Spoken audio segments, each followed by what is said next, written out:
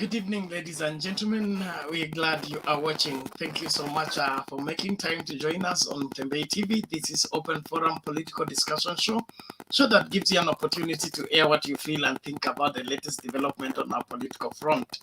We begin with an apology for starting late. Ran into hiccups with my internet speed. Our internet provider is still working on the same. I'm glad that I'm able to get the connection. We are here again, so let's get down to business and do what we must do in order to ensure that everything is done orderly and decently. I want to apologize for keeping you waiting, and please let's get down to business. Well, Raila Odinga beat William Ruto again in the opinion poll that got out today. After all, William Ruto is not the most popular presidential candidate in the lower eastern, according to InfoTrack. What do you feel and think about the same? Of course, the home stretch tightens as we approach the election day. It is 11 days to be precise to the polling day. Are you set? Do you have everything in place? Are you good to go? Let us look at it keenly. Of course, the campaigns are on, running around the country, everybody trying to garner as much as they can into their basket before time runs out. Deputy President's deputy, GACHAGUA, ordered to surrender corruption proceeds by court. What do you take of this? Is this the kind of Kenya Kwanza government that pro-corruption, or is it kuonewa kama kawaida, as they have always cried foul because somebody has targeted them or somebody is after them? Well, let's look at it keenly. Thank you so much. Nakwambia, the link to use to get in the studio is right now in the comment section. Naulizwa hapa maswali, kwani nilienda Venezuela? Sijatembelewa na watu wa Venezuela. Sijui kama umetuma baga to mess my internet, but I'm happy that I'm back and we're good to go. Please, let's get talking. Thank you, everyone. We appreciate everyone for your patience and for your long suffering. We trust that my internet providers will do their very best to secure my speed back. I'm working on almost 25% of the usual speed, and so the connections was poor, very poor. It couldn't even get me to where I am. But we're glad we have sailed through that. Let's get talking. Through Force and Lie, thank you so much. Emma Zakisha, we appreciate you. Karibu sana. Kuna Alan Simiyu, asante sana. Kuna Tinana Nyamagwa, karibu kwa show. Bakiz Mohamed, asante sana. Caroline Ochieng, GFHGG, karibu kwa show. Eric Soti, karibu kwa show. Kelvin Otieno, Paul Tony, Kariz Official, Kunglu Kwangala. Is this the song or the name or the person? Anaongea na Chepkati, you guys. Flo Makoha, karibu kwa show. Nectar Nyambane, karibu kwa show. Millicent Ogola, sorry, karibu kwa show. Robin Mumanyi, karibu sana. Alum, thank you very much. Evarina Nyango, karibu kwa show. Richard, asante sana, thank you very much. Kuna Robert, kuna nani mwingine hapa? Brother Benson, long time, karibu sana. Agustin Okuku, karibu kwa show. Asante sana. Na huyo anaitwa Sakari Ratemo, Paul Orem, Ishmael Mohamed, kuna nani mwingine hapa? Simeon Ndungu, karibu sana, tunashukuru. Nani huyu? Joyce Akinyi, Praise J, asante sana. Bantu Warriors, nani huyu? Gladys Asingo, thank you so much for waiting and waiting and waiting again. Dahir Abdi, karibu kwa show. Jane Paul, Gloria Rivoi, alafu nani huyu mwingine? Nisiache yote nje, George Orlando, kuna Monda, Awino Rapemo, alafu Joseph Ombaka, Robert Oino, alafu nani huyu, karibu sana kwa show, Judith Ber, alafu nani mwingine? I think we are good to go. Thank you. Let me share the link again. Nakwambia list ni mrefu leo. Ni vile kulikuwa na delay kubwa, lakini tunashukuru. We have crossed over and we are here. Please let's face the music. We are set to dissect the politics of Kenya and how to relate to the same. Thank you, everyone. Let's have the first come first served. Karibuni kwa show kila moja. Nashukuru kila moja. Asante sana. The link is in the comment section. You click on it, and if you're able to get us, help somebody else locate us by ensuring that you share that link with everybody in your life, especially the people who follow us on Facebook. I love them. We are now live, and we are good to go. We can't do Facebook Live, like you are aware. We're still sorting out that crisis, but in the meantime, let's get busy and do the necessary. Mama Selina, habari ya leo?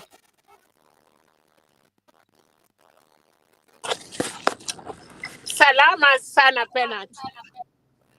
Okay, karibu. Nimeenda kuchukua passport. Sasa niko tayari kukuja Kenya. Aha, bas. Wewe ndio unajua hii maneno. Karibu Kenya.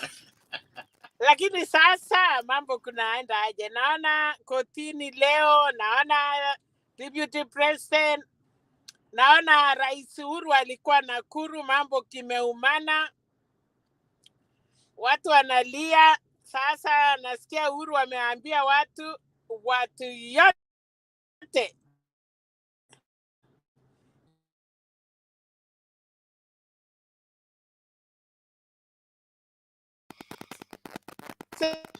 Wale baba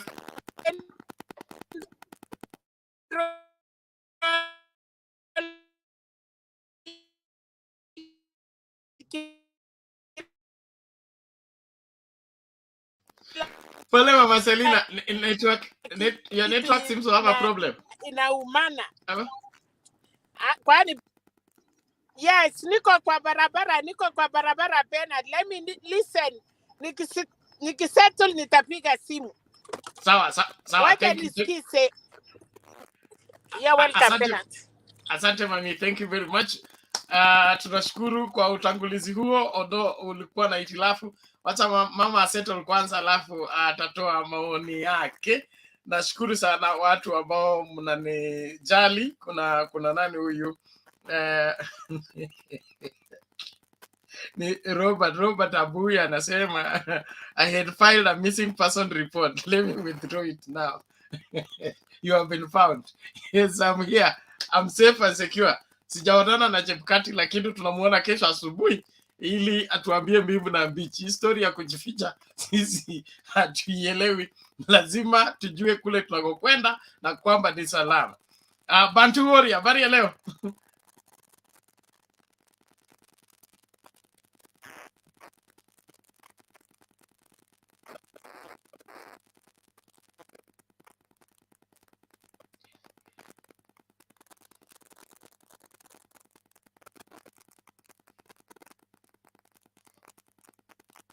Samahani, leo ni leo.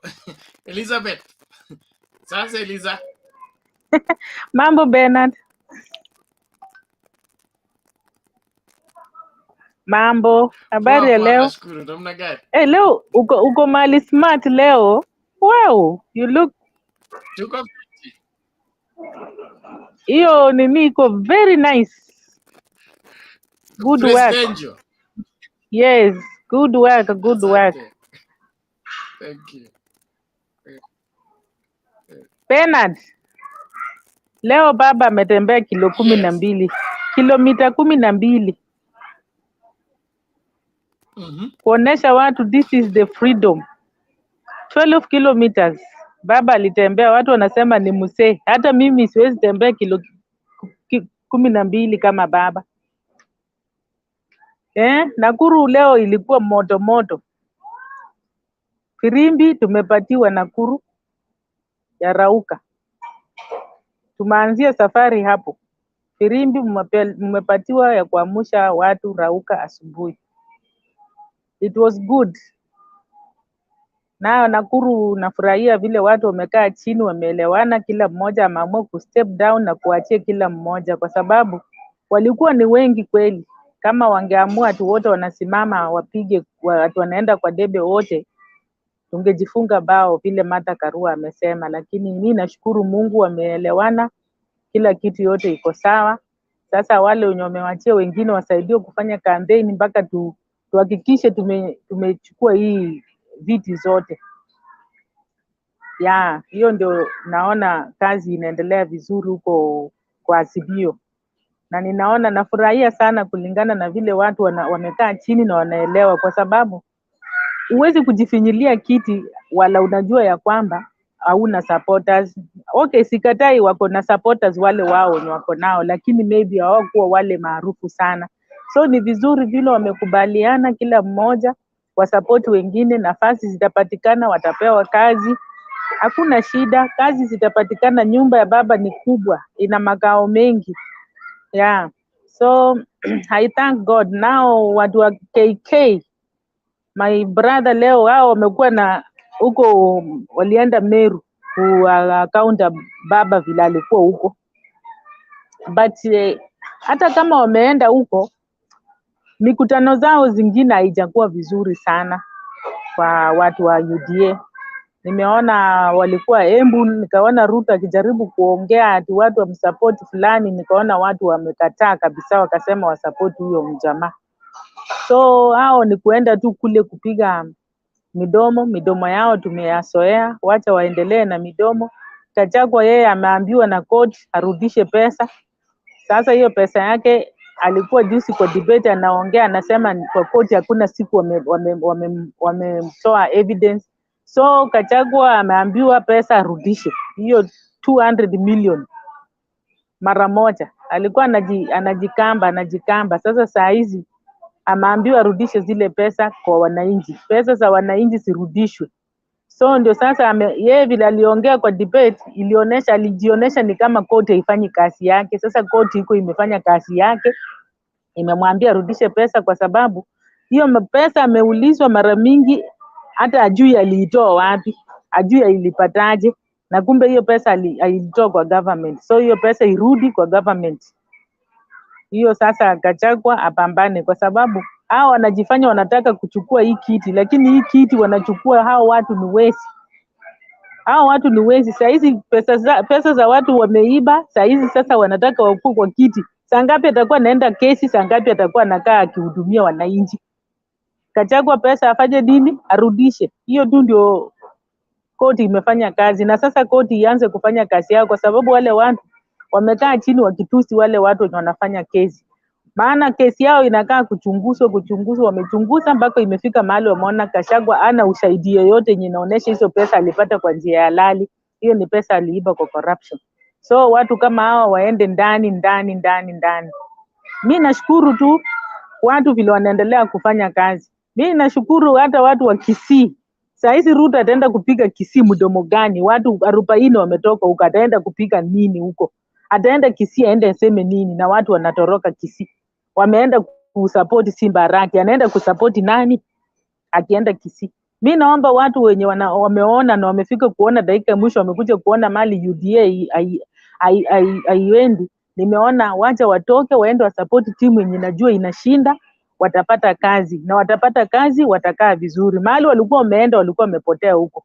Sasa wamekaa huko, ndio saizi wamekuja kuona kumbe mahali sisi tulikuwa tumeenda Chanamu. Unajua kuna watu wengi walikuwa wanajua Ruto atasapotiwa na Uhuru, lakini wamekuja kuona hakuna. Sasa mtu anakaa huko anaangalia hata candidate mwenye wanasupport mwenyewe ndiye ako chini kabisa.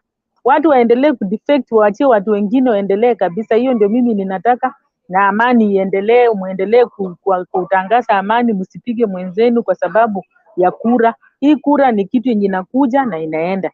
Na ishi ya Chebukati naye pia mimi ninaongea maneno ya Chebukati. Chebukati ni vizuri, wacha yeye ameita watu waende huko kesho, lakini mambo yake yote ambayo amejaribu kufanya imejulikana, na hiyo maneno yake arekebishe hiyo maneno yenye ameprint zile pepa ambazo aziko, ajaribu kurekebisha maneno yake, kwa maneno yake inamuendea mbaya. Maneno ya Chebukati haimuendei vizuri.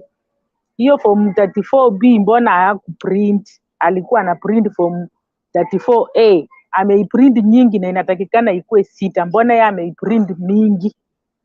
Tena mimi ndaachia hapo niendelee kusikiza kwa simu yangu inaisha moto.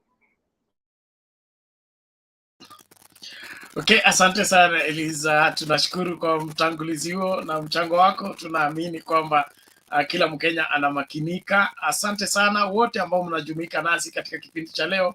Naomba tu mahala popote ulipo usitazame peke yako, wakaribisha wawili, watatu, wanne, watano, ili wote tukamakinike kisiasa wakati tunachagua na kuangalia kwa kina kipi kinachofanyika na ni wapi tunapokwenda kama nchi. Kwa hivyo usisalie nyuma, and be our ambassador. Ensure that you share that link with everybody in your life, especially our Facebook friends. Alert them that we're here, and if you have not subscribed to Mtembei TV, please do so, because you need to be notified every time we come live on a show like this one or the other shows that we do other times. So please be a subscriber, and if you can be a member, let's just gang up and make a difference tonight, even as we discuss our politics. Namualika sasa Wasike aendelee. Wasike, vipi? Poa. Karibu. Hello. Asante. Leo sina mengi, ni kuambia tu wa Kenya mahali tumefika, lazima tujue Kenya inaelekea wapi. Kenya mahali inaelekea, we are going to have a very robust democracy, na hii democracy itakuwa linked with a single party. We are going to be like China, whether people like it or not, so that badala ya kukuwa na hii demokrasia ambayo people don't understand each other, kama hii ya kina GACHAGUA. Na unajua, yani our democracy, when you look at our democracy, our Kenyan citizens hawajafika ile level ya kufikiria beyond mtu wetu, because at this juncture, jana Tuju ameambia watu kwamba Ruto alilipwa pesa. Leo koti imesema kwamba GACHAGUA aliiba pesa 202 million, but you still find these people wako na supporters. So you wonder what capable thinking human being can support such people. Okay, somebody like Dr. William Ruto, he has been found guilty kwa kuiba shamba ya Mteshi, but he still has supporters. So what is happening now, I'm fully accepting of whatever is happening now, because Uhuru amekaa chini akaona where the country is trying to go, and the country is trying to go whereby there will be consensus in leadership.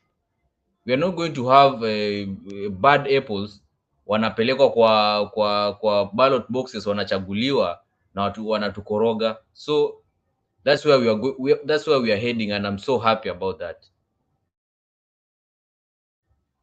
Nimeangalia kwa opinion polls zote, Baba is leading. So I don't know watu wa kina GACHAGUA na kina Ruto makasiriko ni ya nini? You are leading when they were leading when they were campaigning 2 years ago.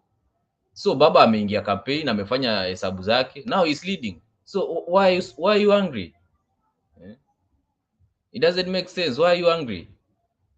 Because you've been fighting, umekuwa ukipigana, you have been fighting alone. Sasa saizi wanaume wameingia kwa uwanja, unaanza kulia. Last two days wametoa another poll which is a shoddy poll. Wameenda wamelipalipa watu pale Nairobi, sijui IRS poll inasema Ruto ako na 67%. From where? From where? Yani wanajaribu kutudanganya tu hata kiupeupe in the debate. Ruto is just trying to cheat us kwa debate. How do you start a project like Galana Kulalu na hujafikiria maji itatoka wapi? You are going to irrigate 1 million acres. Hujafikiria maji itatoka wapi? Anatudanganya ati sijui tulitakana kutengeneza dam. And there are still people who believe this guy is serious. He's a person with a questionable character. This election, the vote for Raila Odinga is a must. People have to be shown that it is good to have a leader with a purpose, not an individual who is just a thief. Just a thief, because when you look at all the ministries zenye Ruto amekuwa nazo, all of them, na jana Tuju alikuwa anasema he took the Ministry of Agriculture, he took the Ministry of the Ministry of Finance, he took over the Ministry of Infrastructure. Why? Kwa nini? Kwa sababu ya tenders. I was reading about the 202 million yenye GACHAGUA amekuwa implicated with. He has almost seven companies. Kwa hizi companies, it only has 4 employees. So how can a company yenye ina transact over 202 million have only 4 employees? One of the employees ni bibi yake, yeye mwenyewe, na another lady mwenye wana operate salon. A salon is one of the company. Now, how can a salon generate 202 million? So this is a person with a questionable character. Na leo amekuwa na hasira, anasema ati mimi nilikuja duniani na nikiwa uchi, nitarudi nikiwa uchi. Who asked you? Nani amekuuliza? Hakuna mtu amemuuliza. This is a person who is a thief. Ni mwizi. And you find people still clapping, wanasema mwizi wetu. No. We are going to have a serious democracy.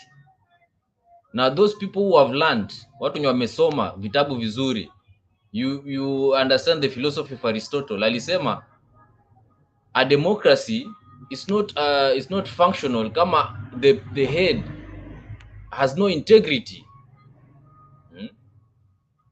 So we are going to have a president full of integrity, whether people like it or not, because pali tumefikia as a country, we have to get serious. We cannot be voting on tribal lines. Sometimes it gets to a serious point whereby people have to reason, and if they cannot reason, they have to be taught how to reason. And that is what Uhuru is doing. The handshake was a political conscience ambao Uhuru alikuwa nayo, because it's not easy. It's not easy when you have power unyenyekee mpaka uende uite mwenye ulikuwa unabishana naye umwambie, now what is the problem, let's look for a solution. Na this person called Ruto alikuwa hardliner, hakuwa anataka. And I want to remind teachers, kwa sababu walimu pia juzi nimeona wakuwa confused. I want to remind teachers, Ruto aliwaita aje wakati walikuwa kwa strike yao? Ruto aliita walimu hao watu wachokaa wanasumbua serikali. Alisema hao watu wachokaa wanasumbua serikali. So this is a person you cannot negotiate with. Very questionable characters. Na ukiangalia all the people wa UDA, they all wako na sakata ya wizi wa pesa. Sakaja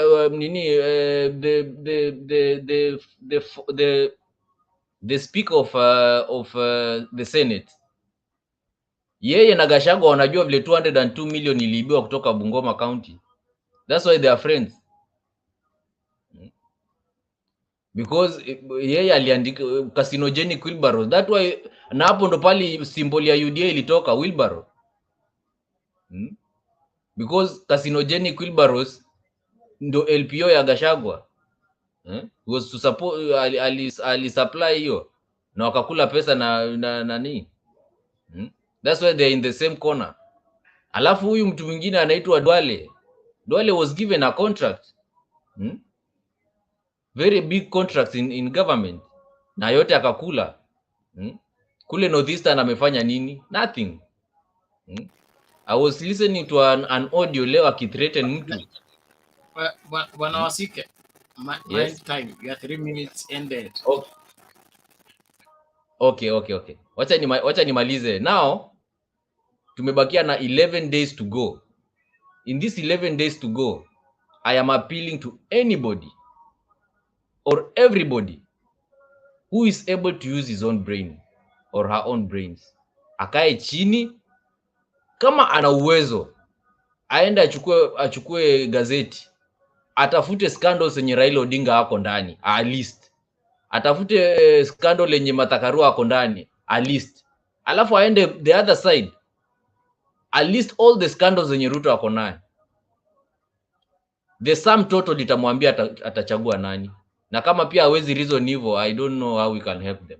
That is my contribution for today, and I want to thank you, Bernard, and I will continue supporting the channel. Thank you.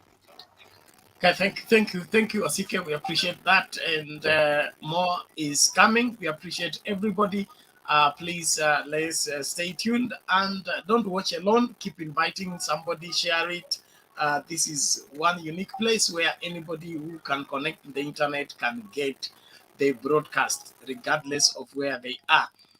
Just a reminder of the standing orders: you must stay, your camera must remain on, and you are, so that we add you to the screen. The moment you hide yourself, we kick you off the screen, because we want to have quality videos for the people who come to go through the show when we are done. And this is a show that will be here many years after we are gone, and so we wouldn't want to have a half-baked show whereby one side of the screen is black, the other side is red, and the other side is this and that. So let's please maintain our standing orders. If you want to intercept or interject anyone, you lift your hand, you don't shout, and you keep your mic mute until it's your turn to speak. I want to appreciate everybody for your patience. Today we had a battle to start this show. I'm happy that it is running. I almost despaired, because I had already filed a complaint to my service providers in the morning to fix my speed. I didn't know that they went to remove it completely, even the small one I was using. So, but I'm glad that we're here now. Let me see if it can play a video, and then we move to the next person. Okay. If it doesn't pick up mic, you will take it. Let's just give it a try.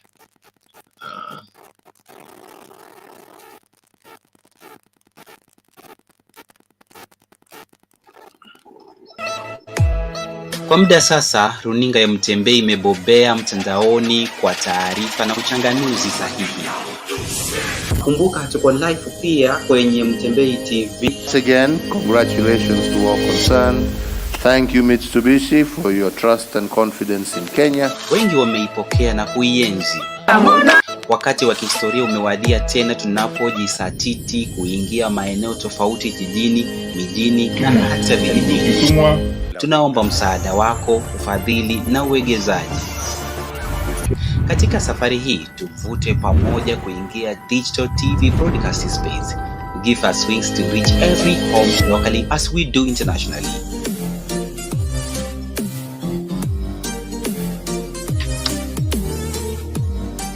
Mtembei TV, bold and truth.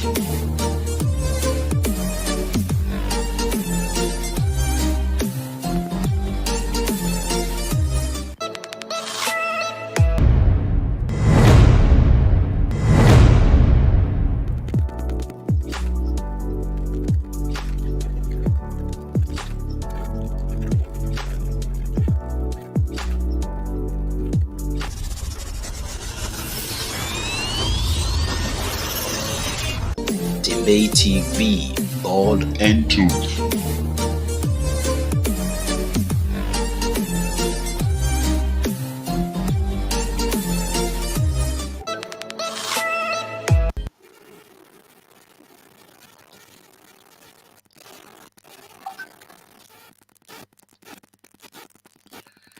Okay, thank you everyone. Habari ni kama hiyo. As we are all aware, we are doing a campaign. We are looking for 100 strategic partners to help us get Mtembei TV on a usual normal TV set on a local platform. And therefore, if you're one of them, please stand up and be counted. I'm happy that so far we have already gotten 9 people, so we are looking for 91 people. 91 people, and we are good to go. Those are the strategic partners, are the first pillars who are setting the stone for the terrestrial TV broadcast, and they will be the first people to be given priority when the shares finally are done and are ready to be rolled out. So if you are one of them, please make sure that you reach out. I'll be sharing the information on how to do that and how you send in your $200 to be part of the first 100 strategic partners of Mtembei TV, where you will be the first ones to be given stakes within Mtembei TV as soon as it's up and running. Well, we also appeal to everybody that loves Mtembei TV and wants to support it with whatever amount you have. Don't cancel yourself off or keep yourself off. Just send in as much as you can. Let's do this thing, because I believe we are able to make it happen if we all come together and do our very best. God bless you, everyone. Please, let's move into action and make this happen. I'll be sharing names of those that have already made their commitment and those that sent in their contribution last night while I had signed out, or I would say this morning. Thank you very much. Na mkaribisha Mike, karibu tafadhali. Namna gani? Salama Bernard, habari ya jioni. Niko salama mimi. Bernard, leo nazidi kufurahi. Niko na, as I'm talking to you, I'm also watching the opening ceremony of the games at the UK, Birmingham. But I'm quickly saddened again by things that have been happening. Bernard, every event that or any activity that you look at in Kenya, there is a thread or a trail of corruption that gives the rubber stamp of this is Kenya, this is made in Kenya. We saw what Omanyala went through the other day, and we saw what Kenyans athletes went through during the Rio de Janeiro Olympics. And that has made me have more the reason to pray that Raila and the mother should get into office as soon as possible. Because, Bernard, there is corruption literally everywhere. Even in sports, which is supposed to be the pride of our country, you see an African champion being taken circles with the bureaucracies and the lies of government that there was a hitch and this and this. And the previous incidents is where people took their girlfriends to five-star hotel and took athletes to lodgings in the river roads of those places. And this is the country we live in, Bernard. And it all comes down to corruption. It is our corruption in Kenya is immoral corruption. You have to add something to make it thicker than the normal corruptions we have across other countries, where people steal medicine, where people don't even have the pride of the country at heart. And that's why Kenyans, we should really think about this opportunity that we have. This long stretch we have is an opportunity for us to redeem Kenya. Even the cases that are obvious, Bernard, of money having moved that you cannot explain. Bernard, the reason these judgments are also, that is my thought, and You'll excuse me. I think some judges will have to actually, if there's any judgment you need to make in the next 2 weeks, you have to really think twice, because if you have been compromised, you will have to pay for it dearly, because wewe ndio utakuwa wa kwanza kuwa kielelezo cha wengine.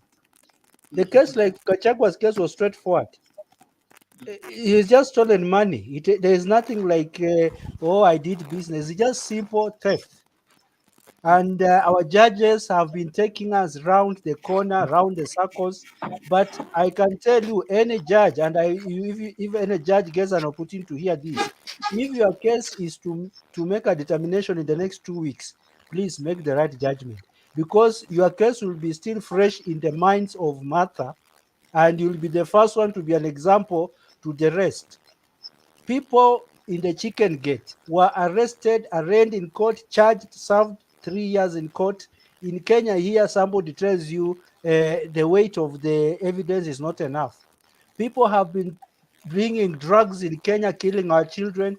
The Akasha brothers sleep with our judges, and the case goes on and on and on until Americans have to fly and take over sovereignty and pick people from this country.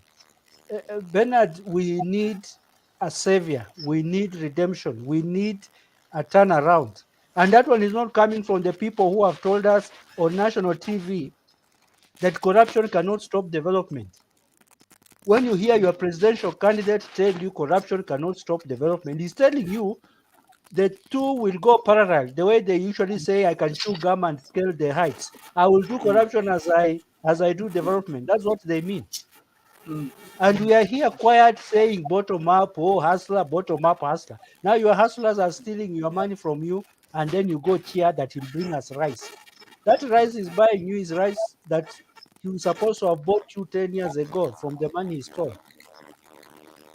Then are the things that are happening in IPC. I will continue saying I'm not worried. When you hear the DCI and the Inspector General saying they have resolved the issue and they don't tell you the details, be very sure that they have enough information to make sure that even the other things that they didn't know have been revealed. And I told you, Bernard, there is something you call plea bargain. You say, instead of arresting me, let us sort this thing out and I'll make sure I do the right thing. That is what has happened behind the scene. Because some of these people have been caught red-handed with very, very dangerous schemes that would have taken this country.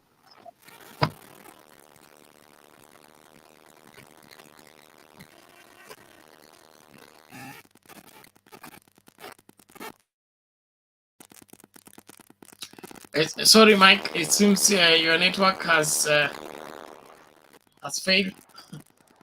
All the same, ladies and gentlemen, welcome. Thank you so much for keeping it here. Please, let's keep inviting guys to join into the discourse.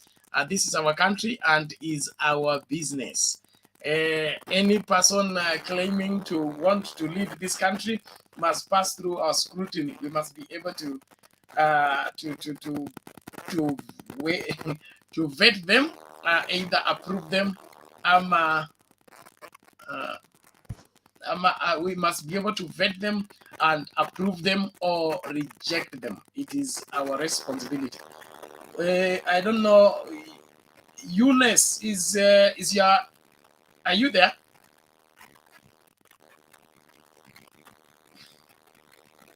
How are you? Fine, thank you. How are you? I'm all right, thank you. Nimepotea sana kwa sababu kazi. Hey. Yeah. It is well. Karibu. Peana maoni yako. Well, sijashikia, okay, si kujua ni wapi mmefika, ni wapi mulikuwa, lakini sijui kama ni maoni gani nitapeana. That's been so long for me kuwa online anyway. So, and firstly, I have to apologize anyway. Have you seen my message I wrote back on to you? I wrote the message kwamba WhatsApp ilinidisturb sana. Hata nilikuwa karibu kufutwa kazi. Unajua huku tunafanya kazi na cameras. So I'm really sorry. I will contribute towards your channel tonight. So anytime you would receive my contribution, okay? So ile nilikuwa ninasema ni kwamba we really Kenyans, they need to open their minds. Kulingana na of the latest what the way things are really happening, Wakenya wanafaa wabadilishe minds zao. Nikianzia kutoka debate ya GACHAGUA, nikuje debate ya Ruto, things I don't think kwamba kuna Mkenya ambaye ako akili timamu wa kupigia UDA kura. So kile kitu ninasema kwamba these few dark people, they are corrupt, completely corrupt. Mahali unaona mtu anaulizwa kwamba ulipataje pesa na hawezi akaelezea, na anasema kwamba ni deep state, only deep state. And in the end today, vitu zote zimewekwa hatarani. Wakenya wanafaa sasa waangalie, wajue kwamba ni aje. But I don't blame Kenyans. You know, it's like they have been bewitched, you know, for the last 5 years. Wamewekwa ile mbegu ya uongo, wakaamini. But I thank God kwamba like Mount Kenya, they are really now widening their minds. They are really seeing what's going on, and they are really seeing what kind of leadership they want in their country. So ile kitu ningesema kwamba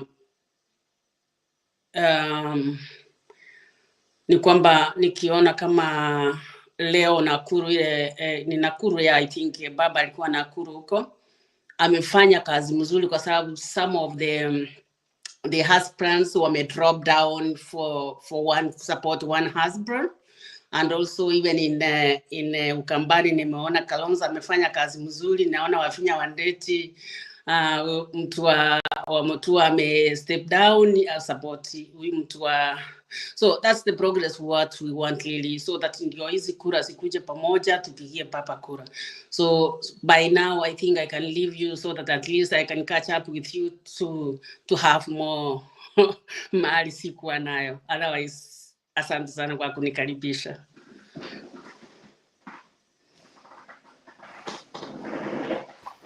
Okay, asante sana kwa mchango huo. Tunashukuru tunashukuru kwa sababu nchi hii ni yetu na ni wajibu wetu kuhakikisha kwamba inaongozwa ipasavyo. Na mtu yeyote ambaye ako na dosari katika tabia yake, tumesema hapa kwa hii channel, sio tu masuala ya sera ya mtu. Kabla tuangalie sera ya mtu, lazima tuangalie tabia ya mtu, kwa sababu hatuwezi kuachia kuchunga kondoo kama wewe ni fisi. Hatuwezi kuachia kulinda mali ya umma kama wewe ni mwizi. Hiyo haiwezekani. Kwa hivyo kila Mkenya ambaye anapenda hii nchi na angependa hii nchi iwepo kwa watoto na watoto wetu, ni lazima umakinike wakati unaenda kupiga kura. Kwa hiyo booth, understand you're signing a contract with someone for 5 years to determine the kind of life you're going to live. So if you want to live a better life, give leadership to better people. If you want to live a worse life, give leadership to wrong people. Shortcuts have never made better lives. Thank you, everyone. Let us keep moving and do what we must do in order for us to achieve what is necessary for this great country. Don't shy off to do the right thing. Don't shy off to stand to be counted. I understand there are some allegations of people being threatened that they must vote a certain way or they will not stay in a particular region. Those kind of threats should not cover you. And I believe the government is on top of every issue. And if you feel threatened, stay put, vote. After you vote, move to safety. That is if you feel threatened. But in my opinion, the kind of preparation that has gone through towards the elections, everybody secure wherever they are. Let us remain vigilant, do what is required to make this country great. Mundu wa nyumba, how are you today? Thank you, Bernard. As few as we are, I don't know the number watching this program right now. It's only me and you, Mama Selina and Eunice. I greet you, ladies, first, even before Bernard, although he's the moderator. My greetings goes to the ladies, Selina and Eunice first, then to Bernard and the people at the background. As you can see my scenery, I'm improving every day. Now you can see my background. Isn't it better? Bernard, you're not even looking at my background. Yes, it's awesome. Although I promised you a visit, I'm still visiting. You're stuck. I'm in a veranda, my front veranda house, which people think is a hotel. It's not a hotel. I'm just in my veranda front entry. Now, kumbe wewe ni mlala hai na utuambii? Mimi si mchache hata ukiniona. Lakini mimi navaa viti metaruka. Ona hii front. Nani alikwambia? Ona ingine ya kazi. Kuna job ilikuwa ona bana, usifikirie ona. Hiyo ni design. Kwani wewe hujui ni swag? I enjoy myself with the gumboot na hii. Hiyo ni swag. Hii yangu. Na gumboot. No, the nice thing, Sabina, inanyesha Nyaikuru. Hapa Olevi inanyesha saa hizi. Niko kwa veranda, it's warm today. It's not as cold as it has been. So let me put this way. Hello? Nasema asante kwa mvua na asante baba Uhuru alikuwa Nakuru jana, najua mliongea yote. Si ni baraka, alikuja na baraka sasa imeanguka. As I'm in the veranda, it's raining right now. So baraka za baba zimefika. Na huyu Mungu anamchunga na atamchunga hata sisi wote. But the only thing, Bernard, maybe I'll contribute later. I want to share. You have said something that touched me. Tonight, I've experienced a threat at my gate, a security risk. I have, actually, seriously, on a matter, seriously. Kuna gari imekuwa hapo, na block my entry gate. Nikionyesha nataka kuingia, wanaenda mbele kidogo. When now I'm already, nimeingia kwa gate yangu is recessed. Wanarudi reverse, they are behind me. Gari yangu inaendelea, napiga honi, hajafunguliwa gate. Na iko nyuma naona wanaanza kushuka, driver anaanza kushuka. So I'm blocked, I can't reverse, but I'm bright. I would crash my vehicle against theirs. So I put a reverse, naweka hazard. Driver amefungua, lakini akaona there's danger. Also, a car is a weapon if you know how to use it. I don't care damaging it. So wakaona mambo imekuwa ngumu, wakaondoka kidogo, very briefly. Then I didn't get into the house now because the gate is not still opened. Nikapiga round moja haraka na hazard na full light. Ndio tunakutana na hapo. You know, under that conditions, I could not even take number of the vehicle, but it was a threat to me. The behavior was a bit odd, but I'm alert. As I appear here on Mutembei, my thinking is very fast. I think very fast. As we talk, Bernard, Mungu amenipatia kipawa. I can read your mind and move very fast. Si kujigamba, I've given you that. But as I look at you, I can tell you even what you're thinking. Now, so you have talked about security. I've experienced security risks tonight, but as I said, I clocked 6 years, 15th July, this month. Okay, what do I care if someone wants to threaten me? I care for my children, my grandchildren, and generations to come. Okay, if some things that you can do, hey, yani kwenda heaven ama hell is not a problem. Is it an issue? Okay, so tonight I've experienced a threat at my gate, but I'm in my veranda now, and I'm a ruffian. If you bring nonsense to me, I also handle it. I have experienced a security issue at my gate tonight. I'll contribute on the matters at hand later, but now that you mentioned that, I want us to feel part. I've done a bit of the other part, Bernard, kidogo tu, na kama itajaa tutaenda kuongeza. Sawa, tuko pamoja. Tuendelee. Ambia mwingine, but I'm ready also. Sitoki hapa, niko today is warm, niko kwa veranda yangu na jienjoy tu na fulana imepasuka mikono huko. Sijali.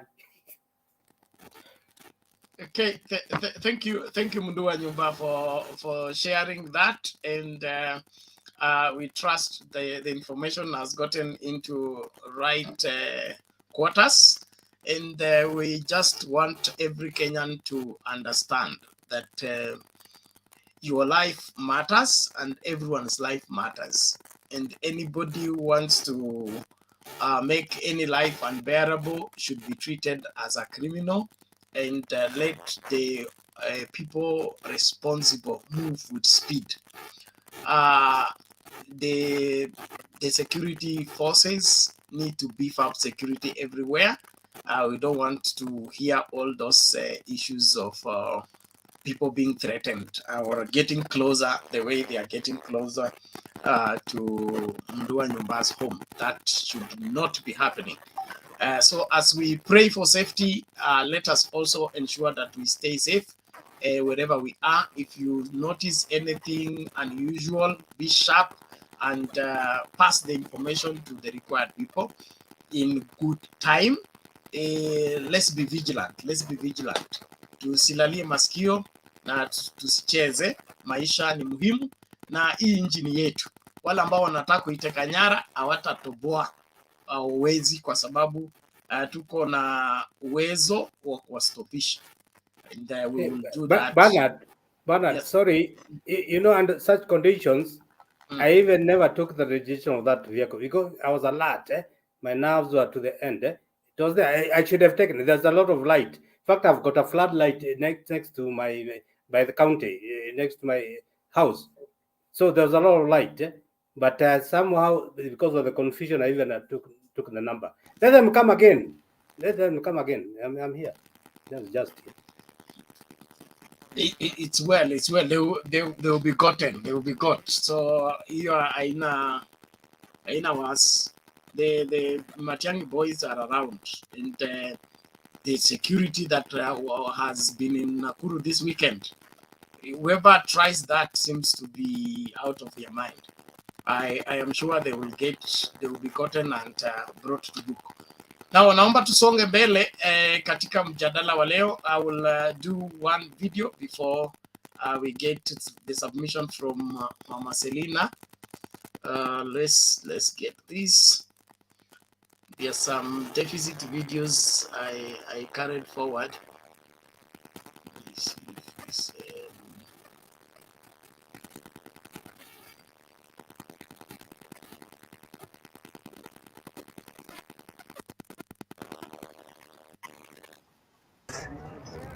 This one, 2022, is done and dusted. There is no way Ruto can defeat Raila in this election using any formula, algorithm, algebra, plus, minus, division, pi r squared, y equals mx plus c. Use any you want. Any mathematical equation. There is no way William Samuel Ruto can beat Raila in this election. Raila is past Ruto. Raila alimaliza kushindana na Ruto. Alimaliza. Raila saizi alimaliza kushindana na Ruto. Raila ni kama Man City. Man City wameshinda title na wako na 3 games in hand. Unasikia? Wako na 3 games in hand na wameshashinda title. So hata hizo 3 games wa lose wako na title. Raila ako hivyo sahi. Ameshashinda title na ako na 3 games in hand. Sasa Ruto anapigana Wajakoya dislodge from number 2. That is what Ruto is fighting. Ruto abishana na Raila sahi. Wewe uko hapa Jibanju nafikiri ati Ruto bado anabishana na Raila. Raila sasa Ruto hayuko kwa maindi yake. Raila is past Ruto. Raila is fighting with the percentages. Anapigana na percentage. So umesikia yeye mwenyewe akisema tunataka 70 na kitu. Unasikia? Yaani ako sure alipita 50, akapita 60. Mwenyewe amesema na mdomo yake. alisema akiwa nini, tunatafuta 70% na kitu, mwenyewe alitamka, na Raila adanganyangi, which means alipita 50. Hapo kwa 50 ndio alikuwa bado anashindana na Ruto, akaingia 60, saizi ako 70, anatafuta 70 na ki, na wewe bado unahangaika hapa, Ruto the 5th, Ruto the 5th, Ruto the 5th, Ruto the 5th. Ile kitu mimi nawaambia, hata Uhuru Muigai Kenyatta ameenda hapa Mwiki akaongea lugha ya Kikuyu, akasema ndamu irarere, Wakikuyu wakasema eni mutongoria akasema niko tu na sword moja na ni ya Raila, sina ingine ya pili ya kupatia mtu mwingine tofauti. Unasikia? Akaenda na ekipi akasema the same, na kuna transitional committee inafanya kazi. Ile mipango Ruto alikuwa naye ya kuiba uchaguzi ilikuwa dismantled, yote iliharibiwa, kwa sababu Ruto alisahau kwamba alikuwa amefanya mipango kabambe ya kuiba uchaguzi.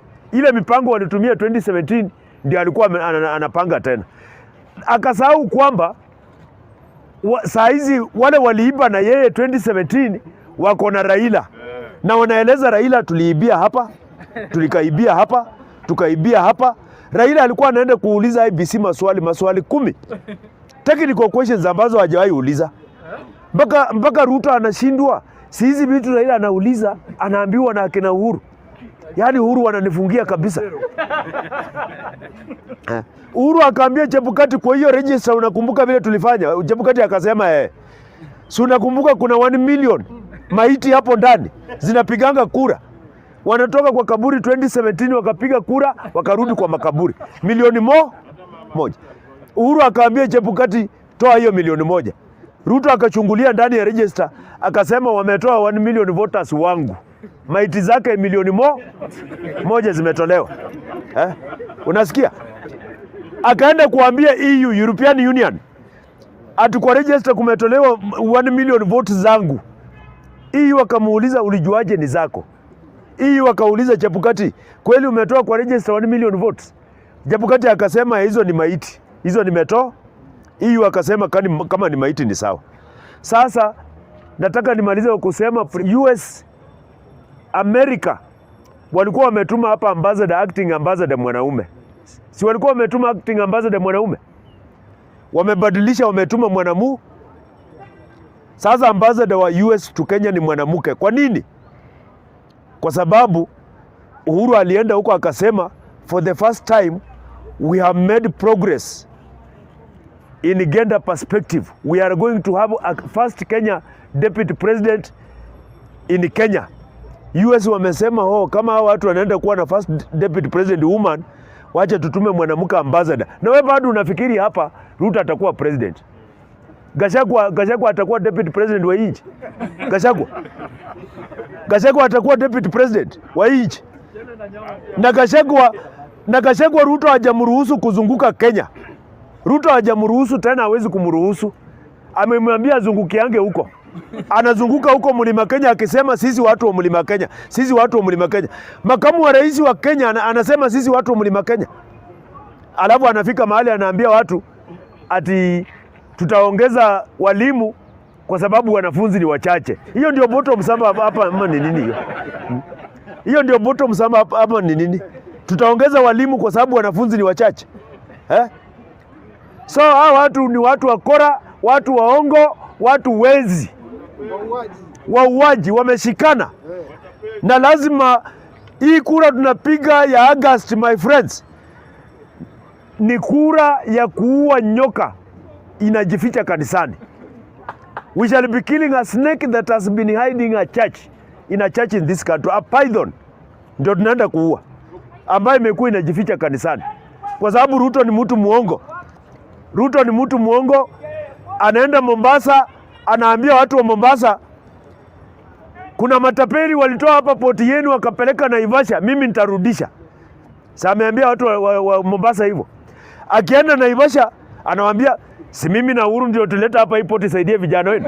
Sinaandika vijana wenu. Si hii poti tuleta hapa mimi na Uhuru. Sinaandika vijana wenu. Ama namna gani, my friend? Mtu mkora, mtu muongo. Sasa ameambia nini watu wa Mombasa? Watu wa Naivasha anawaambia nini? Lugha tofauti. Raila akisema nitaweka, si mnajua mwizi, wananchi wanajibu si mnamjua, ni nani? Ruto. Raila anajibu nyinyi ndio mnasema. Nitaweka mwizi wapi? Kamiti. Raila anasema ataweka mwizi wapi? Raila ametaja jina ya mtu. Raila akisema nitaweka mwizi Kamiti, ametaja jina ya mtu. Kesho yake Ruto ako juu ya gari. My friend, hutaniuzia woga.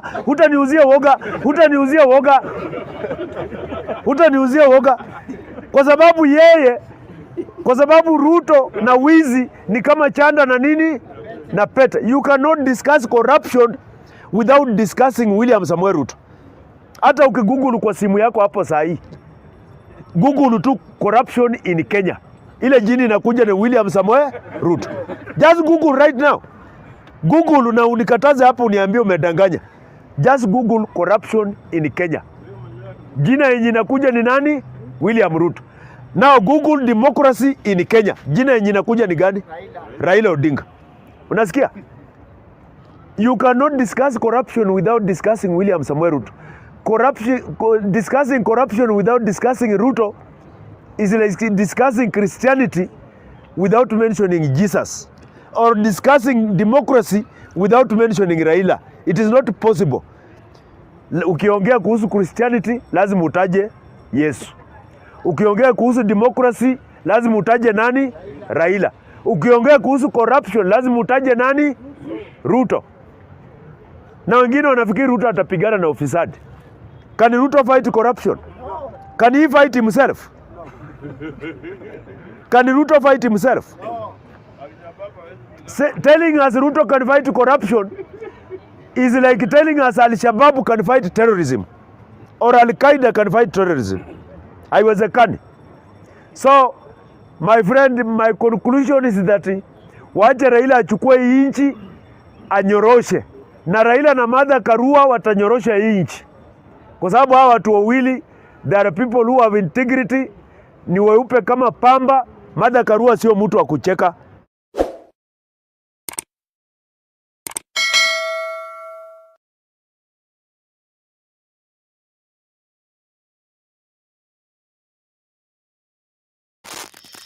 Okay, thank you very much. I believe the message is out loud and clear.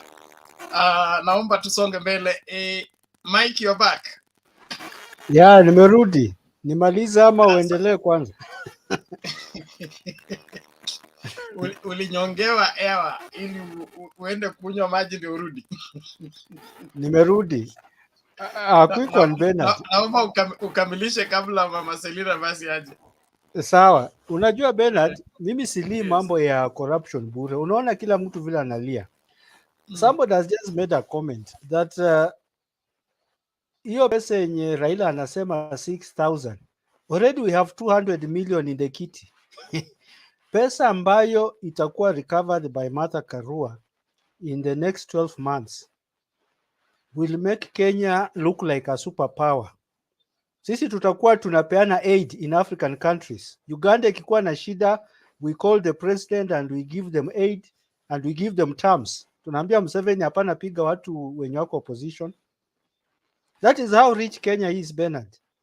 And my plea to Raila and Martha is, hata wasiatuambie tutajenga barabara, the infrastructure status in Kenya is one of the best in Africa. Let them pause on anything and just give 12 months to recovery of stolen wealth.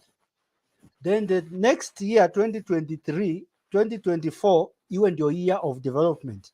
We just need 1 year of recovery. We shall have 5 trillion.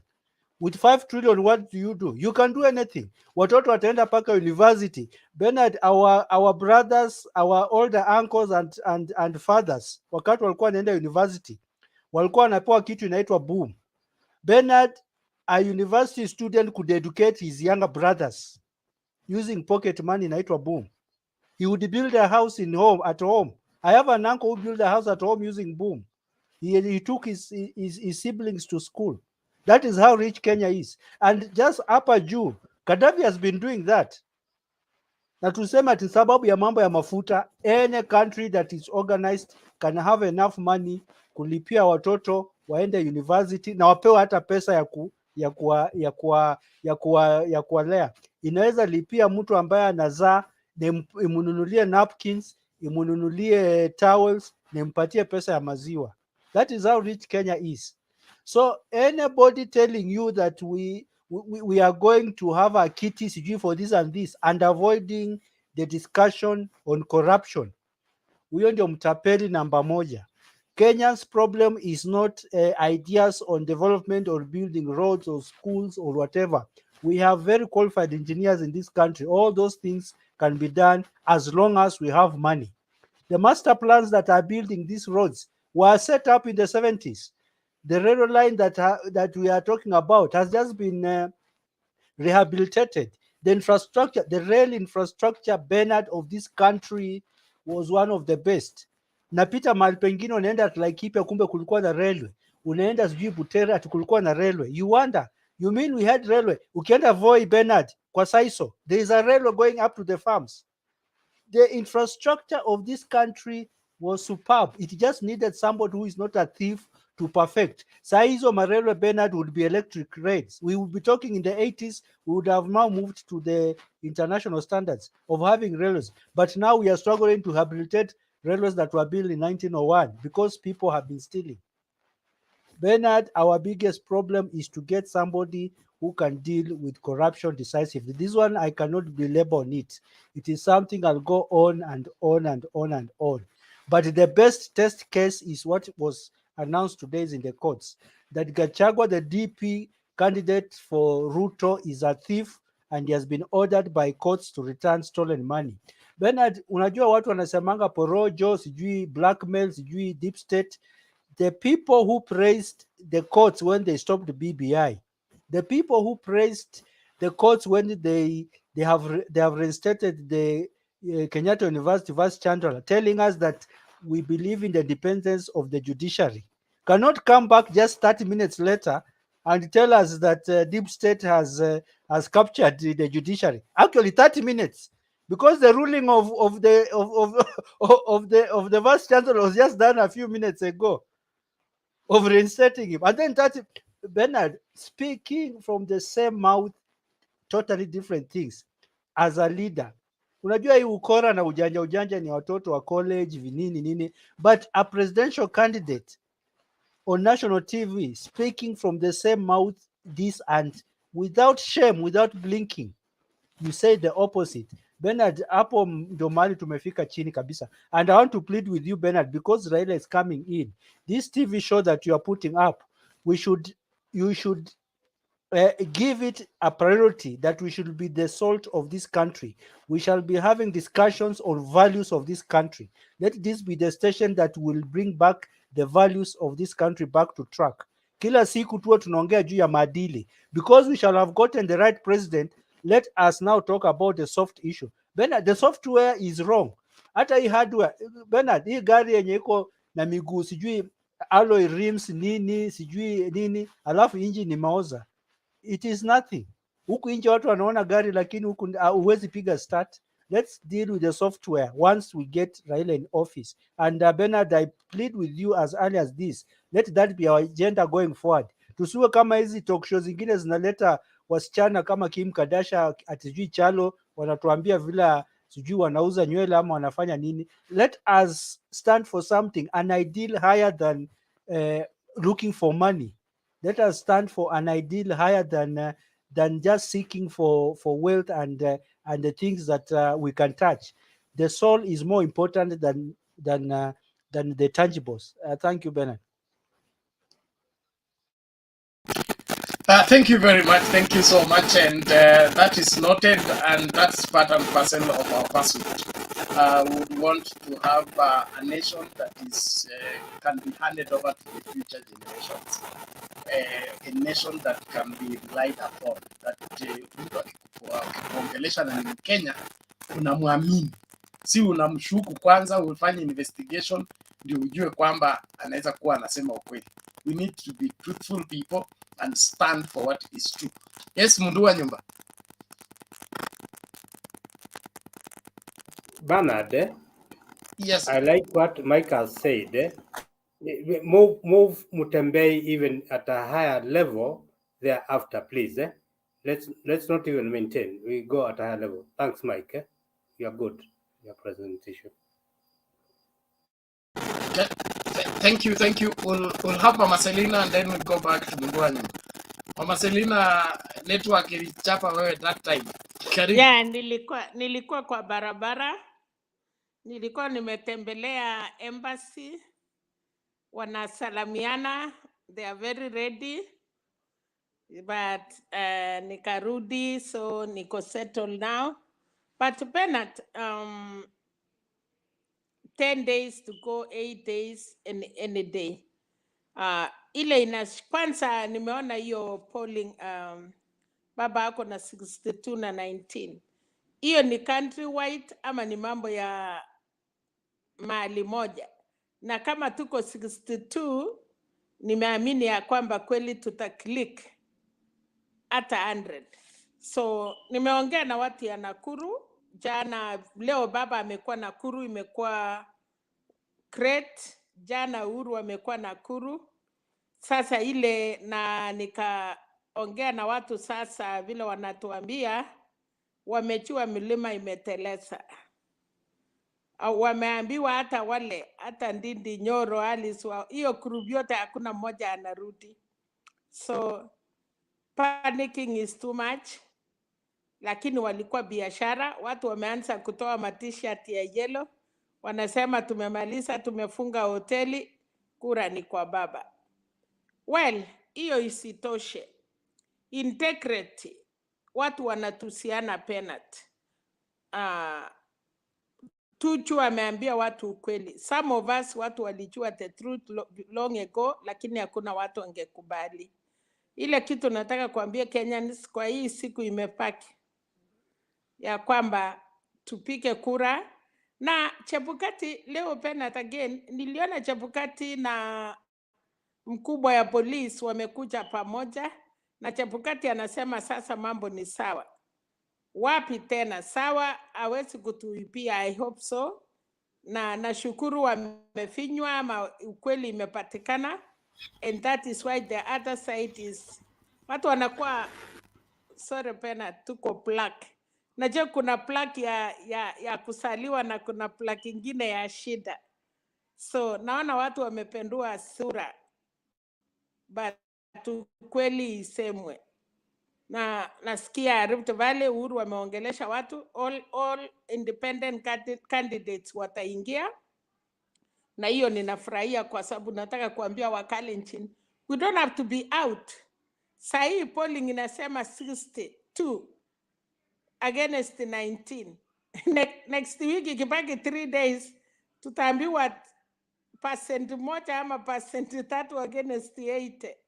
So Kalenjin muangalie vizuri. Ruto is our son, yes, lakini alicheza mpira vibaya. Kama wanaume wako ndani, mpira imeanzwa na referee amepiga, huwezi ingia hata kama akiwa injured anatolewa nje. Kuna wale wakipata red card. So Bernard, KK kwanza walikuwa na wachezaji na sasa wamepata red card karibu wote mpaka referee. So and red card penalty you cannot replace. So nataka kuambia Wakalenjin red card imepatikana and mpira inaendelea na iwezi kuwa replace mpaka hiyo poli inaisha tarehe 9. So kama wachezaji wa mpira ni 12 na upande ile wamekuwa injured 4, so ama 6, wamepaki watu 4 kwa kiwanja and the other side is full. So penalty sijaiona referee akisema ati kwa sababu watu wawili wamekuwa injured 4 mpira ishe. Munangangana hata kama hamuna defenders, hamuna nini, munaendelea mpaka mpira ishe. So for me, I want to say baba anaitwa baba. Baba amefanya kazi, household yote wanajua baba. So Kenya ni wakati ya baba. Na sasa ile kitu nataka penalty ni watu wachunge na tukue askari. kila mtu open up. Hii mambo ya corruption tuimalize once and for all. Naona Mike ameongea kuhusu mambo ya Mtembei TV na ameona kuna tukitaka commercial. Unajua kwa nini wanaweka commercial kwa ma studio? Ni kwa sababu ya pesa. So kama sisi tunatengeneza Mtembei TV na hawana wachakosa kitu, we can dictate. But otherwise kwa sababu tunataka Mtembei iendelee, kuna wakati ataweka hizo mashow kwa sababu kila mahali unajua pena mpaka kukue shows ili na wewe upate kasi na at least Mtembei TV iendelee. Otherwise nashukuru sana na ninaomba tufikishe ile target tumeambiwa so that sisi tujifunie. Naona tutakuwa kila siku. Ile kitu tu ningeomba penalty ni ya kwamba wakati Mtembei TV imekuwa kwa ewa ni kwamba tujaribu ile mambo baba alikuwa anamwambia watu kwa campaign. Hizo ndio vitu tutakuwa tunarudia kuambia baba, ukiwa Meru these are the demand na hii ndio inatakikana. Upande ya vijana na kazi, upande ya kina mama, I think sisi ndio tutakuwa advocate ya Kenyans. Kwa sababu wakati baba alikuwa anapeana, tulikuwa tunakuja hapa kwa Mtembei TV na tulikuwa tuna support yale yote baba na mama amesema. So penalty for the 10 agenda tutakuwa tunarudia na tunakumbushia ya kwamba hivi ndio mlikuwa mnasema, kwa sababu tunataka baba after 5 years akiendelea wananchi hawatanungunika. Kama ni mother atachukua kwa baba, watu watapika kura bila hata kukuwa na shida. Watasema serikali iendelee kwa sababu ya faida ile wa Kenya watakuwa wamepata. Otherwise penalty nataka naona tumepata chosapi majina iko kweli. Ingine sisi washosha ni Jason B. Okay, thank you Mama Selina. Tunashukuru. So Jason B. Yes, so otherwise wacha niwachie watu wengine. Alafu penalty hii kipindi imetukimbisha. Tunaenda kasi, tunarudi, tunakaa mpaka late saa ile unaondoka. Tunangojea kusikia penalty, tunangojea nani. So actually nikwambie watu wamechoka penalty kwa sababu we want to be everywhere. Unataka kufanya kazi ya serikali ya wenyewe. Ni ukweli ule mama amesema karibu anafutwa kazi. Sasa zingine inapiti unatoroka unakimbia ndio hata uende usikie nini inafanyika. Sana sana mnaniona nimeweka kitambaa. Penalty ninaficha YouTube. Ninaficha Bluetooth. Ndio niweze Bluetooth. Ndio niweze nifiche watu wasione ninasikia. So wanafikiria ni style lakini penalty ni Bluetooth iko kwa masikio, niendelee kusikia hata kama sitaongea. So wacha niwaambie hii kipindi imetufunza. Mtu unakimbia hata unajifanya Bernard, I'm telling you. But tumevumilia hii 10 days ama 8 days to come, hatutachoka. But Bernard, tumeenda through a lot. You call off kama kuna vitu ya muhimu, hata unapiga simu kasi unasema leo sisikii mzuri na si ati usikii mzuri, ni vile unataka kukaa chini, baba sijui yako wapi, sijui nini. Yani I cannot tell you Bernard, with the love of our country, ni ile tunapenda Kenya. Yale tunatoa kidogo Bernard, not because we have, ni kwa sababu ya upendo na tungetaka kuona nchi yetu ikisimama. Otherwise pia nataka niseme Bernard, na mimi kama mwanachama ya na Kenya najua hapa na nitaendelea tutongosane. Tunataka hii asimio ya baba na Kenya, ODM, Jubilee na Wiper. Tunataka kwa Mtembei TV pia tuwe na members. So kama mimi na jaribu kusema ule mtu atakuwa na nyumba ya mama, tuko na nafasi na ninakaribisha ili tuweze kutengeneza. Pena tunataka tukitengeneza Azimio tuweke nyumba yenye iko strong. Sisi hatuongei mkuu tatu, tunajua kuna watu wengi, but unajua kwa nyumba mama akikawa chakula anachunga watoto zaidi. So Pena nataka niseme tu hapo, lakini tuko pamoja na atuoni hiyo siku ikifika. Tunataka sasa Kenya iko ready. Friends, nilikuwa leo Washington DC, nimeona Masudan, Pena, people are so happy. Can you imagine Sudan wanasema, you know Kenya ni yetu, unajua baba ni wetu. Oh my God, people are really happy. Watu wanataka kuona baba ameingia. It's like hata hii uchaguzi si yetu wa Kenya. There are people outside there wale wamefurahia baba kushinda sisi watu wa Tanzania, South Sudan. Unakuta Wakanda wanasema baba tu anaapishwa na sisi tumekuja atusaidia atutolee dikteta kwa sababu Kenya penat. Watu wengi wanatuombea nchi ya Kenya na watu wengi wanalia hawakutaka corruption. Walikuwa naona kama Wakenya tungefanya makosa, walikuwa wamelose hope kwa sababu Kenya ni nchi imeangaliwa na nchi mingi. Wasungu wanasema mali sao siko Kenya, uko kwa port, uko Karen, United Nations. So everybody, this election of Kenya is for everybody. It is not for us. I want to let our people that ni kama vile uchaguzi ya Amerika vile saa zingine iko, kwa sababu it is a country na welcome. So Kenya iko very strong na ulimwengu wanajua Kenya ikianguka. Kuna kitu nataka kusema Pena, nasikia kuna watu wameanza kulete uchinga kidogo pale Eldoret.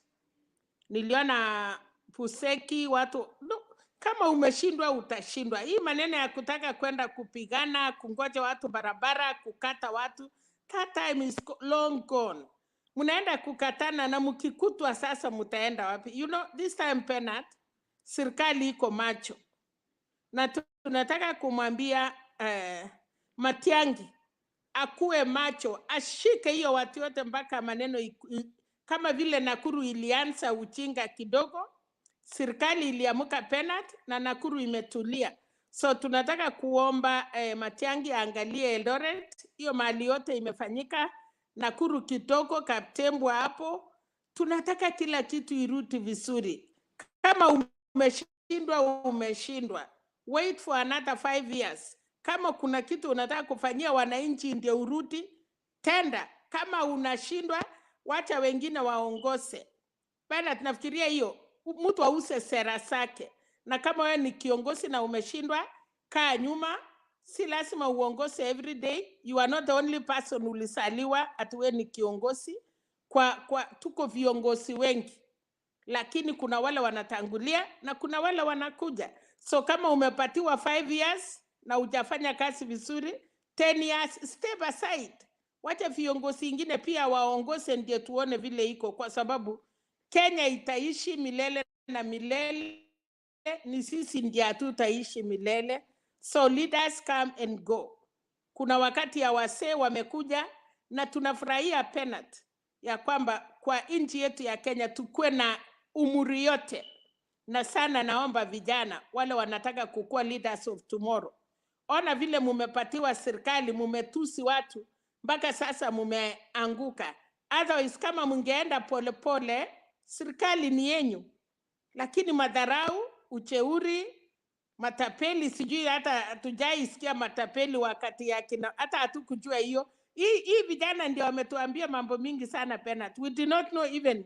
Tulikuwa tunajua watu wanashindana na mtu akianguka anaenda nyumbani anarekebisha. Hii story ya kukatalia kama wewe ndio ulisaliwa peke yako, hii watu Pena anaona hata kama ni mapastibon wanaweza funga mama sao kumwambia msisae watoto wengine, ni mimi tu ndiye akule mali ama waue wengine, because sijaiona watu walikuwa na furahi hata wakiwa na watoto gapi kwao. People are so proud. So hii uongozi ni kama hiyo Pena. Unaweza enda ambia mama yako ati sasa usisae mwingine kwa sababu mimi nimesaliwa. No. Mama atasaa mpaka ifike mahali Mungu alisema. Ni hayo tu Bernard, but watu wachichunge. Okay, asante sana Mama Selina, tunashukuru kwa mchango wako na maoni yako. Ni wasia wako kwa Wakenya na nchi nzima. Naomba tu kila mtu atilie maanani mambo yote tunayozungumzia hapa. Lisemwalo lipo, kama halipo linjiani laja. Kwa hivyo tumakinike, tusichukulie mambo hivi hivi, kwa sababu hii nchi ni yetu na inategemewa na dunia nzima. The whole world lives in Kenya. So what goes wrong with Kenya affects the entirety of the world. And that is one of the responsibility that we need to put on our shoulder as we go to that booth to vote. Understand you're voting for the savior of the whole world, in quotes. The UN is here, the UNEP is here, the world is ruled from here. So let us not treat this as if it's just our local arrangement here where we can play our own games. We are playing on the international platform, and let us take that as a great privilege, one, and then a great responsibility. Because when you hear a nation like Sudan are depending on you, Somalia is depending on you. Somalia has sworn their government here like 3 times, their parliament. They voted and they were sworn in from here like 3 times. That means we are dependable. And for us to be dependable, we must uphold those higher standards of right leadership and integrity, and then secure the future. Right now, we are being looked upon. How long are we going to be looked upon? Right now, we are the leading economy in East Africa. How long are we going to sustain that leadership? Are we going to reach a place where we'll be overtaken by Tanzania, be overtaken by Uganda, be overtaken by Burundi, be overtaken by Rwanda, be overtaken by Congo? Because if we don't work hard at sustaining and maintaining the highest standards, we are definitely running down the cliff and we will be overtaken. So it is a greater and whatever huge responsibility on us that we can't take lightly. Mike, what is it? Bernard, I didn't want to forget this. Mike, you had lifted up your... Yes, Bernard, I didn't want to forget this. I don't know what Raila said today that has offended the men of the cloth. And I think some have been assigned to listen and pick every word that Raila says and then use it as a sermon in church to say there are people who want to fight the church. But Bernard, this is a plea to to Christians, because I am one. Hakuna mahali Mungu amesema for a country for people to worship God, their president must be a Christian. Bernard, and I'm not saying Raila is not a Christian, but that cannot be the reason why our Christians or our men in cloth are saying they cannot, they would want to have a Christian president for them to worship. Unless you are telling me Jesus Christ died in vain, because you can only pray to God through Jesus, not through the president. The country called Nigeria, Bernard, because I'm a Christian and I follow international Christian forums, the most powerful preachers in Africa come from Nigeria. Some of them are renowned even across the world. People like Oyedebo, they own planes, and when a politician comes to church, they are the ones who give him gifts. Wanampa pesa, wanasema enda saidia hiyo shule uwanulie mabati. They don't collect money from politicians. They are the ones actually who give politicians money. And yet that country is run by a Muslim president. What stopped? What happened that a Muslim president didn't stop Ayodebo to become so big, powerful, and even rich? Because some Kenyan churches believe that for you to get money, it has to come from politicians, and for me that is wrong. And no wonder we are hell-bent in thinking that if you have a good relationship with government, then government will build churches. If you cannot teach your members in church to contribute or to give tithe or to give offering to build a church, then you rely on politicians to build your church. That is not a church. That's a building that is owned by a politician. It's only that it has been given a title church. So I want to plead with Kenyans not to be lied to, that for Kenya to prosper, it needs a Christian president. A country can have a Muslim president, but we still have a Christian community. We are 70% Christians, but we are top 10 in corruption in the world. How come you people in the cloth have not helped change this society on their morals? That one disturbs me also, Bernard. Sorry to have interjected on that.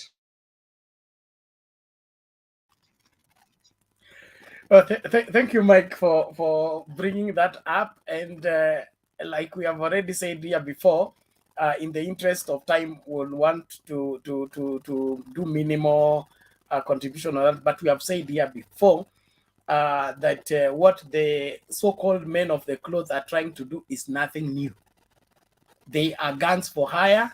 They have always done that. In 2002, they came up with the Uhuru is David, Mwai Kibaki's Saul. If you vote for Mwai Kibaki, you're voting for Saul. You're handing the country to the person abandoned by God. God has moved to David. He has anointed David. We had all that madness going on. Bishops went around anointing Uhuru, saying this is the one God has chosen. I always thank God that we are living in the New Testament, because if we are still living in the time of Moses, the church in Kenya will not have any bishop alive, because according to the Old Testament law, if a prophet gave a prophecy and the prophecy did not come to pass, we were to remove him from outside and stone him to death. We by now would have stoned all our bishops to death, because each one of them gave prophecy saying God has said, God has said, God has said, and none of those things came to pass. So right now they are at it again. All they are looking for is handouts. So nobody should listen to them. Like I said, 2010, they gathered up together. They say they want to stop the evil in the country by voting out the constitution. They say that they are going to stop the 2010 constitution. I was very much interested. I looked for them. I used to do a TV show on K24 that time. I wanted to host them to come so that they prove to me how they are going to stop the 2010 constitution. I waited. They said they're going to gather in Uhuru Park and stop the constitution. I anticipated something like the Elijah episode at Mount Carmel. They will call fire or something to stop the constitution. But when I saw them at Uhuru Park and they began to distribute red card and whistles, I knew you have lost it. You can't fight politicians politically and succeed. If you want to stop anything as church, you do it spiritually. That's where you have spiritual mandate, not politically. So what they are doing is politics, nothing more, and nobody should take them serious. And the same way we defeated them in 2010, we're going to give them double defeat this time. You cannot just rise up and say, oh, so it's going to close churches. And what's wrong with closing churches? There are churches that should have been closed. They should even close themselves. They should not wait for somebody to close them. Because what they are doing is not spiritually well. It is not politically right. It is not economically right. Whatever they are doing is not helping any morality anywhere. It is destroying the moral fabric of the country. Those things should be closed. It's on kiosk. I now agree with Nganga. It's on kiosks zifungwe. Kiosk zote zitafungwa. Hata mkisema you will not vote for Raila Odinga, kiosk zinafungwa. And I'm in support of that. If nobody starts that campaign, I'll begin it. Tunataka all pastors wakuwe vetted. Ulienda wapi? Who raised you? Which college did you graduate from? History ya kuchukua Biblia na kuanza kuyela. Wachawi kijajioni watakufa. Wachawi gani? Tumeishi na wachawi miaka yote, hatujakufa. You cannot summarize my problems to one witch somewhere, a short woman in my village. Mike, don't worry about those people. Their campaign has been on. It will be defeated as usual. Let them get set for the swearing in of Baba and Mother. any other story baadaye.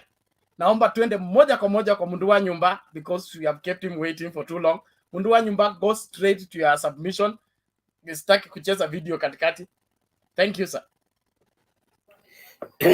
Asante Bernard. Furaha yangu kwa nanyi, and of course it's good you realized that my comments are not a presentation, just a response to your issue on security. Now, let me say hi to people who are not there earlier. I don't know if Shiko is in both Palace and the other place, but greetings from me, Shiko. Then Jason B. My dog is barking. It's okay, don't worry about it. We're going to fight those bad guys. Now, oh, is that disturbing you, guys? Oh. No, Shut up. Go ahead. I see you have security backup. Continue. Now, I'll be very brief and to the point. We nyumba tutiragora guoya we tutiragora guoya You don't understand that English. You use too much English, Shiko. These people don't understand that one. It's okay. Now, thank you for your comments. Go ahead, please. I'll be very brief and to the point, because as indicated in the mujadala wa leo, things are okay. It's only a few days now, then we finish that thing off. And whoever agrees with it or not, that's his or her problem. Because, as I said earlier, we plan, but God executes. Since we woke up early in the morning today, it's not through our effort, not through our energies, not through our whatever. It is God's plan, you know. Many didn't wake up. So now that's we woke up. Raila Odinga beats DP Ruto opinion poll. You don't even need opinion poll. Some of these are automatic and so clear to some of us. And that's why you can see Chebukati and IBC have been trying to try funny thing. Don't work. In fact, if rigging was to be done, it can only be done by the government in position, not the opposition, not any other. Yeah? The resources and the power and whatever. How do you rig? How can UDA rig a Kenyan election where there's Matiang'i, Kevicho, Mushero? How? And all the intelligence and whatever. I'm not advocating that Azimio should rig. No, shouldn't. It should be fair play. And we have won this thing. So they can keep on crying.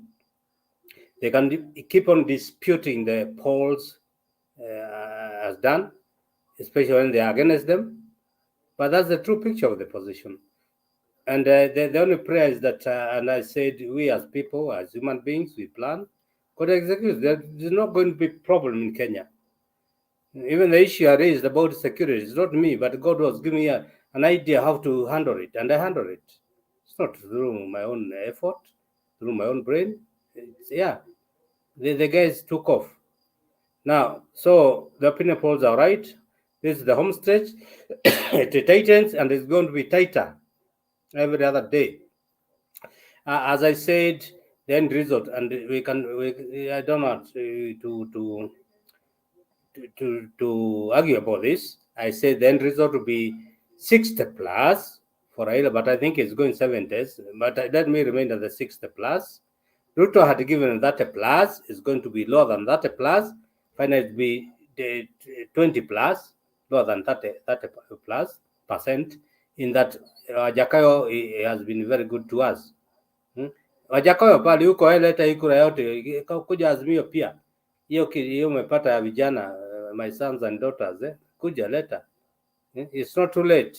Utapata madaraka na cheo. Majakoya, welcome home. Now, DP RUTO'S Deputy GACHAGUA ordered to surrender corruption proceeds. Even before Honorable Raila and Mother Karua take over, things are working, and they should work. I'm sorry to say this. I will not be surprised because some of these things will never come overboard. And I said the main player of a corruption issue, you can never catch him. You don't see his fingerprints, no signatures. Ajakoya, yeah, come, Azmi, thank you. This is not a true Ajakoya. This is a different Ajakoya, but nevertheless, it's okay. Welcome. Original one, come,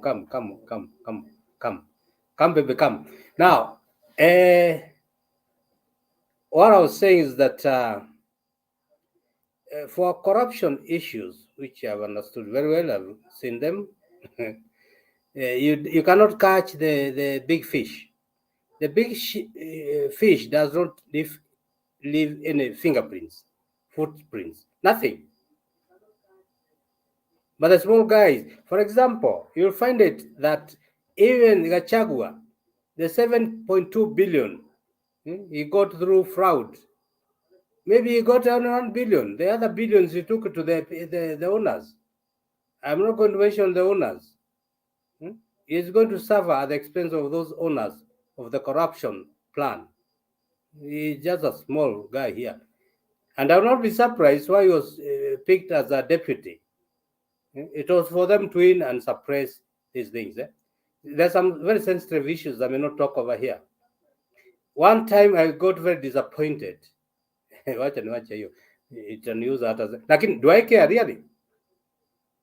You find when you talk the anti-corruption unit or entity or commission, in fact, it's filled up with the corruption protective guys. I know one of them. I'm not going to mention any names. And I was surprised when that person was taken to be into the anti-ethics. We interacted somewhere. And I said, this is the way it goes. Yeah? This person is put there purposely to protect the corrupt. And then we are cheated here as Kenyans. Yeah? At least I have that information, and I don't care. They come, I can quote the name and this and what happened. Because there's a very corrupt person. Is taken into the anti-corruption unit. Nonsense. Anyway, let me finish. I don't want to start to get angry with the system here. But things are going to change. Now, we are going, and as I said earlier, when Bernard, let Mutembei even maintain his standards and even go higher. And it's one of the organs that can keep Kenya going well, and we shall be there. And for some of us who will not be there through other means, even God's plan, let it go higher and protect future generations, because that's what we are doing. We are not here even talking like I'm not talking to protect anything for me or to gain anything out of it. I don't. For what? To my age, I only here for the current. Can I say something? I shared somebody today. Is it today? Yeah, today. Nilipanda boda of pikipiki pahali, and we shared. This was a young person, and people don't realize the time bomb in Kenya is the youth, the unemployed youth, graduates, many of them, millions. Me, have gone through that experience. My own daughter got almost a first class in civil engineering. 4.5 years later, nothing doing. Mwambia afanye masters. Nonsense. You can't place her, not in the roads authority, not anything. And then you give the 400,000 shillings bribe, which I don't. Okay? This is a time bomb. People are joking. Youth, unemployed youth, educated unemployed youth. It's no joke. It's only nobody has been able to organize them and bring them together. It will burst like a time bomb. Actually, it will be like a nuclear bomb, actually. They are frustrated. These are our kids. And we are here on Mutembei. Bernard, allow me to get off topic a bit. Because we want to assist and the welfare of these young people. As Do I care now? I just want, God really have, Bernard, you know what the Bible says about the years you should be on this earth, unless you are given a bonus. And God is going to give me a bonus. I pleaded with him so that I do what I'm doing now. But let me finish this. The educated and employed youth in Kenya is a time bomb. It's only that nobody has brought them together, then it will just blow off. Wacha niwachie hapo, tuko pamoja na Azimio endelee vizuri. Raila amekuwa na Ikuru na si kuenda, lakini I was committed, but he is well received, generous, openly, not fake, from the heart. Okay, this is love for our president, the fifth one. Although me and Neto, we said he's not the fifth, he used to be the sixth, because one time our deputy president William Ruto became the president of Kenya. All the papers are there in archives. When Uhuru went to the Hague, he handed over the presidency of Kenya to Ruto, not acting, he was the president. So let me go to that way, because Bernard refused to agree to that. Thanks everybody on the panel. Shiko, tuko pamoja, nitakuja huko kwenu pandio ingine. Tuko pamoja na wengine wote. Asante. Thank you, Mndua Nyumba. We appreciate that, and it's good that we put it in a right government that will address those youth issues. We will not complain about if the people we put in the kitchen are able to make enough food for everyone, nobody will complain. But if they're in the kitchen and making less food, we'll have outcries. And so we need to have right people in right position. To turn around this country is not rocket science, in my opinion. We have enough resources, we have enough capacity. We just need right leadership, of which we are about to get. And so I am sure we'll get out of this better and greater and stronger. But let's keep the focus. Let's ensure that we don't play around with our votes. When we go to vote, vote for the future. Don't just vote for the stomach, and then because somebody convinced you that they come from your village, and so you should not leave them without supporting them. That is not how elections should be done. Let elections be done accordingly, and give your vote to somebody you can trust. Bernard, with your permission, please, before Collins, what is it? Bernard, please. Order. Yes. Bernard, because I was contributing, let me finish before I get off the board. Yeah, now. Yes, sir. To me, I said I'm an elder, and I don't hide whom I am. I don't hide where I stay. I stay in Rongai constituency, Menengai West Ward, or Levin Estate, and the security issue that was almost catching up with me tonight. I don't care. Yeah, I'm not in hiding, because what I'm saying is the truth, and the truth prevails. And it's not only Nyumba here. If Nyumba goes away, there'll be a lot of Nyumbas to make that what we are talking here matures into something fruitful for the future generations. Thank you, everybody, for listening to that. Okay, thank you, Nyumba. Your security is secure. You are experienced. We know everything will be all right. And anybody trying to mess up, he will be caught. You have God's protection as first priority. Collins, what is the problem? No, it's not a problem. I'm just appreciating that this is the first time I've joined, and I want to appreciate the platform. Actually, I just bumped the Collins, order, please. Collins, you're out of order. If this is your first time, you keep your mic mute. You wait until you're given a chance to speak. If you want to intercept, you lift your hand and you'll be picked. If you speak while somebody is speaking, you're creating noise. Okay, that's please, what I did. Thank you. Let's remain in order, please, and do what is required. We have 588 people watching. We can't play kati here and or play like children. If you want to intercept, unainua mkono, tutakuchagua. Ama kama uko na something you want to communicate with me, you type it here kwa private chat, then I will attend to it. Thank you. So I was saying, Mundua Nyumba, you are safe and secure. We trust that God is taking care of you, and nobody should threaten your life. You are ours, and you are our responsibility. And so we are watching out for you.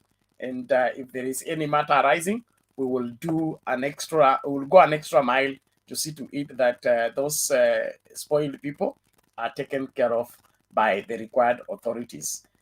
In the meantime, I want us to continue with the debate. Hey, Mama Selina, what is it? Yes, Bernard, unajua Wanyumba is my neighbor, so na nimesikia amekuwa na shida.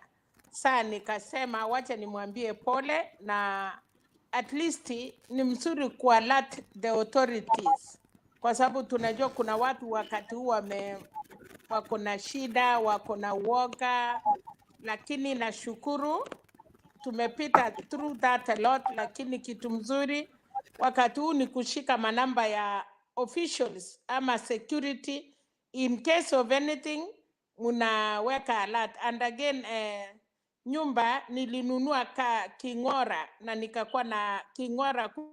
Kuna king'ora mtu akikusa tu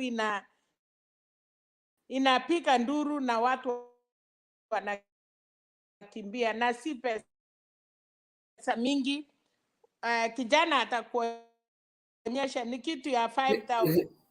Serena, I have all those things in position. Sorry, I have all those things in position. Yeah, please. Yeah, thank you for the advice.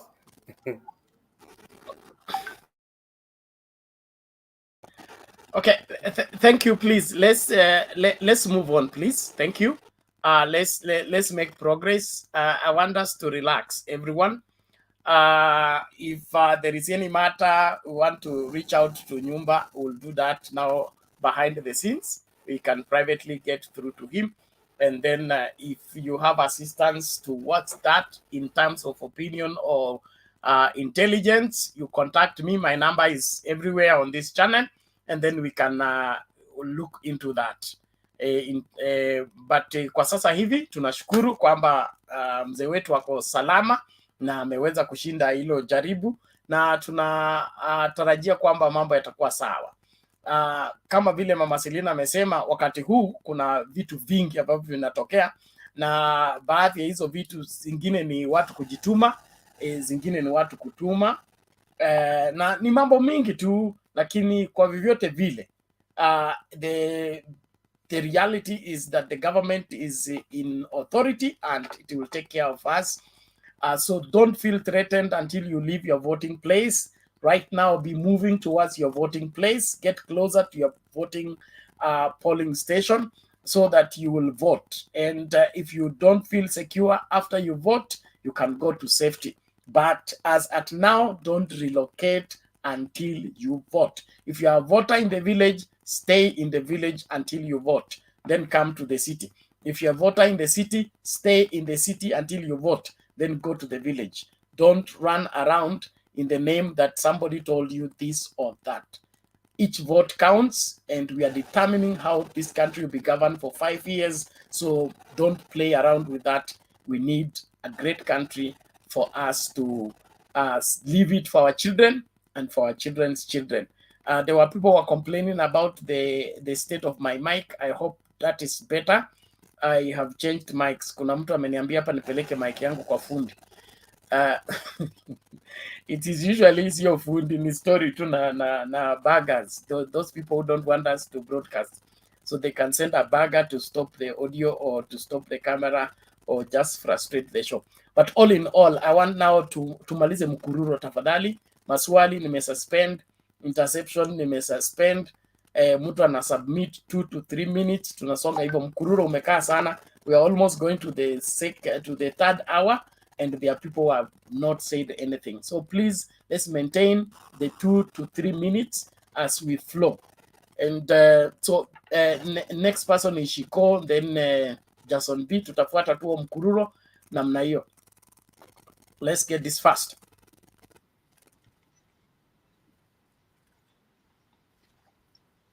Shiko is very busy elsewhere. Tuko live pia kwenye Mtembei TV. Once again, congratulations to all concerned. Thank you Mitsubishi for your trust and confidence in Kenya. Wengi wameipokea na kuienzi.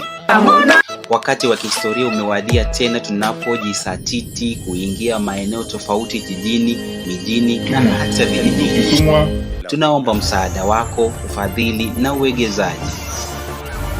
Katika safari hii tuvute pamoja kuingia digital TV broadcasting space. Give us wings to reach every home locally as we do internationally.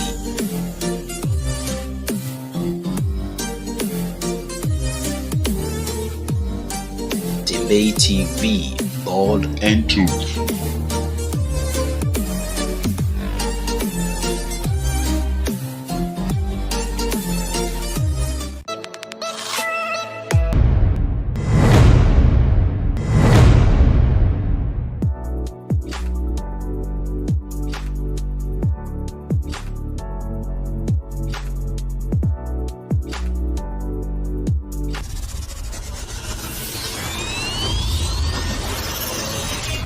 Mtembei TV, bold and true.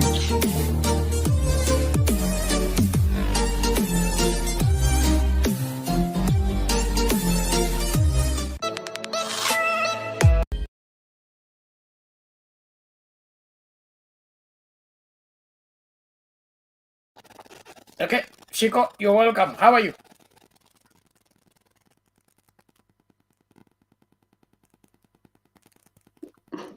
Hi, Bernard, Mama Serena, and the rest. Yeah? Niko huku kwa Mount Kenya. Nimekuja kudoea kwenu. What I would like to say is that I'm reporting from Mount Kenya as a daughter of Mombi Wanjiko. I'm Wanjiko. I know you've Bernard, you have seen some videos we've taken this week with the Mutebei team. We've gone to Nanyuki, to Kirinyaga, to Nyeri, so many places. And we had to borrow permission from where we work so that we can do this for our country. And to our surprise, we met so many people who are in Azimio than we thought, even in that Kirinyaga. I would want to tell you, one Purity Gereshe, she is the person who made UDA spread like, it's like, not even like, ile kuspread kabisa. That was the work of Purity Gereshe, who is not in Azimio at the moment. But venye tulienda huko tulipata meetings za watu wengi, and we did some videos. I know some of you have watched the videos. So many people in Mount Kenya have joined Azimio. We went to Nyeri. I'm from Nyeri too, and we don't joke anyway. Let me not go there. Those women were talking as if the deputy president would have passed there or Gachagua, angekuwa amepigwa hata makofi vibaya sana. People are bitter. They don't even want to listen to them.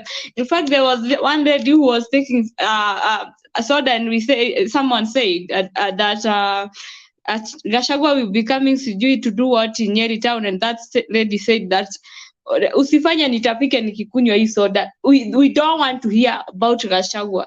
Ringade, we call him Ringade. Ringade means mtu wa kuanguka chini, because that is what is going to happen. Yeah, we were so happy that people have defected. We went to Kenya. You have seen the youth who said that they are in Azimio and they are there to stay. And Baba is the 5th president of Kenya. I am a Kikuyu from Mount Kenya. And for those who think Raila will not be the president of Kenya, come August, he will be the president. It's either you choose to be in the opposition or in the government, but Baba will be the president with the Kikuyu support or without. But you have to know that he has gotten the percentage that we wanted him to have in Mount Kenya. He already have it, and iko kubwa kushinda hata venye tulikuwa tunatarajia. The percentage is high. So if you are there thinking about wheelbarrow, the way you be given wheelbarrows to go and take you, I don't know where, and you are being called mama boga, sijui kama kuna kuanga na baba boga. Let me tell you, Central is in Kenya. Kenya is not Central. So Mount Kenya, sio yenye atiju Mount Kenya, because you're not going to vote for Raila, you'll not be the president. That's the right. That's the right. The people of Mount Kenya are being told that if you don't vote for Raila, he will not be the president. How many counties do we have in Kenya? Other counties, who are they supporting? So whether you're supporting him or not, Raila will be the 5th president of Kenya, and we are going to vote for him. And as I finish, because I'm the moderator of the Mount Kenya chapter group, I'd want to tell those people who are saying that Raila sijui nini hatuna deni. We don't owe anyone any debt. We don't owe Ruto. We don't owe Raila. What we are doing, Ruto and Uhuru had an agreement, which we were not there. That was their own secret. So he should go and solve with Uhuru Kenyatta whatever they decided, because they didn't decide for Kenyans. Because if it was about a promise they made, they would have made it public, or do a speech, and tell Kenyans, this is what we have promised one another. I'm going to do this, and the only thing we had is 10 yangu 10 yako 10, and I think ya Ruto imekuwa 10 na ya Uhuru imekuwa 10, na hiyo imeisha hivyo.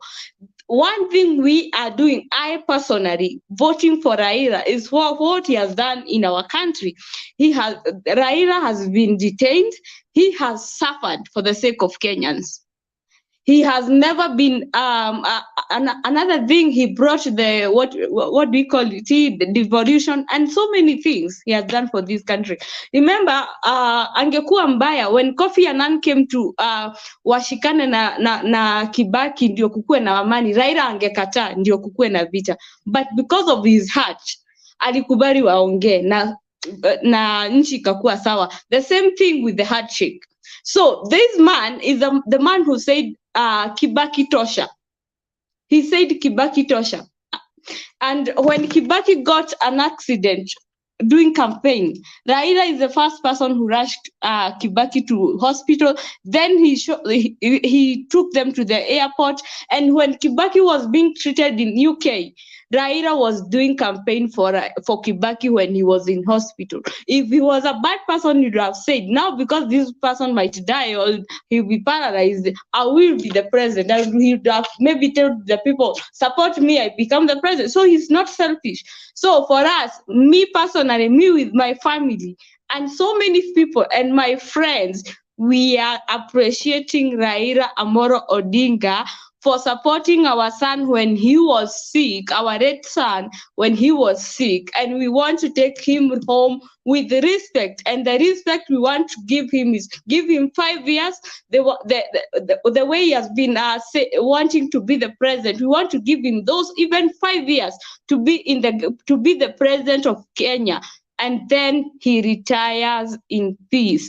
He goes to Bondo or wherever, tuendange huko, tunampata, anatupea ushauri. That's all what we are doing. We don't owe Raila, we don't owe Ruto. Mwenye anasikia tuko na deni ya Ruto, we have the Supreme Court, we have the High Court, we have the courts in Kenya, and they are working from Monday to Friday. So you can go there, tafuta, anaitangwa nani yule nini, anashindanga, Bernard, what's his name? This guy. Mwenye, Omutata, tafuta Omutata, muende na yeye kotini, go and sue Uhuru Kenyatta, mambo ya 10 sijui nini, go and sue, tafuta Omutata. Sisi hatuna deni na mtu.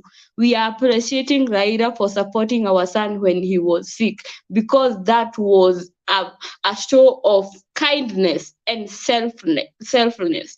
That's all what I have to say for now, Bernard, and bye. Tuko Azimio tosha, Kiambu iko rocked, huku ni Azimio. UDA kateni miti, sijui sasa ni miti mtakata ama ni maji mtatoa kwa mto, mtu mtu asiende ajirushe kwa mto. Tusikia atumpati tena, amekurwa na ile kitu tunaita rhino, but Baba is the 5th president of Kenya. Thank you. Asante Shiko, tunashukuru sana na asante kwa kushika doria huko kwa Mount Kenya Avenger. Tunakuhimiza hata huko endeleza campaign ya kuhakikisha kwamba Mtembei TV inaingia digital. Kwa hivyo tusisileki within these 10 days we should be on air, and the whole world should watch us both at home and abroad. That's the whole essence of what we are doing right now. So naomba tusonge mbele tafadhali. Ni wakati wa nani? Wacha tumpatie Jason B, alafu tutaruka Papa Zimia tumsikilize Dina kwanza, alafu turudi kwa Papa. Jason B, vipi? Safi bana, vipi? I greet everybody. Salama, namna gani? Safi kabisa. I'll be very brief, and the Raila was here today. I come from Nakuru anyway. So I want to demystify hiyo mambo ya video ambayo hiyo video ya Raila kuongea mambo ya kanisa hiyo. That video is fake. It was edited. It had some overlaying voices. Na hiyo video imeleta shida huko hapa Nakuru because somebody got it because ilikuwa kwa Facebook ya Itumbi. Akatuma, I don't know why, this the last days watu wameshaona hakuna kitu watapata. So Miti na Teresa, they want to hold everything. So hiyo kitu ilikuwa analyzed, ikapatikana kwamba it has overlaying voices. And this evening I got the real video, the original video.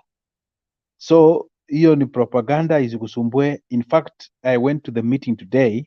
They didn't respond to those nonsense. They did it. You see. So hiyo isiwape wasiwasi. I'm very happy what is going on right now. The hearts of people are changing. Like Kania Shiko is talking about Nyeri na nini. Heart of people are changing. In fact, I'm told in Elgeyo Marakwet, huko mtashangaa. Sahi we are at 35% right now. Sio kuzuri huko. And so I just want to encourage us. We kuwe na hope. The maandiko yanasema kwamba that hope deferred make the heart sick. And I know the fullest of time, these 10 days, we will vote. And then kenye imenifurahisha sana ni Uhuru Kenyatta, president. I am the one person that I didn't like this guy, kabisa, for real. But the heart, Mungu alichange heart yake, because he changed the heart of the king. Saizi hata jana anasema sasa, there was just a clip nilikuwa naona, sasa nataka hapa ipakwe rangi, mimi naenda, mwenye ataingia atasema rangi nataka ipakwe, natoka mzee anaingia. So it's very heartbeat. The president is very heartbeat. In fact, he can't wait to history ishe, mzee aingie, then shughuli endelee. So I want to appreciate this, everybody, Bernard, this channel. I know that by the grace of God, we will be on air before then. God bless you. God bless you, everybody. Okay, thank you very much, Jason B. We appreciate that. And before Dina comes in, let me just address something. There is Collins Odongo. He says he's disappointed in the way I invite visitors on this platform. Please, Collins, I have nothing against you. I just run this show, and there is standing orders on how the show is run. If the show is left to be run by when every visitor comes in, you will not find this show here if you come tomorrow. So you being senior, from what I see, you are a professor. You must understand that the world has many people, and for us to coexist, we should learn to wait one for another. We can't arrive in a place and take over. It will cause problems. So I have nothing against you. It's not that I'm looking down on you. I wanted you to stay in order so that your turn comes, you make your submission. If you can't wait, then you go about your business. This show is 8 hours, at least 8 hours. So maliza biashara yako, utakuja baadaye, utafanya submission. Lakini kama unataka kuja and then take over, make your submission and go, because you can't wait for any other person, that to me doesn't smell right. And I will still dig into to ensure that our orderliness is maintained. Our orderliness is maintained. You can request to make submission, yes, but that is subject to my ruling. It's not a command. It's not an order from above that you requested. Now I have to offer it. I still have to judge. I have people wamekaa hapa 3 hours wakingoja. Wewe umefika saa hii unataka usubmit uende. That means sisi ile kazi tunafanya hapa sio muhimu. Wewe ndio uko busy, unataka usubmit uende. Akuendangi hivyo. So hold a grudge or not, I beg you in Jesus' name. It doesn't work that way, including in your professor office where you work. Nobody comes in and takes over. So let's respect each other. This is not easy. I've been on this platform for 9 months. This is the 9th month, okay? Every day. So it's not the way you think. So relax, tafadhali. Kwa hivyo tuendelee kuchanga. Nimepokea ngapi? Robert Omumo sent me 2,000 for our expansion program. We are going to have Tembei TV on the local TV set in the next 10 days. So let's work hard. We're looking for those strategic partners, 100 people to give us $200. If you're one of them, please come up quickly. The numbers are rising. Usingoje namba imefika ndio unaanza kuja, unasema upewe priority. We are reserving your position and your shares. The people will be given first priority to take the shares from Tembei TV. Ni wale wamekuwa pillars ya kuanzisha. The people will give us the $200 of the 100 people will give us the $200. So far we've gotten 9 people or 10 people. Some are paid, others are pledged. Then it's just that way. So you use those details. You send us the $200. We put you on the list of the pioneers of Tembei TV offline. Okay, and then when we roll out the shares, ninyi ndio mtakuwa wa kwanza kupewa. Mchukue zile mnataka kwanza, ndio tufungulie sasa kila mtu, wale ambao wangependa pia kuwa shareholders wa Tembei TV offline. Tembei TV online continues as Tembei TV online. We are diversifying, and so we want you to help us but expand safely. All right? So mtu asikuchanganye na usichanganyikiwe tafadhali.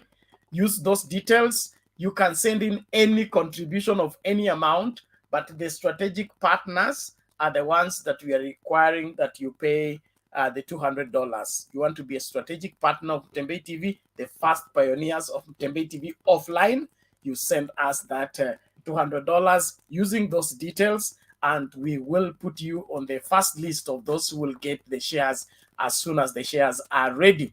In the meantime, I want to appreciate everybody for your patience and continuing to invite different people into the discussion.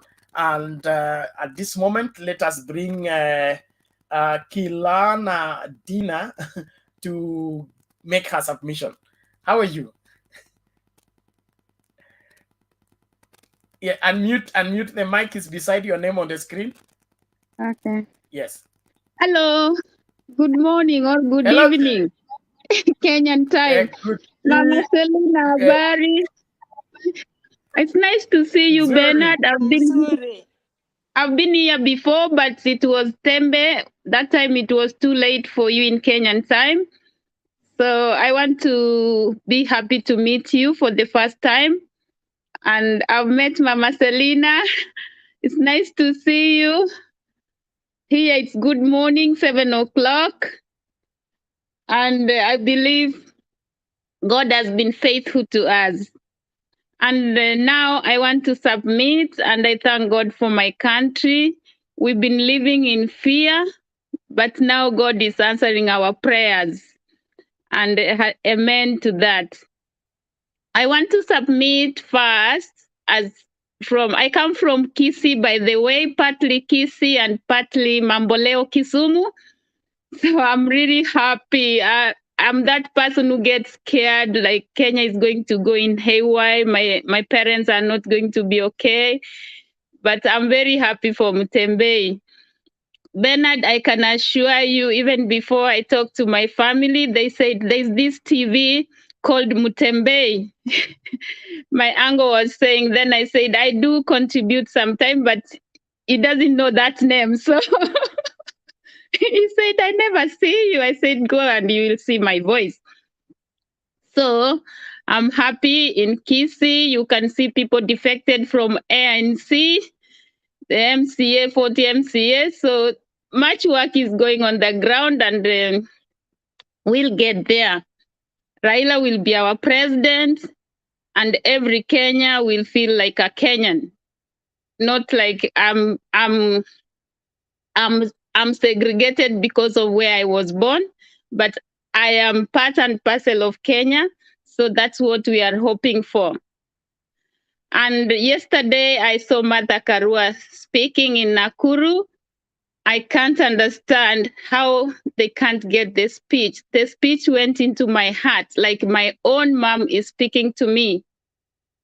She's saying facts, but some people are corrupting the message and people are falling into the trap, which is not good. Just ujioji, wanasema jioji moyoni mwako, uone ni nani anaongea ukweli. Wengine wanaweza kuja kadiri wanaongea, wanasema hao ni miungu ama ni wao ndio wamemcha Mungu, but vitendo si sawa.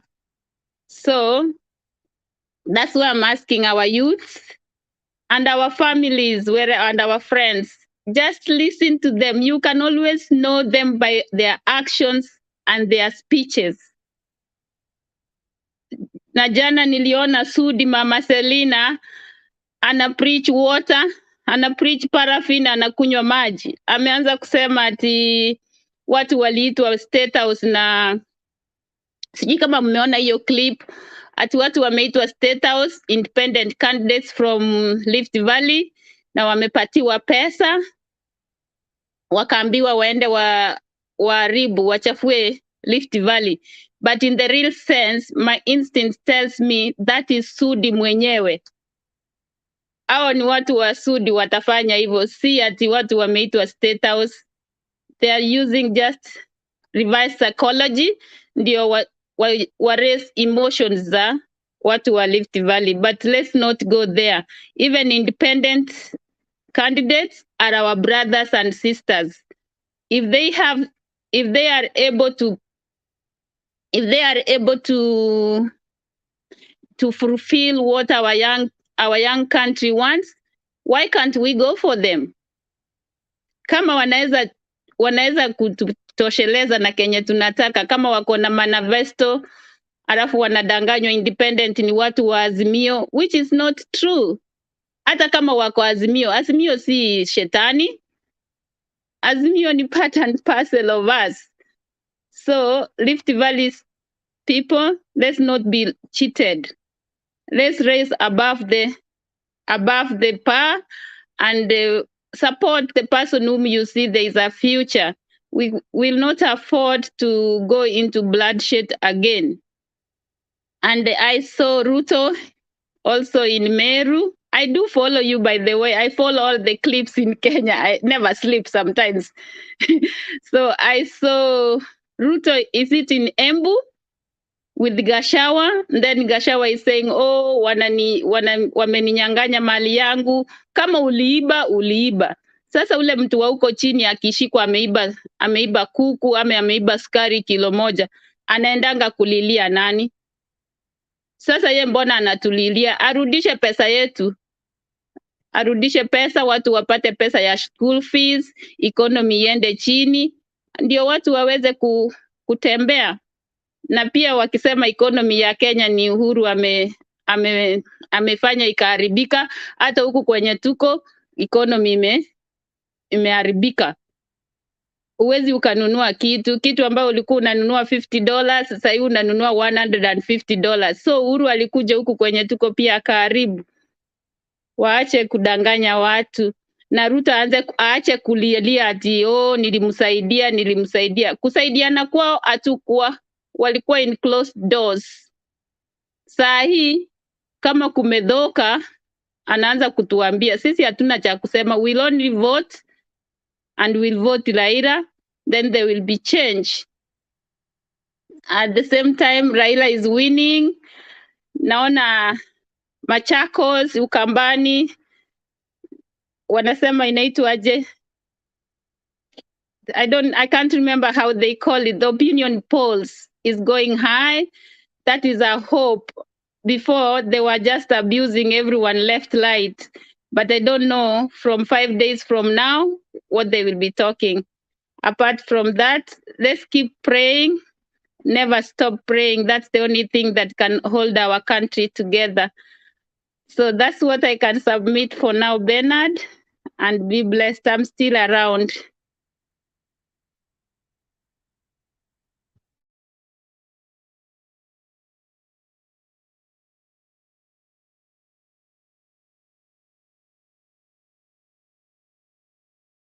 Oh, thank you, Dean. We appreciate Dina. We appreciate that, and I encourage us to keep reaching out. Kwanza nyi watu wa diaspora, reach out to our people at home. Encourage them to come out in mass and vote. Facilitate them to get to the polling stations. Let us not relent until we have finally won and the swearing in has taken place. So let this battle continue.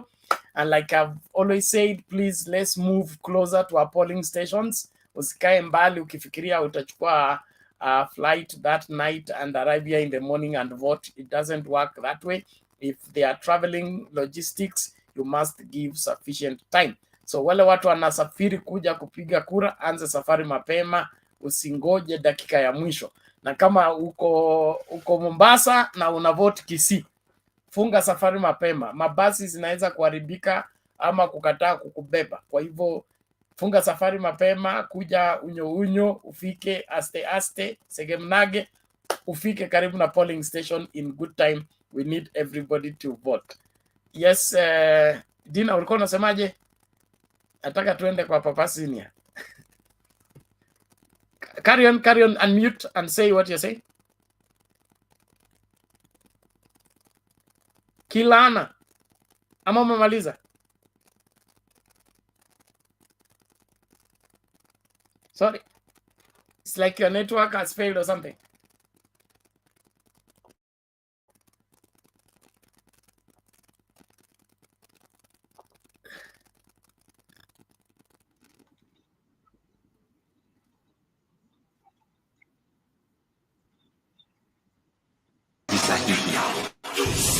Kumbuka tuko live pia kwenye Mtembei TV. Once again, congratulations to all concerned. Thank you Mitsubishi for your trust and confidence in Kenya. Wengi wameipokea na kuienzi. Wakati wa kihistoria umewadia tena tunapojisatiti kuingia maeneo tofauti jijini, mijini na hata vijijini. Tunaomba msaada wako, ufadhili na uwegezaji.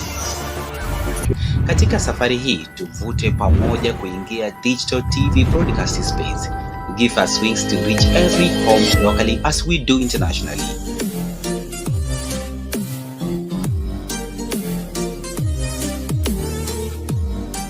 Mtembei TV, bold and truth.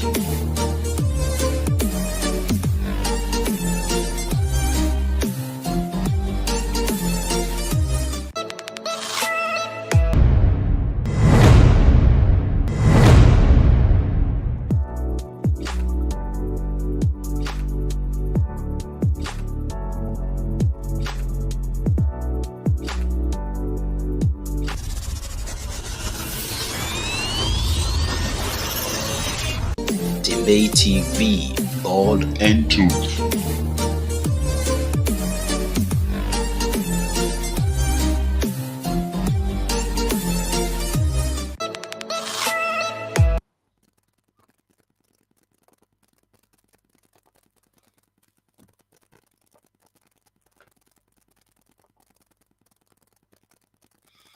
Okay, thank you everyone. Let us keep it clean on the comment section. Naambiwa siku hizi ni shuttle.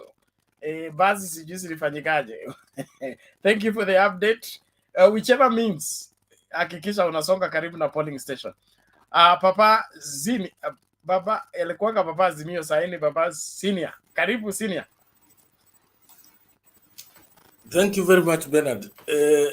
Nimetoka kutoka Papa Azimio, sasa ni Papa Senior. We are heading to Homestrech. Kwa hivyo tunakaribia sasa, unajua tumekuwa senior. Asante sana Bernard na Bwana Omar, nawashukuru sana. Niko na mambo mawili matatu ningependa share na Wakenya wenzangu na watazamaji kokote waliko, na wasalimia sana. Now Bernard, I'm not a very happy man because this is with regard to IEBC. You know, Kenyans, we have the habit of accepting or rather entertaining mediocrity. We had the chairman of IEBC and the IG come up on a presser and told us that they have sorted issues with regard to stickers. How did they sort it? We would want to know. Were we dealing with criminals? And if we were dealing with criminals, are they to be taken to court? That is what we want.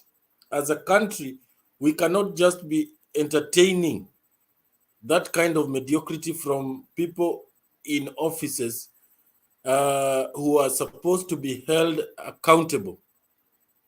That was not a good show from the IG.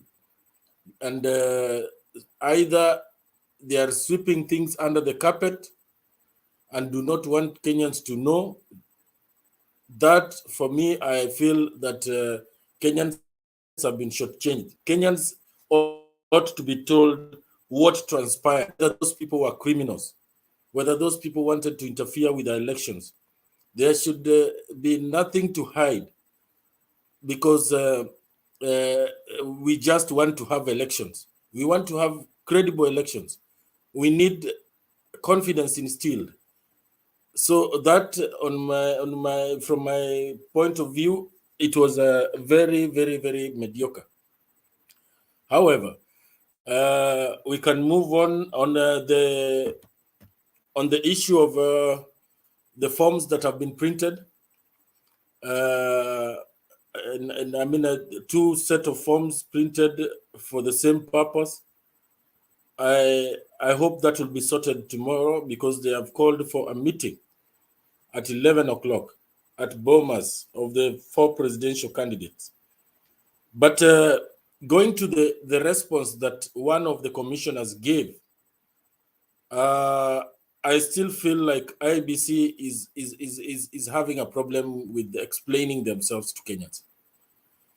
And the kind of explanation that is being given by the IEBC, that the set of forms is to be given to the media and the agents and I don't know, several other parties.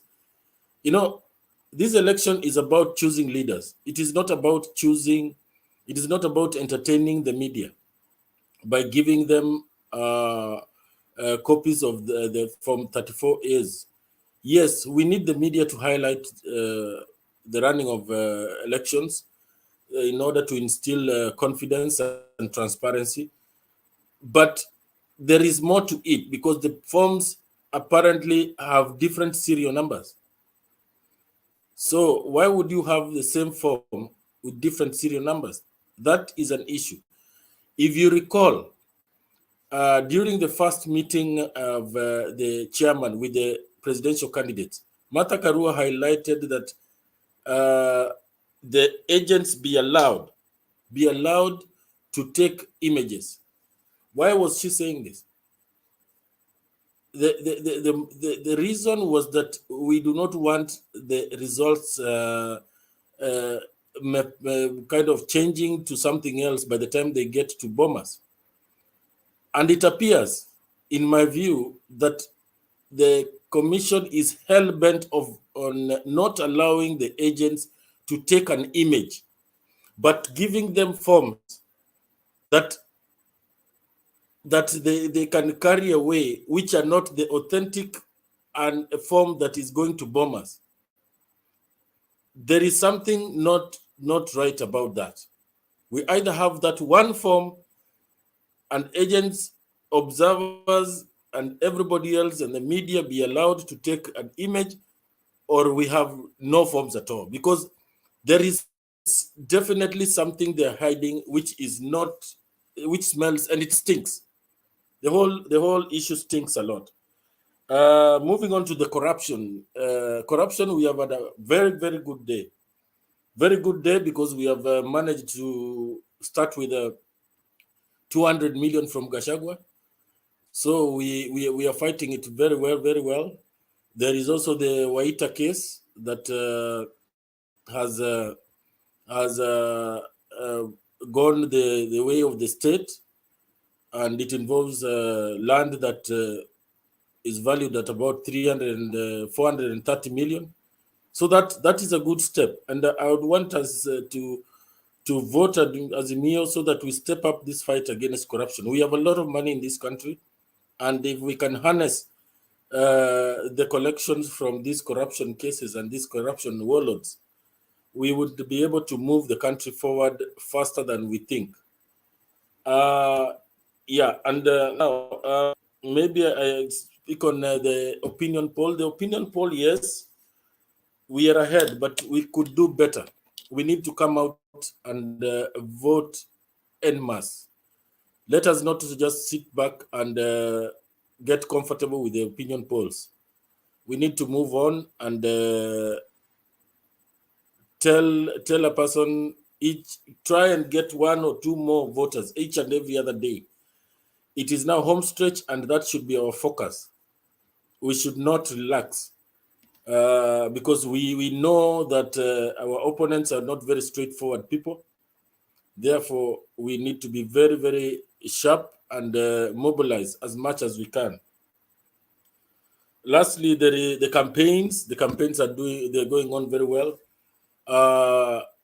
Kenya Kwanza has been saying that the Azimio candidate could not stand for 90 minutes.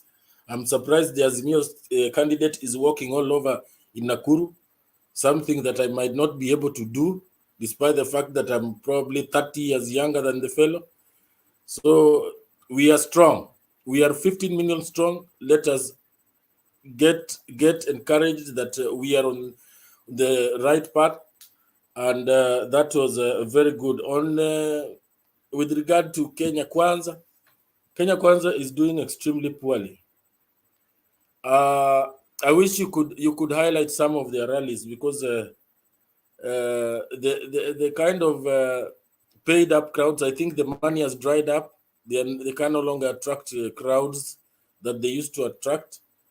The money has dried up. Probably GACHAGUA is now trying to save the little that he has, now that the 200 is gone, and there is much more that is going to go. So they're really feeling frustrated, and the only thing that they can hang on to is the name of Uhuru Kenyatta. Uhuru Kenyatta is a very happy fellow. For the last 1 week, he has been bidding farewell to his staff. He's enjoying himself. If he is really looking forward to going for his retirement, and body language tells it all. There is some fatigue in him. He wants this thing done with, and so that he can go and rest. And he only feels safe and Kenya, and wants to leave Kenya in safe hands through Raila Odinga. So we are on the right track. Finally, there is this issue of people trying to, insinuate that Raila has said that he's going to do away with Christianity or something of that sort. That is not true. There are people who want to twist very simple statements. What Raila Odinga said is that Kenya is a secular state. And a secular state, from my understanding, is basically a state that stays neutral with regard to religion, does not favor any religion in terms of Muslim, whether Hindu, Christian, all religions are accommodated. So trying to twist statements of that nature is trying to create a wage a war between different faiths. That cannot be entertained. We are focused, we are peaceful, and we need to advocate for coexistence. Finally, thank you very much, Bernard. I'll leave it at that. I'll be around to ensure that we tusukume hii gurudumu kabisa. Asante sana. Sawa, asante Papa Senior, tunashukuru kwa mchango wako na maoni yako. IBC imekamatiwa chini, usijali, lazima ifanye uchaguzi ambao unafaa, na mkataba wao na DCI hiyo ni it's not for public consumption. It's classified information. Just know that there is enough information given and shared so that there is amicable agreement in ensuring that everything is done accordingly and in order. Sijui Omar ameenda wapi, nataka let's get this video first and then tumlete Omar aendelee na mchakato huo. Just hold on, Omar, one moment. I think it's your video.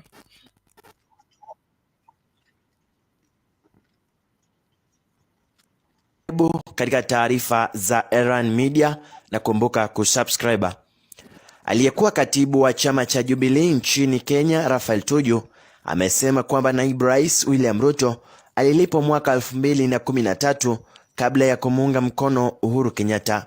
Tuju aliyasema hayo katika mahojiano na redio ya Inoro, ambapo alielezea kuwa Ruto ni kiongozi wa vitisho, mpioro na mnafiki. Watu wa Mlima Kenya wasidhani kwamba Ruto alimuunga mkono Uhuru kwa hiari yake. Kwanza huyu mtu wa uhuni alilipwa, na ninaweza kudhibitisha haya mbele ya mahakama jinsi ilivyokuwa, Rafael Tuju aliweza kudokeza. Tuju aliongezea kwamba kiongozi huyo wa UDA alitaka kulipwa kwanza kabla ya kukubali kumuunga mkono Rais Uhuru Kenyatta. Alikuja na masharti ambayo ilibidi yatimizwe ili kumuunga mkono Uhuru. Ruto kwake siasa ni biashara. Kilicho muhimu katika uchaguzi huu ni swala la tabia. Je, William Ruto na mgombea mwenza wake Rigathi Gachagua ni watu wa aina gani? Au Raila Odinga na Martha Karua? Aliuliza Rafael Tuju. Katika taarifa zingine, Rafael Tuju alisema kwamba atahitajika kukimbilia mafichoni pamoja na mkurugenzi wa idara ya upelelezi wa jinai DCI George Kinoti iwapo naibu rais William Ruto atashinda uchaguzi mkuu wa Agosti 9. Akizungumza na runinga ya Weru TV mnamo Jumatatu Julai tarehe 25, Tuju alimsuta Ruto kwa kile alichotaja kwamba ni kuingilia kazi ya Kinoti. Kwa mujibu wa mbunge huyo wa zamani wa Rarienda, Kinoti si mjinga na kwamba rekodi yake ya utendakazi inaelezea uwezo wake. Kama Ruto anapigana na Kinoti mapema hii, ni nini kitatokea akishinda uchaguzi? Nadhani mimi na Kinoti tutakimbilia taifa jingine kwanza. Kinoti atalazimika kwenda mafichoni jinsi tu Kiraitu Murungi alivyolazimika. Na yasema haya bila ya hofu ya kujichanganya, Tuju alielezea. Tuju ambaye kwa sasa ni mkurugenzi mkuu wa ukatibu wa Azimio la Umoja wa Kenya alisema kwamba Wakenya wako salama nchini kwa sababu ya juhudi za Kinoti na kikosi chake kizima. Je, mwana Erwan Media, wazo lako ni lipi kuhusiana na masuala haya mawili yanayozidi kuibua hisia mseto na kusagaa sana kwenye mitandao ya kijamii? Lile la kwanza ni lile la Ruto kulipwa ili kumuunga mkono Uhuru Kenyatta mwaka 2013, na lile la pili ni kwamba iwapo Ruto atashinda uchaguzi wa Agosti 9, basi mkurugenzi wa idara ya upelelezi wa jinai DCI George Kinoti naye Rafael Tuju itabidi wakimbilie mafichoni katika taifa lingine. Toa mchango wako hapo kwenye comment section. Usisahau kusubscribe. Mimi ni Sylvester Kilwa, narejea na taarifa zingine.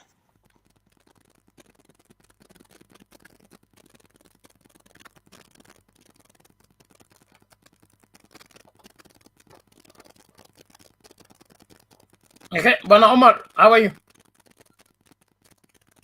Fine Bernard. Ujambo? Omar, are you there? Niko hapa Bernard. Ujambo? Mjamboni? Sijambo, namna gani? Vizuri. Karibu.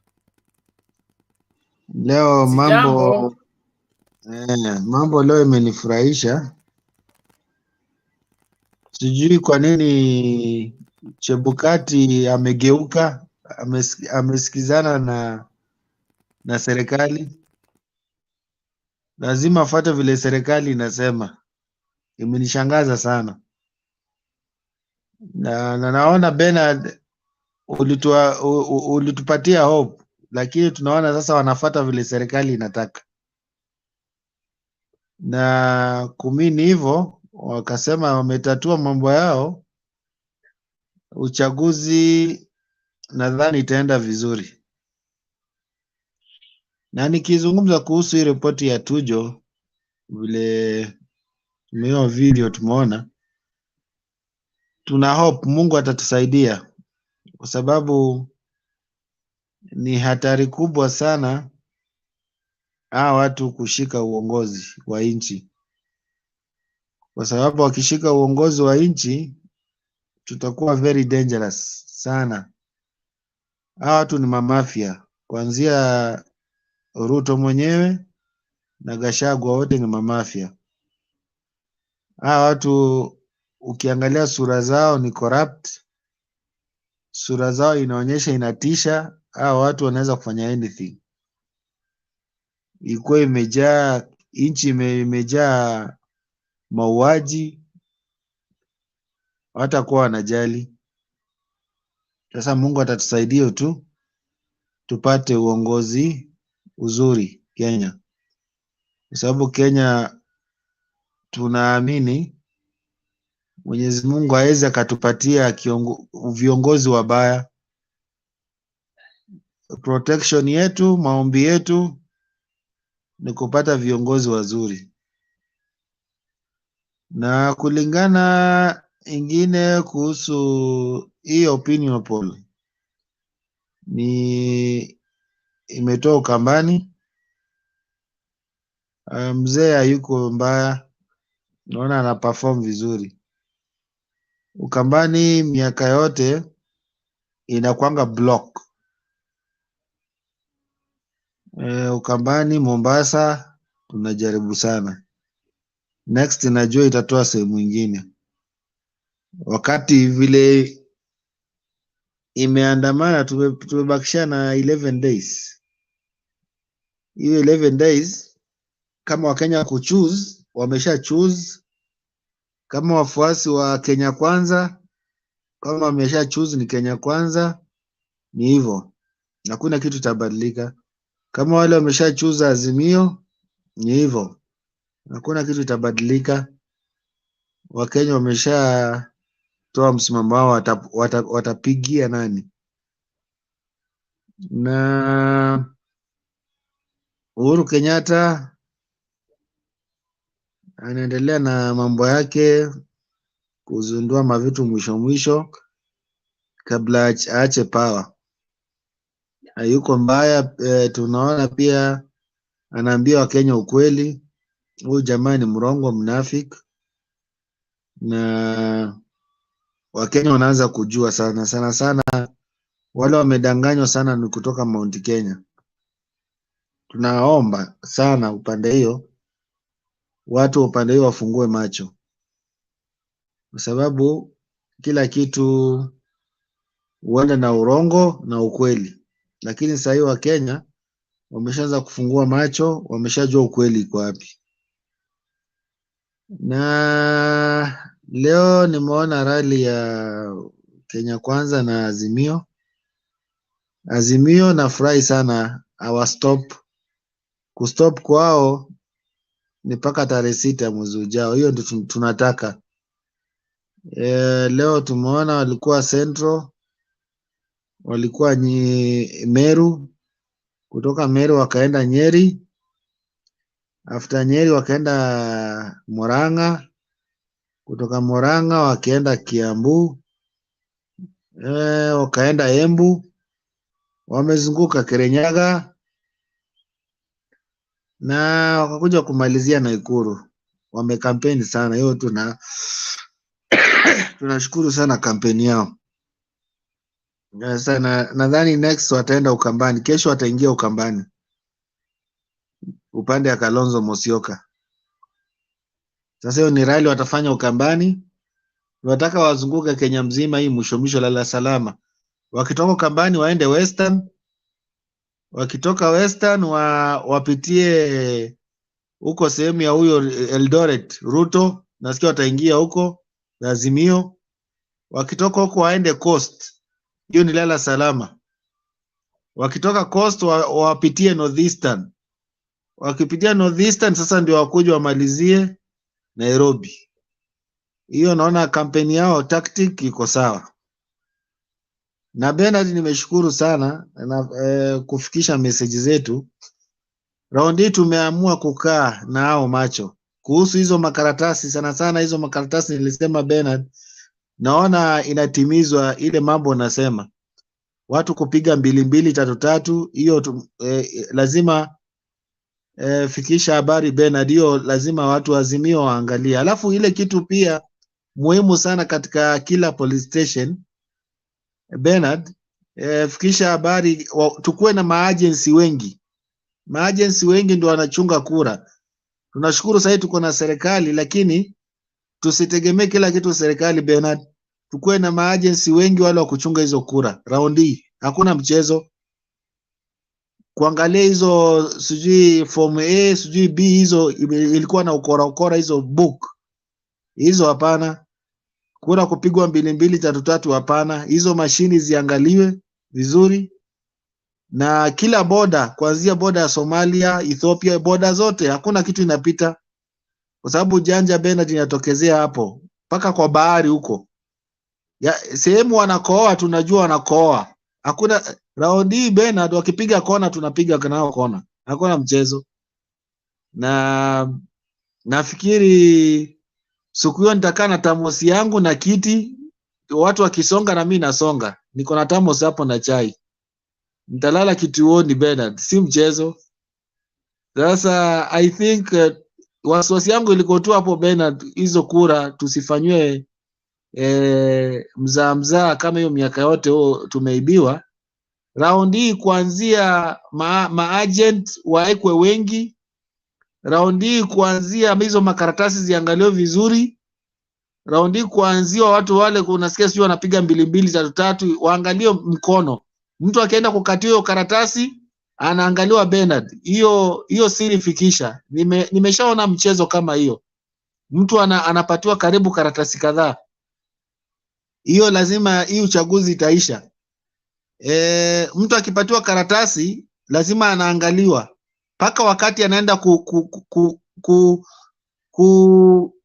kutumbukiza kwa sanduku Bernard.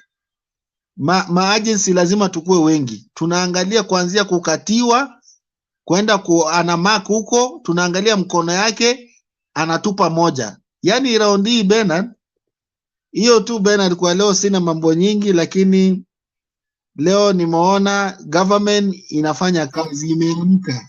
Wakipiga kona na sisi tunapiga kona. Hiyo tu Bernard kwa leo. Sawa, asante sana Bwana Omar, tunashukuru sana kwa maoni hayo na mchango huo. Tunatarajia kwamba kila mmoja anamakinika, na pia tukapendekeza kwamba kuna sehemu fulani ambazo wasitume agent wa kawaida, watume agent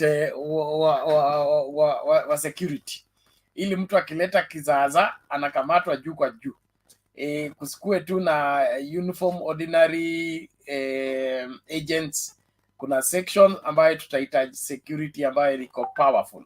So naamini watu Azimio wana hiyo habari na wanajua they are parts of the country where they should use the security forces as part of the Azimio agents on a private arrangement, not on official duty.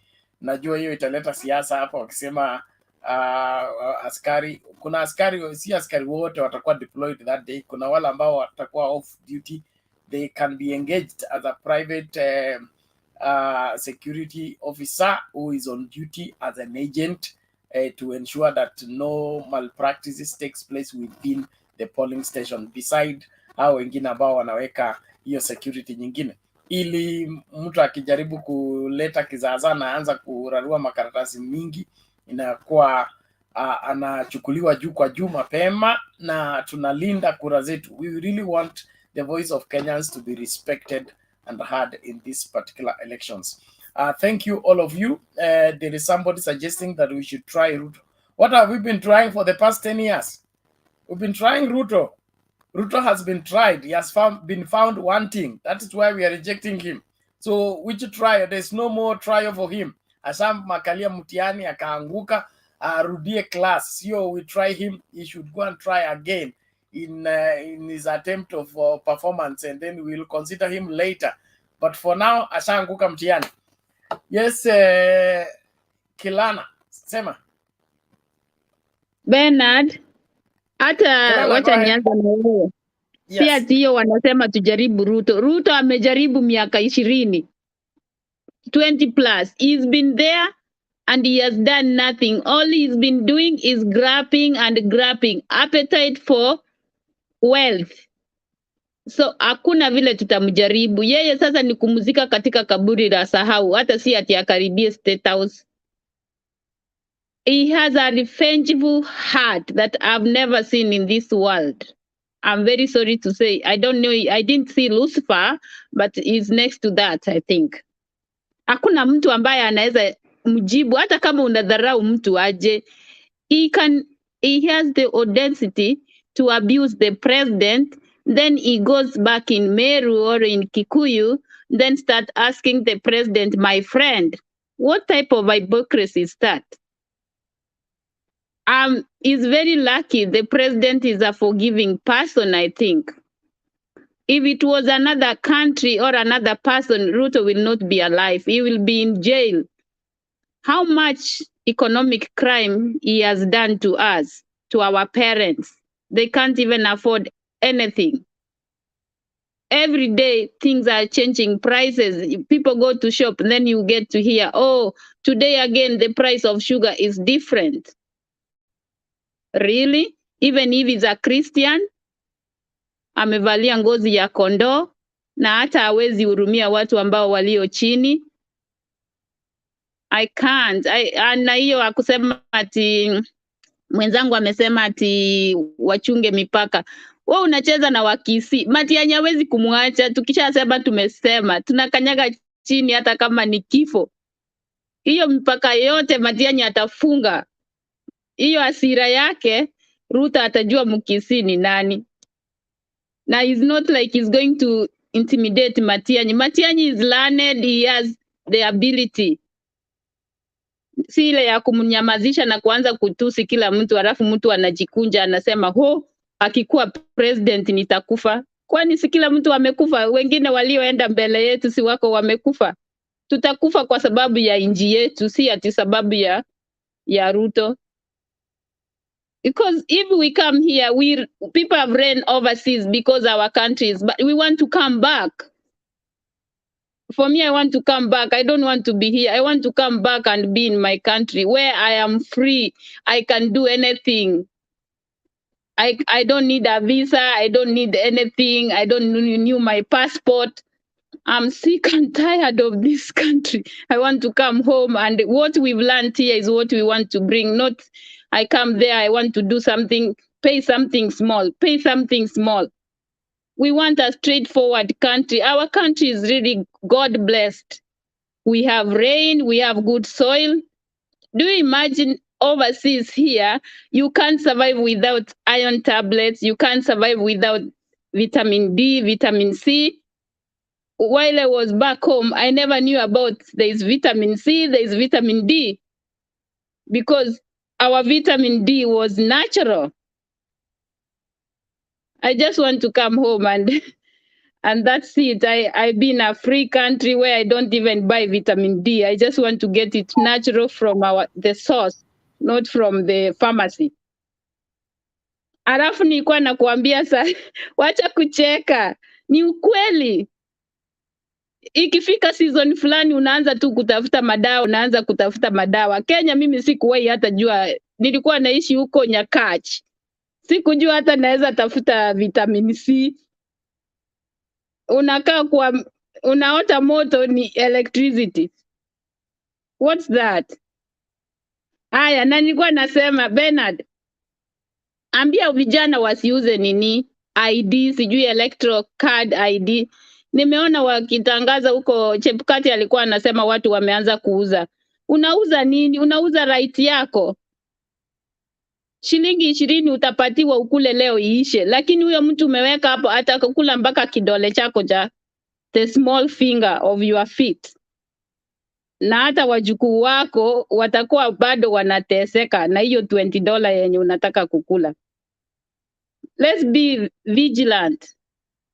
Vigilant kabisa. Hata huko kwa station watu waangalie huyo nani anakuja kuvoti. Watu wengine watakutolewa sijui wapi, Marsabit, wakuje kuvoti huko Rift Valley, ama wakuje kuvoti huko kwetu Kisii.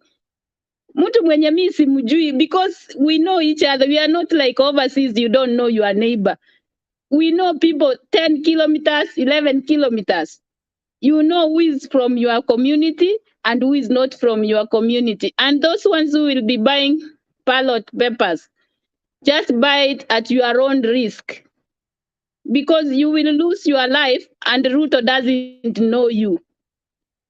You will only be fighting for somebody. And when they go into parliament, even if it's that MP, like for me, my MP, he has done nothing and is back in UDA. The other time, Matiang'i assisted him to go to parliament. And this time again, he wants to go through UD. We are not going to do that. One session, go home. If you didn't work hard, go home. We take somebody else. That is the philosophy of my people. But I thank God. I really thank God. I thank God even I can speak about God in this channel as well. Some of these places you hear about, you only talk about God in our own houses, but out there, nobody wants to hear. You will be sued about your Christianity values. So I want to thank God for Kenya. Yeah. Sasa hiyo ndio niko nayo, lakini tuchunge kura.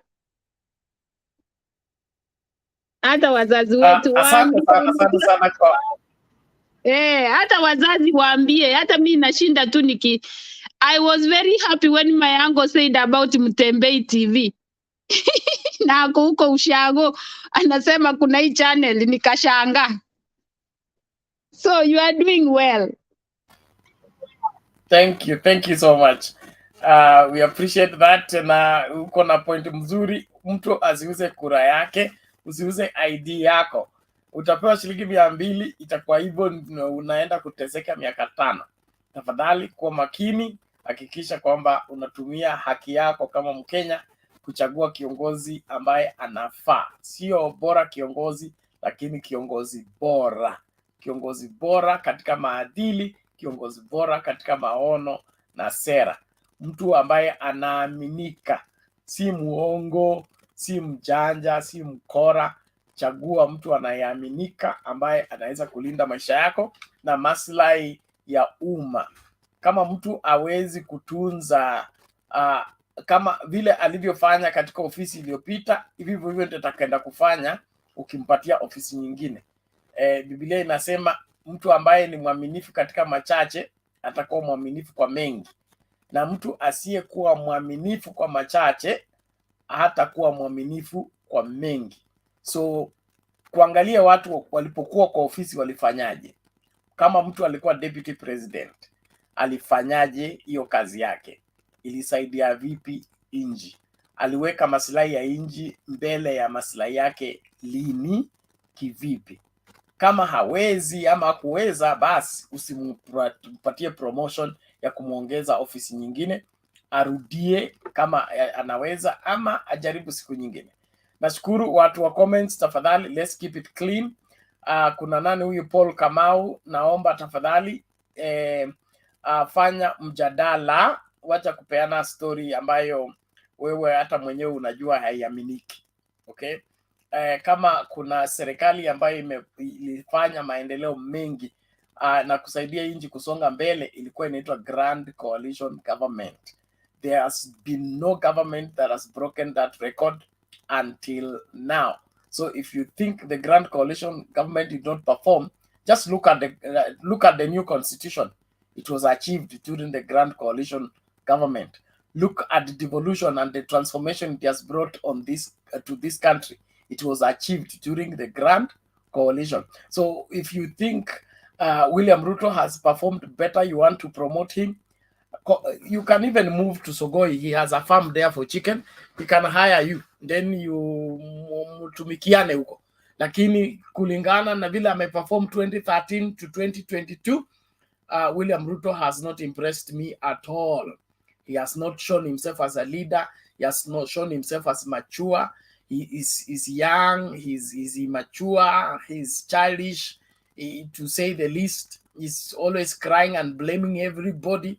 How do you want to have a president who will wake up in the morning and blame the women, and blame the teachers, blame the doctors, and blame everybody?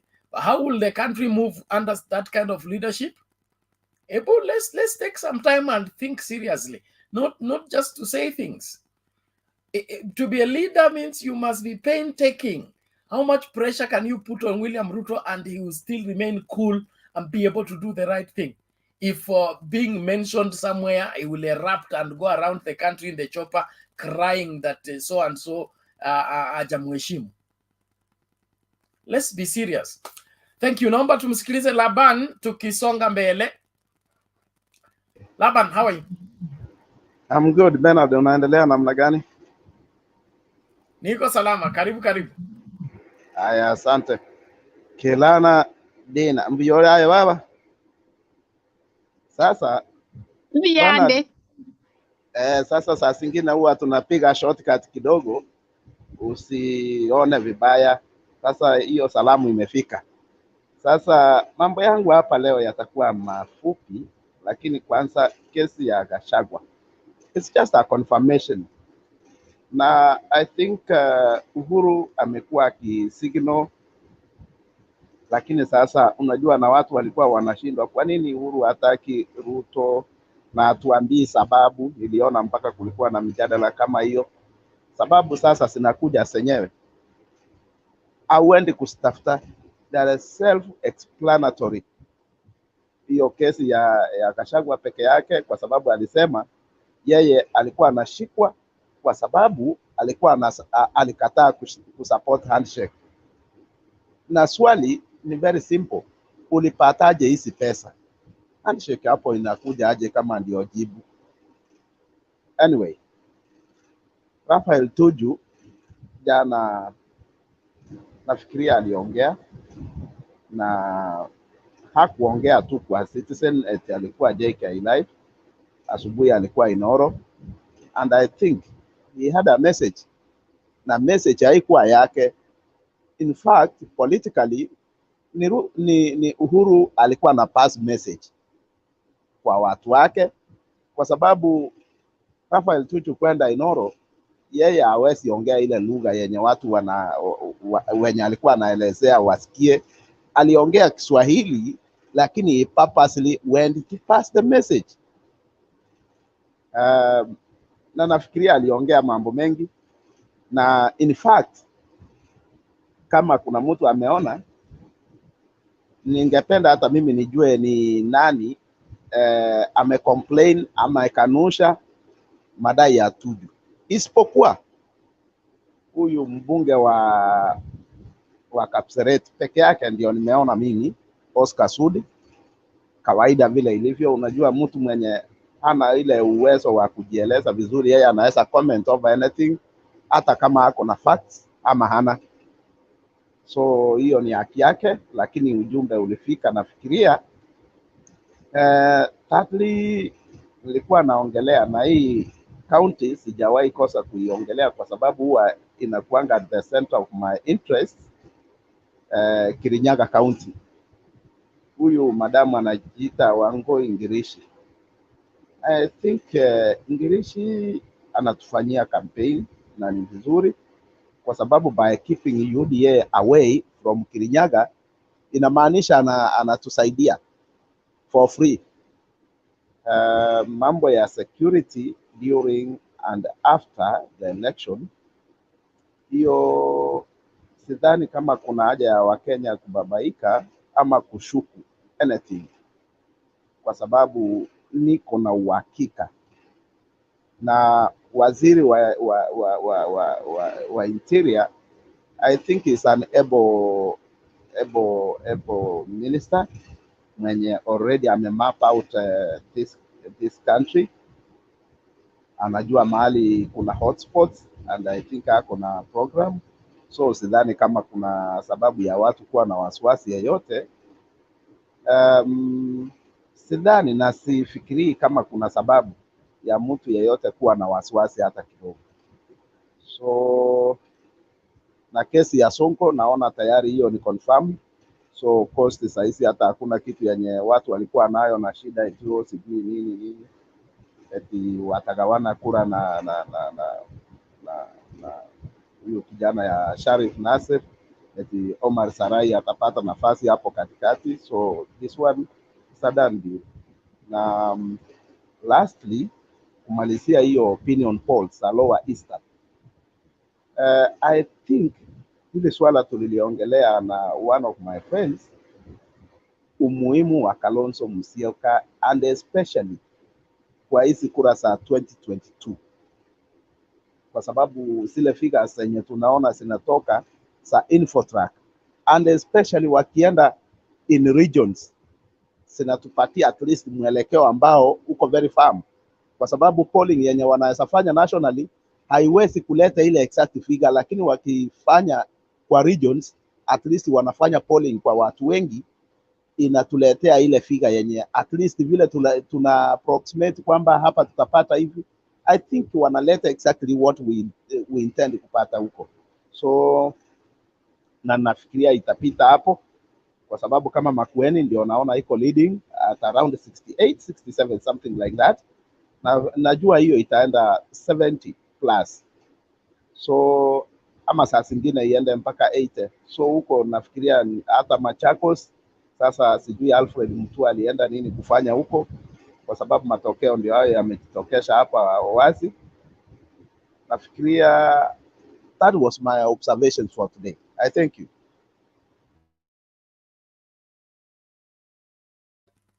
Okay, asante sana Bwana Laban, tunashukuru kwa hayo na tunasonga mbele. It's our duty to do what is required. Yes, Kelana, ulikuwa unasemaje?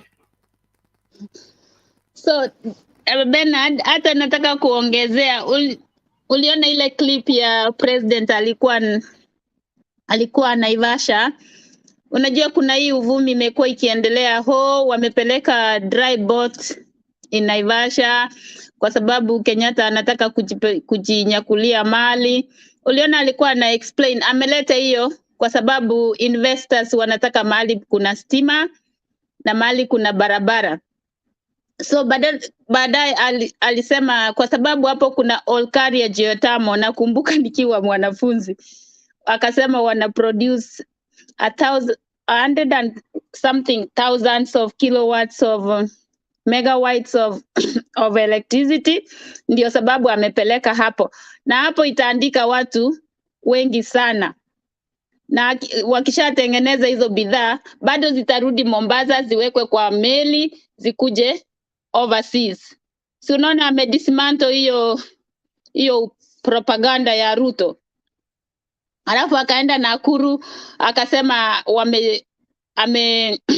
serikali yake imejenga so many things that will give youth jobs.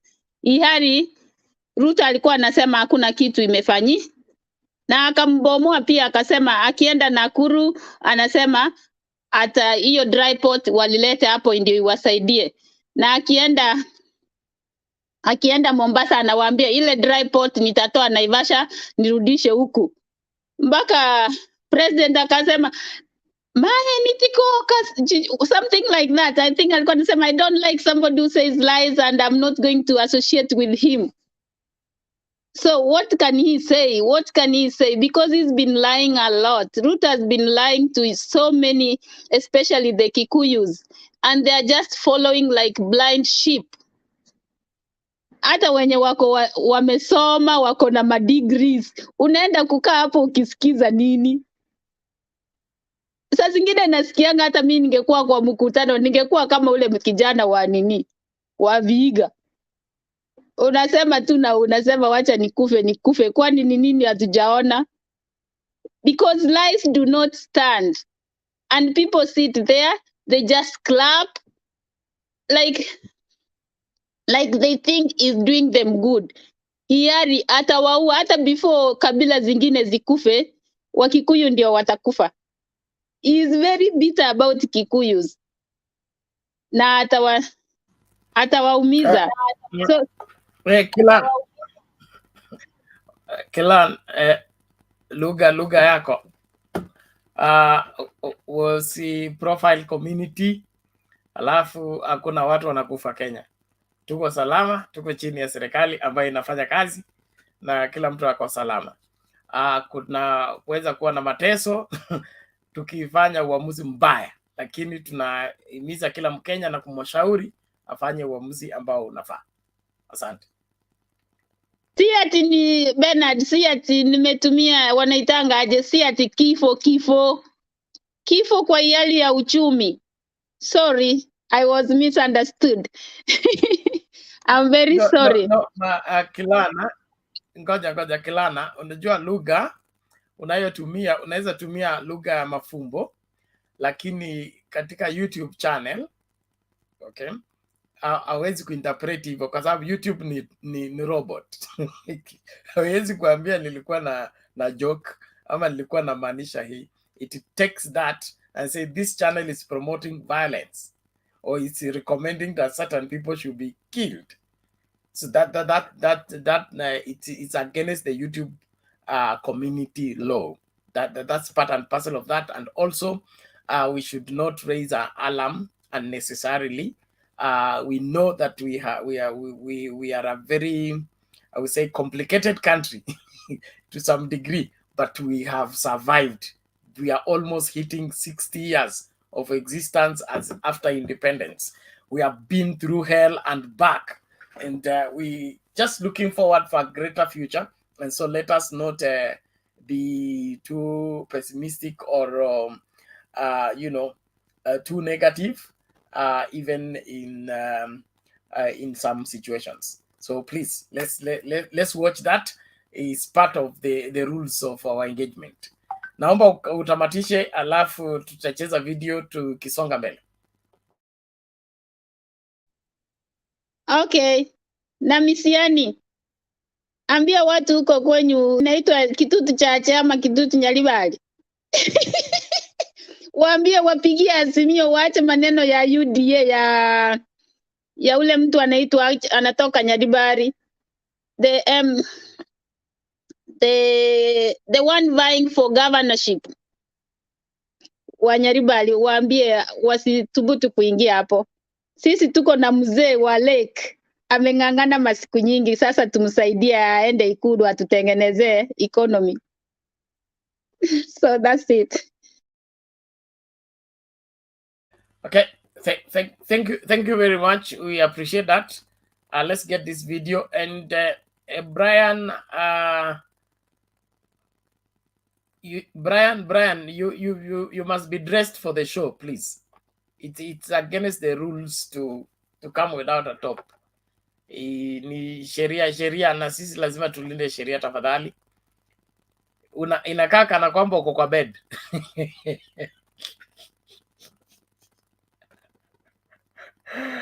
So bas.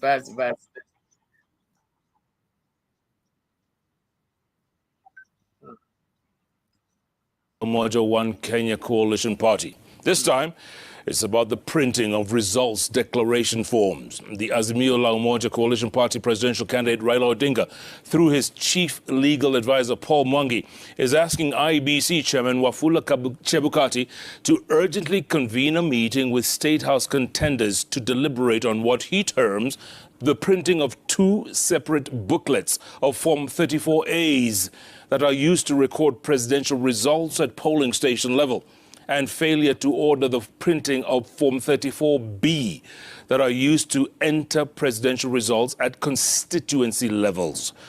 Francis Gashuri has the details. Hello.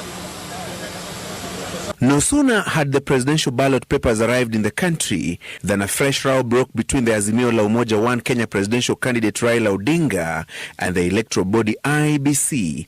Odinga, through his chief legal advisor Paul Mwangi, who was part of the stakeholders at Jomo Kenyatta International Airport to witness the arrival of ballot papers, raised issues regarding the statutory results declaration forms. According to the Azimio flag bearer, his two representatives during a tour of Inform Lycos printing plant in Greece established that IEBC had two books of Form 34A that are used to tabulate presidential poll results at the polling stations. The books were labeled as Book 1 of 2 and Book 2 of 2. Though the team of IEBC commissioners in the Greece tour, led by Vice Chair Juliana Cherera, explained to the delegation that extra Form 34As were needed in each of the 46,229 polling stations to avail copies to election observers, media and other stakeholders, the Azimio team rejected the explanation. According to Odinga's team, the two books were separate entities with distinct security features, posing the danger of different results being entered in one polling station. However, a source at the commission downplayed Azimio's concerns and told Citizen TV that each booklet had 6 copies of the results declaration forms and would be insufficient if each of the stakeholders was to receive a copy. The returning officer retains the original copy. One copy is packed together with the ballot papers in the ballot box after counting. Each of the presidential candidates is entitled to a copy, with another copy being pasted at the polling station's door for public display of results. Media personnel and election observers will also receive copies of the results declaration forms. The Azimio team is also seeking an explanation from Chebukati on the Commission's failure to order for printing of Forms 34B that are used to tabulate presidential election results at the constituency level, a situation Odinga says was contrary to election regulations and puts the presidential poll's integrity at risk.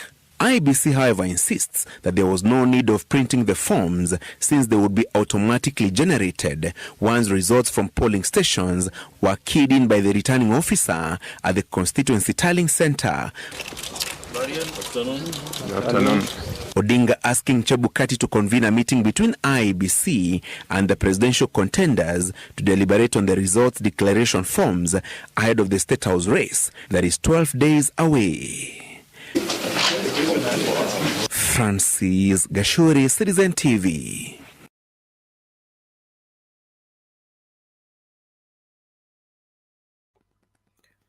Chebukati and his woes. Bwana Brian, how are you today?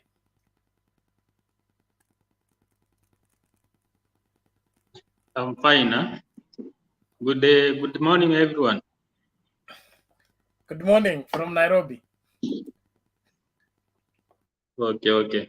I'll go straight to the IBC because the issue of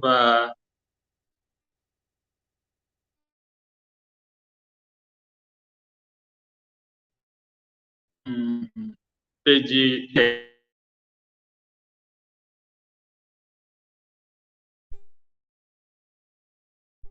This time, at least things are not good on their side because they're also supporting the same stand that Azimio is having. I don't know, is it because all their dogs, the bulldogs that were expecting to play the monkey business, their teeth were removed and now they are toothless, they cannot bite. I don't know whether it is the reason why they're also supporting the Azimio to push for the forward for those duplicated forms. Yeah, when we go back to today, I'll chat a little bit of Western politics. I know, Bernard, you know that very well. Yeah, the kind of politics that Uhuru is playing, I really don't understand. Because like yesterday, he rewarded a charter to Kaimosi University. Now it's a full-fledged university. Mumias is also in operation. But that was the only narrative that we are giving when they are going to Western region, that the Mumias is closed, it's not working, it's not helping you. After 3 months, 4 months, I'll open Mumias. So Mumias now is in operation, and you also have a new university, full-fledged university at Kaimosi. So I don't know how he's going there to whatever he go there and say. So that is a Vihiga plus Kakamega politics. When you go to Bungoma, Baba is doing well in urban Bungoma. That is Bungoma town, mainly Kimilili towns. Those urban towns, Baba is doing very well because Wangamati did a lot of development in urban area.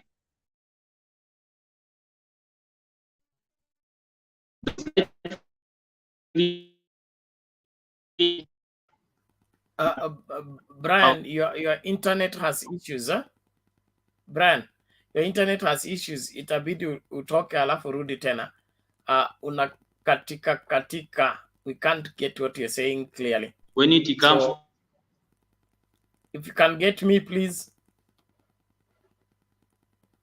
You need to fix your internet. Your internet, you need to reboot, Brian, if you can get me, so that your communication can be smooth. Inakatika, after one sentence or so.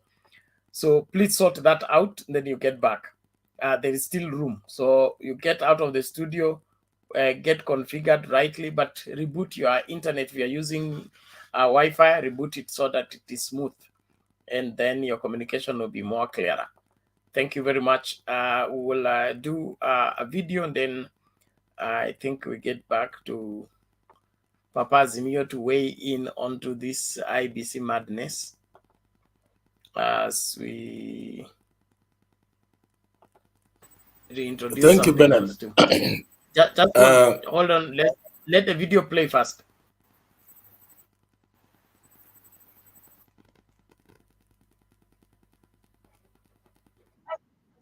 Raila Odinga has warned his Kenya Kwanza opponents against spreading politics of intimidation and threats in areas deemed to be shifting their support to Azimio.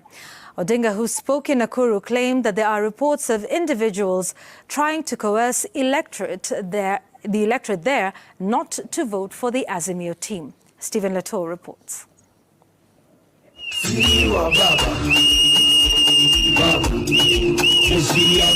Azimio One Kenya presidential candidate Raila Odinga and his running mate Martha Karua staged a show in Nakuru as they rallied voters to back their bid. From the skies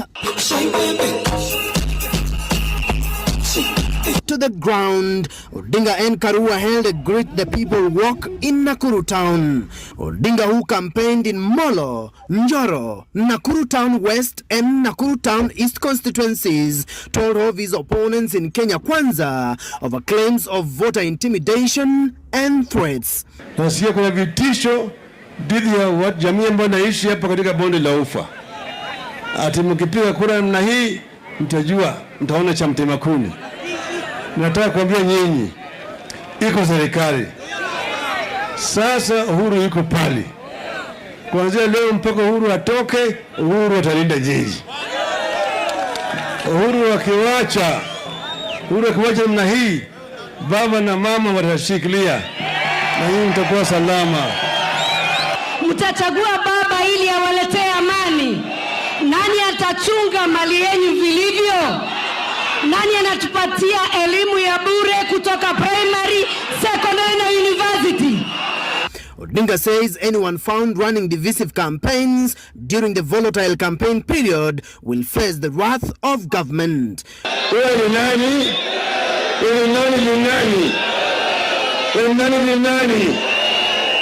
Nakwambia nyinyi kwamba leo hii mko chini ya ulinzi wa serikali inaongozwa na Uhuru Muigai Kenyatta. Mimi naomba nyinyi msiuziwe uoga. Msiuziwe nini? Msiuziwe nini? Mnasemaje? Msiuziwe nini?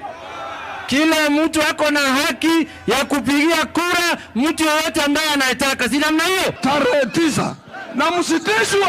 Mimi nasema msitishwe. Msitishwe nyinyi. Msitishwe. Ingawali Nakuru unveiled their voter mobilization strategy dubbed Rauka, a movement Odinga says will play a key role in getting out every Azimio voter to cast the ballot. Rauka. Rauka. Rauka. Waende kupiga kura. Sawa sawa? Sasa kama rauka namna hii.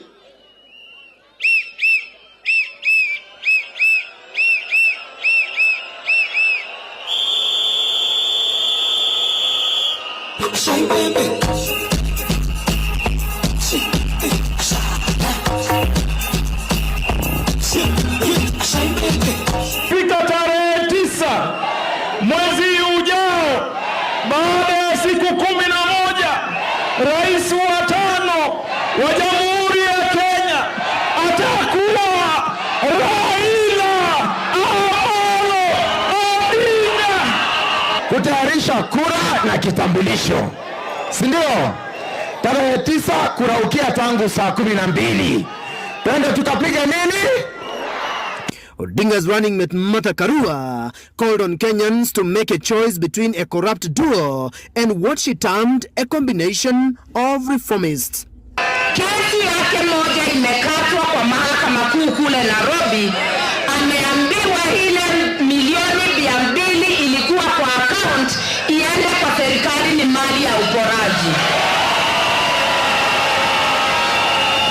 Lakini kesi bado, sababu ako na kesi ya kupora bilioni 12.7. Mimi nakuuliza, ukiangalia hiyo timu na uangalie timu ya baba na Martha, ni timu gani utaamini kulinda mali yako? Nataka kwa tuelewane. Iko mara mbili. Iko moja maki pigwa, tunasema mwizi huyo. Okay? Sawa. Lakini kuna ile ikipigwa ni kama kupiga parapanda, kuamsha watu asubuhi waende wapige kura. Leo hii tumetembea, Mheshimiwa Rais Raila Odinga ameonyesha kwamba ni mtu wa chini. Ametembea zaidi ya kilomita 5 ili kuambia kwamba anasikia uchungu yenu. Sasa nafurahia sana kwa sababu alituongezea mama, ndio ambaye tunatarajia kupea kiti ya urais. Naomba rafiki yangu mkuu Uhuru Muigai Kenyatta, tayarisha boma, mwenyeji anakuja.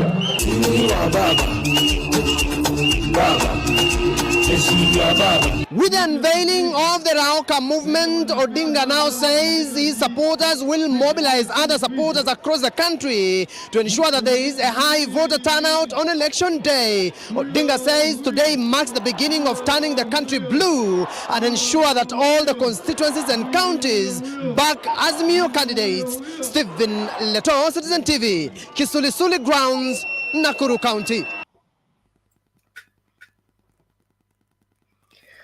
Yes, Papa Senior. Tuko na firimbi tayari. Yes, thank you very much. Hiyo kesho tunanunua. Hiyo ndio tunaanza nayo asubuhi mapema. Asante sana Bernard. Now,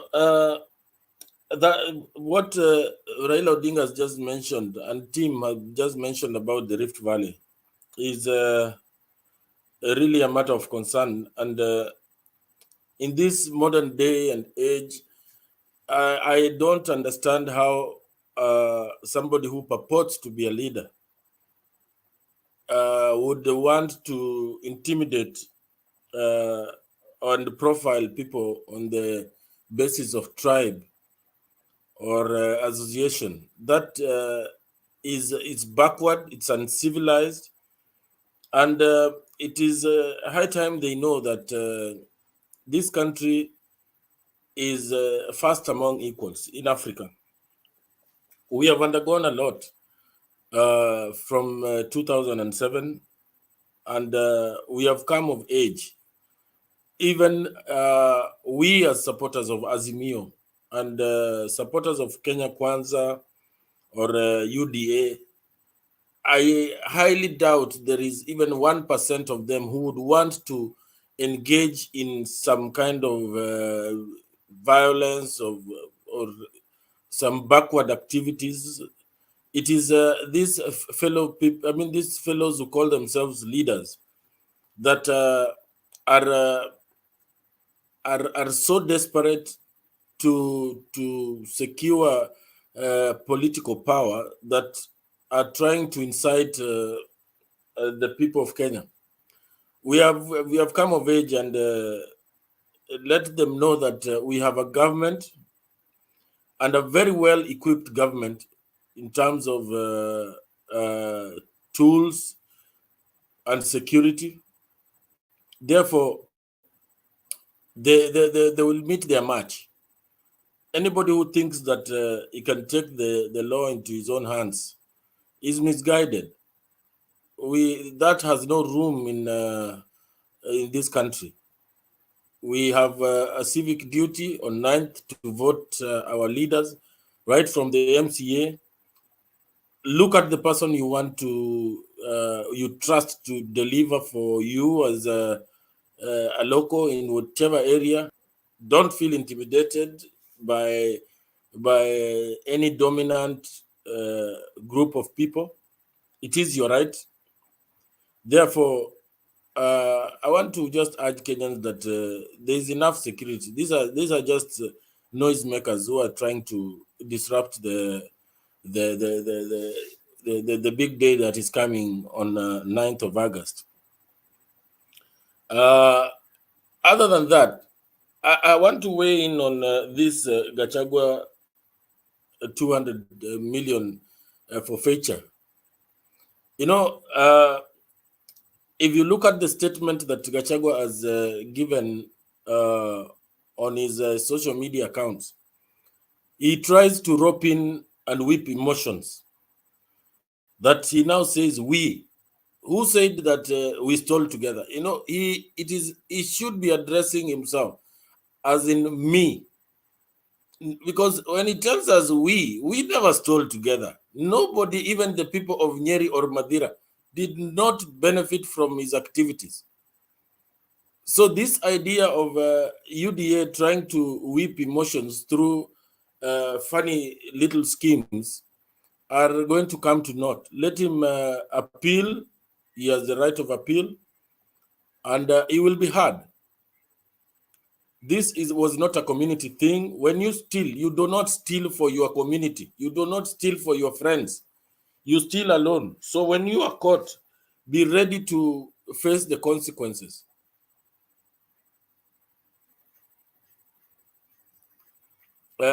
Lastly,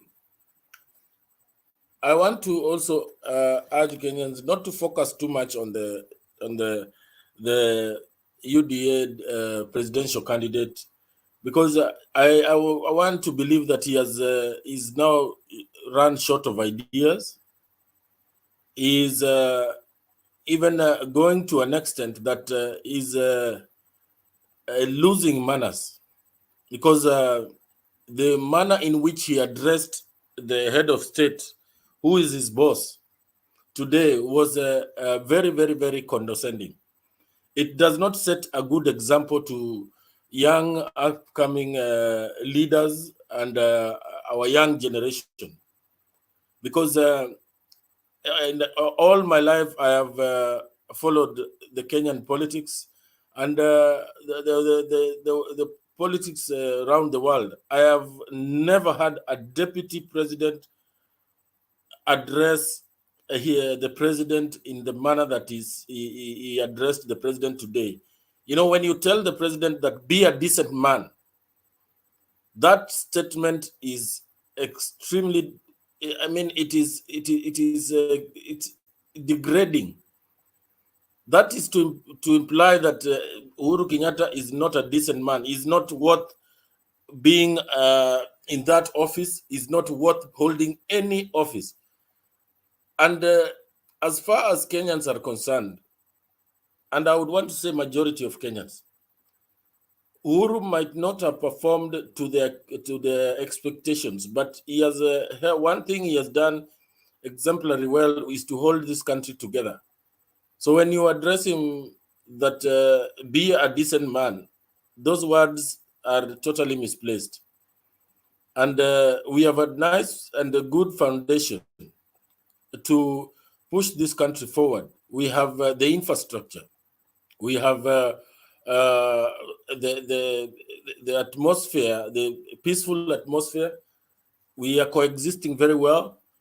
Those are not things that come easy. One time, in as much as we might not have appreciated the rule of the late Moi, Moi told us that running a country is not easy, and you can see how much we have tried to make steps and missteps, but we are heading in the right direction, and the incoming Azimio government will set the path to prosperity. So therefore, we need to give them all our support.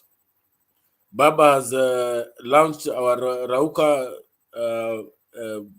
initiatives. Therefore, kila mtu arauke asubuhi mapema tarehe 9, tumpigie Baba na Martha ili tuweze kusongesha hii nchi mbele. Thank you, Bernard.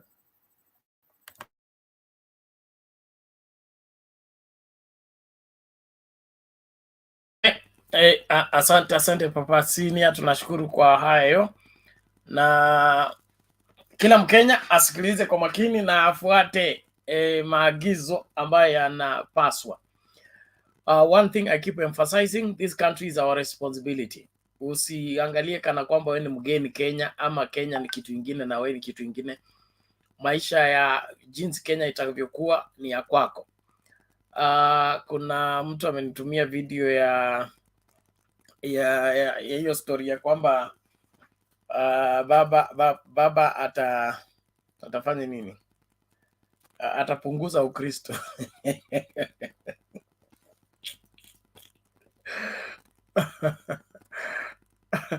I just want to put it across and make us understand, okay? Ukristo hautegemei political power. Ukristo ule najua wa Biblia hauhitaji political power, hauhitaji political favors. The church does not exist because it has favor with the government or the government is against her.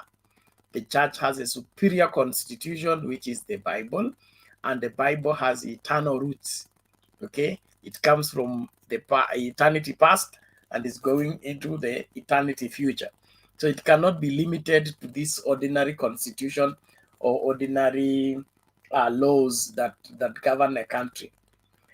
From the video, what I can take is just an understanding that Baba was putting across, that there must be tolerance with other beliefs and other religions, because we are not a religious state. Kenya is not a religious state, it's a secular state. A secular state meaning it has people of different beliefs. So as president, he has to protect the Msambwa, he has to protect Roho Msalaba, he has to protect inaitwanga nini, Nemia, Nomia, He has to protect all these religions that you think they are irrelevant. It is his responsibility to take care of each and every Kenyan. If you look at that and you feel like you're going to be threatened as Christian, it means one, you are not either Christian or you don't know what Christianity is. Secondly, you're not a Christian because the president is supporting you. Christianity is not a political movement. It has nothing to do with the political situation. It has everything with your spiritual choices that you have made by reason of your decision for Christ. And that decision for Christ is meant for eternity. It's not meant for 5 years.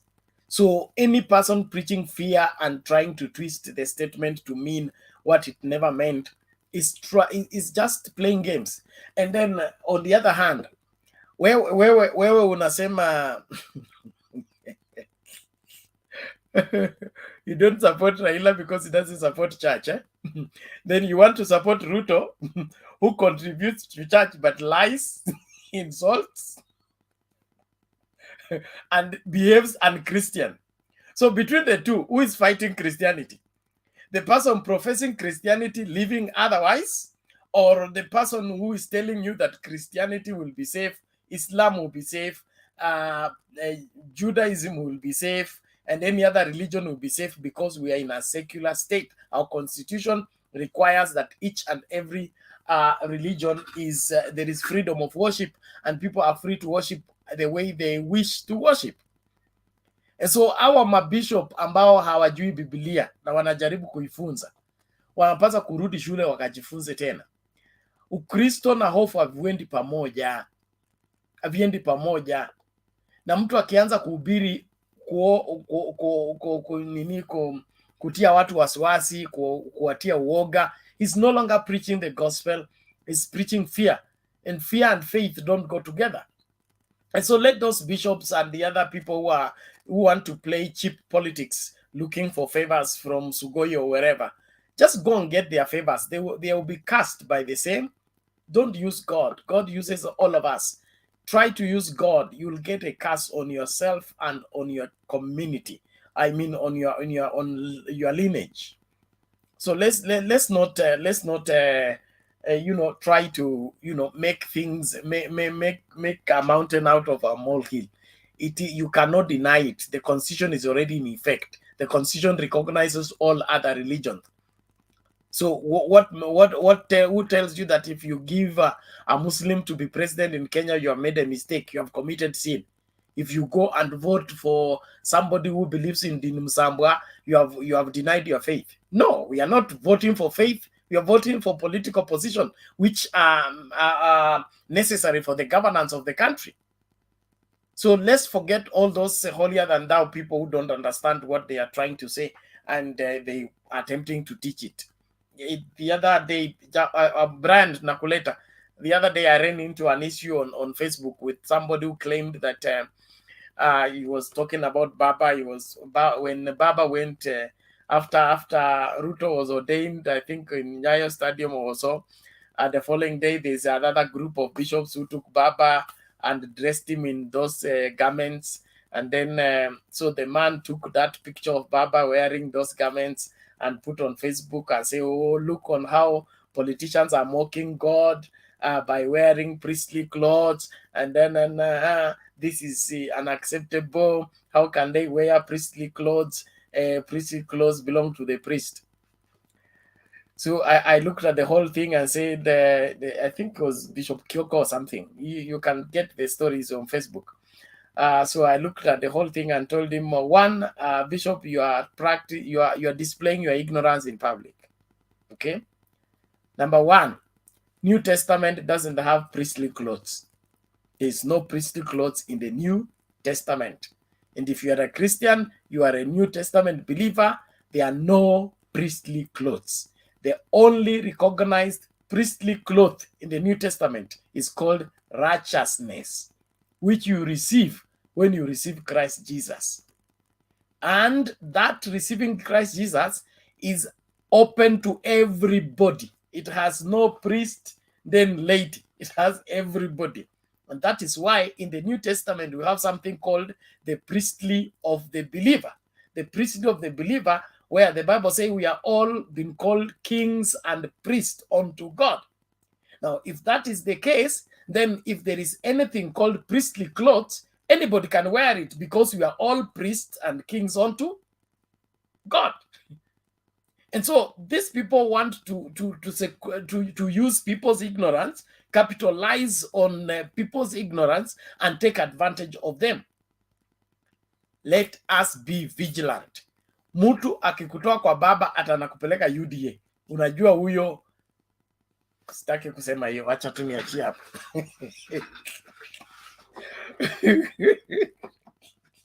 I have a preacher friend of mine, it's called Polycarp.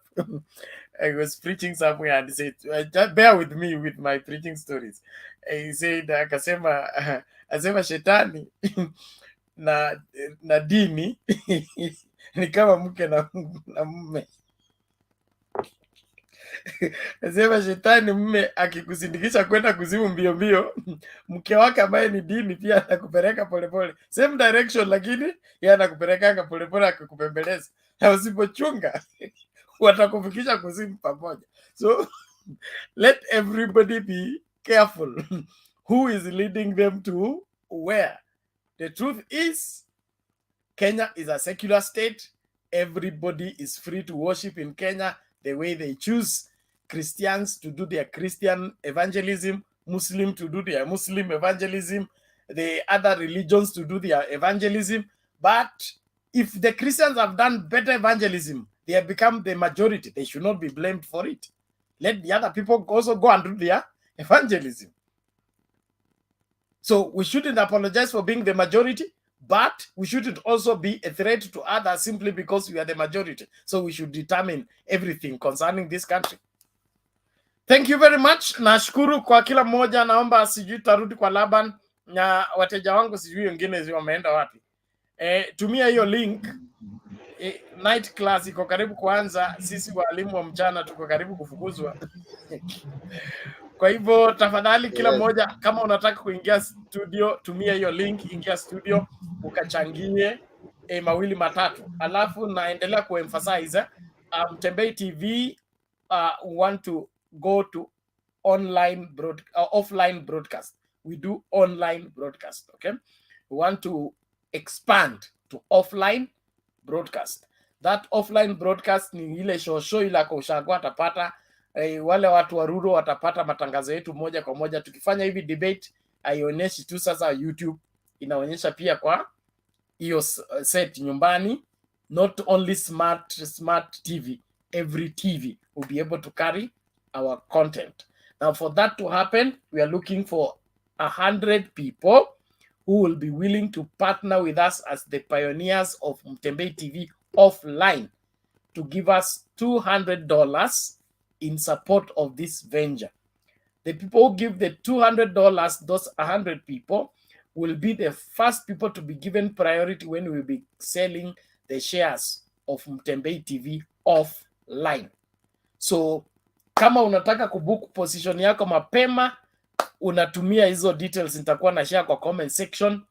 Unatuma hiyo $200, tunakuweka kwa list ya wale the top 100 people who helped into pioneering Mtembei TV offline. Na unaweza kuwa uwezi kufikisha hiyo $200, pia tukufungii nje, kuwa sehemu ya historia hii. Tuma mchango wako vile umebarikiwa, sisi to move. We want in the next 10 days before the election day tuwe ukienda YouTube unatupata, ukienda Facebook unatupata, na ukiswitch on that analog TV yako ile ushago kabisa, you still get this program as we share, dissect, tukiangalia which constituency behaved well, which one did not behave well, and all that. So we have everything said. We need just that financial support. So kama uko baadhi ya wale watu nazungumzia, sasa natafuta watu 91 people to finish up my 100 people. Please, let's do that. Mtembei TV has been here. I know you love it and you want it to grow. And since I joined it, I believe we have improved to some degree, but I want to, if in case I will be leaving, okay, I want to leave it in a better place than I found it. So I want you to help me. We establish this Mtembei TV offline. Tafadhali, mahala popote ulipo, kwa uwezo wako wote, make the sacrifice. Let's move together. Thank you very much. Laban, continue. Thank you Bernard, na tutakuja in at the right time possible. Nashukuru, lakini kwanza kabisa kuna hilo swala ambalo umeliongelea la church. Unajua shida ya watu wetu hawaelewi ile mambo ya freedom of worship yenye tuko nayo in our country. And in most cases utapata kwamba watu wenye huwa wana make those allegations hatuwezi tumia mambo mabaya kwa kuwataja, lakini ni vile tutasema hawajui, kwa sababu they have not moved around the world. Wanawaone vile watu wanakaa, vile watu wana worship. Some of us tunaenda kuabudu on Friday, which is not our day, kwa sababu hiyo ndio direction. You are directed for a day yenye utaenda, so ni wewe uende uongee na Mungu wako, kwa sababu hiyo ndio siku inajulikana, and you are directed to just one complex whereby you have no option. So hizi vitu zote watu hawajazielewa vizuri na wajue vile watu wanakaa, so they can get that space na wafanye hiyo mchezo, kwa sababu Kenya ni nchi ambayo iko free kwa kufanya vitu nyingi zenye watu wengine hawajajua. But anyway, and this one is to you, kwa sababu leo yani jana, that is, kulikuwa na chata ya Kaimosi ilikuwa inapeanwa Ikulu. I don't know ni jana. Yes. So, na hili swala ningelipenda niulize ili nipata an explanation kutoka kwako, kwa sababu I don't know to whose benefit is this according na politics za Vihiga County, either ni Otichilo ama Musalia. Who benefits most out of this politically?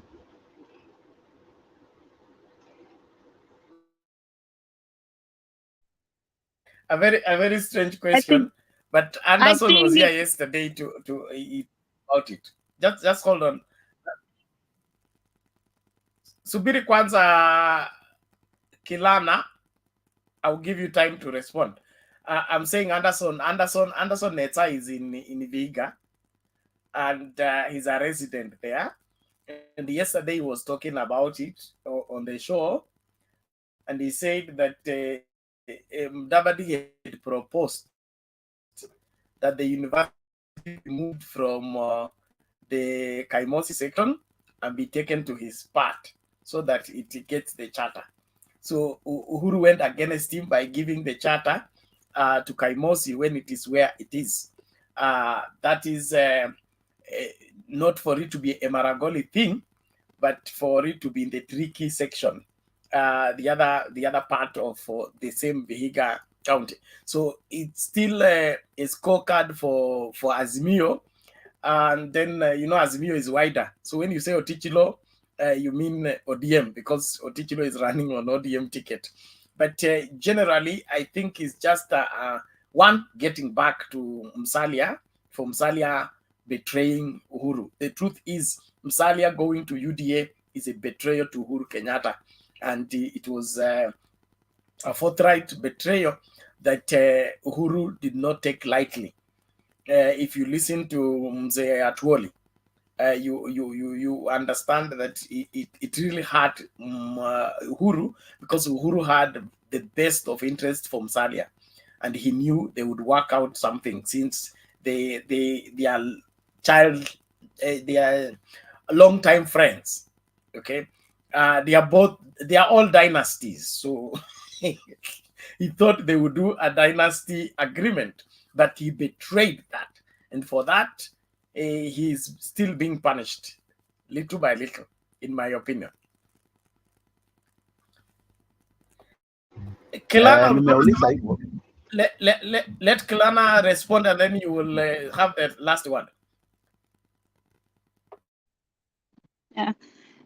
Hata mimi nilikuwa nafikiri vile umesema Uhuru amempunish Mudavadi kwa sababu Mudavadi alikuwa amepropose ikuje karibu na kwake, lakini kwa sababu alitoroka, sasa ameifanya iende Tiriki na ishe na hizo communities zingine, ndio waone Uhuru is for everyone.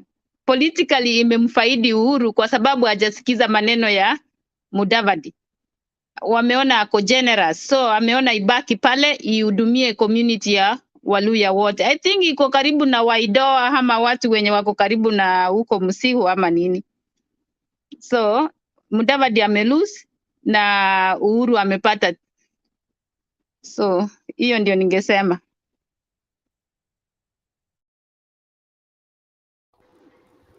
Nafikiria kupeana hiyo chata ni a campaign tool yenye imekuwa well calculated, kwa sababu nakumbuka kuna wakati Raila alikuwa mkutano Kipiga, na that is when hiyo issue ilijadiliwa pale, na in fact aliuliza mnataka ipake hapa Kaimosi. So it was very intentional that hii kitu ilifanyika vile iliuliziwa, so ilikuwa ni kitu ya kisiasa tu. By the way, hizo chata zote I think they were around 5 of them or 7, I don't know, but niliona kitu kama hiyo. Ni kama kureward wale loyalists ama wale watu wenye wamework so hard after the handshake, hata kama watu wengine wanaichukulia kama haikuwa kitu yenye ilikuwa ya muhimu sana. Nafikiria ilikuwa kama kureward watu wenye wali support handshake. Thank you.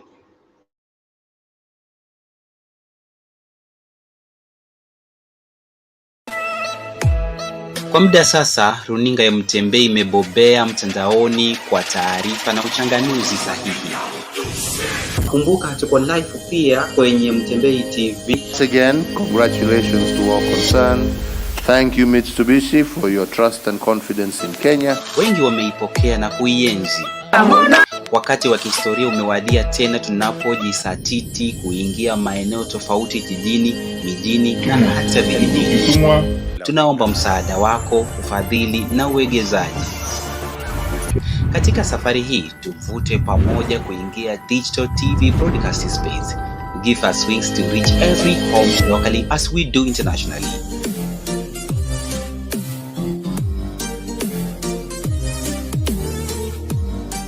Mtembei TV, bold and true.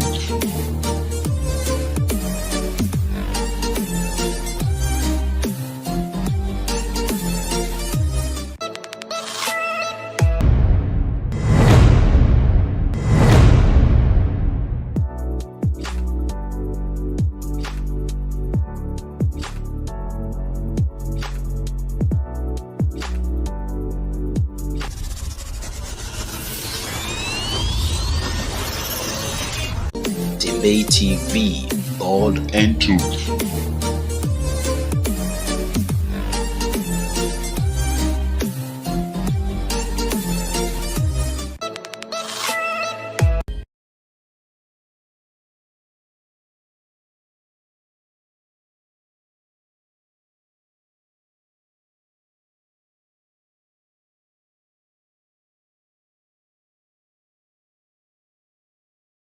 News tonight that could be music to the ears of ordinary Kenyans, but bad news to members of parliament. Those joining the 13th parliament will not earn allowances for attending plenary sessions of parliament. This after the Salaries and Remuneration Commission scrapped the allowances. The SRC has also done away with the car grants for MPs and replaced them with a one-off vehicle reimbursement. The SRC has, on the other hand, increased the salaries for the President and other senior members of the executive. The changes, likely to make the legislator less attractive, were announced as the Commission gazetted salaries for elective positions across the country. The MPs who will make up the 13th Parliament will make do without the extra money their predecessors have been earning as sitting allowances.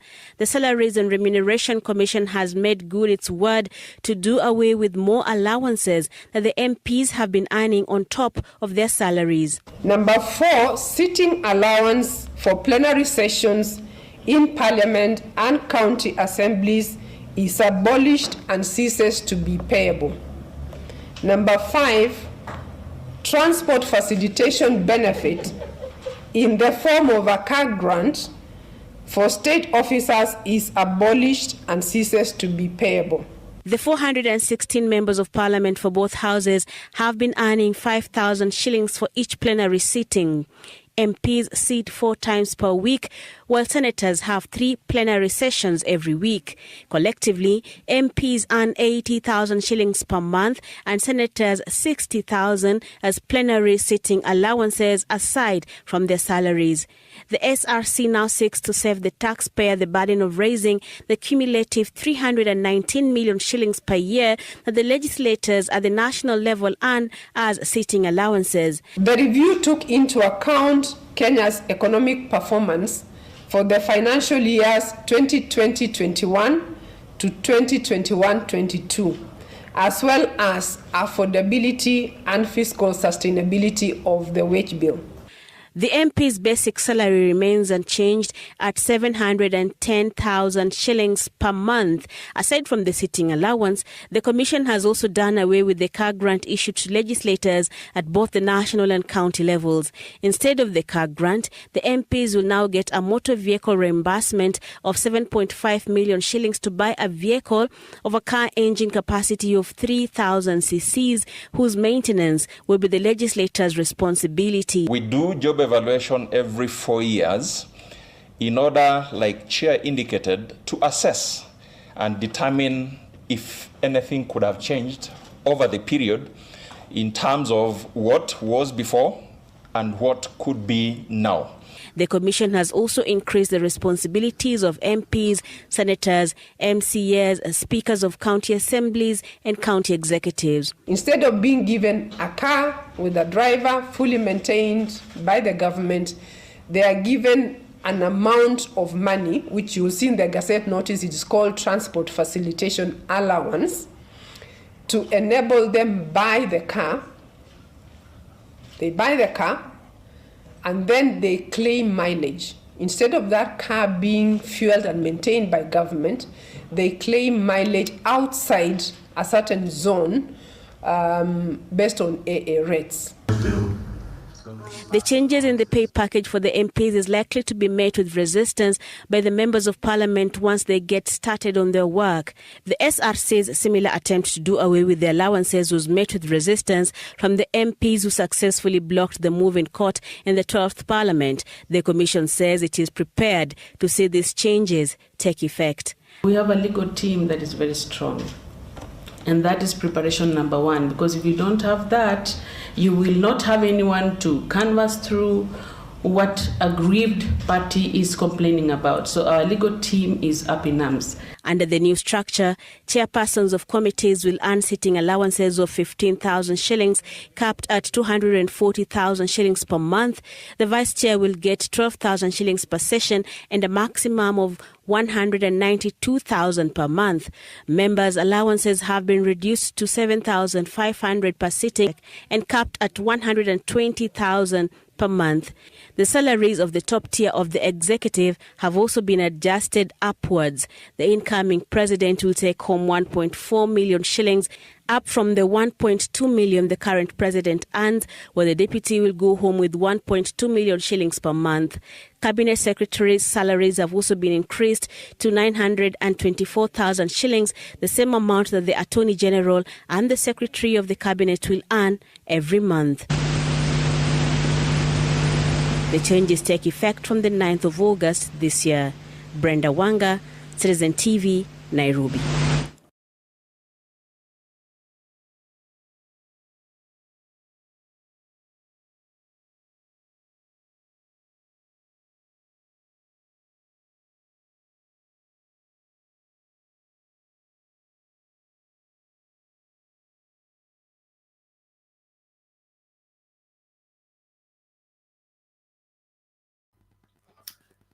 Bwana Laban, we need to weigh on that. So you want to tell me that a member of parliament is hired by the Kenyans to go and sit in parliament and then is given sitting allowance? Does that make any sense? Unajua sidhani kama hata hizo changes zitaenda through. Kwanza sidhani kama zitaenda through kwa sababu hawa wabunge wenye wanaingia wataingia na fujo sana na make sure kwamba hizo sheria zitafanya kazi. Hiyo ndio kwanza itakuwa fikira yangu. Kulingana na swali lako, kawaida unajua wabunge wana na vile hata unaangalia vile wanafanya campaign zao, wanajua chenye wanaenda kufanya. Mostly hata wengi wao hawaendi ku legislate, hao watu wanaenda wanatafuta kazi, wao kuichukua kama ni kazi. So hiyo kazi haiwezi kuwa kwamba itakosa zile benefits ambazo zinakuja na vitu kama allowances. Ndio sababu ukiconnect na hizo allowances hawatakubali kwamba hizo sheria zitafuatwa. Nafikiria wata shut down any attempt yenye itakuwa inaletwa kwa sababu lazima wao ndio watapitisha hiyo sheria. Hiyo Salaries and Remuneration Commission ni kupropose, lakini at the end of the day wao ndio wata make last say, ambayo najua hawataikubali.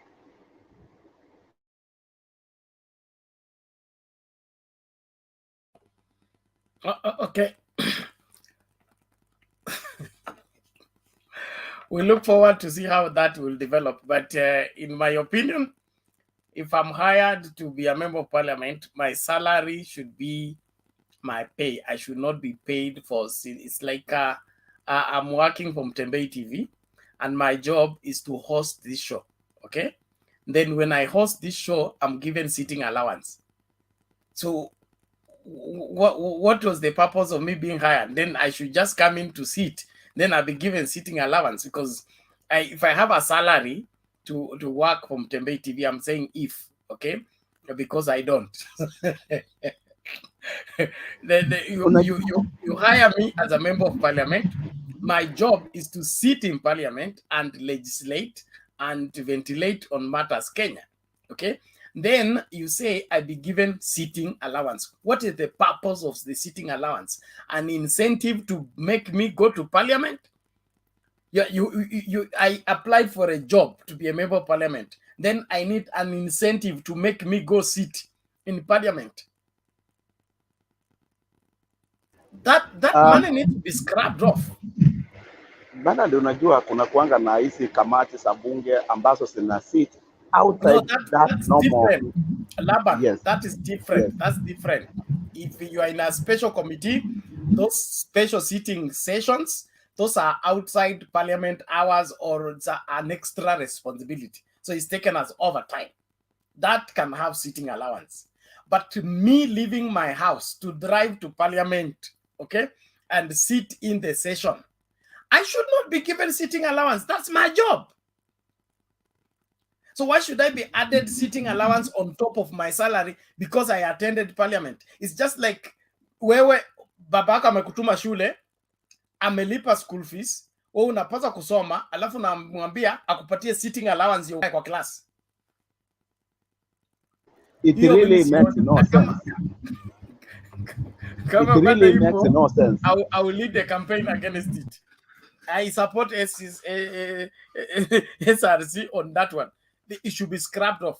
Kama utaki kukaa kwa parliament, kaa nyumbani. Na ukimiss 3 sessions, you be dismissed. Let's go for a by-election. Simple and pure. Hii story ya kubembeleza watu kwenda, how do you now do that? Hebu tulete Kalana, uko la kusema? 1 minute, we bring Steve. Nilikuwa nasema hiyo yao ya kulipwa allowance istahili, kwa sababu hiyo ukiamuka asubuhi ukienda kwa ofisi yako kwenye unafanya kazi, hiyo ndio kazi yako. Lakini allowance inafaa kuwa if you are out of your working station. So working station yao ni either wakwe huko CDF huko ushago kwetu ama wakuwe Nairobi kwa parliament wapitishe mijadala zenye zinaendelea. Hawafai kuwa na sitting allowance. Labda waende kwingine wakajadiliane kama wamesema hizo committee za health nini hizo ndio sitting allowance, but otherwise from this they are stealing from the Kenyan community. Okay. Thank you, Dina. We appreciate that. Let's go straight to Steve Khan. STV Khan. How are you? I'm fine. You're welcome. Unanipata? Yes, unapatikana, karibu. Hello? Yes, asante sana Bernard. Nakuona Dina na Laban. Wacha nianze na hiyo mambo ya tume ya salary. Naona hawa wabunge hawa wanatuchezea sana. Unakuta mtu anaenda kukaa alafu analipwa. Sasa hiyo kazi gani sasa? Mtu anakaa ya kukaa alafu anataka alipwe hiyo pesa mingi 5,000. Na hiyo ni kazi yake. Basi hiyo alafu ya pili ni wacha niguze hii mambo ya Rigathi Gachagua. Hii Rigathi Gachagua ametuambia leo ni Uhuru ndio anampiga after kuambiwa na kotini aregeshe hizo pesa milioni 200 ambaye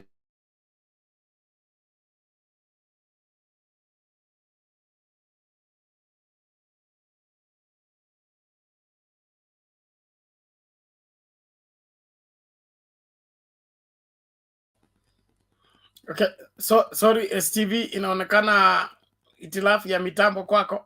Pole lakini. Naomba tu as Steve comes back to continue with the submission, let us endeavor to ensure that we are helping my campaign. Niko karibu kusign out na sijaona watu wakirespond from my campaign team. Tafadhali tuanze kutuma hiyo contribution yetu, tusaidie Mtembei TV tuingie katika kijiji na vijiji na vitongoji. Tafadhali tusilege. Let's team up in less than 10 days we should be on air, and we can do that. So we are well able. There are 300 people viewing right now. Let everybody send in what they can as we continue working out other modalities to see to it that we run this station effectively and for the benefit of Kenyans. Wanasiasa wamechukua wamekalia Wakenya siku nyingi kwa uongo na kwa mambo mengi hata kama haya tunayozungumzia. Tukianza kuyaangazia vizuri na tuwaelezee kinaganaga, wataelewa na watafanya nini? Watamakinika, wataanza kudai haki yao.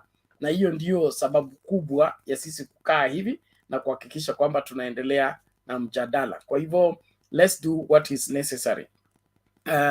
Catherine K said there is no scripture that shows Jesus trying to manipulate the government of that time. Okay, very interesting outlook. But we'll revisit that. Yes, Dina, sema.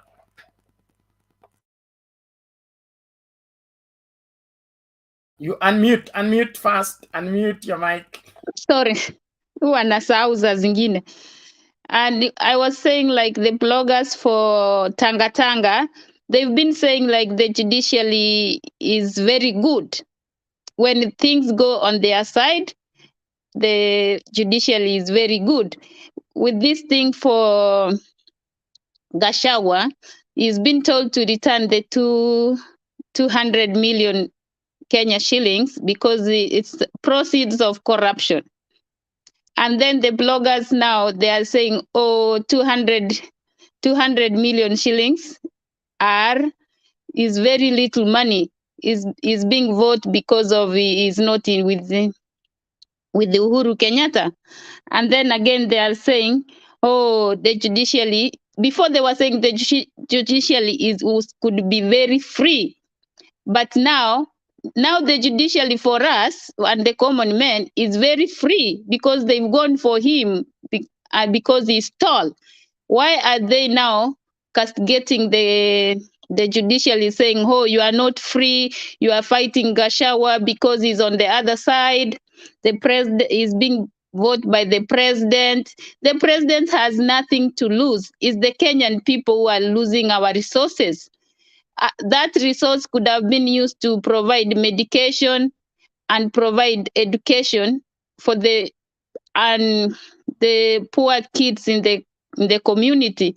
For me, I can say they are double speaking, two-faced. The other time when things are on their side, oh, the judiciary is very good. Before, when I can remember when the BBI was being advocated for, they went against it. They said, oh, President Uhuru is creating positions for everyone. And people are believing them blindly.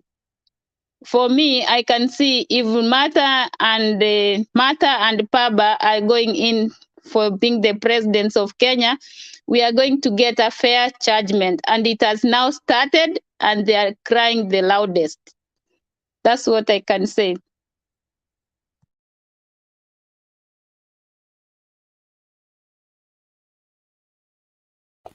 Okay, asante sana Dina for that observation.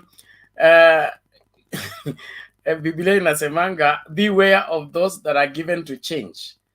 Those that are given to change are people who change goalposts. When the wind is not blowing in their direction, they want to turn it this other way. And it clearly paints the kind of leadership UDA can provide to this country. It will be a country of blame game. Okay?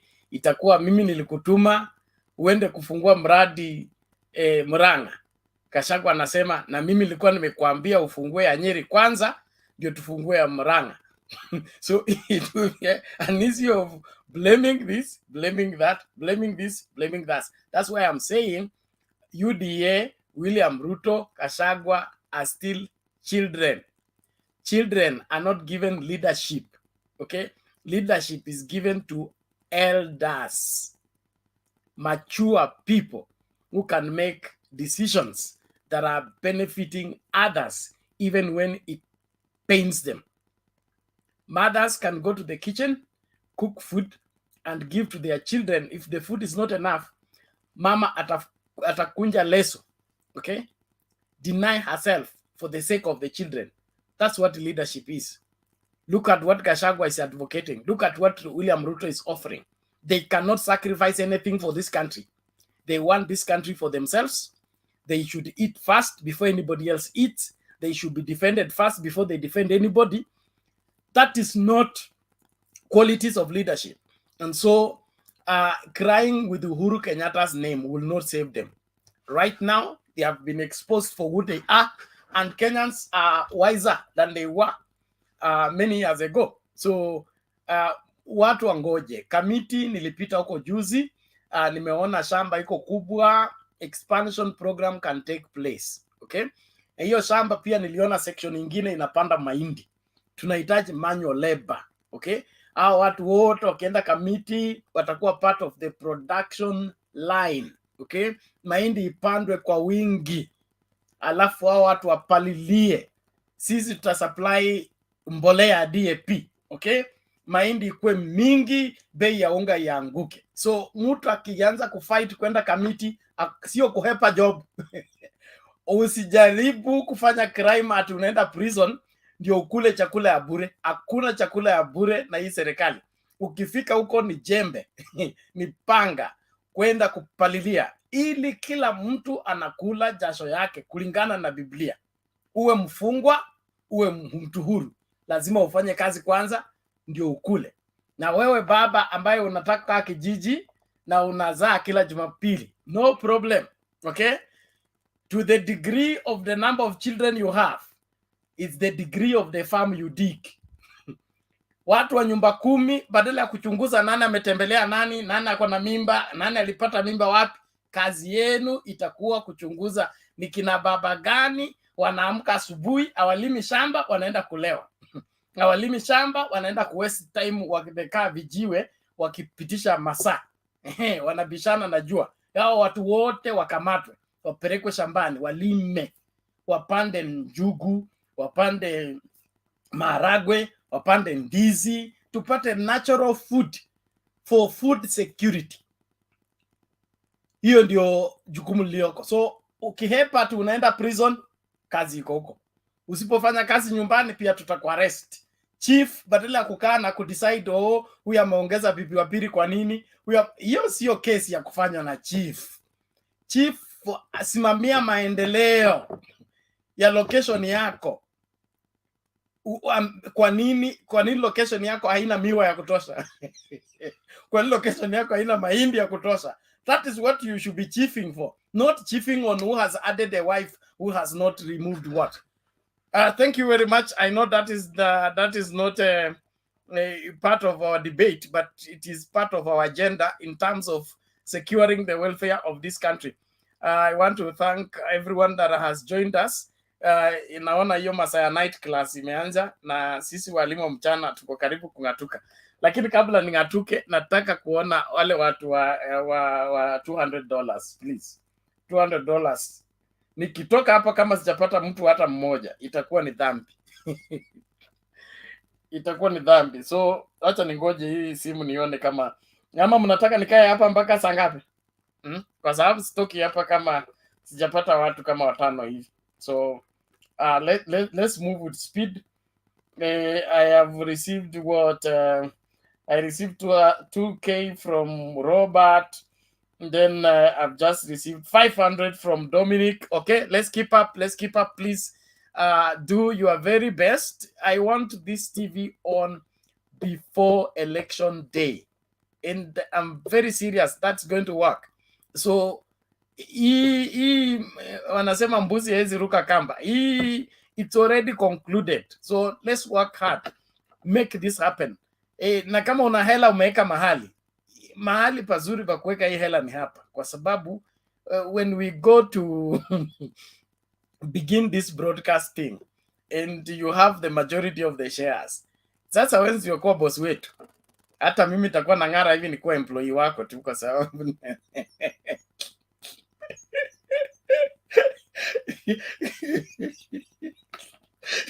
kwa hivyo please, badala ya kuweka hiyo hela tupatie hiyo hela, okay? Tuiweke kwa kazi hii, okay? Na hii kazi ita take off. This one I'm too sure is going to succeed and I'll be here. Mimi ndio nitasimamia hii maneno yote. I will only live here going to a higher office. I won't live here to go to another media house. I'll live here to go to a higher office, okay? A higher office is like ambassador hivi, government spokesman hivi, kitu kama hiyo, higher office. Lakini hii hapa ati nitoke Mtembei TV niende Family TV, hapana. Nataka nijenge hii Mtembei TV until imeshika vizuri, imeajiri watu, tumefungua branches, Mtembei diaspora, Mtembei Uganda, Mtembei Zambia, Mtembei everywhere. That is why I am here. So help me get Mtembei online is running very effectively. We are able to keep our bills as Mtembei online. We want to have Mtembei offline. That Mtembei offline, tunakutegemea wewe, tafadhali tusaidie. 10 days we should be on air. Thank you very much. Kipu umefika. Asante kwa kufika. Naona na Kenya Mama Selina amekuwa hapa akafanya suggestion. Sasa ndio tunasema hapa, one Kenya, one nation, one people. Wacha mama. Najua sasa mimi napigana na mtu hapa anaitwa Martin Deto. Najua hiyo wiper. You're not Kenu, we're coming for you. I know it's sibling rivalry. It's sibling rivalry and Deto. It's okay. Wewe ni nini na tumefunga, umeona polling leo, tumefunga chapter. Si tulienda kulima, tunangoja inauguration. Ni nini tuliwaambia nyie endeni mkate miti, si tushafunga. Nakwambia brother, we're coming for you. It's what I call what do you call healthy competition. Naona tunaongea na huyu mtu wa hii na kingine hii fake hii na hii wiper. You are to Kambani, but I know Mama Ngilu is a personal friend of yours, Martin. But we are coming for you. Keep, what are you coming for? Kwanza umemaliza kupata miti. Unajua the genesis of NAK Kenya was because Mama Ngilu refused with NAK. So I know. Just combine the two of them and wamama wawili wakikubaliana mambo sawa. Hata hiyo nyumba sisi pia tutaingia. Napenda both mamas, but mimi huyu mwingine ndio nakaa naye. Sasa mimi niko na my party leader hapo. One nation. Sasa wewe divorce Ngilu, unaona nyuma yako nini umeweka hapo, lakini najua ako juu yake. Wewe divorce Ngilu. Wewe acha sijam divorce, wewe acha bana. That's my mother bana hapo juu.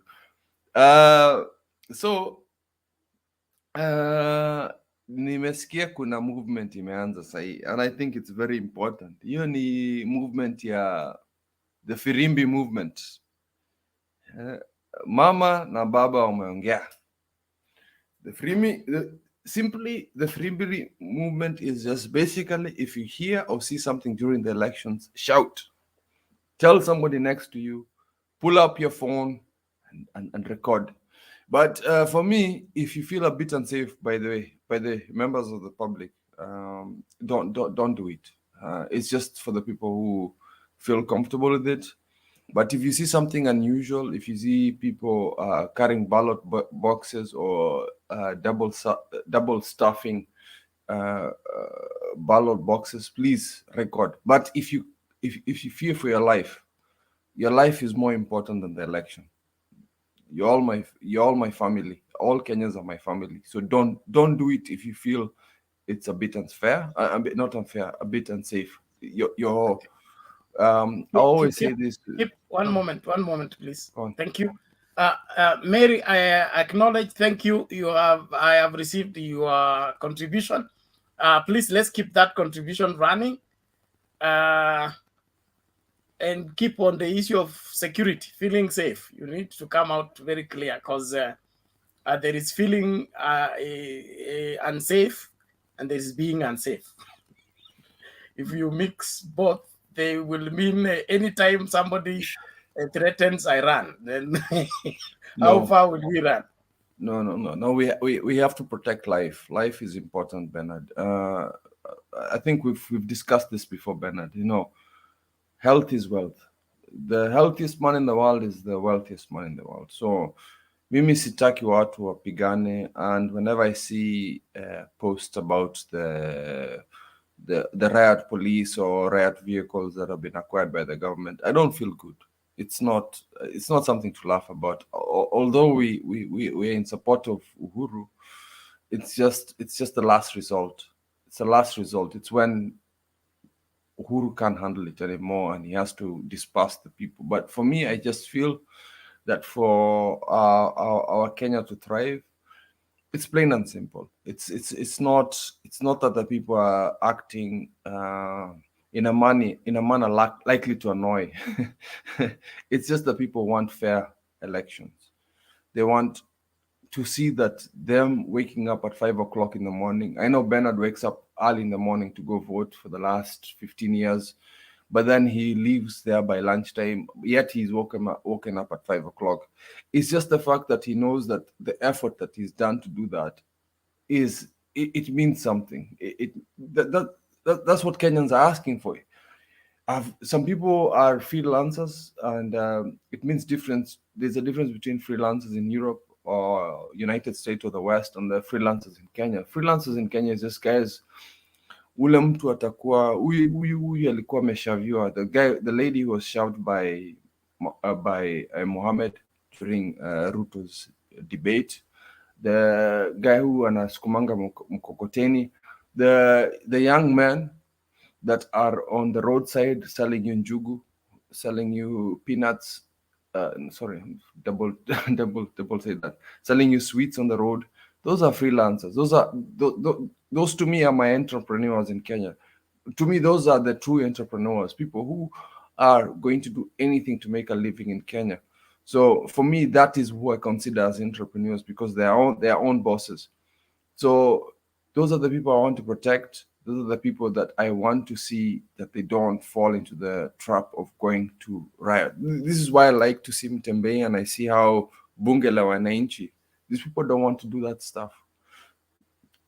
And Mtembei TV has done that for us. It's you can see these people are more calm, and they don't want to do the violent stuff. They are actually telling the UDA people, unless you do something stupid, we're standing our ground.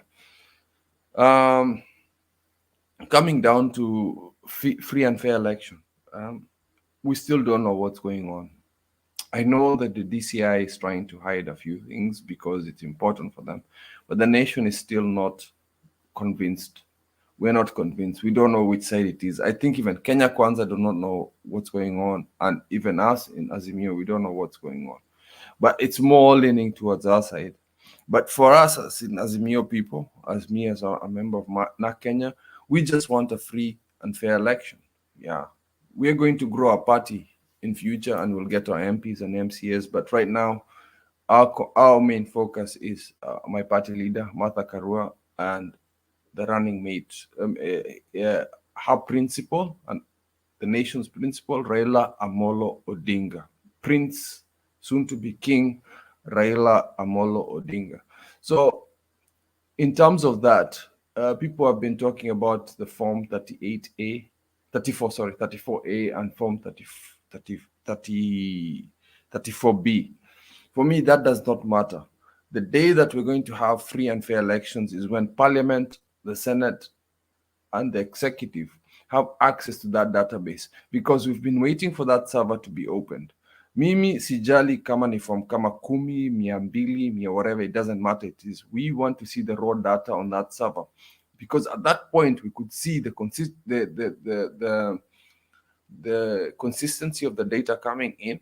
So kama kitu inakuja in 3 seconds, microseconds from one polling station, we know that that is fake.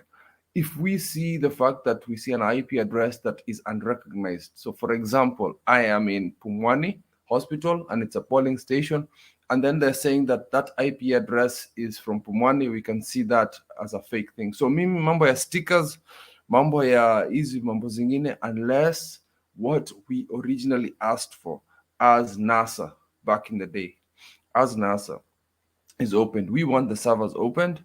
I don't care about what Chebukati says. Chebukati might be working with the government. I don't care about that. I'm going to follow what my party leaders are saying. So my coalition leader, Raila Amolo Odinga, says is free and fair. And then my party leader, Martha Karua, saying free and fair elections. We just want fairness. It's plain and simple. It's just I really don't care, you know. Mi sijali mambo zingine ati sijui ni Ruto being from my tribe. Do you know what's happening right now? Unga imedistributiwa for the rest of the country more than Rift Valley. Sasa mnyinyi watu mkiona hiyo mambo bana, don't you understand what's happening? We have less unga that is of 100 shillings than the rest of the country, yet we're the food basket of the country. Yet we are the ones who are planting maize. Yet we're the ones who we are the ones who have the seed board in Eldoret. Unga House is in Eldoret. Yet our access to flour, our access to maize meal is depleted in Eldoret, more than Nakuru, more than Nairobi, more than Mombasa. And trust me, it's not about revenge. It's just about stupidity of my people. This man amekula store, amekula kila kitu.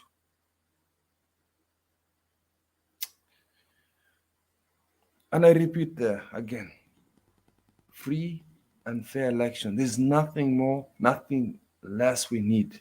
It's just let the elections run freely. 34B, 34A, we don't care. Chebukati, fanya kazi yako, usiweke mambo ya computer malware, usiweke extra forms, just do your job and maybe we could protect you. Maybe we could see that we're going to protect you. But Chebukati, you're acting very suspicious. Kenya Kwanza and Azimio don't trust you. You know how difficult that is when both sides don't trust what you're going to do. We do not know what you're about to do. But for me, your last resort is just be fair. If Odinga loses Nyanza fairly,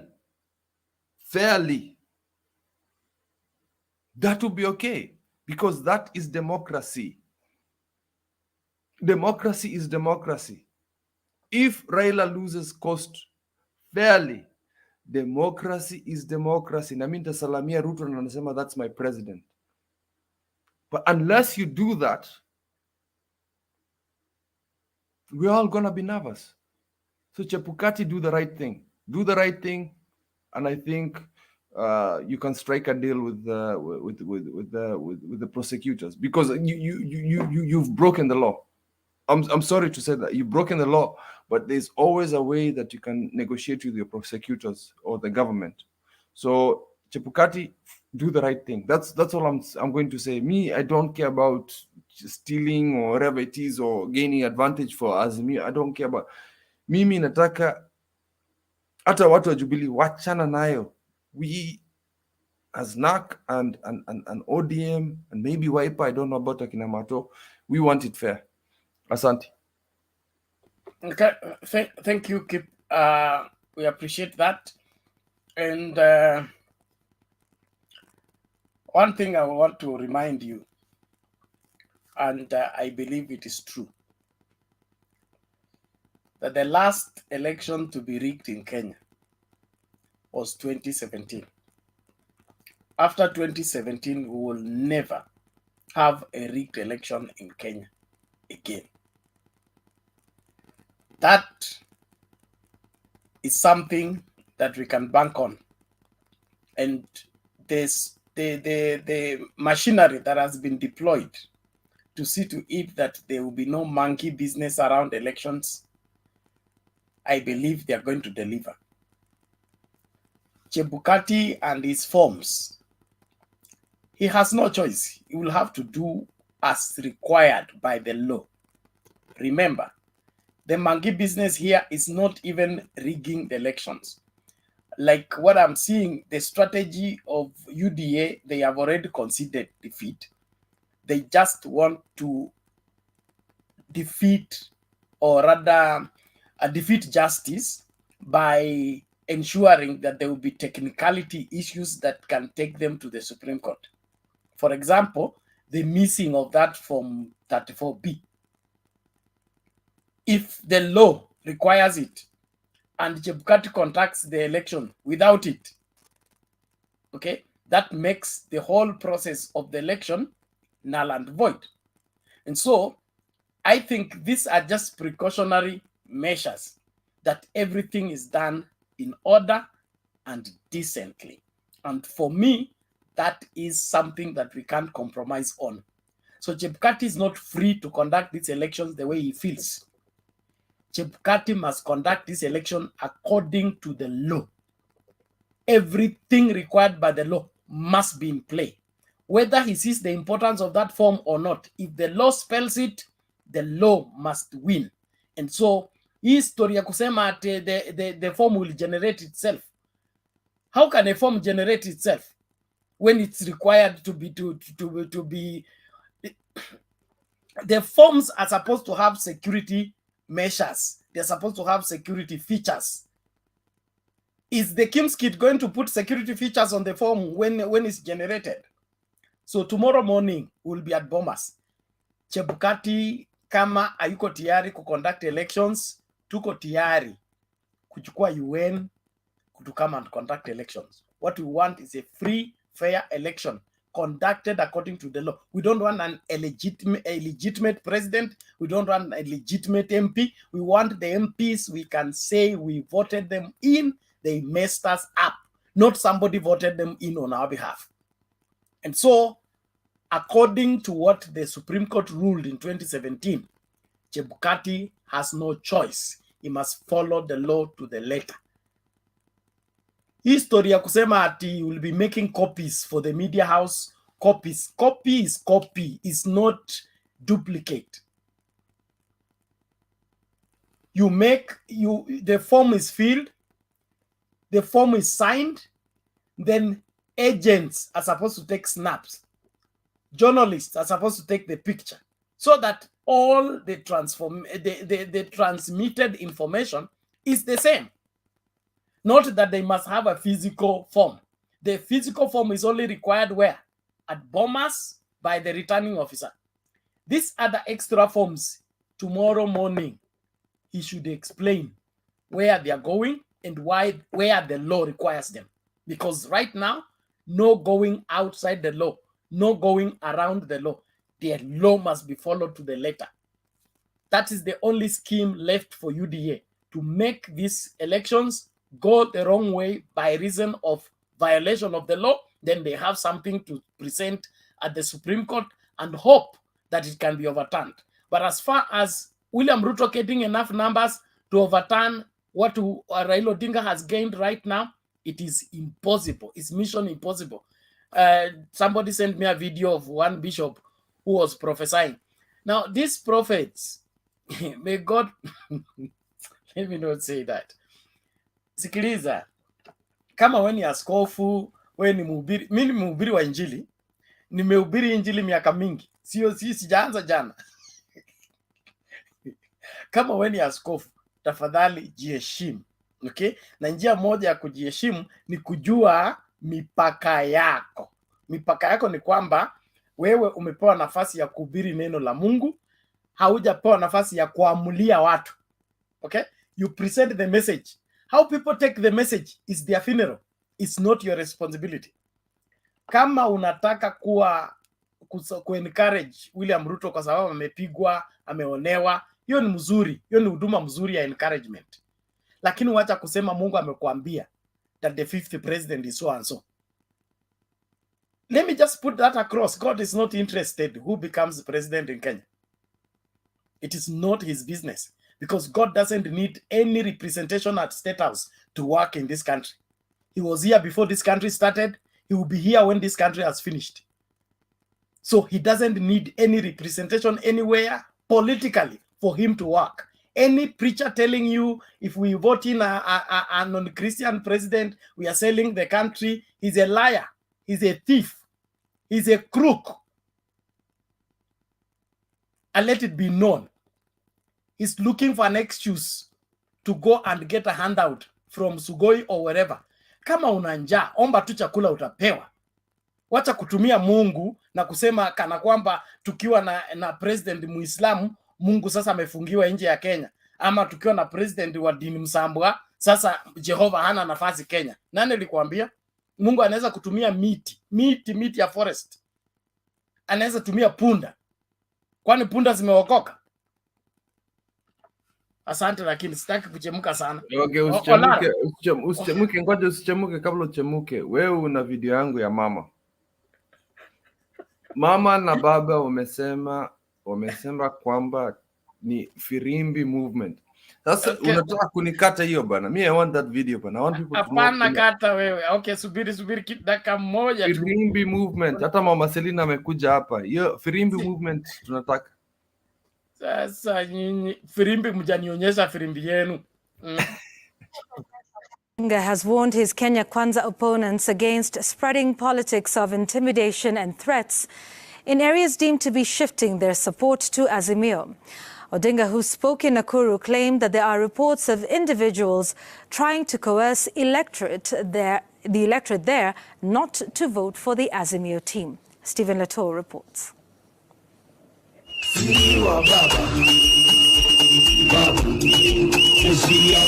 Azimio One Kenya presidential candidate Raila Odinga and his running mate Martha Karua staged a show in Nakuru as they rallied voters to back their bid. From the skies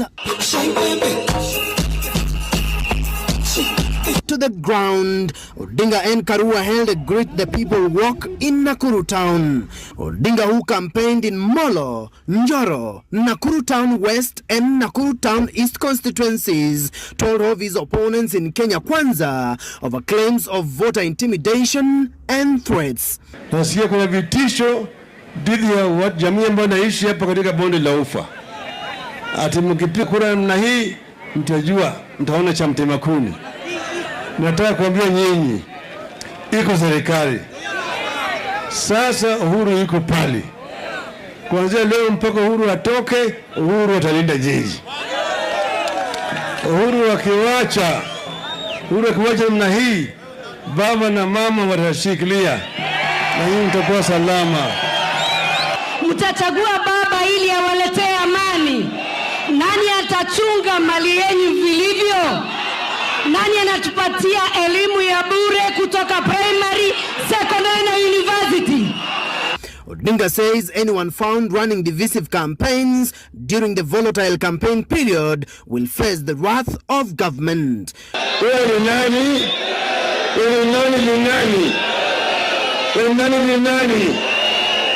Nakwambia nyinyi kwamba leo hii mko chini ya ulinzi wa serikali inaongozwa na Uhuru Muigai Kenyatta. Mimi naomba nyinyi msiuziwe uoga. Msiuziwe nini? Msiuziwe nini? Mnasemaje? Msiuziwe nini? Kila mtu ako na haki ya kupigia kura mtu yoyote ambaye anataka. Si namna hiyo? Tarehe 9 na msitishwe. Mimi nasema msitishwe. Msitishwe jiji. Msitishwe. Odinga while in Nakuru unveiled their voter mobilization strategy dubbed Rauka, a movement Odinga says will play a key role in getting out every Azimio voter to cast the ballot. Rauka. Rauka. Rauka. Waende kupiga kura, sawa sawa? Sasa kama Rauka namna hii.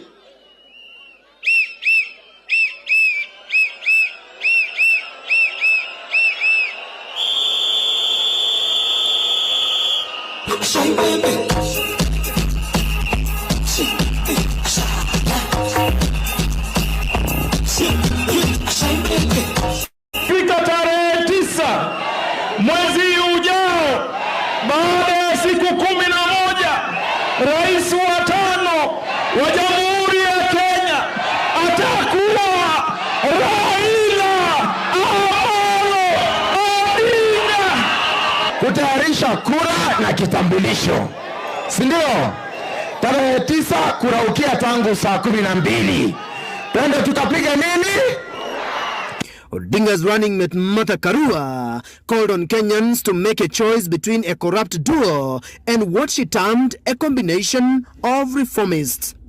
Kesi yake moja imekatwa kwa mahakama kuu kule Nairobi. Ameambiwa ile milioni 200 ilikuwa kwa account iende kwa serikali ni mali ya uporaji. Lakini kesi bado, sababu wako na kesi ya kupora bilioni 12.7. Mimi nakuuliza, ukiangalia hiyo timu na uangalie timu ya baba na Martha, ni timu gani utaamini kulinda mali yako? Nataka kwa tuelewane. Iko mara mbili. Iko moja maki pigwa, tunasema mwizi huyo. Okay? Sasa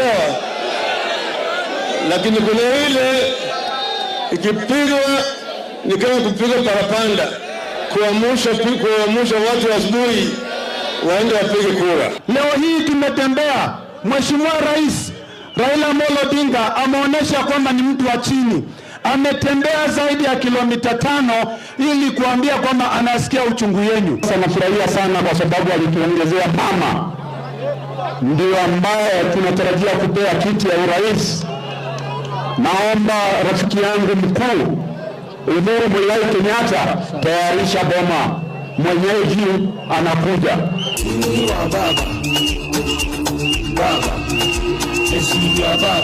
the unveiling of the Rauka movement, Odinga now says his supporters will mobilize other supporters across the country to ensure that there is a high voter turnout on election day. Odinga says today marks the beginning of turning the country blue and ensure that all the constituencies and counties back Azimio candidates. Stephen Leto, Citizen TV, Kisulisuli Grounds, Nakuru County.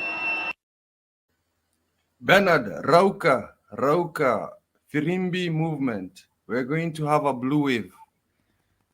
If Thank you. Chebukati behaves himself, Rauka. This is not subject to the moods of Chebukati. This is guaranteed. Nobody has any reason to go against this. And that one I can tell you for sure. There is somebody here who has problem with my Bible understanding.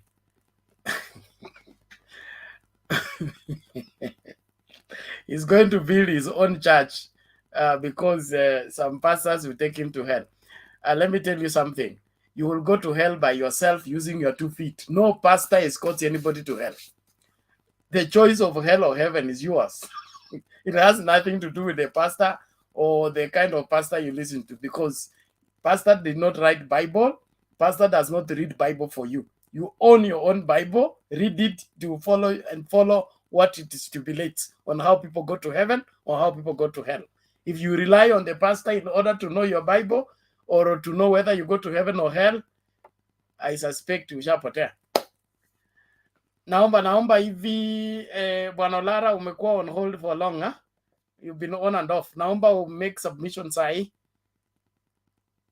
Karibu. Asante sana Bwana Bernard. Na keep leo nimekupata. Ulikuwa toroka tu, umekuwa naknaka hapo Mama Selina kuona uko hapo. Other panelists na furahi sana. Lara, ingia NAC bana. Come to NAC. You're welcome. Come in. Mimi nilikuwa na masa miaka nyingi sana. Because I'm principled. Na hiyo mambo yako Bernard umesema saizi hapa ati mtu anaingia peponi na Bible yake ama ataingia na Bible ya pastor. If that thing was preached earlier when Wazungu came here, I think hatungekuwa na shida ya land grabbers, hatungekuwa na shida ya nini, hatungekuwa na shida ya politicians who are entering the churches promising people heaven in the earth. Now, I think Bwana Lara, uko na mandulu system behind yourself, please. Umesikia? Lara, the problem is hii video yote inaweza ondolewa kwa sababu ya copyright. If we hear music, mzee wangu Lara, hold on. Nimezima. Thank you. Kwani wewe bana unasikianga madilu? Tafadhali. Make your submission, please. Okay, asanteni sana. Okay, I'm sorry for anything disruptions because the topic in hand is it's not a matter like you cannot take it literally as simple. Now keep hapa uliongea is matter of conscience. Conscience is what we are praying. We are praying, and we always do that here. Na Pastor Bernard, unajua uko hapo, nataka tu ukweli. Na ukweli kama mtu ameonekana ameongea uongo, amefanya ubaya. Now, coming back to the point. Chebukati, this time, sioni akitoboa. Kwa sababu gani?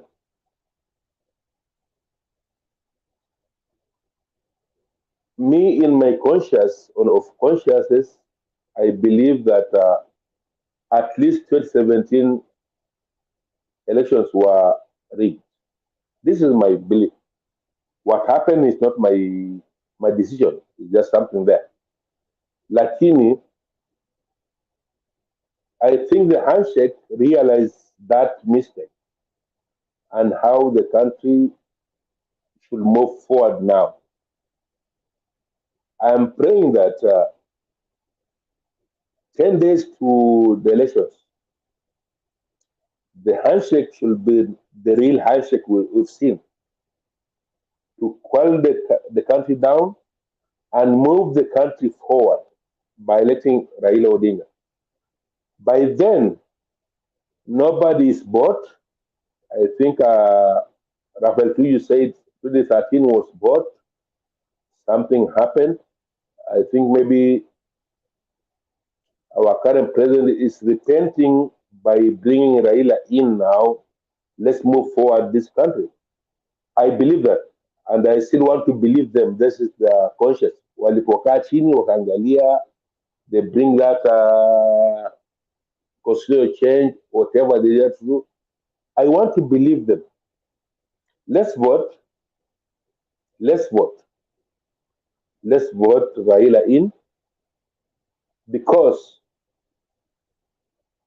if those, I think after the election of Raila, then those two guys will come and tell us what exactly they are meaning. Now we'll have that Mandela movement. The Mandela movement will happen after Raila is sworn in. Then Uhuru comes in and give him the sword. Then they'll tell us something. This story is not ended here. Your handshake is not ended here. Because according to Tuju, somebody was paid, but this one is not paid. It's chosen just, okay, we did that, but now you are taking it. Take it to the next level. Okay, let's agree, all of us, Kenya is burdened with debts. And some of them are not correct debts.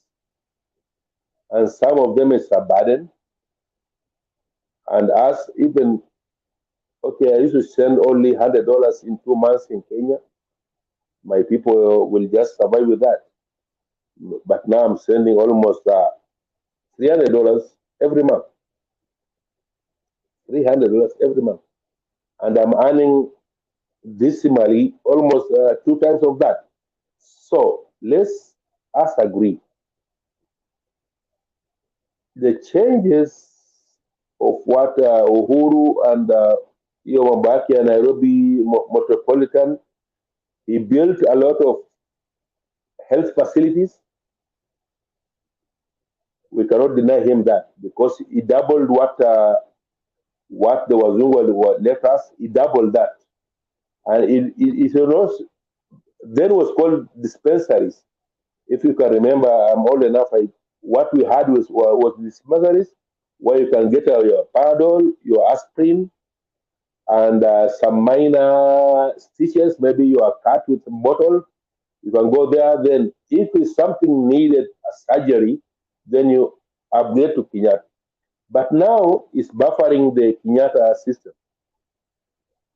The amount of MNSO or Nairobi Metropolitan did in health facility alone, this one almost take us to level where the Wazungu left us. Because in Kibera we have to. I have seen, I think there are almost 30, in terms of teams, a lot of them have been opened. Only the next governor should utilize that and equip it and maintain drug supply there. Coming back to what Keith was saying, elections are not something just take it lightly. We all, as Bernard has been playing here, and we say a lot of, we burn a lot of candles here. Wakenya, sikizeni. This time now is not right or wrong. at least there's some rights here. Chagueni baba, afike pale, then we judge our political journey from independence after baba. Baba kitoka, kama hajafanya kitu, then now we'll revolutionize this country to the better. And I pray by that time, if Baba make it wrong, Mutembei will be here and I'll be here and I'll be advising also. We'll say that we projected this time is right and it's right. It's a Baba time, it's a Mandela time for Kenya. Let's choose that. Let's choose that. At least it's a safer hand. It's a safer hand, as Atwoli told us. Tuendelee hapo. Okay, I'm a bit late. I want to sleep now.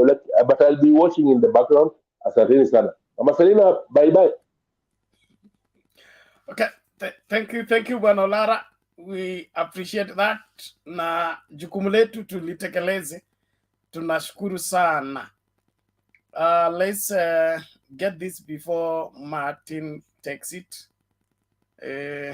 Na mwanza kunitafutia walimu wangu wa Kumbaru tafadhali. Kwa muda sasa, runinga ya Mtembei imebobea mtandaoni kwa taarifa na uchanganuzi sahihi. Kumbuka tuko live pia kwenye Mtembei TV. Once again, congratulations to all concerned. Thank you Mitsubishi for your trust and confidence in Kenya. Wengi wameipokea na kuienzi.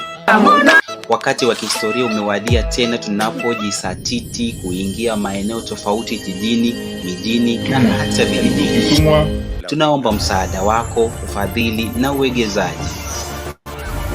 Katika safari hii tuvute pamoja kuingia digital TV broadcasting space. Give us wings to reach every home locally as we do internationally.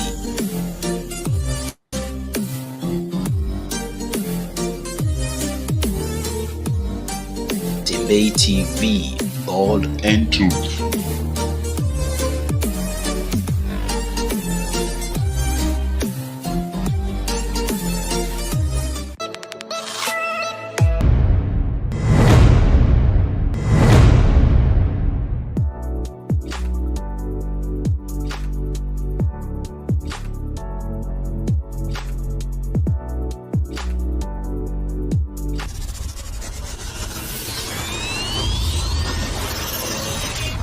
Mtembei TV, bold and truth.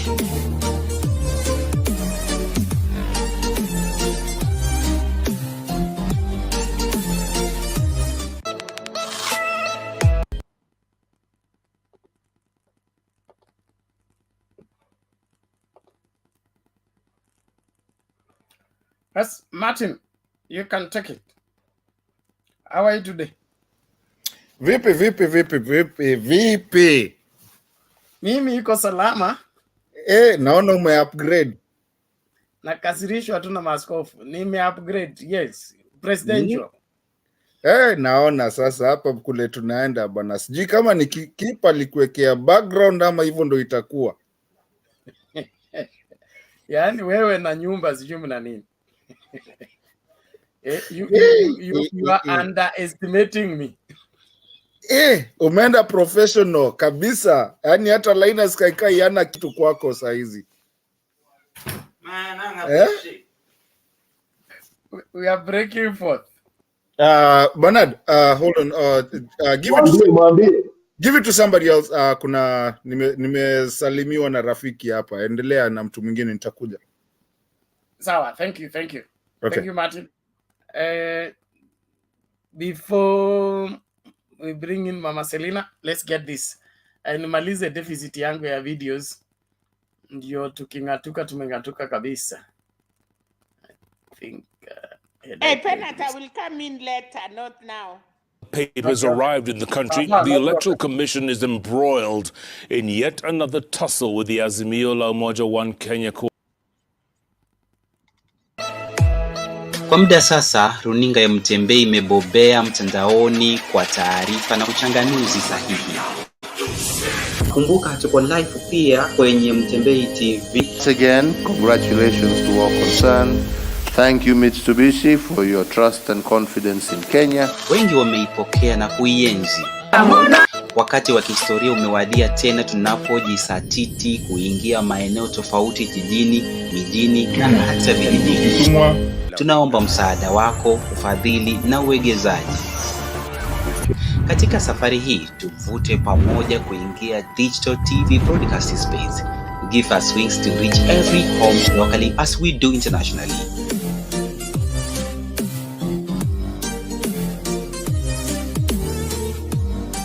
Mtembei TV, bold and truth.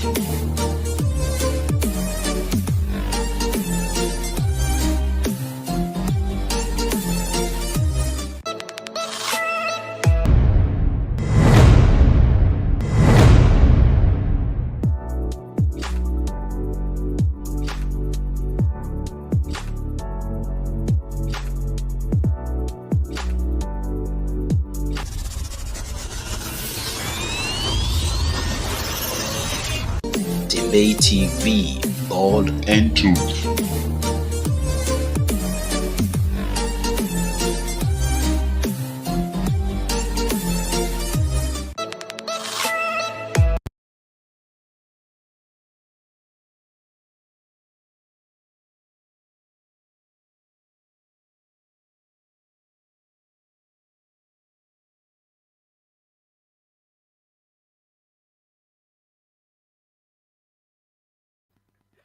Ladies and gentlemen, we are glad you are watching. Thank you so much for your continued support and followership of Mtembei TV. We are reaching out to you for your support for us to start out Mtembei TV offline. Mtembei TV has been all along online, and we just want to expand to offline. And this offline digital broadcast is looking for 100 strategic partners that can give $200 that we use as an initial fee for us to start the offline program. And that entitles you to be given priority. When our shares will be rolled out, the first 100 people to be given the first priority will be those that have given us the $200 as the initial pillars that started Mtembei TV offline. So wherever you are getting this announcement, we encourage you to be part of that pioneer team. And those who will not be able to get up to 200 shillings, $200, and we still encourage you to be part of this historical move. We believe that in the next 10 days, we'll be able to run both Mtembei TV online and Mtembei TV offline. So as you get this information, there is the details on how to send in your contribution. You can use that number or M-Pesa number +254-718-454585, or you can use the till number 9205-481, or you can contribute on PayPal. The link is in the comment section. You just click on the link, it will land you to the PayPal place, and you can use either your credit card and make your contribution. All I want to urge us is that please, let's make this happen. Join us into this historical move so that you'll be part of what will make us be able to relay results from the deepest of the village to the highest of the city. So please, let's do that. Thank you very much. Tusonge mbele. Naomba turudi studio. Papa Azimio, Papa Senior, now that you've been promoted into an elder. Welcome back. Did you say something about the Firimbi movement? Yes, I did. Earlier on in the show. After I replayed the video, I got another Firimbi I had not understood. Kumbe kuna firimbi mbili, kuna ya rauka na kuna ya mwizi. You can clarify that to us. According to my understanding is that there are two Firimbis, and the clarification from Raila is that he was not talking about the Mwizi Firimbi. He was talking about that one ya Kurauka, because the other one of Mwizi might be mistaken for a thief and or some kind of a call for mob justice. This is for Rauka to end to pige kura.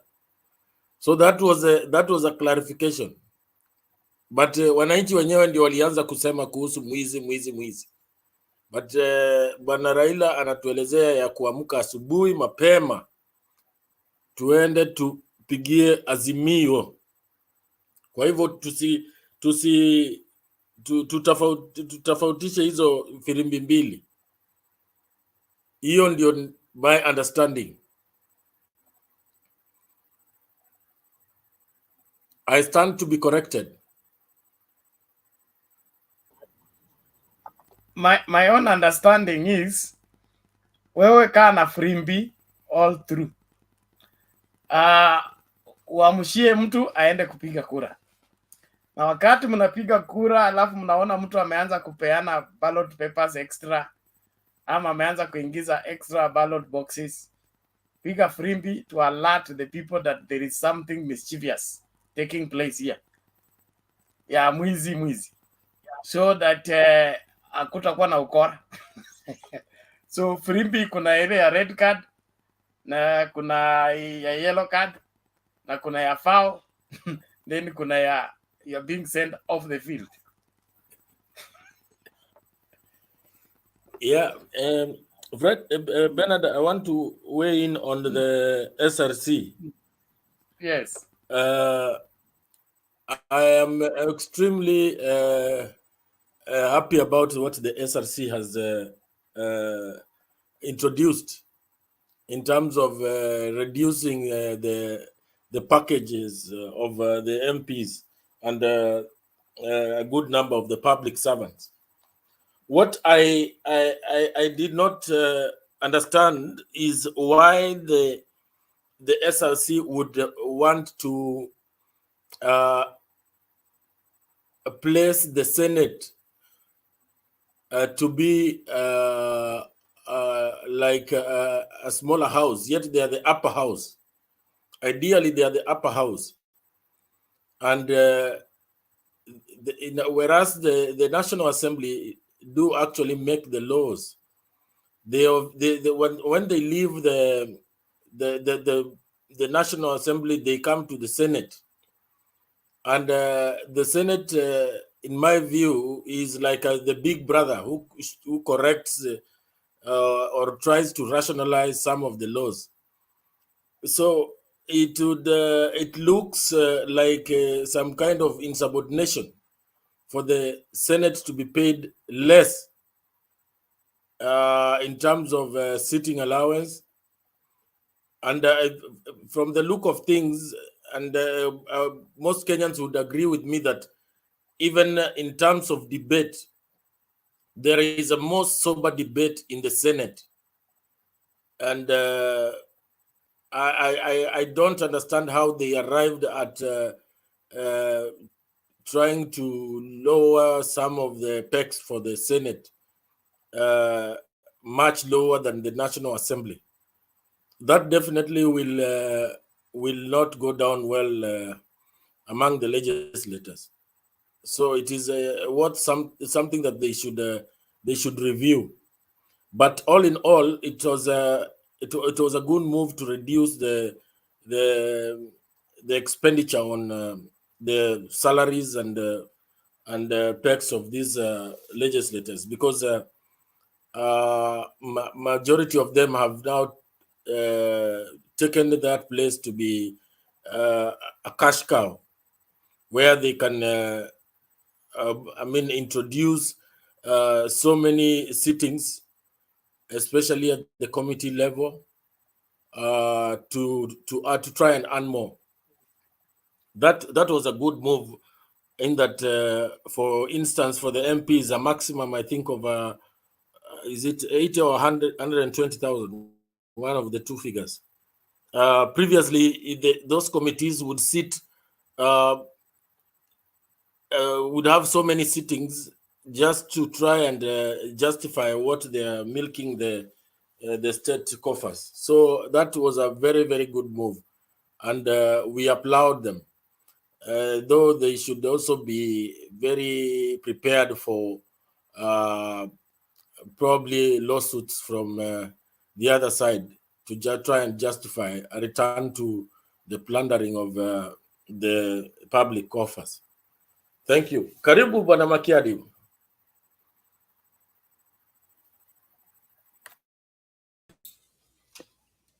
Yes, Bob Papa. Leo umenitangulia studio eh? Nimekutangulia kidogo. Tumekuwa na Bernard hapa. Nyinyi nyote leo sijui mko na mambo gani ama mnatayarisha mambo ya weekend. Sisi tuko na firimbi, tumeanza movement kali sana. Na sijui kama wewe utakuwa na where will you participate? Itakuwa ya asubuhi ama ya kufukuza mwizi? Haya, tueleze. Unasema hiyo ya tarehe 9?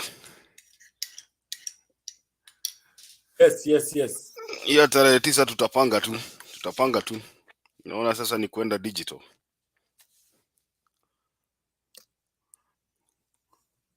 Kwa hivyo upeane ngiri yako 20. Bernard, ungepatia nani Bob Papa hiyo invoice. Huyo anaandika check mara moja, hata sijui tunaongea nini hapa kila siku. Hiyo kwa vile ni mwanafunzi wa klasi yako, nataka kuachia wewe udili na yeye. Mimi nataka tu kupokea hiyo check kabla, wakati naenda kulala nikiamka hivi nikute check ishaingia. But in the meantime naomba ni sign out. Mato pia amerudi. I just want to appreciate, acknowledge, I've received a contribution from Mary Wainaina, from Veronica Omboga, sorry, and then Linda Kemoy. I appreciate your contribution. Please, let's continue with that spirit of contribution. Alafu Olara anauliza kama anaweza kuongeza. Yes, endelea kuongeza, tunahitaji hela yote ile tunaweza pata. Bwana Olara, mahala popote ulipo, endelea kutuma hela. I believe we will have this station running in the next 10 days. So let's push, let's please work hard and make this happen. And you will be happy that you made this happen. I am sure of that. And I stake my life to ensure that succeeds. If I don't do anything else on earth, this one will work. And when we meet in Parliament, in the next Parliament or in the next Senate, we will be featuring on this particular channel, and it will be everywhere. So please, Hujatuambia unaenda Parliament wewe, na usiende ukuwe jichopevu. Mimi, the way you see me, it is unfortunate. The way you see me, I'll be worse than Martin Shukuku. Ni vile tu story. If you knew me before somebody placed the Bible in my hand, I was something else. So thank God for the Bible. Bernard, you have actually you have decided to sack yourself because I am sacking myself. Tulikuwa nataka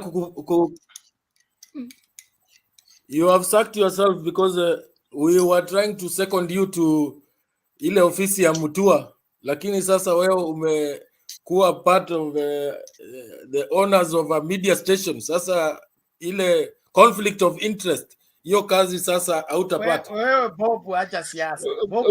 Bernard amekuwa escape askaria.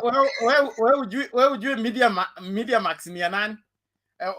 Ama unataka ni mention? Sisi kama Azimio tunataka Kama unafanya kazi ufanye kazi, kama unaingia serikali uingie serikali. Sasa wewe umejinyima kazi. Kwenda bunge sio usitulaumu. kwenda kuingia serikali. Kwenda bunge ni kwenda kutengeneza legislation ya kusaidia nchi. Lakini bunge siendi mimi. Nilikuwa naenda definitely. I'm just sharing my testimony. I was going, I was set to go. I had prepared myself. The Bible. Stop. No, ni sawa, enda bora tu usijaribu kuwa nani jichopevu. Unaweza enda uache Richi kiti yako. Richard atashikilia kiti yako. By now ningekuwa nimefanyika. The kind of politics we have done here for the whole year, ningekuwa nishaingia jichopevu kitambo. Wachia tu hapo. So naomba tafadhali tuendelee na campaign even as we continue with the debate. Let me see those contributions swelling. Nataka by I think by Monday tume contract that our whatever consultants to set up the system for us, tufanye road test. So tarehe 9 we will be ready to have both online and offline broadcast. Everything else I'm setting up a team for the same. We are setting up the studio space. This is just part of it. What you are seeing is just part of the preparation for the launch of Mtembei TV offline. So as you send in your contribution and all that, we are working simultaneously so that your button imefanywa hivi, we are good to go.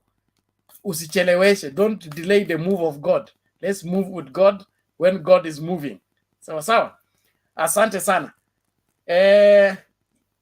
Martin, hiyo ni kunisalimia niende ama ni kuniambia unataka kunisalimia? Nataka kukuuliza swali. Sasa hiyo studio umeset up vizuri hivyo, even though sijui kama ni Kipa alifanya maneno yake, kama ni ukweli. Sasa sisi tukikujanga huko badala ya hapa hivi kwa kwa virtual, tunaweza kuja pia sisi utuwekee viti hapo tukae hapo sasa tupige story kama unajua panelist on live studio. That is exactly what I'm saying. So you can physically be here, you can virtually join. It has to be simultaneous and they have to carry content of each other. Okay, we will have local programs that we can carry on Mtembei online. Then we will have online program that we carry on Mtembei offline. Exchange program. And then ninyi kama mmerudi mkifika airport tunakuja kuwashika na kinoti tunakagua vizuri kama mko na IBC materials. Kama hamna, sasa tunasindikisha, mnakuja studio, mnatueleza vile mmehepa. Mtatu deport kama Miguna bwana. Of course, we are part of this thing. Kama unakuja na IBC material, wewe unataka tukufanyeje? Na wewe si mfanyikazi wa IBC. Ati wewe ndio uko na ile counting machine. Ati umekuja kuhesabu kura za baba. Tutakufunga. Well, listen, thank you very much. I'm happy. Enjoy interacting with you guys. Please let's keep up the contribution program to Sileki. Nataka hii kitu iende on air like yesterday. I am set for the same. I'm doing an overhaul here just to make that happen. And please don't let this drop. Richie, it was Martin's session. After Martin, interested party. Mama Selina alikuwa ameshare kiasi, lakini network yake kakatika. So just consider that. And you have the video for Mtembei. Let me see. Do you have it? Try to play if you can play ile nimeweka kwa nini? Kwa group ama hapo kwa wale watu wanaingia hapo chini. It's something called Bernard MT. Let me see. Je, kama ni hiyo. Kwa muda sasa runinga ya Okay. Yeah, so you keep it there, you keep playing from there. Safi. Asante sana. See you later. Asante sana, asante sana. Martin, uko na mangana? Niruke kwa dakika mbili, kuna kitu nilikuwa nikifanya so nilimiss kidogo and then my notes are not right on where they're supposed to be. Niruke tafadhali. With all due respect. Thank you, sir. Aya, sawa. Bob Papa.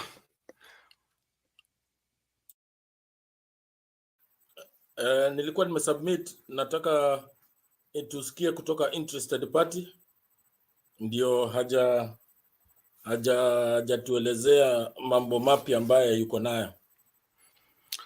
Sasa interested party hatukuoni bana. Umeamua kukaa kwa giza ama namna gani? Haya, sawa, endelea. Thank you. Yes, Makedi, Martin, Bob, Masedina, Alos.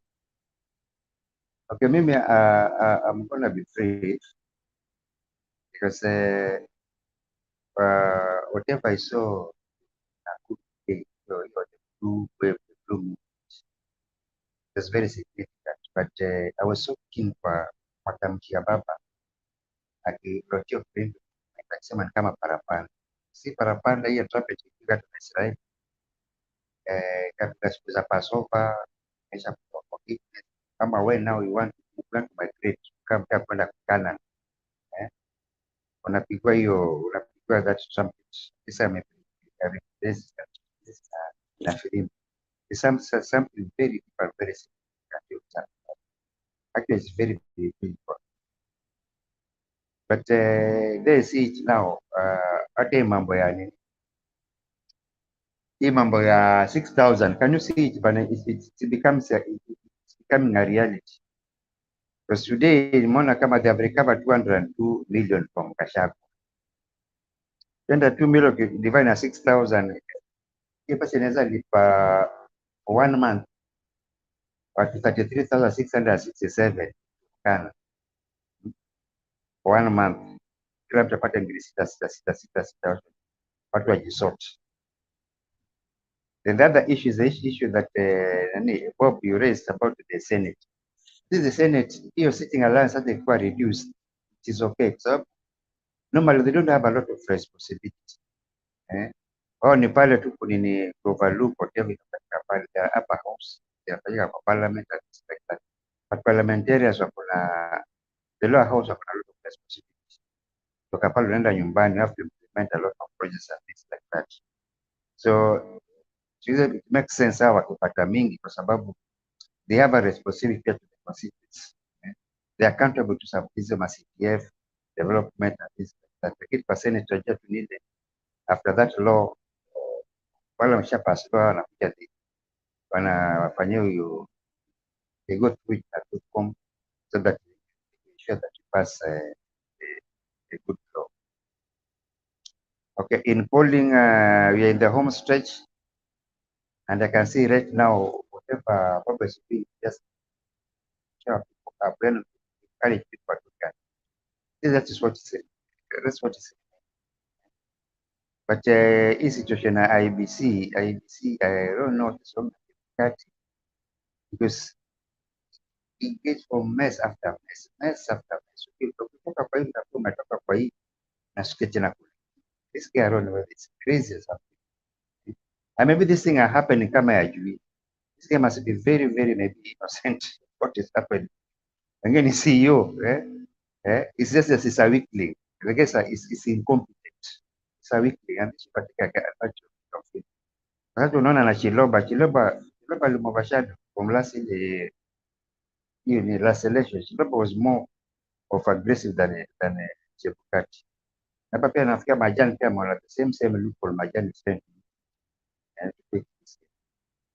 So for the time being, I think that's what I have. I'll go to following you guys as a Safi sana interested party. Wacha nicheze video moja kwanza kabla tusonge mbele.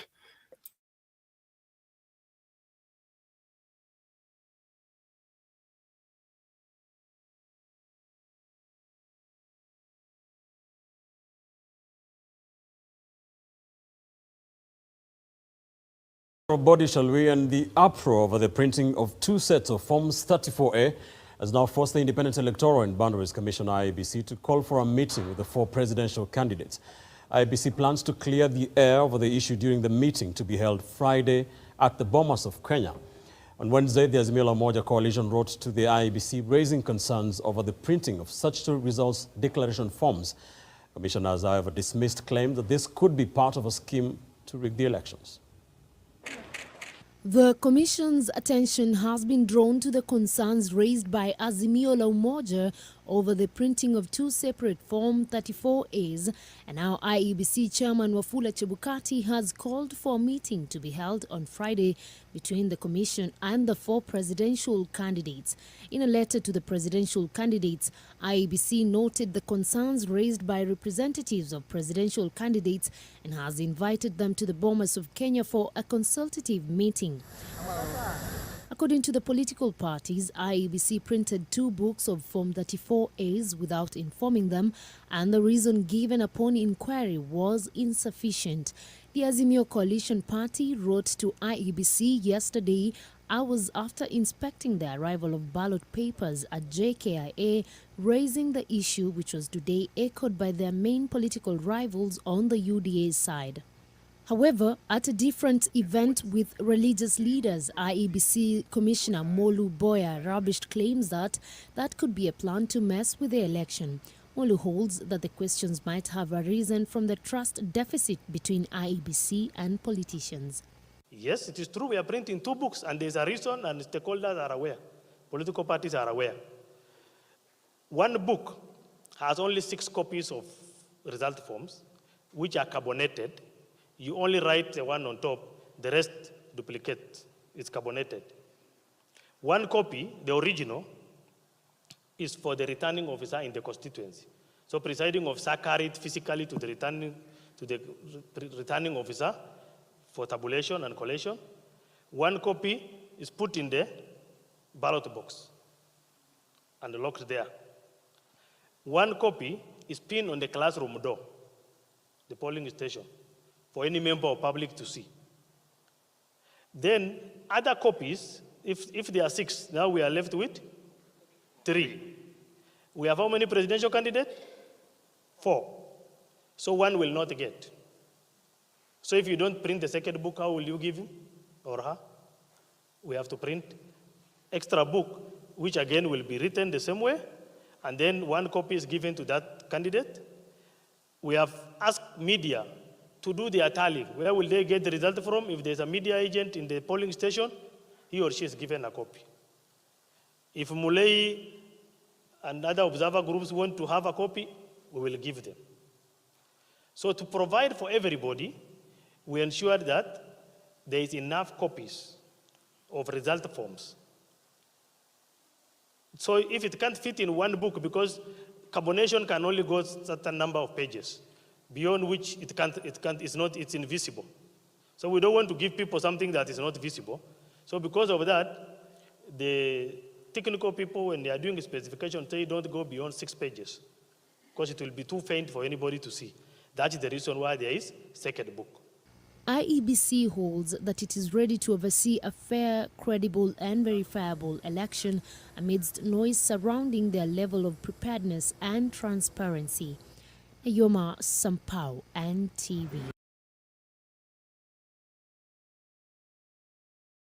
Hey, Bob Papa, unasikia ndio inaitwa Kiswahili ya kijeshi bwana. Unadanganywa mchana. Unadanganywa mchana ukiona bwana. Unasikia Kiswahili ya jamaa commissioner? Because there is only 1 copy remaining, so the next presidential candidate hatapata, tukaona wacha tu print zingine. Na last time tukiwa na presidential candidates sijui over ngapi, wali print hizo vitu kweli? Kama ni Kiswahili tu wanaonaga wa Kenya wajui ile kitu inaendelea. Okay, hold on to that thought. Wacha nipatie Eva nafasi ya submission yake ndio tusonge mbele. Usiana kuona una smile hapo, ukisikia story ya IBC unafurahia tu. Sawa, Eva karibu. Kwa nini unanipatianga tu wa kwanza? Anyway, habari zenyu wazalendo. Kings, Amosi Kanyo, Kevin, Trufosa, Ugenya representing you. I came here purposely because of Martin Ndesho. Martin had questions for me, and I'm here to answer like Ruto. Ask them.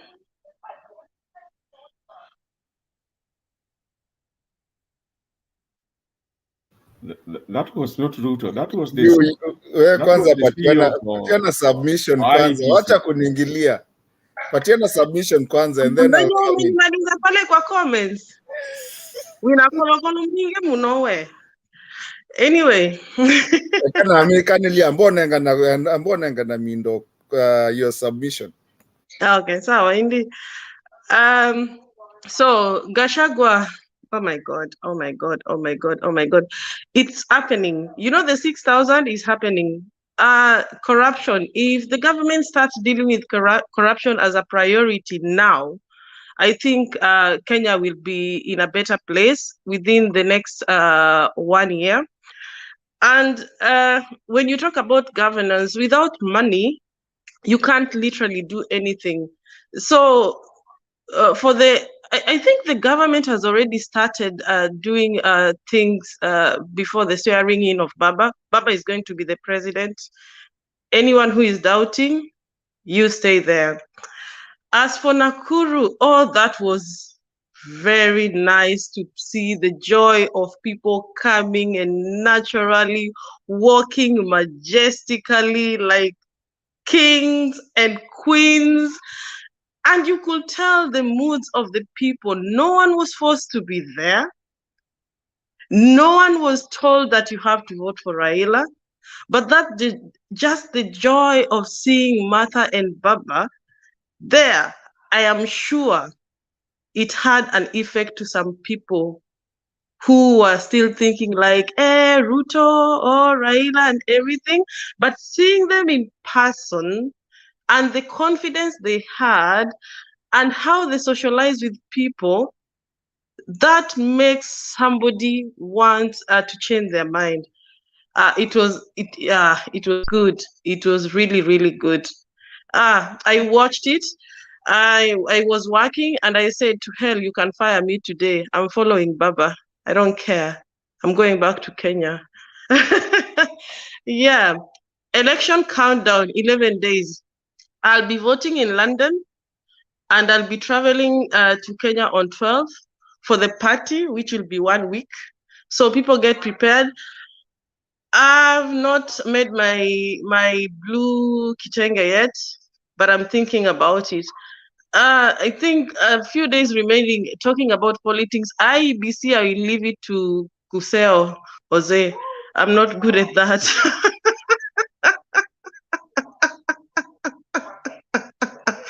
And Kuseo will be able to explain that into details. Yeah. And let me tell you, the Kitenges are going to go out of stock. You are late.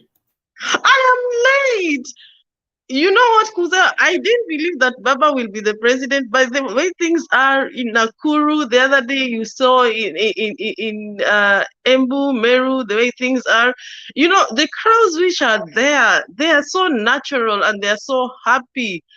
And you know, you feel like you see people who felt like they're at halt, like they have nowhere to go, like they have given up in life. But seeing those two principled people, it's like seeing what is the correct word to use? Ni kama kuwa na imani that hata mimi ninaweza kuwa mahali pazuri in life, na hawa ndio watu wenye watatuletea, yeah.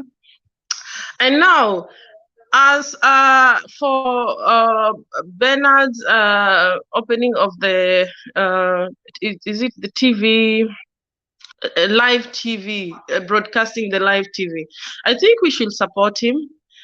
I'm always the first person to support Bernard in anything. I've been with Mtembe for the last 7 years. Even if I don't comment or anything, I usually follow. And I please encourage everyone, because all the information we get from Bernard, they're usually true, no compromise, no nini Ruto anaitanga aji propaganda and anything. Bernard has been a true soldier of Baba and always gives us the correct news that we want. And I think it's a high time we support him. us, even the UDA people, not necessarily the Azimio people. Please, guys, I don't think, just contribute whatever you have. If it's 1 shilling, let's support Bernard for this. And then again, now I've been an ODM life member, but ever since Martha came into picture, I'm thinking of going to NAC. I'm thinking of empowering women. Wewe tutapigana huko, yote ni Azimio. Tutapigana mimi na wewe. But NAC is Azimio, Ndeto. I'm thinking of empowering women. I'm not a good public speaker. I'm really trying. And with all your help, Ndeto, Richie, Kip, Bernard, you'll help me gain that confidence to be able to talk to people every now and then. Like, I can just wake up and decide I'm going into public and talk to people. I will really appreciate that. But ODM is really good, but congested, and because Martha is there, I think it's time to support her too. And because Kenya is becoming one thing, we don't have to necessarily be in parties that our tribesmen and our principal who are tribesmen we really have to follow. So I think I've made this decision to join NAC as a life member. So any woman who is out there who's willing to join, please, you're welcome. And I'm here, and I'm thinking of being the head of diaspora branch. Sasa unaona ile shetani umetulete hapa. Nani? Where achana nayo. That is head of that's the head of UK, but not Kenya. Why are you talking about like that? Not Kenya is going stronger, but so, Ndeto, relax. A senior person in Kenya, bana. Amkusikia Kenya Willy Mutunga alisema nini? Alisema nini? President ilikuwa decided the day Martha joined. Raila chose Martha as the vice president. So I think NAC is for women. I feel like I'll be comfortable there. Is Mama Selena aware of what you are saying? She's aware. Oh, she's aware.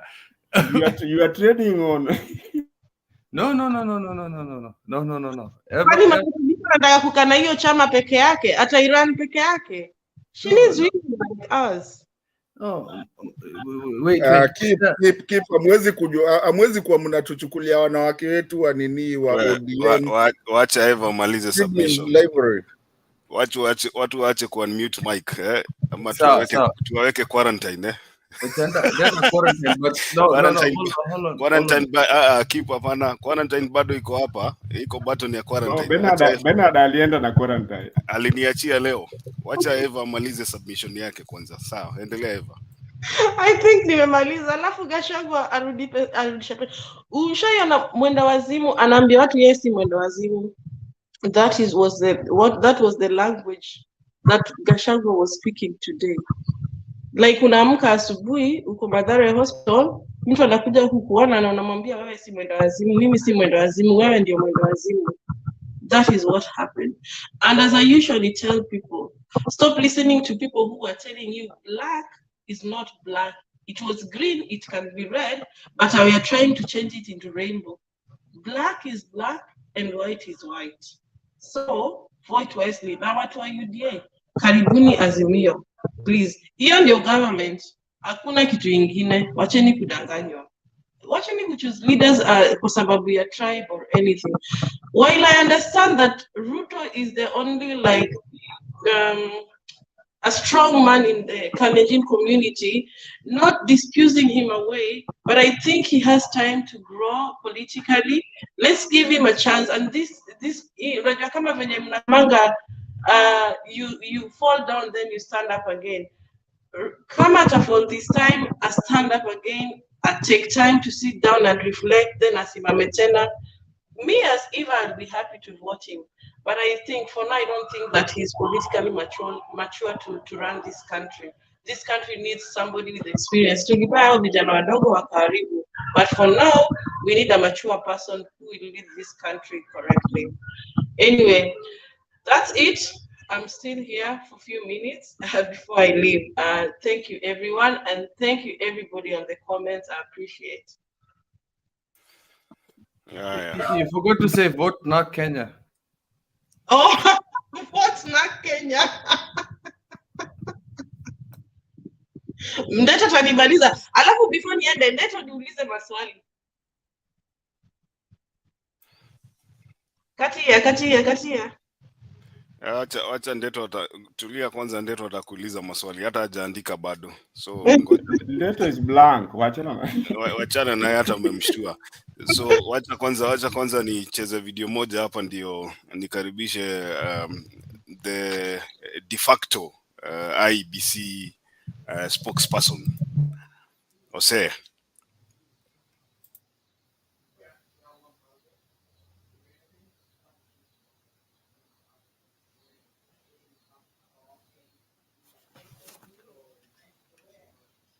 News. Madeira Member of Parliament Rigathi Gachagua and Deputy President William Ruto's running mate has suffered a major blow after a Nairobi court ordered him to forfeit 202 million shillings he allegedly received as proceeds of corruption. The court order comes a few days after Gachagua, in a televised running mate debate, defended his source of money, saying he was a businessman and that the allegations were political. Gachagua has already announced he will appeal against the court order. Willie Lusige reports. The state froze my accounts to intimidate me and to blackmail me to support the handshake. And that money is frozen and I cannot use it.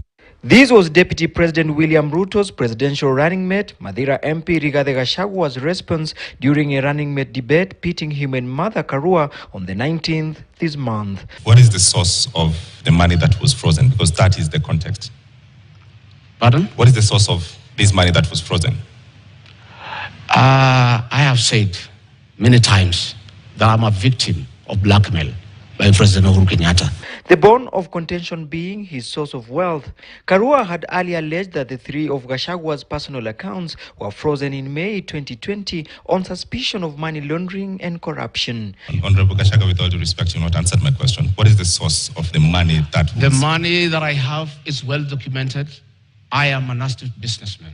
This is money that I made during the reign of Mwai Kibaki when the economy was thriving. Courts will deliver justice to Rigathi Gachagua one day. Slightly over a week after the verbal exchange, UDA presidential running mate Gachagua has found himself in trouble with the law.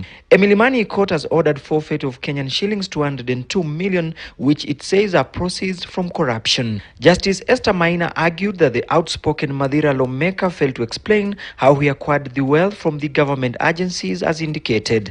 Gachagua had claimed that he earned the cash through the award of contracts, but the judge said the MP did not provide any documents to prove that he had any contract with the state.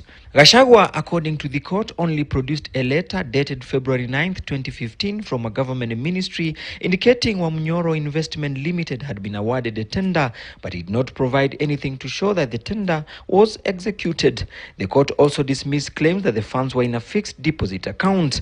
In July 2021, Gachagua was charged with acquiring more than 7.3 billion Kenyan shillings suspected to be proceeds of crime.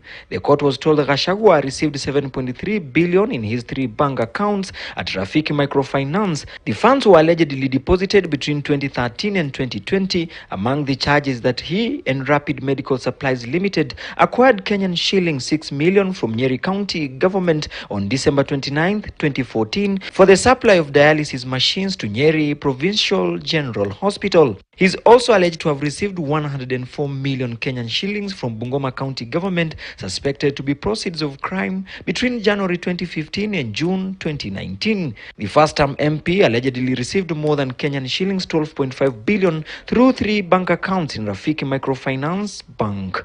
But in a quick rejoinder, Gachagua, who is Madeira MP, dismissed the court findings, terming it biased and intentional. He claimed that the move was meant to undermine his candidature as DP William Ruto's running mate. Gachagua said he will appeal the order. Willie Lusige, KTN News, Nairobi. Still on that, we want to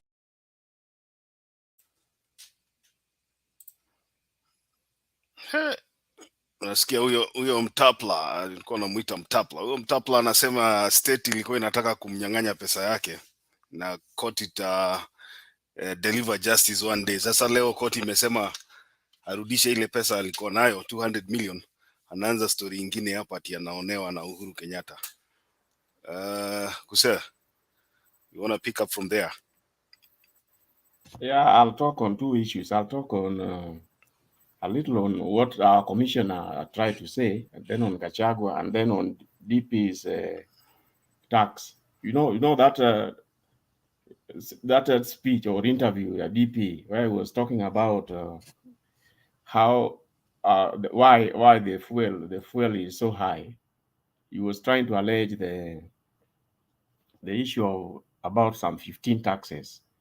Now, initial research shows that the taxes on fuel are not more than 9.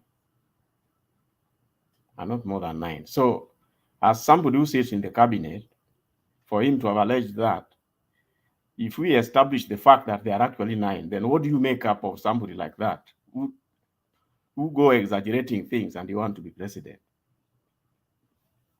Then there is also the issue of why he thinks that Kenyans are suffering. For example, he was trying to make talks about something about the CRB.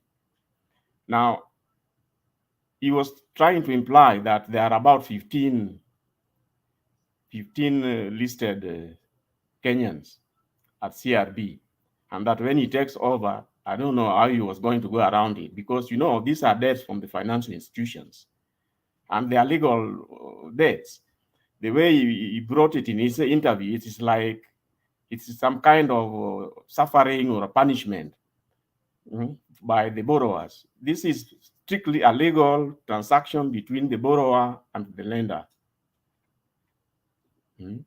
So, in any case, CRB talks about accounts, bank accounts which are in default. It is not really, it is the practice all over the world, you see. So to imply that 15 million Kenyans are in CRB is totally wrong, because whatever they are, I doubt whether they are even 15. They are accounts, debt accounts with the people in various banks or various financial institutions who are in default. They are not people. So you can then imagine what you tell the public in a public rally, that 15 million Kenyans are listed at the CRB. Not necessarily.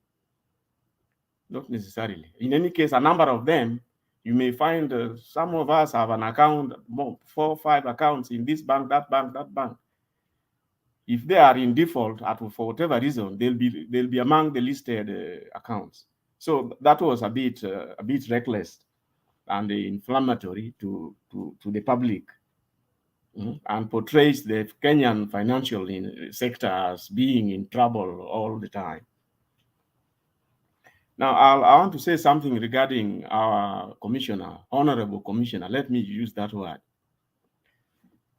The honorable commissioner took the platform there to explain why there are those parallel Form 34As.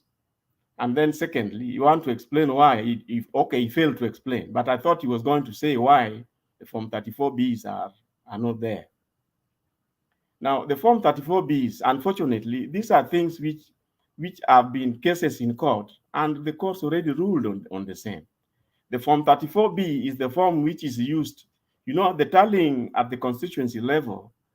There is a consolidation of all the Form 34As, of all the Form 34As from the individual polling stations within a constituency.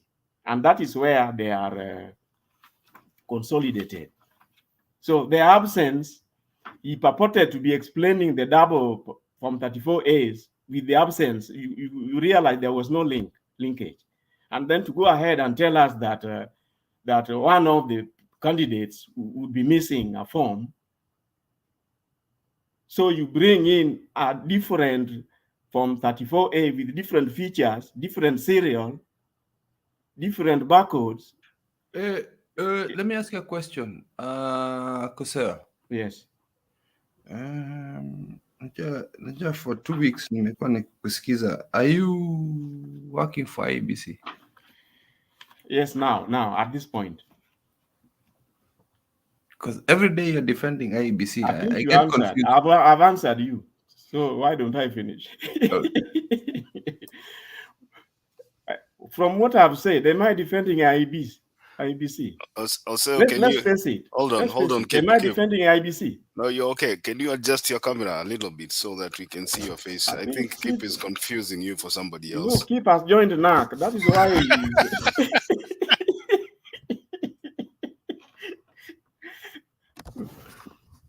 Anyway, so you see, Kip, I'm sure you understand very well how the election will be stolen digitally. To steal the election digitally, you need this barcoding. And yesterday I did talk about the ring fencing and being specific. Yeah. Hold on. On a technological point of view, yeah. Does it really matter about the barcodes, the printing stuff? We're always gonna look at the source of information. So you understand about IP addresses. You understand about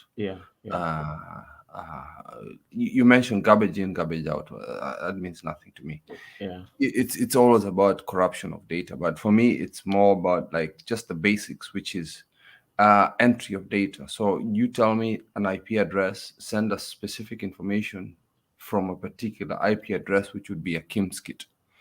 So for me, I think it's the original question that the NASA team asked for in the botched elections in 2017. Forget about 2013, the original one, which is not even about systematic, whatever the name is.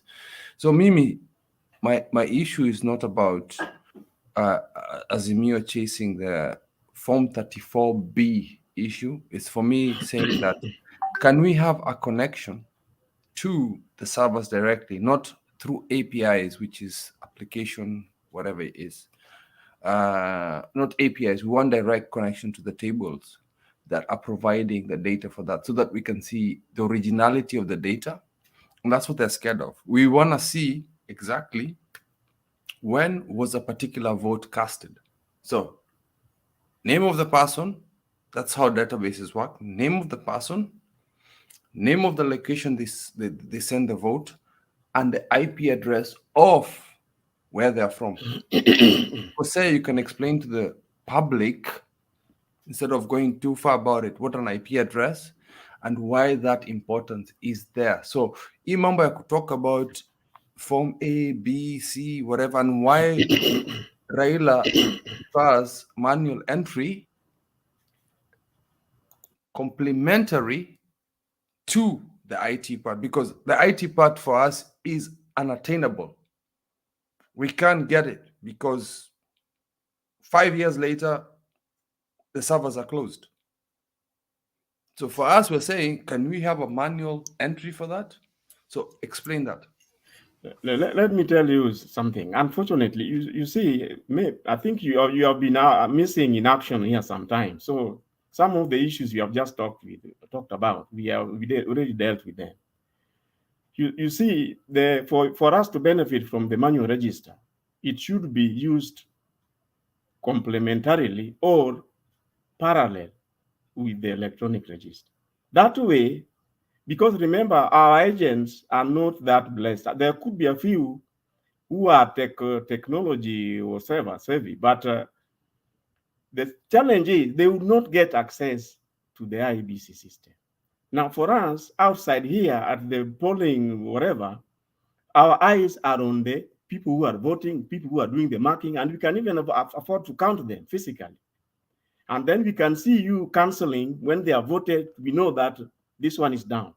You remember the same thing is happening when you are identified at the digital stage, at the biometric stage. What happens?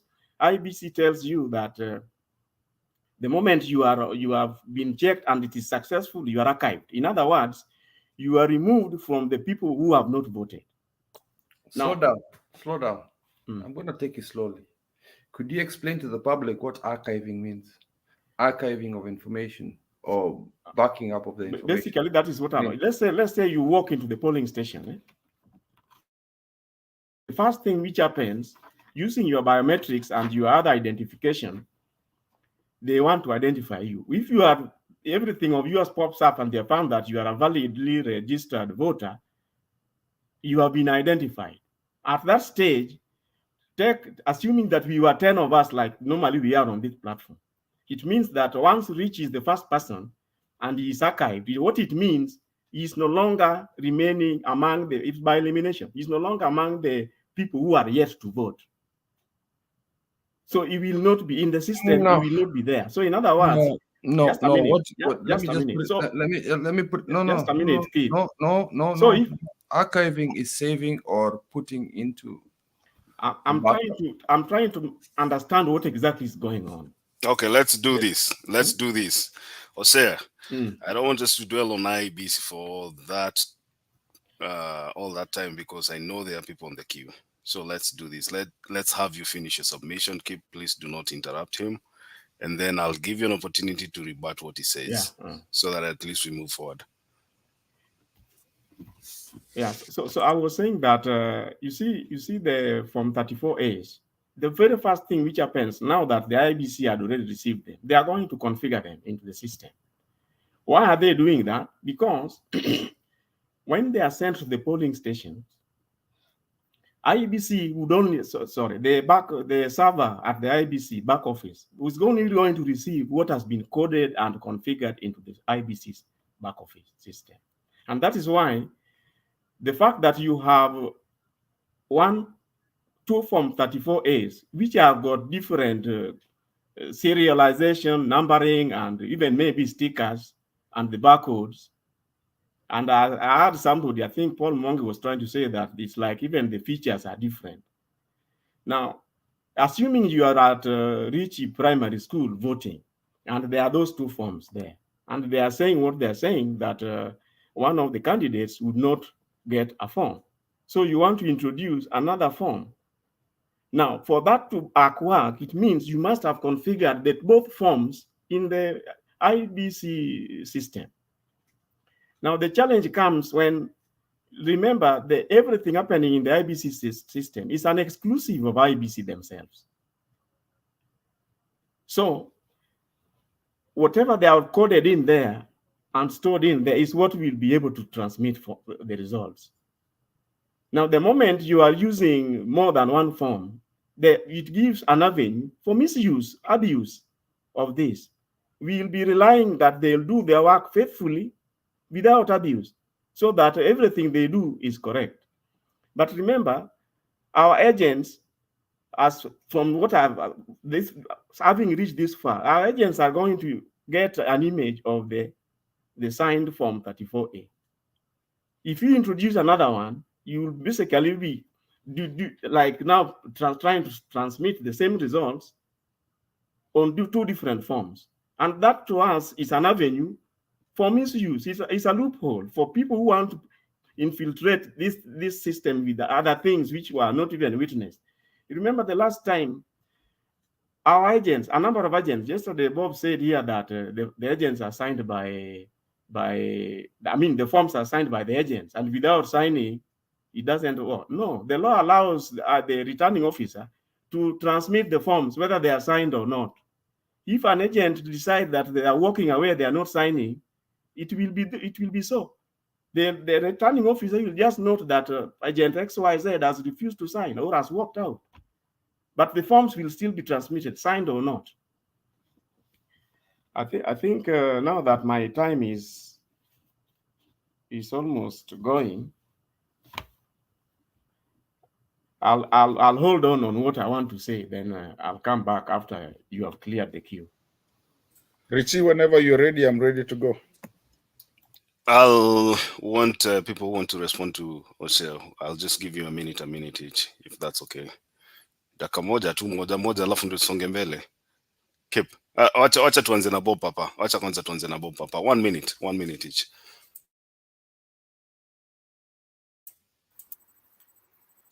Thanks, Makedi. Hosea, stop misleading people. I did not say that when the agent has not signed, the form cannot be transmitted.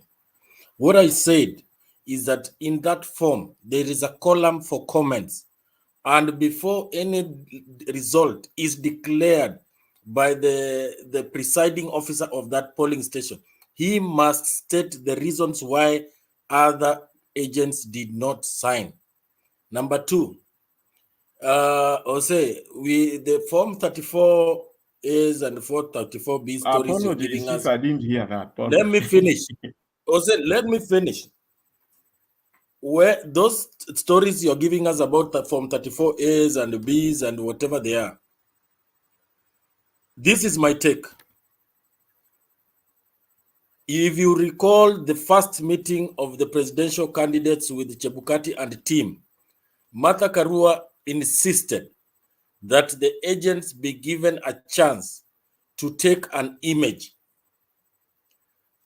Now, and at that particular time, the candidates and Chebukati and team and one gentleman in the name of Goulet agreed that there was only one form.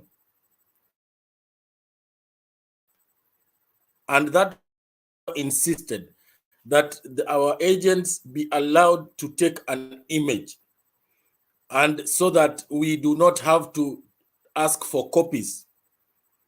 That will also save the commission.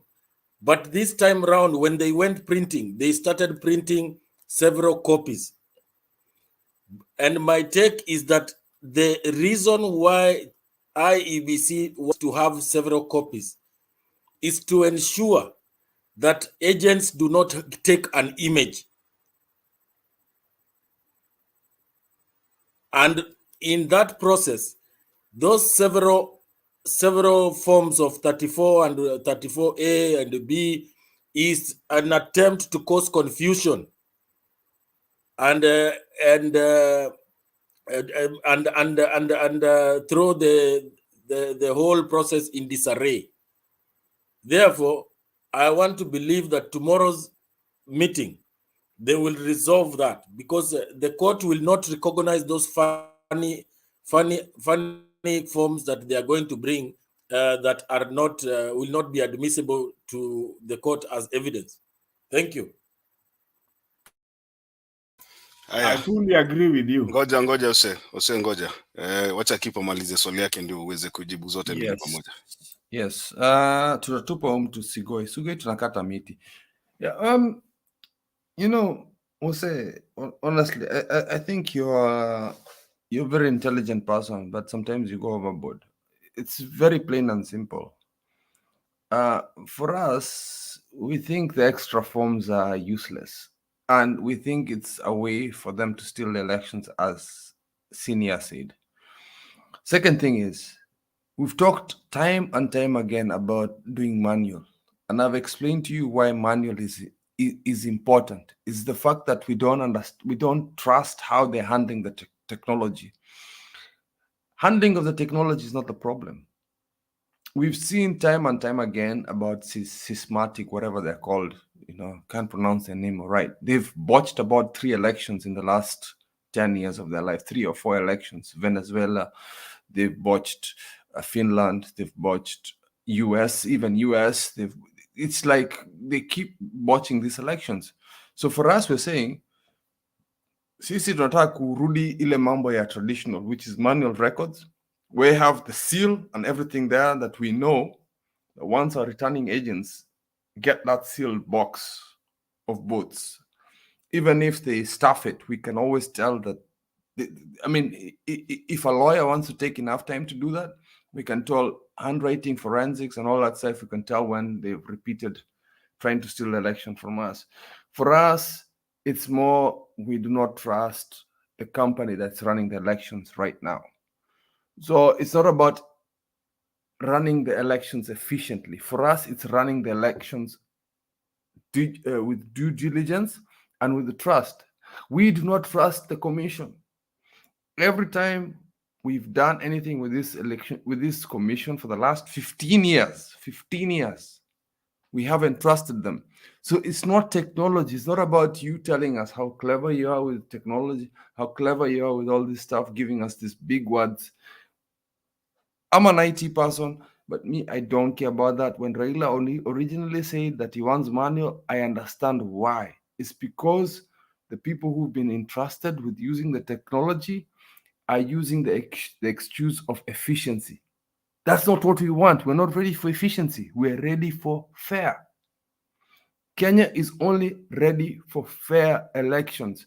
Mimi naweza kaa kwa laini for 2 days. I swear to God. Naweza kaa for 2 days as long as I vote for Raila. Unieke hapo for 2 days. Uniletee githeri yangu. I don't care about efficiency. We've struggled for 15 years to be told that we're going to stand in line for 2 hours. Tunasema it's more efficient now. What is the efficiency of an election if they're going to botch it? If it's already been decided for us? Raila Amolo Odinga and Martha Karua are saying all we care about is fair election.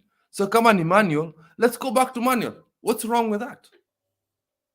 It will run parallel with the IT system while we learn how the IT system runs. So, Kosa, I know you're trying to bring this jargon of technology and all. No. Let's stick to you do your IT stuff.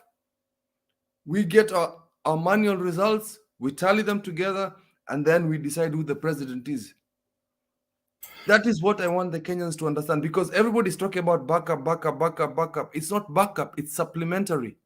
It's for me as an individual in Kenya to go and tell the High Court, my manual registrations in Moiben is different from what the IT people are telling me. That is me as a citizen who understands nothing about IT. So please, this technicality, we're not ready for that. We're not ready for efficiency. We're ready for fair. Okay, I'll give Jose 1 minute to respond to those 2 questions, and then we can move on to the next person. Nani, Richie, I also pray that tomorrow these people will come to some kind of consensus. Earlier on in this platform, we had indicated why Chebukati is trying to insist on this electronic side of things. Now, unfortunately for us, we want the manual to be there, not in the event of failure of the digital system. No, we want it to be used in parallel. Now, remember, the law does not specify that. That is the weak side of this request. The law says, according to the law under the Elections Act, what is acceptable is that the electronic identification approach is the primary. In other words, that is anybody walking in there, if there is no problem with the electronic system, nobody will touch the manual register. That is the law. So it's not my wish or whose wish. That is what the law is. And that is where we know, for some of us who know how the elections have been rigged in the past, we say that that is not very comfortable. Why? For the reason that IEBC cannot be trusted. They have in the past misused the electronic system to the other people's advantages. Now, from the way things are, given the status quo, where do we stand? Now, they go ahead and now duplicate this. Remember, when the results start flying in, they'll be flying in on the pre-configured forms. That is why we have a headache with this parallel from 34As. Once they are configured in the system, they'll be there waiting to receive results. Now, you have no idea where the results are going to be flying from. Now, we know that this so-called ring fencing is not a very easy thing. And that's why yesterday we were saying it might well turn out that some people are sitting somewhere through non-designated stations and they're just sending results. Why? Because IEBC in the past have fallen for the same. That is why you have seen the Musheros are all, everybody's much on what IBC is doing because we know that they are up to some monkey business. Unfortunately, they can't do it on the manual. They can only do it through the system. So the more they push you away from the system, they bring mix-up and confusion in there, the more our suspicions.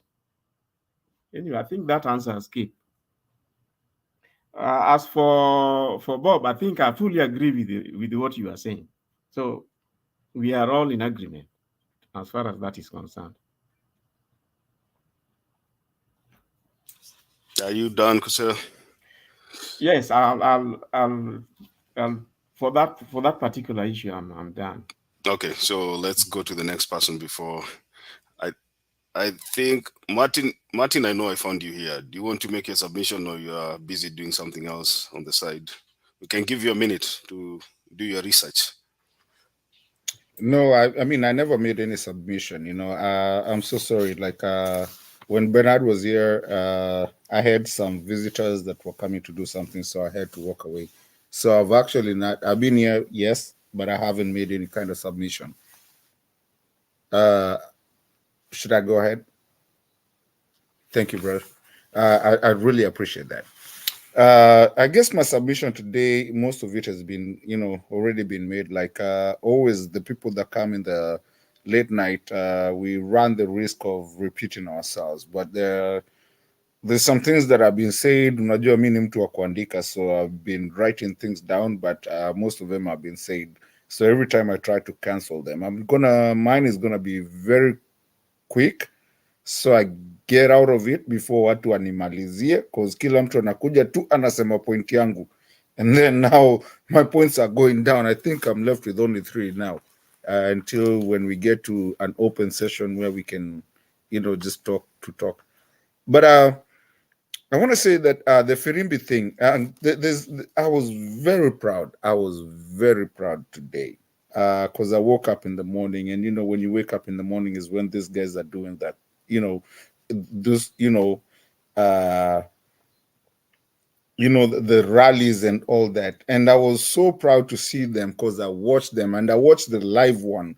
So like Njiro the other day was asking me, why don't you post the, you know, clips? And I told Njiro, I didn't say anything because I watched the whole thing from when they start, when they are moving from one town to the other one and everything. I just watched them. Even when they are moving, the bodyguards are running after them. They are putting people around. So I don't have a single out that this is the part that I want to share. And Njiro, I'm so sorry. That's the reason I didn't post the other day. I know there's a clip you wanted me to post, and you told me to post in a group, and I couldn't because I just watched the whole thing, you know. Luckily, I can watch it even in the office. But today, when they went and stopped and started walking, I was the happiest man. And you could see Kina Joho and Sabina, you know, dancing to the whole thing. Yani, you can see the gist of it and you can feel it. And I was just the happiest man. And the Firimbi person, I don't know where these guys came up with that idea of the Firimbi person. Even today, Baba didn't do the Jeshi for together. He didn't even do that. He just had Kapuliza Firimbi. I think it's gone. I think this, I know it's gone. It's over. Done.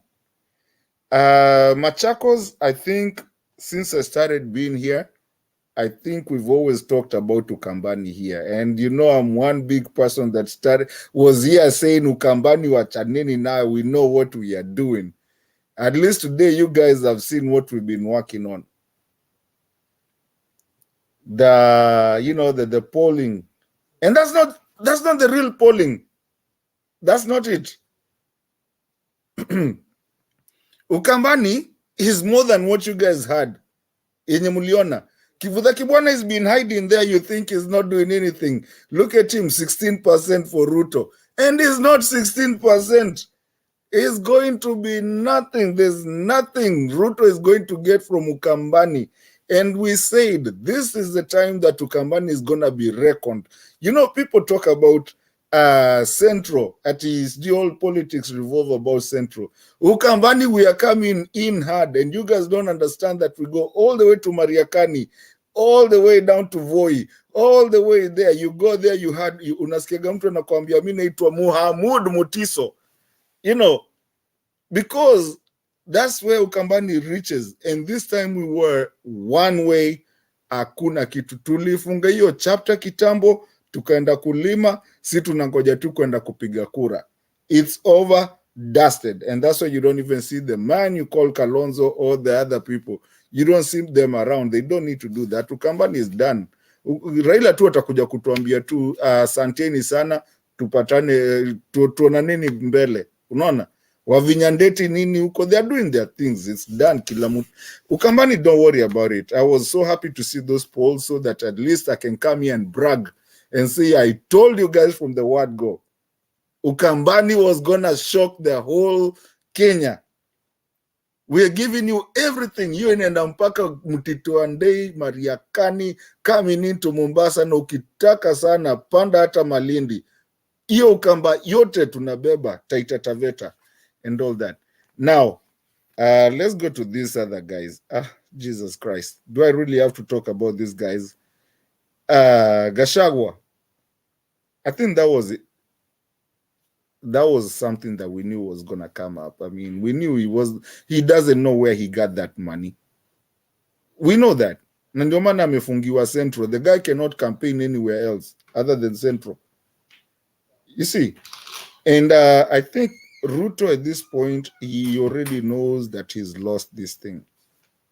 He knows that he's lost it so bad that tumakasiriko twake hatuko anywhere. And that's the other thing I also said about Uhuru. These last days would come out hard. I thought atakuwa juu ya magari, lakini, but he's come out in a very smart way of really, as a outgoing president who doesn't want to be anywhere, just saying something on the podium that actually means everything to the people. That's very smart of him. I think I'm smart, but I didn't know that I was not smart. If I was him, I think mimi ningekuwa juu ya magari, but he's taught me how to actually work on things while you're not really putting yourself on the line. He doesn't mention anybody, but he's actually campaigning more than anyone can ever actually understand. By him just saying those small things that he's trying to say in those podiums that he gets when he goes to, kufungua mradi. He is campaigning, and I think it's going to be bigger than that. I see where we're going. Now, I want to talk I want to talk about something very touchy. And I know most of us bury our heads in the sand, but we only have about 10, 11 days to go. And it's been started. I'm not the first one to start. They were saying it, just saying it in a different way. See, in 2000, when we had the post-election violence, I was in Egerton University, and I remember being locked out there. There was a big fear, and people actually died. I'm lucky to having gotten out of there with my life, especially with my last name at the time. I'm very lucky and we were just stupid guys in college that wanted to stay there, our last year, and we wanted just to stay there. But there's a fear, and that's what you hear kina Kimaningunjiri, they always talk. They feel that Kikuyus are gonna be sent out of Rift Valley. And the militia things and the guns things and all that. And that's what I think Baba was telling people. Don't be afraid. Kenya ni yetu si wote. We are not going to take that anymore. We are not going to take anybody. I don't care who you are, black, white, I don't care who you are, as long as you are Kenyan, even if you're not a Kenyan. But you come and live somewhere. You have the right to live anywhere that you want to live in Kenya. And we're not going to take that. People being intimidated that if you don't vote this way, then you cannot live here. We are not going to take that. And that's what Baba was saying today. And a lot of people actually saying it without saying it. We're not going to take it. Everybody is a Kenyan. I don't care if you come and live behind my border, you come and live behind, as long as you're not in my yard or whatever. And if you live in my yard and I allow you because you need to be there at that time and you need that help, then you have the right to live there. We're not going to have people intimidate any Kenyan ever again. And we're not going to shed blood. So whatever they're doing, Kikuyu, Kalenjin, Mkamba, Iwe Nini, Nubi, whoever, we will live where we want to live as long as we can live there. And we are not going to be told if you don't vote this way, then you can do what. Tutakushika wewe mwenyewe, wewe ndiye utaishi hapo. So we are not going to play those games this time anymore. We're going to have a peaceful election. And from my calculations, I can see a good, clean 70%. 70%. I think Ruto will only get 3,000. 3 million. Kama atafika. Na akifika, please. Fine. Lakini 5 atafiki. It's over. Done. Dusted. Take it to the bank. It's over. Kenya is going to change and is going to be the hub that it is that we're doing today, to be the hub of East African community and African community united.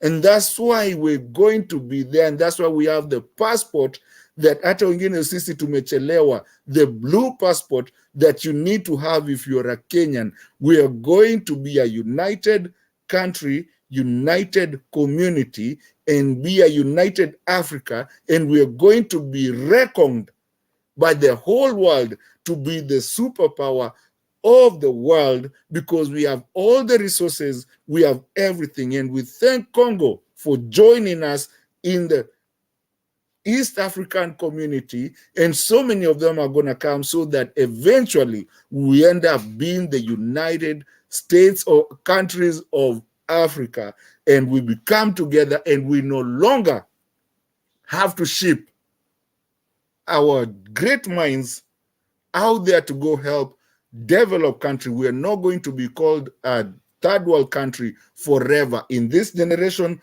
we will not be a third world country anymore. We will be a first world country. And that starts with Mother Karua. We've already accepted women in leadership. Second, we've already opened our minds, and we are going to do it. No one is going to stop. Watu wa Moi era, YK92 and the DOs, please, kamiti tuko nazo na tuko na kule tunaweza kuwapeleka. Leo already kwanza rudisheni pesa yetu 200. Tumechukua hapo 6,000 kwa kila nani ule wacha mama boga. That's a very offensive thing. Your 6,000 yen tunasemanga for the, wale the families that don't have it, tushapata. We are there. Ndio hizo tunazileta na tumepata mara mbili. You did the calculation. It was 200 na ingine 400, 6 something. Na bado kazi itaanza sasa. Watu waanze kukimbia, ama wendo ongee na the authorities.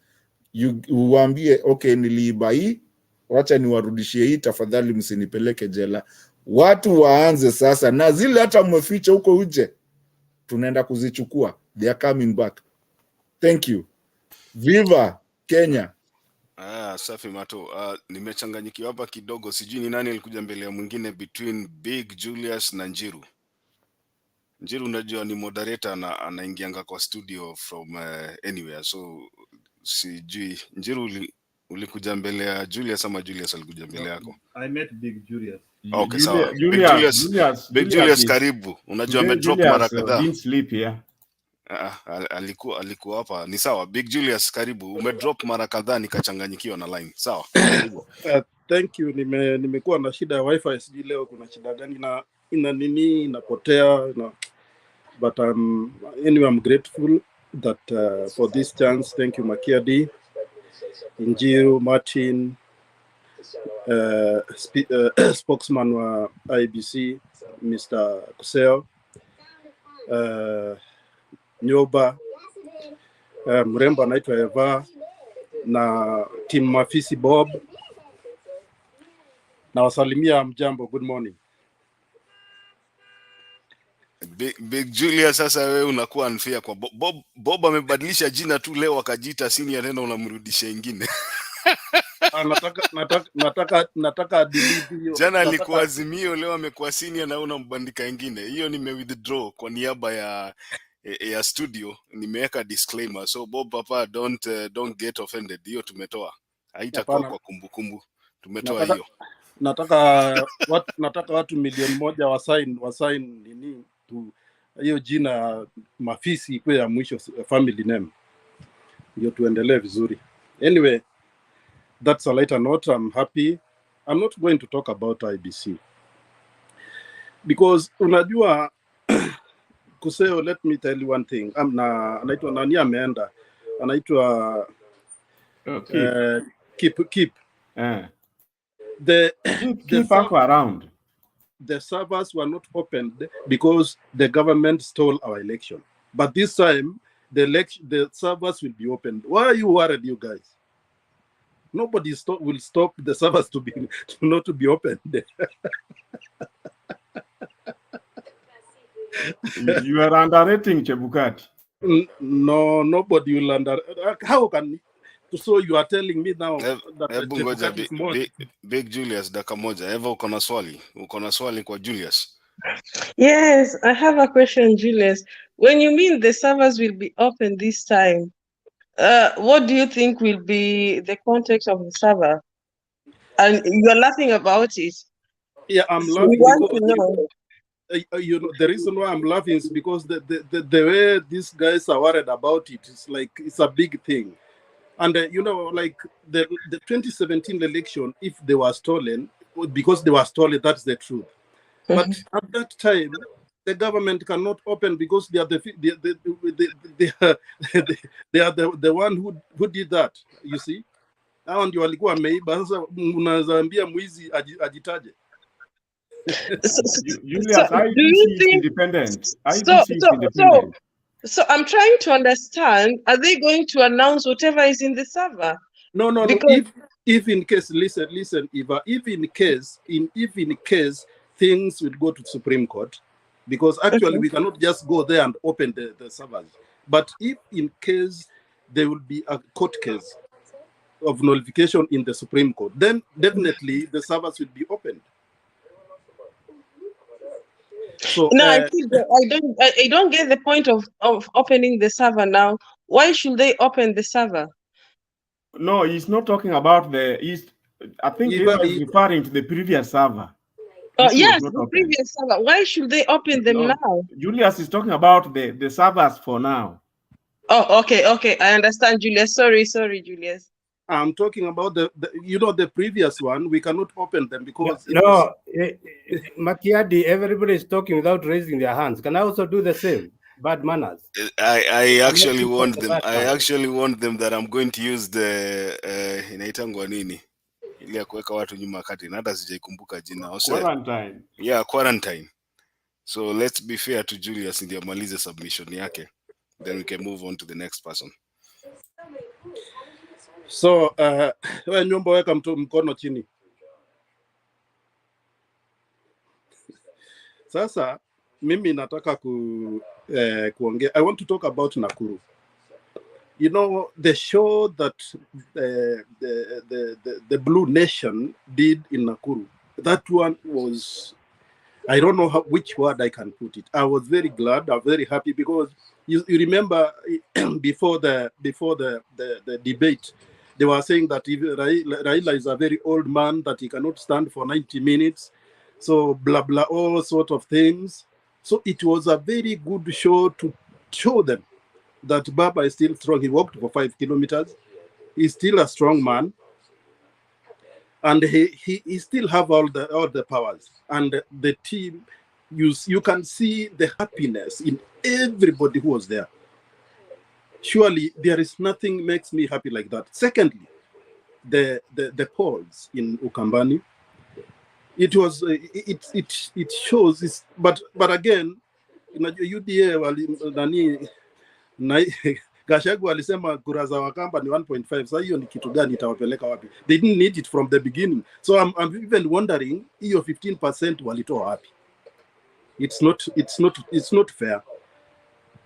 Hiyo 15% wamepata in some other places, 16% sijui, it's not real. That one is a big lie. Because UDA said they don't need the Kamba votes because Kamba votes ni kidogo sana iwasaidii in any way. Those 1.5 ni kura kidogo sana. But when they are saying hizo kura ni kidogo sana, wamekuwa headless, like a headless chicken every time they are in Ukambani looking for those 1.5 votes. You know, at times hii kuongea mtu naongea ovyo ovyo, it's shameful. So I'm Makiadi, I'm very happy about the polls yesterday, about the walking, about the happiness of Azimio la Umoja. We are Azimio and we are happy. We are very happy because we are real. We are not faking anything. We are real. Whatever we are saying is real. And I think it's time. Eva alisema hajapima kitenge ya blue. Sasa sijui sijui nimtumanishie moja kutoka hapa. Ngawaje huku vitambaa ni expensive, lakini I don't mind. Naweza nunua kitambaa. Lakini najua nikisema hivyo Bob hata sikia vizuri, Mato hata sikia vizuri, mtaanza kubadilisha Kiswahili yenu, which is okay. I'm ready for it. Things are good. Lakini again, I want to warn Eva, be very careful. Bob is a dangerous man. And thank you so much. Let us remember to contribute kwa Mtembei TV surely. I told you, as I said before, I'm in, although bado niko quarantine, sijatoka, but as soon as nikirudi job, I will play my part. Thank you so much, Makiadi. Safi sana Big Julius. Wacha niende kwa Njiru sasa. Njiru. Nakusikia Bernard, how are you? Sorry, Makiadi, how are you? Sawa, karibu Njiru. Okay, nashukuru. Na wasalimu wote, Bwana Makiadi, Bwana Ndeto, I thought Nyumba was next. Bob, Nyumba, Big Julius na Onyuka. Sorry, unasema aje? Just go on. Okay. So, today I want to be very brief, and I want to first of all, I don't want to talk about opinion polls because it's obvious. That opinion poll of Ukambani, it was not necessary. Ukambani, we know it's a Azimio land. It's like trying to count your own kids. You know them. So that opinion poll of Ukambani, I don't want to talk about it. I just want to tell Ndeto, Kitui, I think Kitui, the numbers needs to improve. Year 22 seems mzuri sana. The guy should be working with 14 and below. But I know the numbers are not there anyway. Okay, let me start now handling issues here. It's a bit sad after the deputy president and his running mate were unable to get a research from their debate, which they didn't say anything. And few minutes later, Gachagua gets convicted. He is forced to return 200 million and so many ongoing cases which might conclude within the next 2 weeks. I might project that Rigathi Gachagua could lose close to $1 billion by election. So I don't know if he will remain with the negative because he reported a wealth of 800 million. There is already a plot of 1.5 billion, which he is fighting for it. I know the case might go not the way he wants, and there are so many scandals. So, but this is the reason here. We are now having two political people with concluded cases. We talk with what has been substantiated. Mr. Ruto Mutesi case was substantiated. Mr. Rigathi Gachagua case about 200 million was substantiated or was upheld today, and he is now supposed to give out money. So, in principle, they are convicts. They have been criminally held liable. That is what by law it means. I know, Jose, you are a lawyer here, and any other person, even Mise, when Mise comes, I can mention him in absentia. Mise, don't try to come and defend people who have been held accountable by law. And those are the people who are being presented by one of the factions to become leaders. But I thank God because Kenyans can see through it. And the only thing these guys are doing is they are now trying to build propaganda. And I want to address Christians today. I do not understand the reason why we become divisive in terms of religion. We start knowing our religion when we are going to vote. Hiyo wakati mwingine tunanga maneno kama hiyo. Now, hawa watu wa Tanga, they have started sambazaring in their strongholds where they are perceived. Actually, I don't know if they have their stronghold. In their perceived stronghold, wameanzia kusambaza ile video ya baba akiongea story ya how religion is taken in Kenya, of which, people fear to speak the truth. And what I know is that all religions are equal. That one goes without saying. Christians cannot come here and they start boasting to Muslims, or Muslims cannot come here and they start boasting to Christians, or we cannot mishandle one another. I think that one is something we cannot even those people who are not religious, we cannot mishandle them. It is us to preach to them, and if somebody thinks we have convinced him enough, he can join our religion. But we cannot force people. We have to allow people to be who they are, what they want to be. As long as we are thriving together in our nation, we are not a security risk to one another, we are thriving strong. You do your own evangelism, whichever your religion is. If your evangelism is serious, you will attract somebody. But we cannot reach a level whereby we want to practice Christian hegemony in Kenya, where Christians want to feel they are too strong than others. It's wrong, and that is the propaganda which now what were UDA, they are now selling to people in terms of religion. Religions are equal, whether it is 2 people, 3 people, whether your percentage is 15, the other one percentage is 85. Our constitution has freedom of worship. So I want to tell people, because hao watu wa UDA wamekosa kitu ya kushikilia. They cannot hold on anything. Their strategy is not working.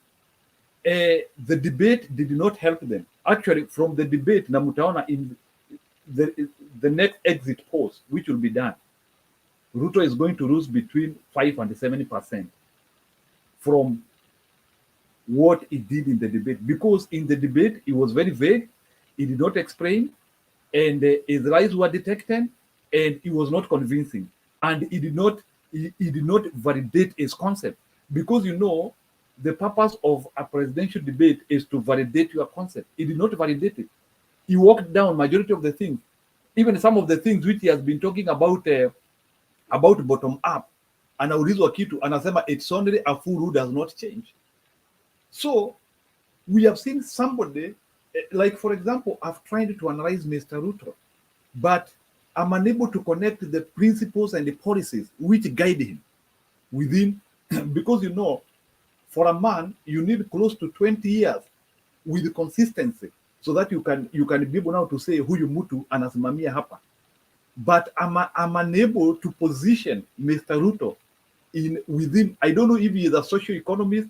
I don't know if he is a Democrat. I don't know if I am unable to position him within the perspective of political sphere and thinking.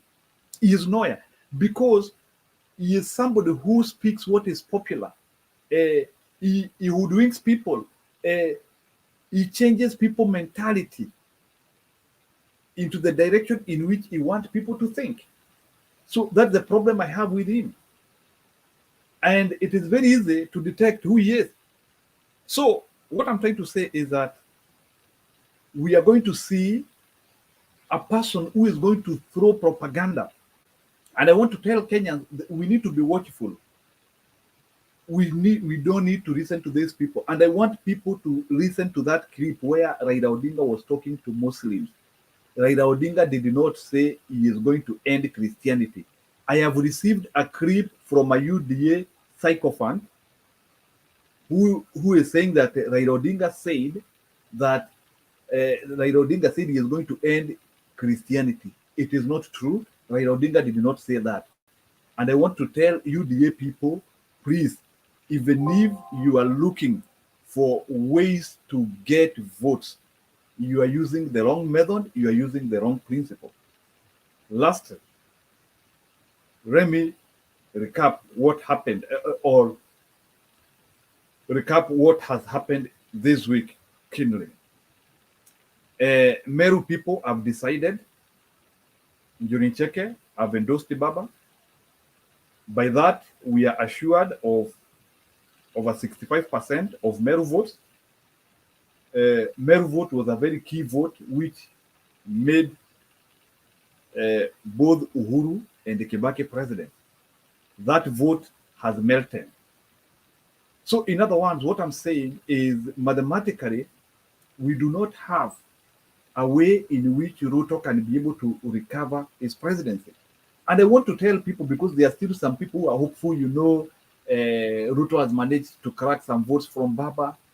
Which ones? You know, now people have started converging. Unaona wazee. Very soon, you even start seeing wazee in Embu. You start seeing even hata wazee wa in Kirinyaga and wherever in Mount Kenya region in general na places zingine, you will see them. So what we are seeing is a repeat of making of a president, because in Kenya we have a style of how we make a president. How do we make a president? First of all, you build your campaign, you market yourself, people evaluate you, then people start getting confidence on you. Then after people start getting confidence on you, you start getting endorsements. That's how we build a president in Kenya. And since this campaign started, have you seen a group saying we are endorsing Ruto? Bwana Martin Deto, Bwana Oze, nataka leo muniambie which group has come out saying they are endorsing Ruto. How will you win an election without endorsement? Without people coming and saying we are supporting you? That is the problem. Bwana Nyumba, unataka kusema kitu? Okay, sema tu before you continue. Hiyo ordination, churches wali ordain ni king. Yeah, so not everybody is against Ruto. He was ordained and given the nini. And made a king, and he was made a king. Yes. Yeah. Okay, maybe I admit that one. That one is the only one which I've seen. But from my point of observation, I a little bit try to take Christians or church. I would like church to be a little bit neutral, because let me tell you, sahi, do you want to tell me that makanisa ya Nyanza haiwezi endorse baba wakitaka? Or do you want to tell me that ile makanisa iko ama ile makanisa iko Ukambani, do you want to tell me that we don't have thousands of pastors in Ukambani who can come out and say we want to endorse baba? but they have the reasons why they don't want to become political. They have their own reasons why they want to become silent. So the problem which I have with Mr. Ruto is wanting Christians to come out and endorse him so that he can create a mentality that he is a candidate of God. That is the problem I have. You cannot create a mentality you are a candidate of God, because the reality of the matter is that both Ruto and Odinga, they are sharing Christians in Kenya in a percentage, and you might be shocked. Maybe Raila Odinga has more Christians in Kenya than Ruto. You might be shocked. Raila Odinga is enjoying support of close to 70% of Muslims. You might be shocked. Raila Odinga is enjoying close to 80% of Hindus in Kenya. So what we are trying to say is that let's allow Christians, or let's allow religion to be there, but let's not use suckers to hoodwink these people into thinking or into stopping ourselves. I'm a candidate of God. It is not about being a candidate of God here. It's about being accountable, being somebody of virtues, being somebody who is not. You see, if you are posing to be a candidate of God, how is your character? Yani, you pose to be a character of God, minutes later you are being convicted. Sasa wamekuwa wakisema juu ya magari, sisi tuko na Mungu. Then 2 days later unaambiwa urudishe milioni 200. So we have to see some of these Christians, these people who are posing like Christians, we need also to evaluate their lifestyle. Huyo mtu ako namna gani? Because a Christian should illuminate. Ni mtu ambaye anafaa kukua I can emulate your character. Na kuangalia hivi nasema huyu ni mtu ambaye he looks like a Christian, he looks like Jesus. If you want to become a character of God as you want, then si ukue hata na 25% of Jesus qualities, hata sikuitishi 50. Just have some of these guys from the time even entering in politics, they came as a fraud. They were used by the former regimes to assemble youths. So when you look at this guy, he's part from initiation. Hata anajiita hustler. These people are not hustlers.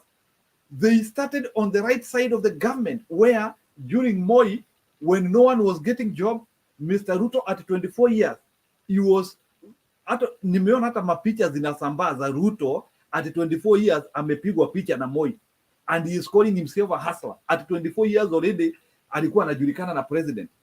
By age 30, he had become the MP for Eldoret North. I think 31. Then akaenda hivyo, he became a chief campaigner for Bwana Uhuru. Akaenda hivyo, he becomes a cabinet minister. Akaendelea hivyo. So he has been a guy who has benefited from the system, and he cannot try to tell us that ati mimi kama vile watu kama akina Maina wa Magoro ama watu wengine vile mtu anaanzia kusema mimi nilikuwa na miguu mbili, sasa niko na huruselo 3. He cannot come here and start posing in that rhetoric. The rhetoric for Ruto should be very clear. He is a guy who has benefited from self-interest, from state, and that is who he is, unfortunately. Lastly, as I finish, I have seen campaigns of Mr. Ruto. Today he was in Embu. He was having people, but they are spreading lies there.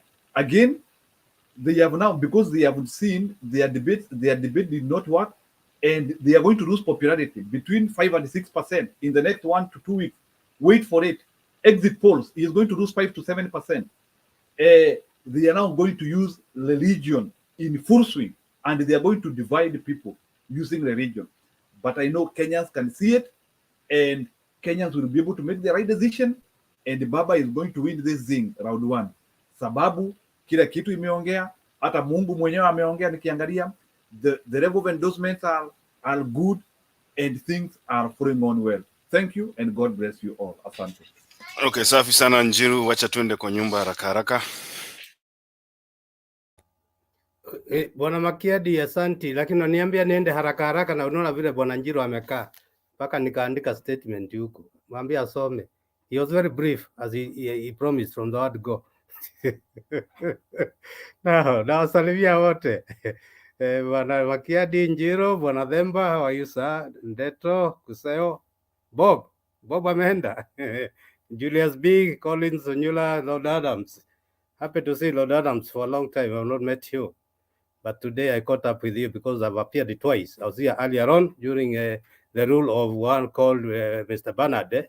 And now since it's Makiadi's rule, I'm there within the same period of less than 10 hours. See, I should be congratulated. How many people don't appear here twice? Yeah, thank you. Now, I contributed during Bernard's time. I was just coming to say hi to all of you and especially Mr. Nyumba Themba. hata ulitoa ile sweta ulikuwa umekaa huko nje ya nini, huko nje ya nyumba nayo ni kuishio, lakini unajua hata ulikumbuka Mechoki alikuwa amevaa socks imepasuka. Saa zingine wazee hii mambo inawapata. Si Mechoki alivaa socks ya billionaire na imepasuka ikashikwa na watu wa kamera. So now I was doing some manual, I do manual work in my compound, as I don't know if people to do small things for me. Navaa hivyo. So now Ndeto, you are there. Thank you. You have been there for long. So I am saying, my presence here is very brief, and just to say hi to you, and especially Mr. Themba. We shall compete with him. But I would like whoever, Bob, we are there. Who is in Kenya? Raise your hand, please, in Kenya. Nobody. Yeah, you see now, Bob, Nairobi. Ndeto acha wewe najua uko wapi. Maybe Bob. So I'm saying, you can see I deal with international guys, and I don't feel threatened or intimidated. I stand my ground. And yesterday, there was a very brief security issue, and I think it's related to my presentation in Mutembei. Kitu naingia kwa geti yangu jana, maybe people may not have observed. Nakuta gari imesimama hapo. My gate is a bit recessed. Nikiingia ndani, inaniondokea. Nikiingia sasa, nimeingia ndio nifunguliwe gate, inakuja nyuma yangu na saa 3:30 usiku. Okay, I reacted to it and they took off. But I think I'm not 100. You can never be 100 sure, because you want to be 100% sure you'll be dead. So I took a counter reaction and they took off. So I'm saying, for people in Kenya, that's Bob, I was telling to raise your hand. And there's a time I told, who was it? Is it Martin Ndeto? You people, you are far. Themba, you may not experience the same insecurity. Some of us do.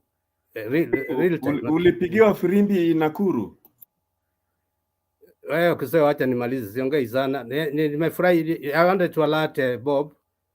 Pale unakaa tuna contribute kwa hii. Quite a number of people are not happy. They are not happy. So today was a very happy day for me and many Nakuru city residents. Baba was with us, and we really enjoyed. I know Kuseo could not pick me from that mob. Yeah, but I was there. So we really enjoyed ourselves. And after winning, I said earlier on, we won this thing way back, but now it's a matter of formalizing. I know Adams may not agree with that because it's not declared, but hii tumechukua sasa. Hii after 9th ni formalization tu ya paperwork. Kitu tumemaliza.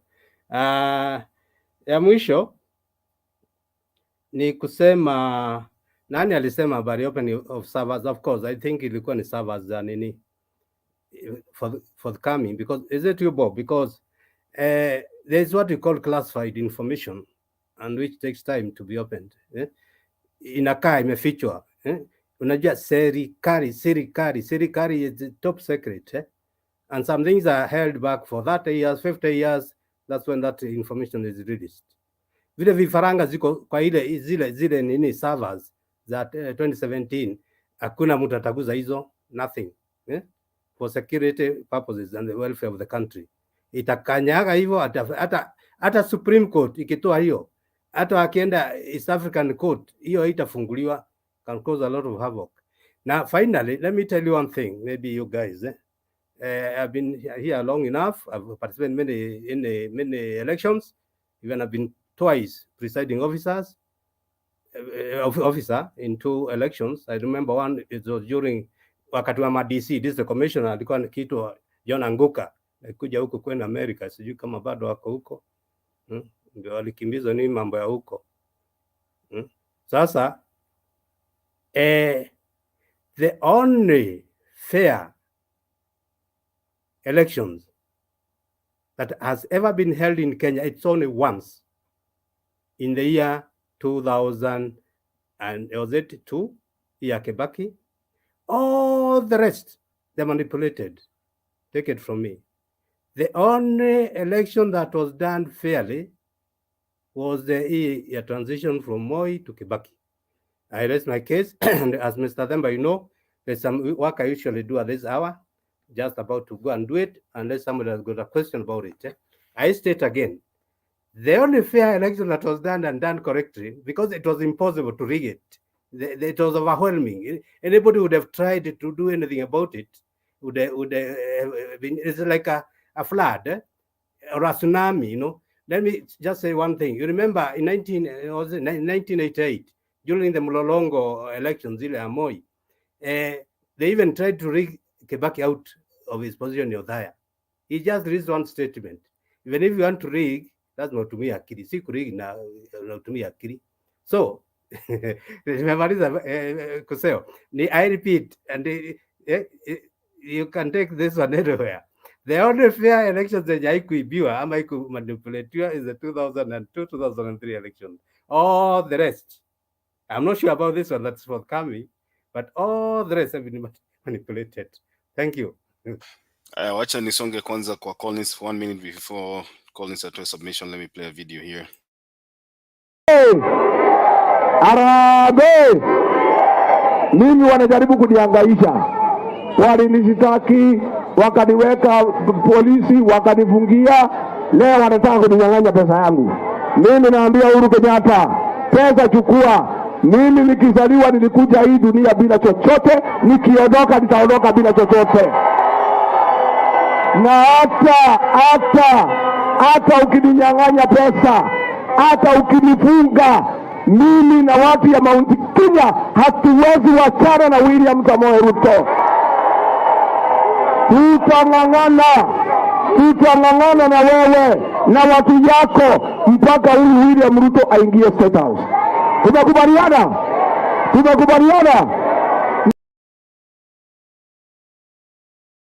Haya, Collins. Mackenzie, because I'm leaving, and it's me who has submitted, let me just comment about the clip. Yeah, 1 minute. 1 minute. Yeah, and I'm going away right now, please. Thank you.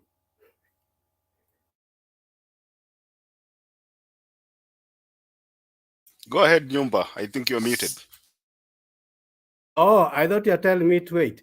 What I wanted to say is that, of course, GACHAGUA has not been alone when he was making those billions. And I said earlier, it's very difficult to catch the main player in a corruption issue. So I don't want to mention names, but you people, you're thinkers, think who was associating with GACHAGUA when they were making those 7.5 billions. Good day, guys. Let me go and do the necessary now. Thank you. All right, Collins.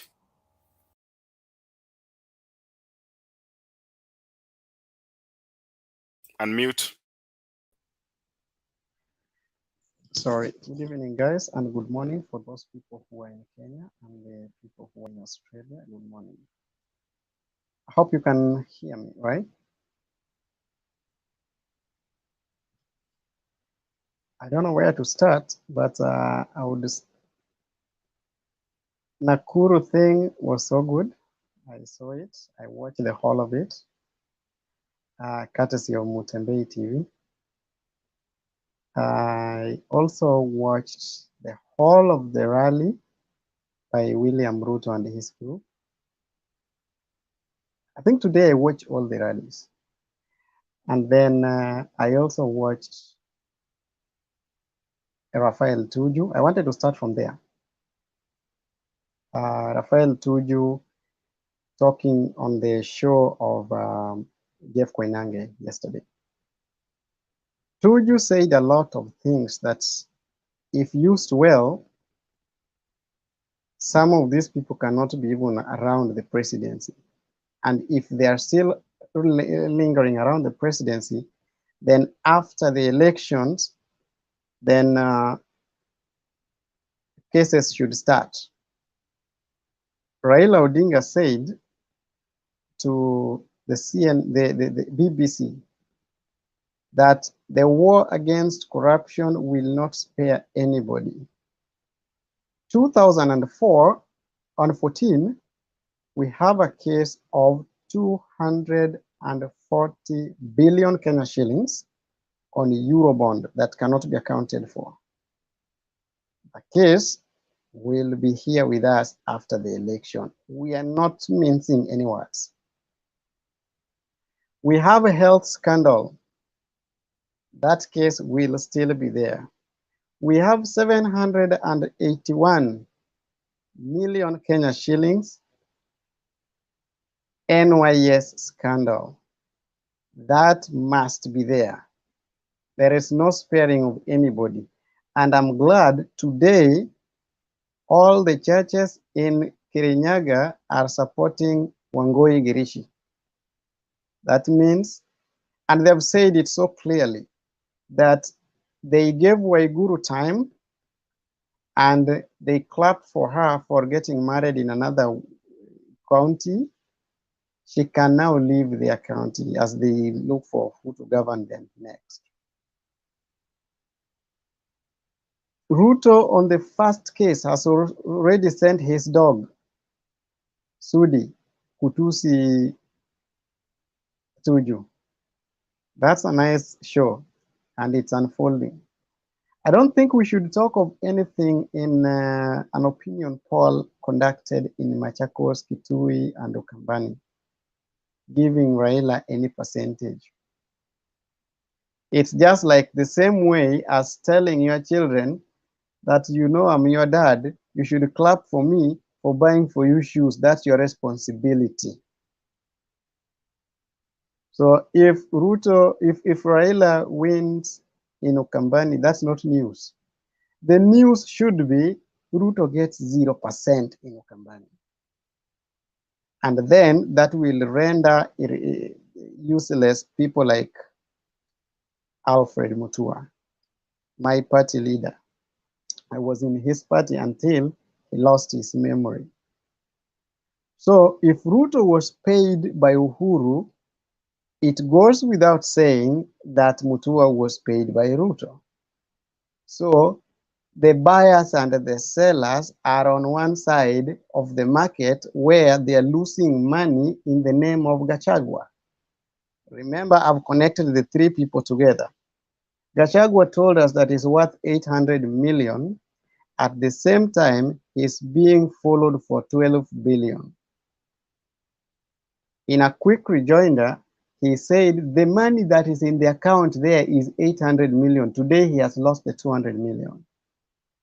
If it is true that he had 800 million in the account, then it's not going to be false that he also stole 200 million. So a thief that steals 200 million is an equal thief as a thief that steals the chicken and leaves the eggs without hatching.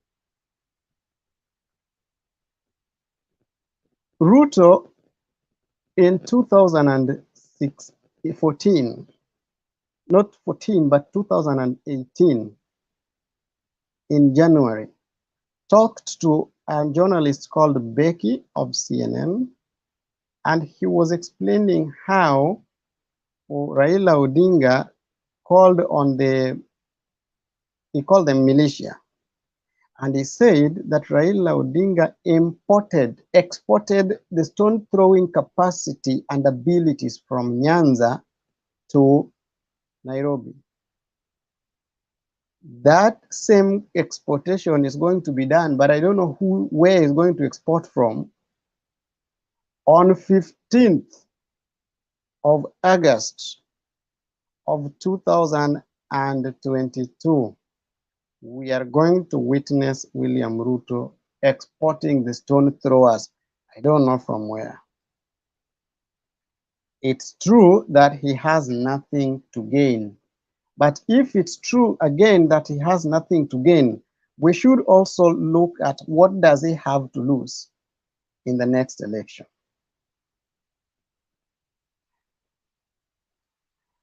IEBC forms. We have Form 34A.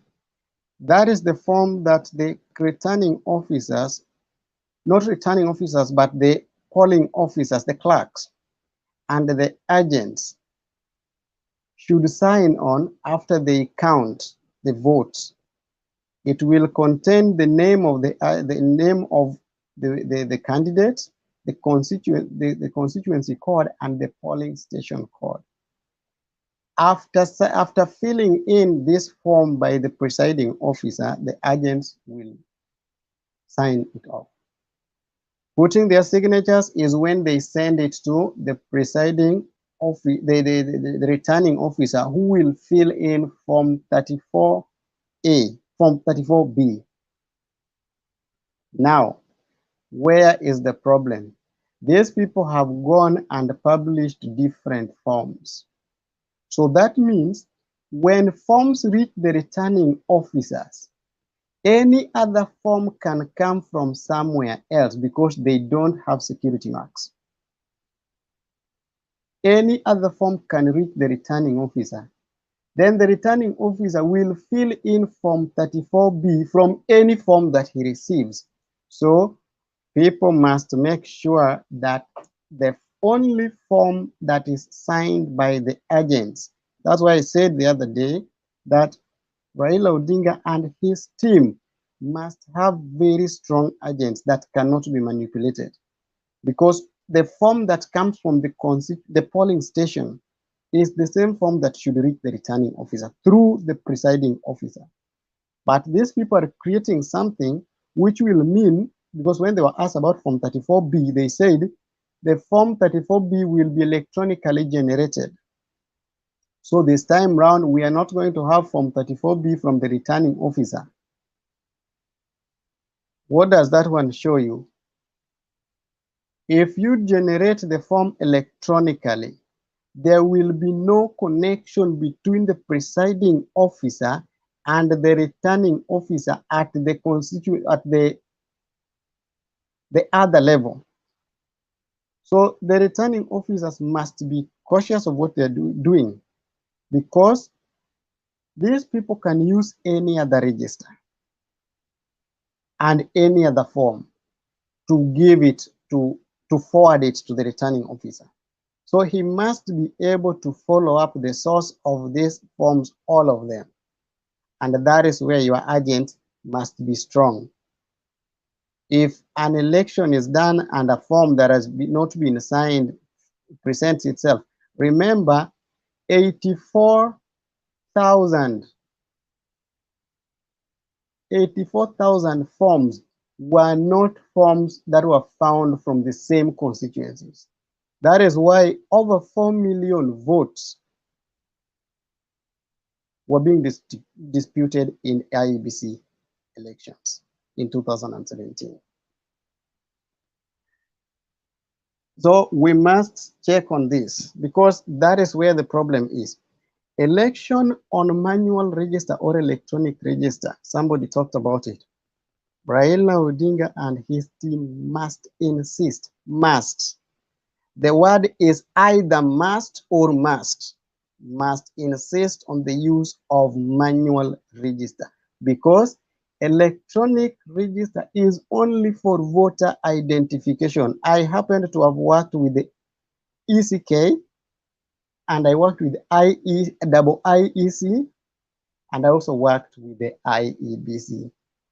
I also happen to have worked with the CKRC, the Constitution Review Commission of Kenya, during the making of the Constitution. So if you follow up how those things are done, voter education must be done appropriately, so that if you are not identified, because the electronic system will only identify the voter, they don't have the fingerprints of those voters. If it's not done well on identification, then the voting will go wrong. If the voting goes wrong, the voter will not know that I voted for candidate X, but these people have ticked for me candidate Y, if you don't use the manual register. Because any small error on the identification of the voter will make many voters getting turned out or turned down, because you'll be told your name is not in the register and it's only on that electronic. There will be no green book. There was a green book in 2017. So if they insist on the same thing that we are going to do electronic, if it fails and the identification goes wrong, then that voter will be turned home. So for all that, people must check on that. And if that is not done, then there's going to be a lot of problem. In the same case, as at now, if it's not done, William Ruto will be given a very good authority of going to the Supreme Court. And I can assure you, on 16th of September, we may be in Supreme Court, either from the Azimio side or from William Ruto's side, because IEBC is going to mess it big time. Thank you. Thank you so much. Before I go to Adams, let me just play one video here because everybody's talking about IEBC. Hapa Homa Bay mzima karibu kanisa 100 na kitu. Sasa Chebukati mtu ya Sabbath day hapana jaribu. Tafadhali, tafadhali hapana jaribu Kenya umulete kwa usimu. Kwa sima tafadhali, hata silifitia anakuja anakimbia hiyo kwa kuta ataanguka chini. Hapana tukana na mimi ya watu wa Mungu. Keso ni keso ya Mungu, ni keso ya Mungu. Hata mimi pia ni mtu ya Mungu, ni kama mimi hawezi kuenda kura. Tafadhali na watoto yote, tafadhali Chabakai.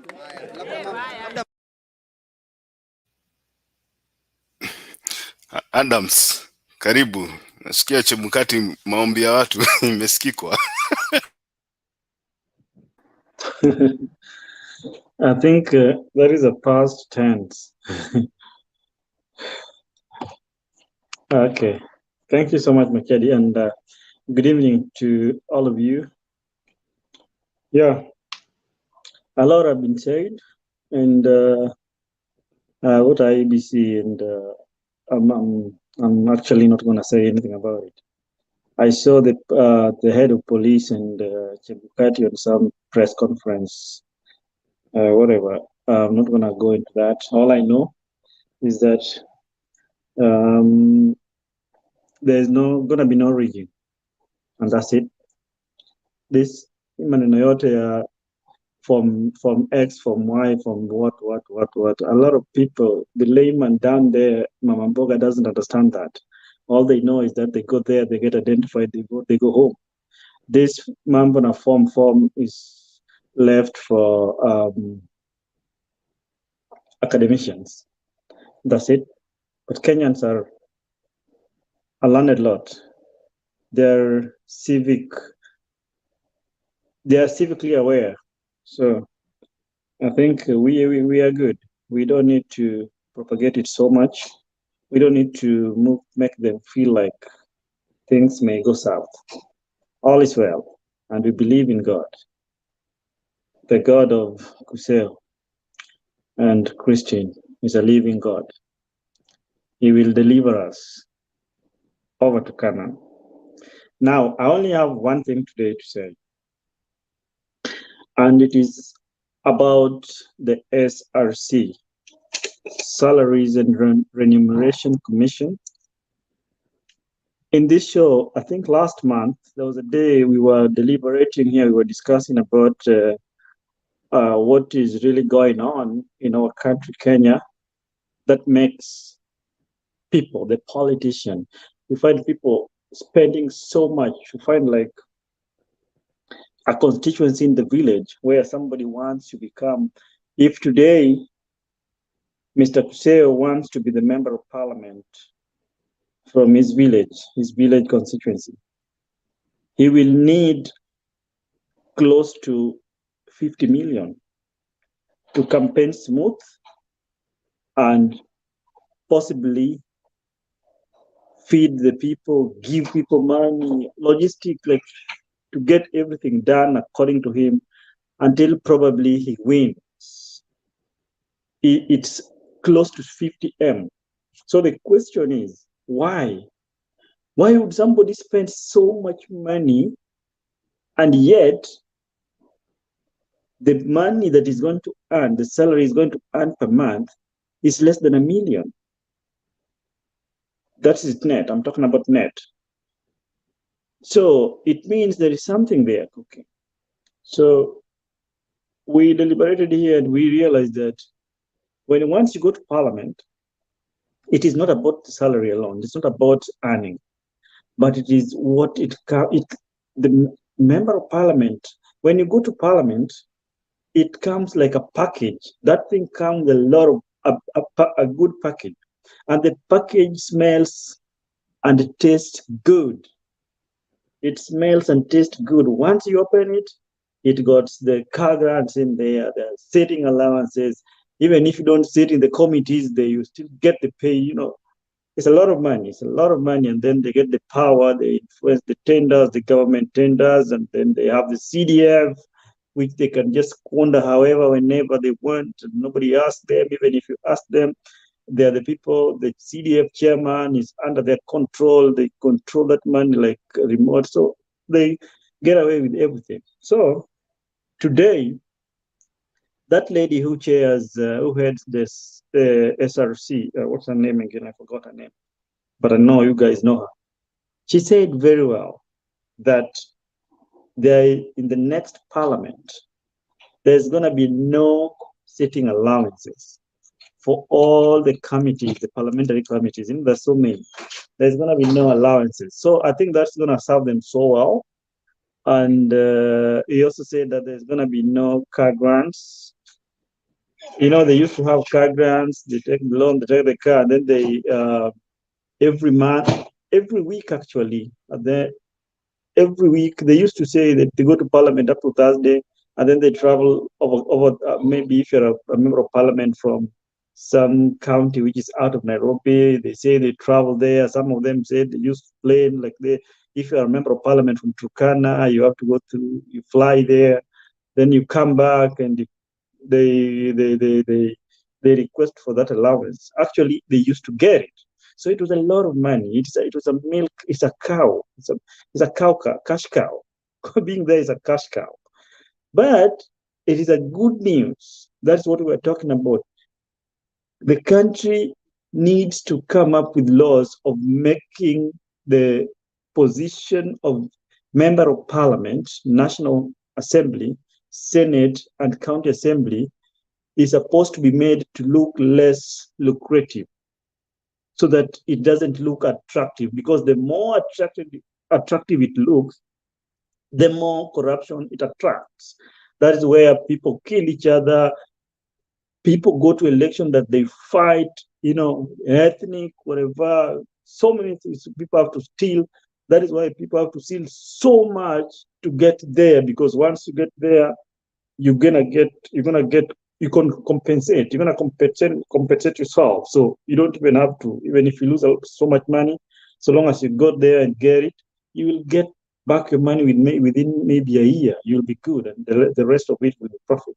So I like what that lady did today, and I wish, it is my prayer that whatever she did today stays put, even though I know very well that when the new Parliament comes, Mr. Puseo, they're going to go to the floor of Parliament. These lawmakers, they play with that floor of Parliament.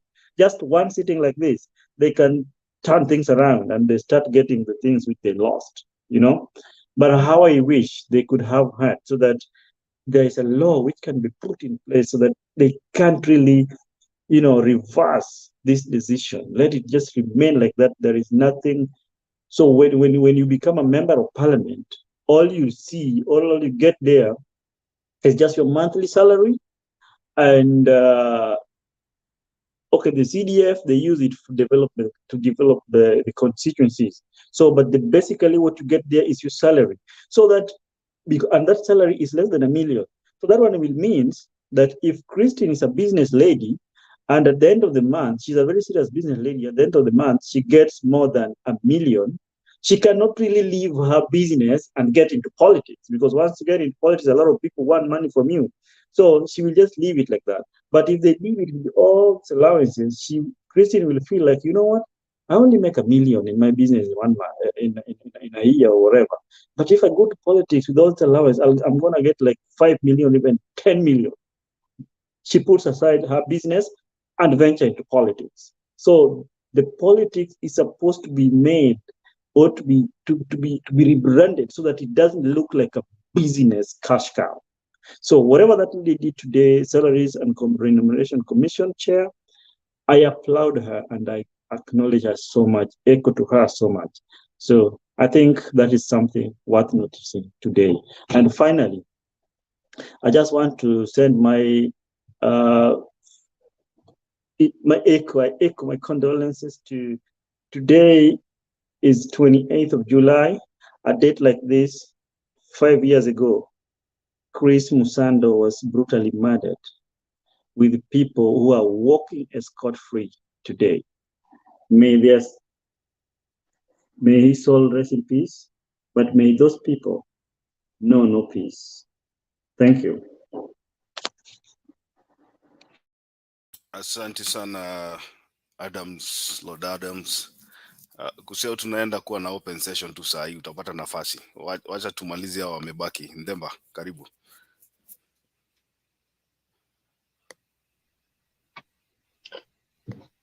I would wish to yield my time to Christine and Julia. I'll come after them. Okay, thank you. Thank you so much. Christine. Habari zenyu wote. I hope you can hear me, Makiadi. Am I audible?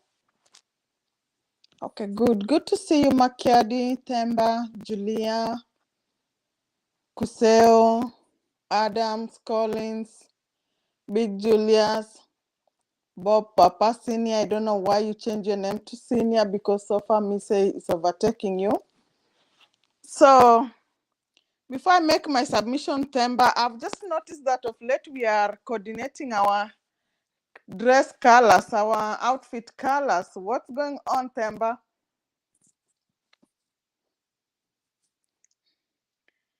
Okay, so When you say we, who is the other person on the other side? me and Themba. Okay. The other time we had something like maroon today, or I'm the one who is colorblind. Kuna private chat. In that case, the two of you know better, surely. Yeah, there's a private chat there. Christine, uko tu sawa. I will update shortly. Okay, so me, leo sina maneno mingi. I know it's time for Homestrech.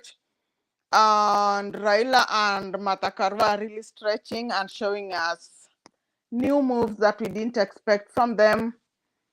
And now I'm believing Raila even has greater energy than me, say, I don't know.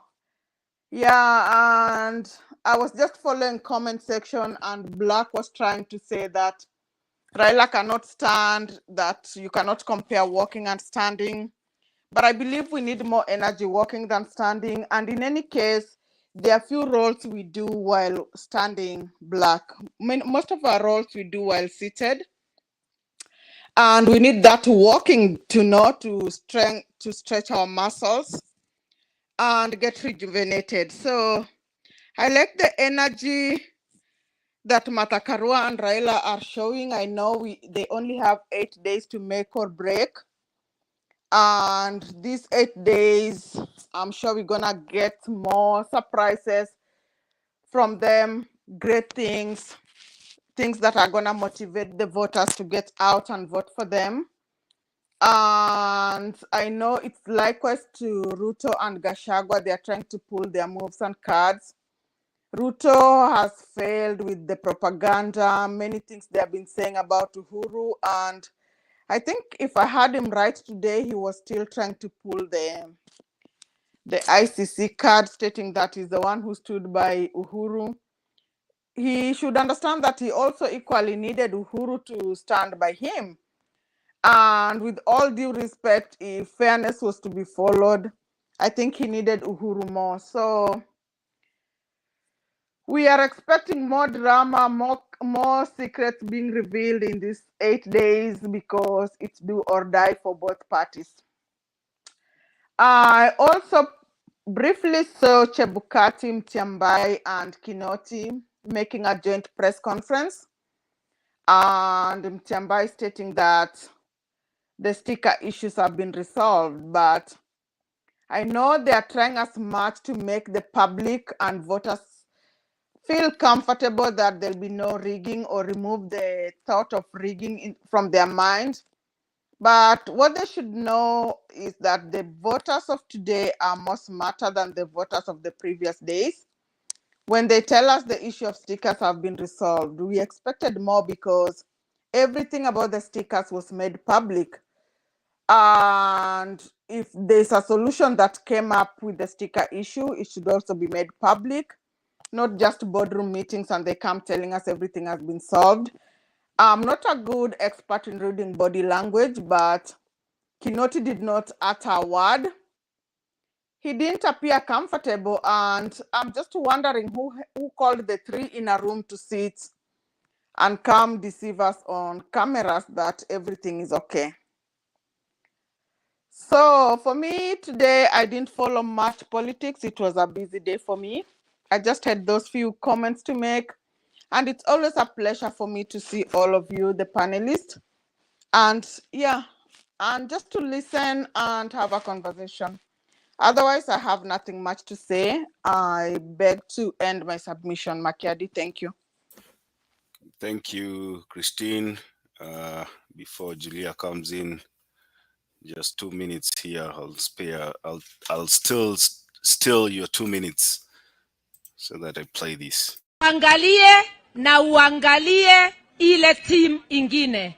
Wasasa tulikuwa Elbagon. Tukiwa Elbagon, mahakama ya juu imekata kesi ya Gachagua, ikapata ile pesa. Mkikumbuka wale waliona debate, si tulisema akona pesa ya ufisadi kwa account. Koti imesema hiyo pesa itachukuliwa na serikali yote. Uangalie uone upande uko na wazalendo wa kutetea wa Kenya na wazalendo wa kulinda mali yenu. Pande ile ingine iko na watu wamenoa meno wakule vitu yenu mkae mnahangaika. Mimi nawaomba, ajiri yule atachunga mali yako. Ajiri yule atatumia mali yako kukufanyia kazi.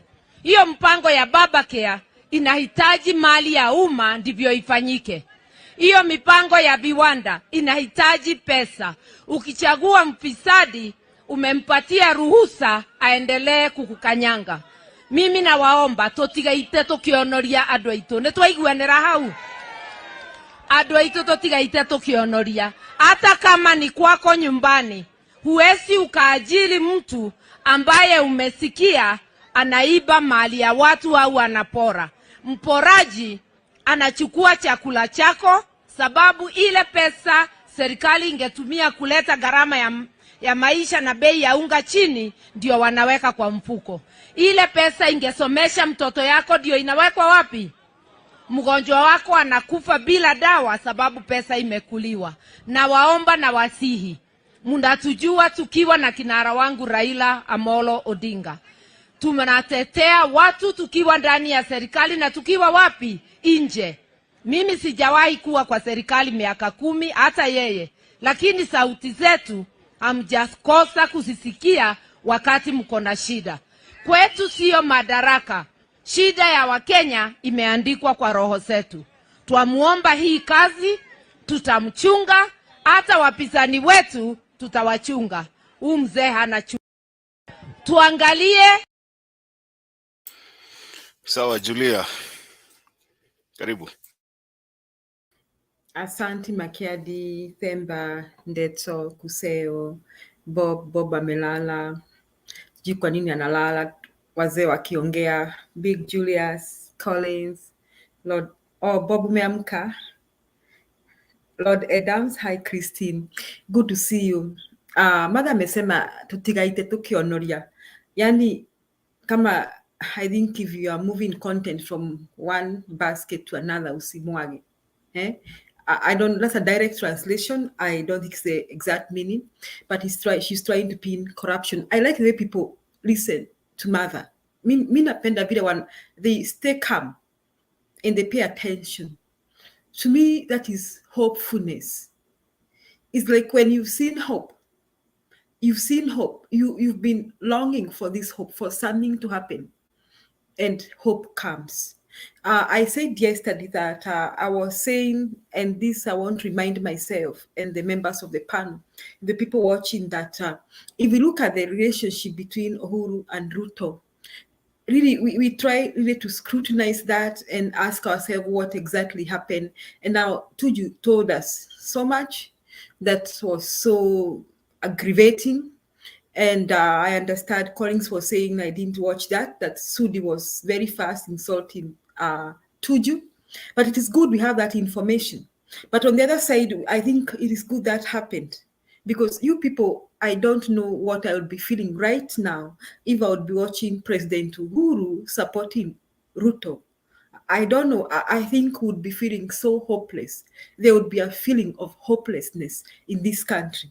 But so everything that happened was for good for this country. So I'm glad that Ruto behaved the way he's behaved. So now I think you can see the tempo or the mood that is there. So that's where you saw what happens to Gachagua today. Now, these people have been saying that it's just allegations. Wakipelekwa kotini unasema, I'm not corrupt. These are just allegations. So the High Court made a ruling today. So we need our money back. And then when I was watching that, I saw something else happened in the coast that I think Sonko was denied. The High Court prevented Sonko's name from appearing in the ballot. So what do you think about the judiciary? So we've been very mad with the judiciary in the recent past. And me, I've been thinking that we should vote for the High Court judges and Court of Appeal judges, and even maybe the Supreme Court judges. I have been thinking so, that we should elect them. Because I've been feeling very disappointed with the judiciary. But I can see the mood. This is the mood that is coming. We just started working. I mean, serikali ya baba na mama imeanza kazi. Because the judiciary can smell the mood. And everybody needs to do the right thing. We are going there. The people of Kenya will begin arresting corrupt policemen on the road. That's what we are going to be doing. We'll do after 9th. So I'm very pleased.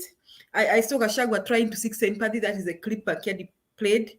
And if you people look at the people who are the crowd there, they were not even cheering him. And then he was saying that he was trying to be Job. Atinitoka tumbe mama yangu with nothing. I'll go back with nothing.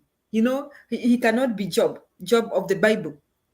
But I'm very pleased with that, and we hope to repossess more. So all these need to return what they owe to us. So that I was really pleased with that. So I'm also pleased with the what I saw in Nakuru, the campaigns with Baba and Mother.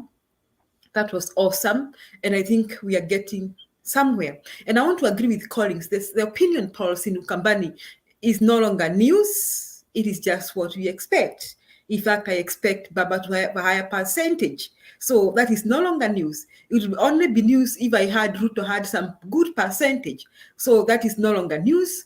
And I also love what is happening in Mount Kenya region. I think we are going places. So I want to stop there. And I want to remind our fellow viewers and our fellow panelists that Mutembei is going to the next stage. We are trying to grow Mutembei TV to make it digital so that we can have this TV watch like the way people watch Citizen and NTV, KBC, name them.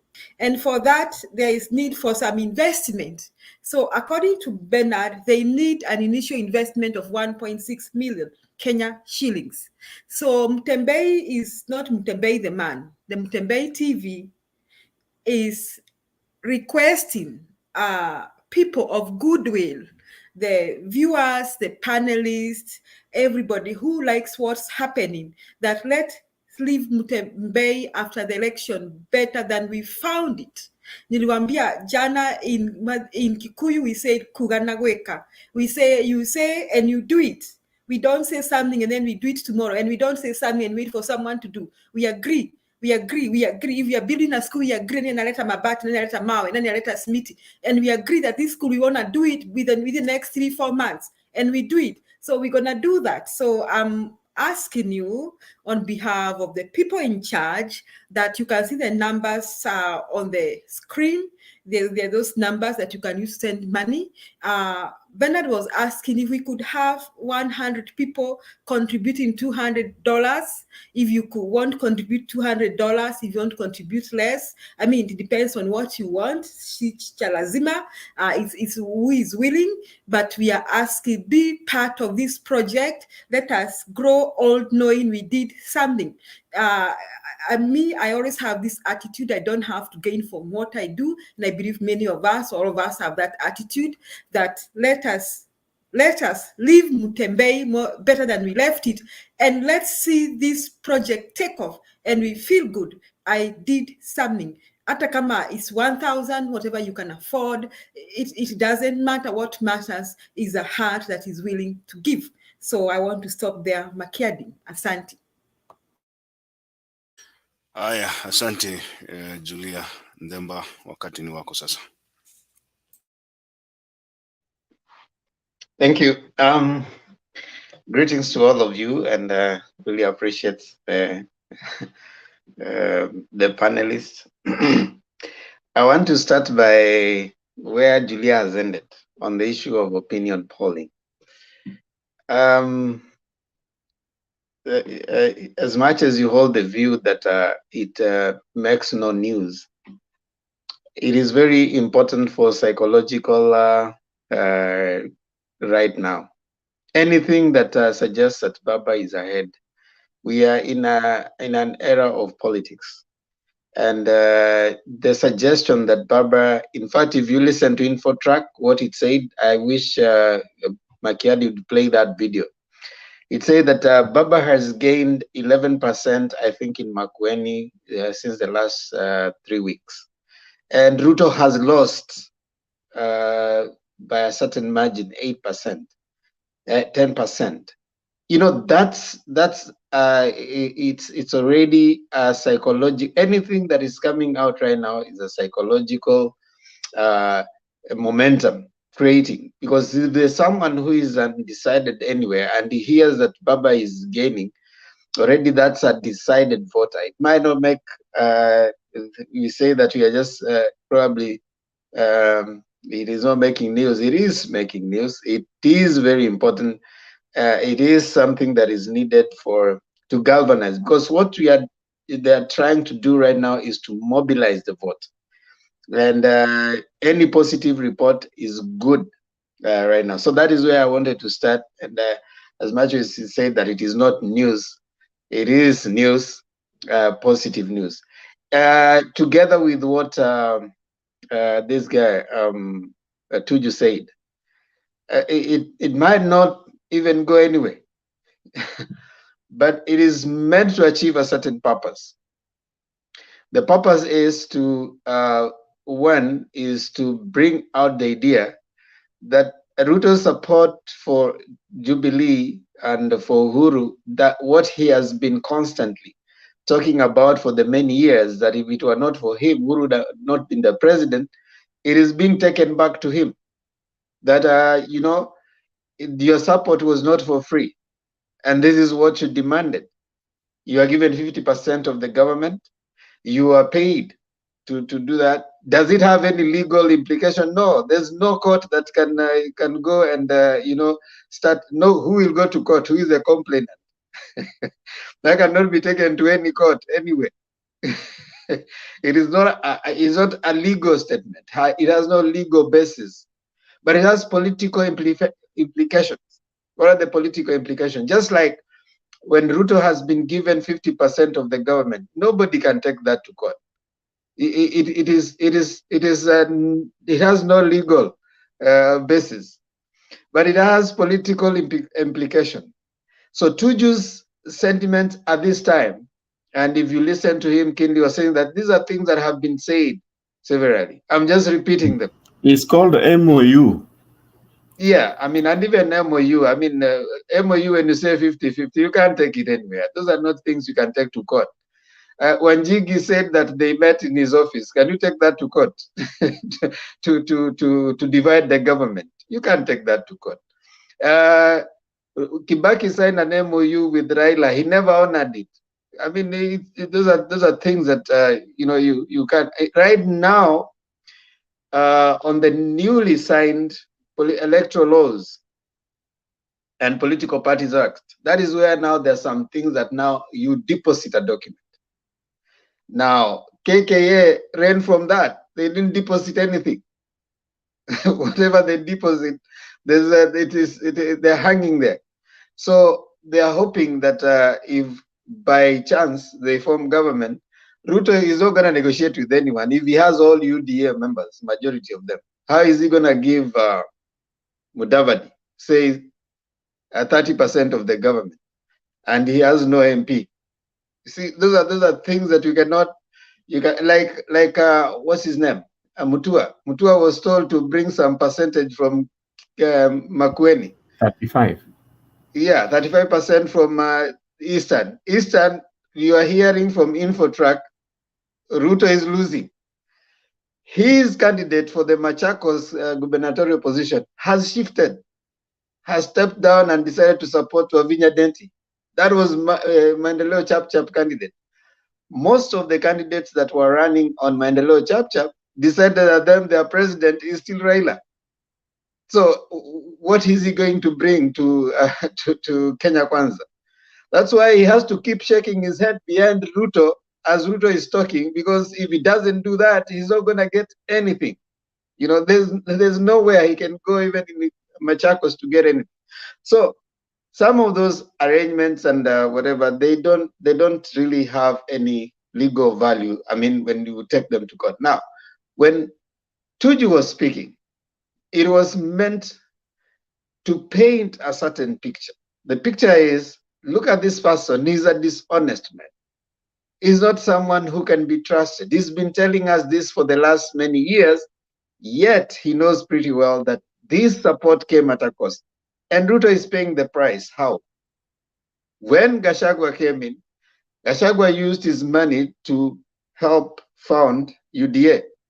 When it came time to choosing the person who is going to be the second most important person in UDA, he said, it's either you give me my money or I get the position. And that's how it went. So Ruto actually suffered the same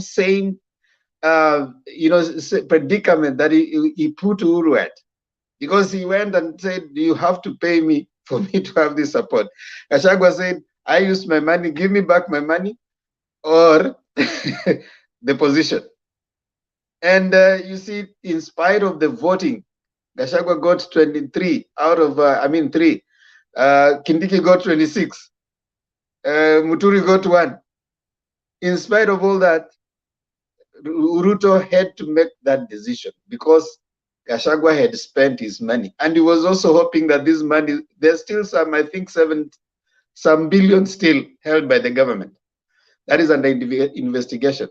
He was still going to be the one funding it. So it is more of a political statement around this time to paint the picture, and which it has done. Of course, a lot is happening, and like they say in Kiswahili, siku ya kufanya ni miti yote uteleza.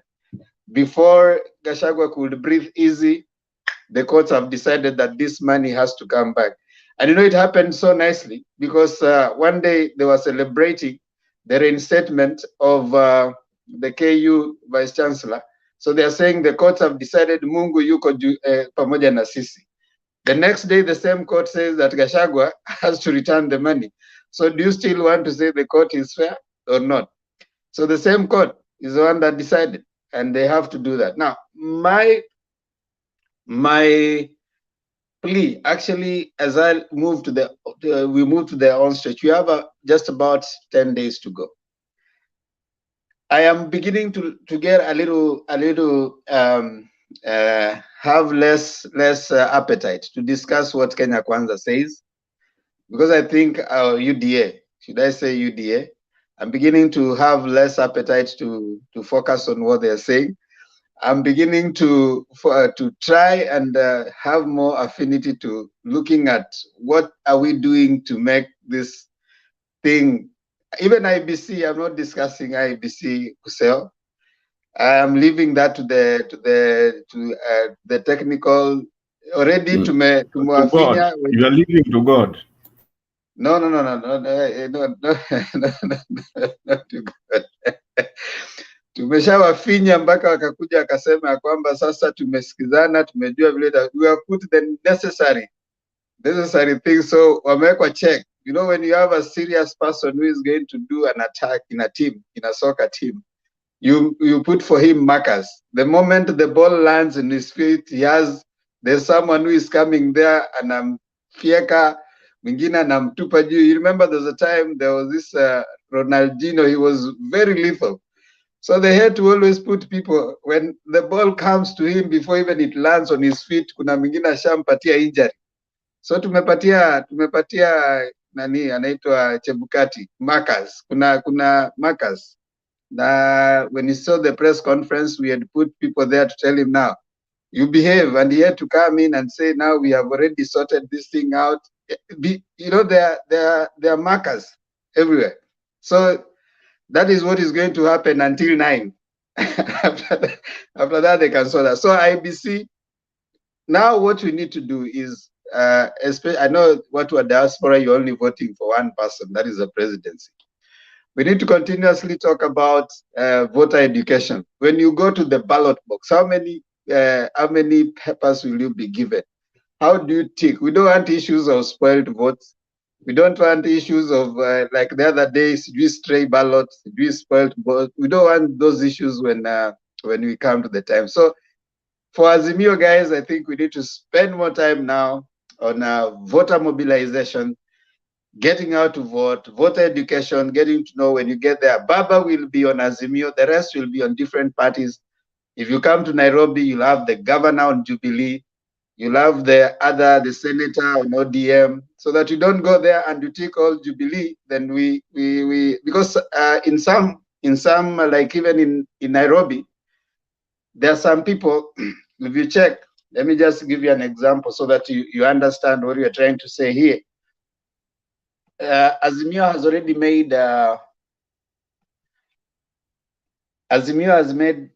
they have agreed, you know, on the candidates. They have agreed on the candidates, and I think it's important. We start telling people that, okay, fine, Azimio candidates in Nairobi. Azimio candidates in Nairobi is, you know, we have the governor in Jubilee, that is Igade. We have the women rep. Women rep is in ODM. We have the senator is in ODM. We have the the other team. The governor, the senator, those are the upper ones.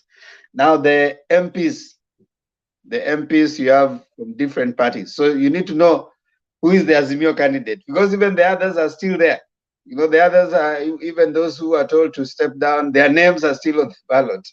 So if we don't have that kind of voter education to make sure that people, when they're getting out to vote, what are they, when someone walks to the voting, you know, the booth, what should they see? What should they expect? What do you need to do?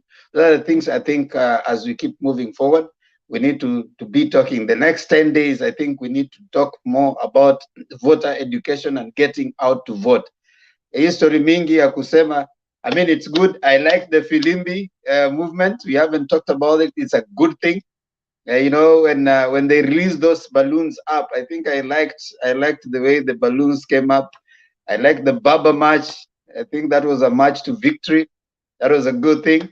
And the Filimbi movement, that was a good thing. We need to talk about, is it Filimbi or Firimbi? Those who know Kiswahili better than I do, you can tell me. I think it's Filimbi movement. Any can do.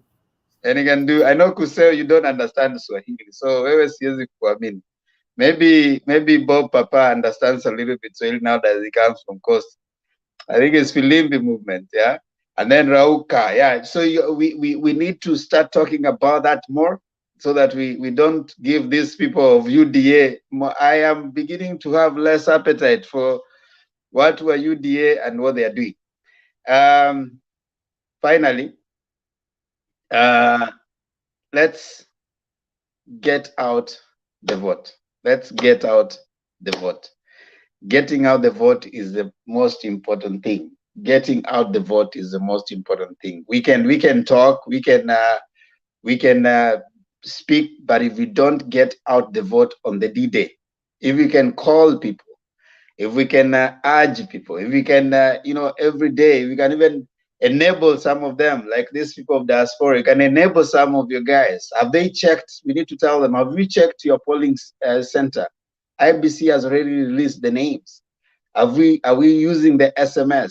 Are we telling them, are we checking if you are actually a voter, where you are going to vote? So those are the things we need to be pushing a lot more for the next 10 days, voter education. I mean, it's important to get out the vote. That for me is more of a thing we can do for the next 10 days. I am deeply convinced that this is going to be the most democratic election after 2002. It's going to be the most let me say fair election. It's going to be the safest, because right now, even 10 days to an election, and I'm seeing some people still partying. I'm still events being organized. Before that, elections were being defined by some sense of anxiety, where people were stopping everything. Some people are traveling. I'm seeing less travels from Nairobi. I'm not seeing buses that are full, taking people, moving from one place to another. I'm seeing people more focused, and a Kenya that is happier than any electoral period before. So yes, I'm excited, and let's make it happen. Thank you. All right. Thank you, Ndemba. I think now we have an open forum and you can take over from there. If anybody feels like there's a video they wanted to watch or they would have wished to see before the show ends, let me know. Asante. Thank you. I saw Kusel's hand, Kwanza, then Bob, then Collins, and then tuendelee. If there's any video you want, kindly sema mapema, Makiadi anze kuitoa.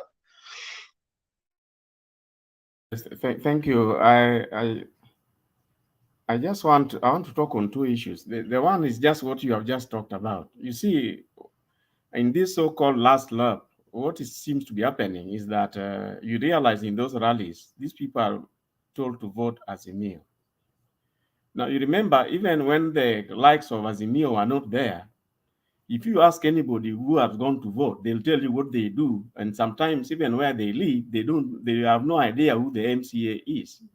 And most people are using the party to identify the lineup somehow. And personally, at one point, that's what I did. Since I didn't know in any other way the people who are supposed to vote for. So I just know which the party it is, and then you do it all over. Now, this time round, I think you have brought a very, very critical point. Now that you find in Jubilee, in Nairobi, you have Jubilee, you have Wiper, you have all this ODM, you have Azimio. Of course, that's only the presidential. I see a challenge on those who want to do it as quickly as they can. What to do? If it was not in your mind in Nairobi, for example, they have declared who they consider to be Azimio candidates. Now there lies the problem. If that has not reached as many people as possible, I wonder what strategy should be used at this late hour to sensitize people who, for example, in every county are the Azimio candidates. Because a good number of people also don't attend those rallies, but they have already made their mind that they want to, let's say they want to vote for Baba's side. Sometimes Azimio has got 26 parties. And if all of them were there, you have no idea who was considered the leading one. There lies the problem. Thank you. Oh, sorry. I wanted to finish with the issue around the DP and the payment. You see, in the last rallies, almost from June, May, June, July, DP has never been in any rally without reminding the public how he helped Uhuru, how he helped Baba, how he voted for Uhuru, Suji, how many times. Where were these people? When the day they wanted wanaume wasimame na wewe, walikuwa wapi? Now, then if you look at it like that, from that background, then I think the revelation have a lot of impact. People will then know, you keep singing to us, kina nani walisimama na wewe. You remember the other day, he was trying to blast, GACHAGUA was trying to blast Martha, that when she was required, President Uhuru, she was campaigning about President Uhuru. It is only DP who crossed over to support Uhuru. Now the question then is, well, now we all know DP crossed over because he was paid. Now then there lies the importance, the impact of this statement about having been bought. But that aside, you do realize, as we have all mentioned here, DP's strategy is money, money, money, money, money. More than 50% of the people supporting the DP are because they are bought. Think about it. Thank you.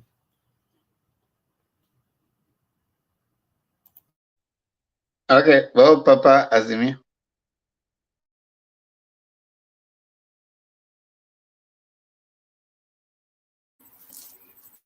Now, thank you very much, Themba.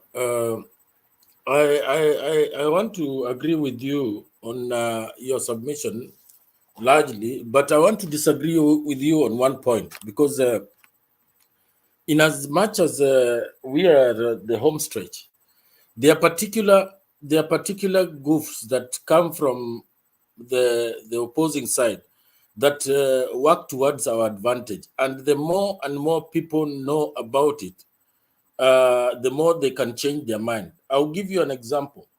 Yesterday, I walked to our local shop, and right at the main gate of the estate, there are border guys there, friends, because I use them sometimes to run some errands.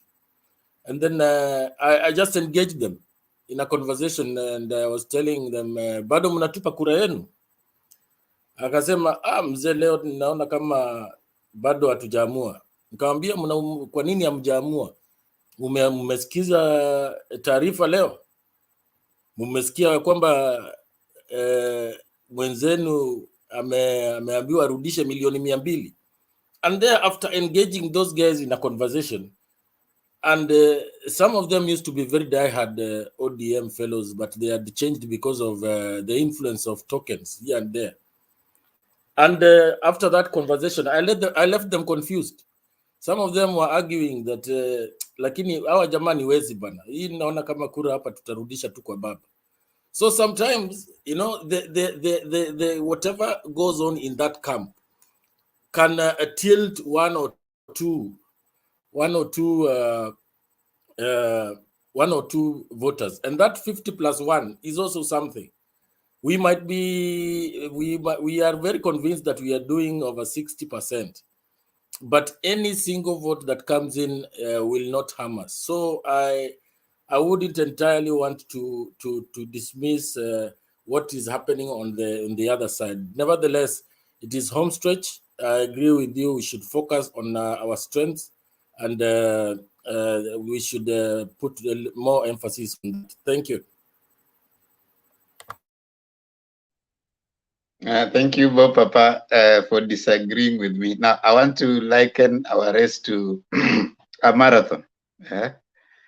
Now, when they are running a marathon, when they are starting and the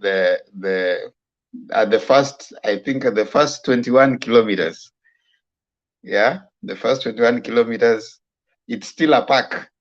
There are too many people. You know, they are shoving, they are wanapimana nguvu, wanaangalia ni nani huyo, nani anaweza kwenda. So you'll be seeing them changing. They're changing maybe a certain kilometer, another person will be the one on the lead.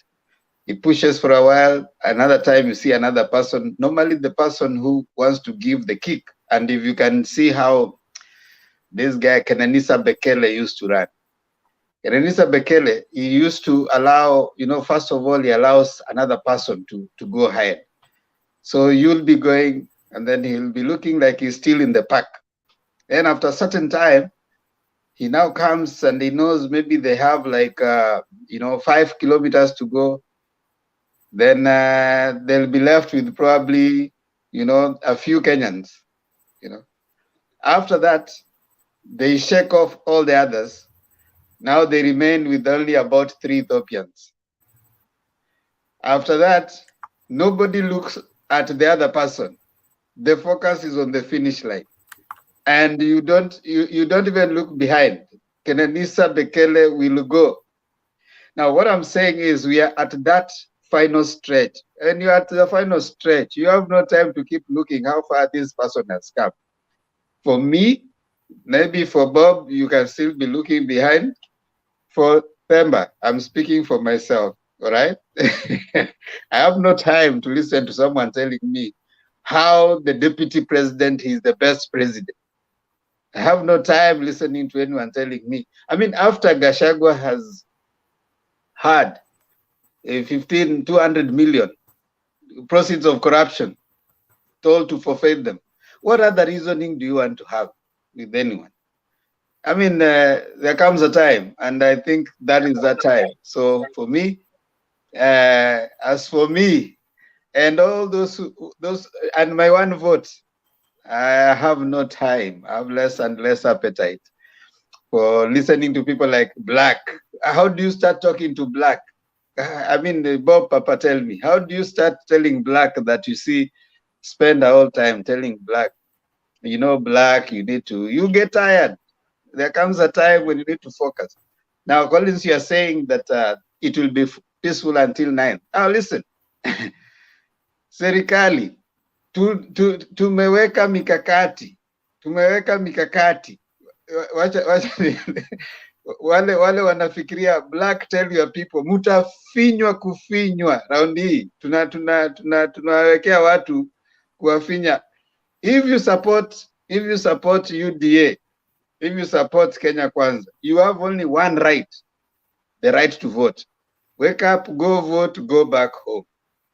Evo to wake up, go vote, go back home. If there's anything that, and which is provided for in the Constitution, that is, you can go to court. If you wait until the results have been announced and then go to court.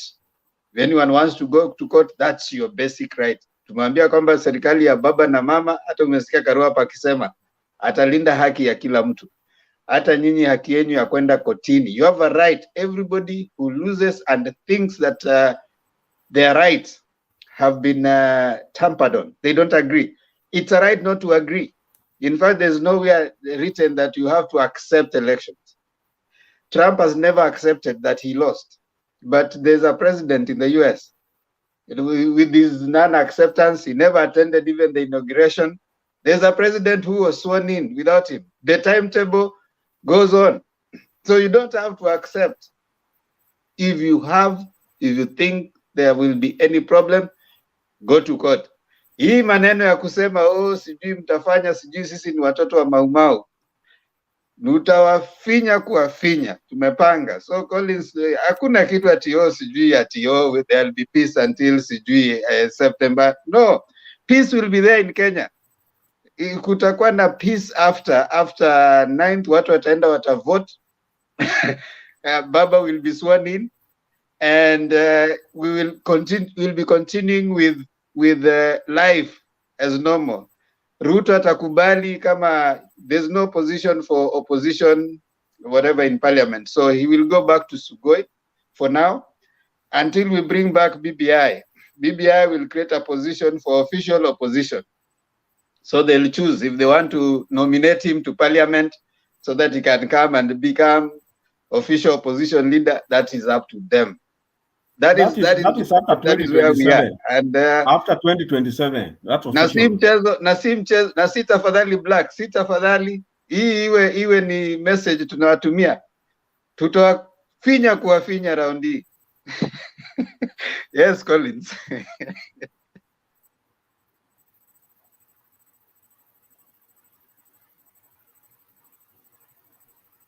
Remember,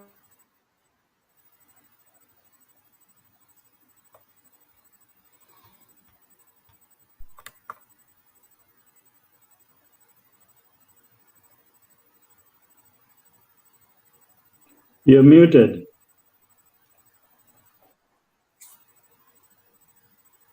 Remember, what is it that you are muting me all the time? What is wrong with you? What is this that you want to mute me for? When we started here, we had people, okay. When Mutembei TV was started and it started discussing this, I think around July, September last year, we had people who are going to contest for some seats. Do we have any reports that there is one or two of us who got the seats for either MCA or MPs? I think, Themba, you can answer that a bit faster so that we can go. There's a gentleman who was called Ndeto. He was going for UDA, but kiliumana nilimwambia hataweza, so kiliumana akaenda independent. So let me check his name kama ako kwa IBC. Just continue as I check his name. Yeah, we should know. We should know if there was also another guy from Rarieda or somewhere in Bondo who was in Nairobi, but he was really campaigning at home.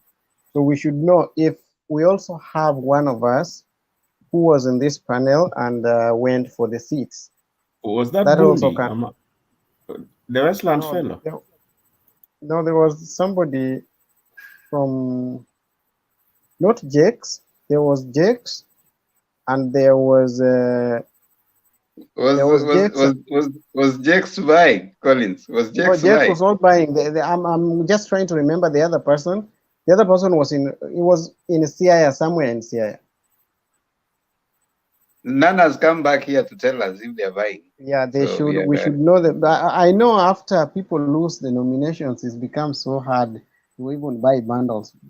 And even if they can have the money. Collins, there's a guy who came here, said he's buying for, I think, Mountain View. One Mountain View ward in Westlands. He's a Kisi guy. I think we the had likes six. of We had six people, and see, we had almost 6 people who are buying, and I was a part of them. I was supposed to buy, but what I did happened, not get a chance to. I did not get a chance to buy. I was supposed to buy in Muhoroni, but I didn't get a good chance. I didn't get a chance to travel in time. What do you mean you didn't get a chance? Can you speak English? Okay. I didn't get a chance to travel at the right time. So when I came to Kenya, already the nominations, everything was already presented. So I could not do nothing more. So I left it at that. Again, my party flip-flopped.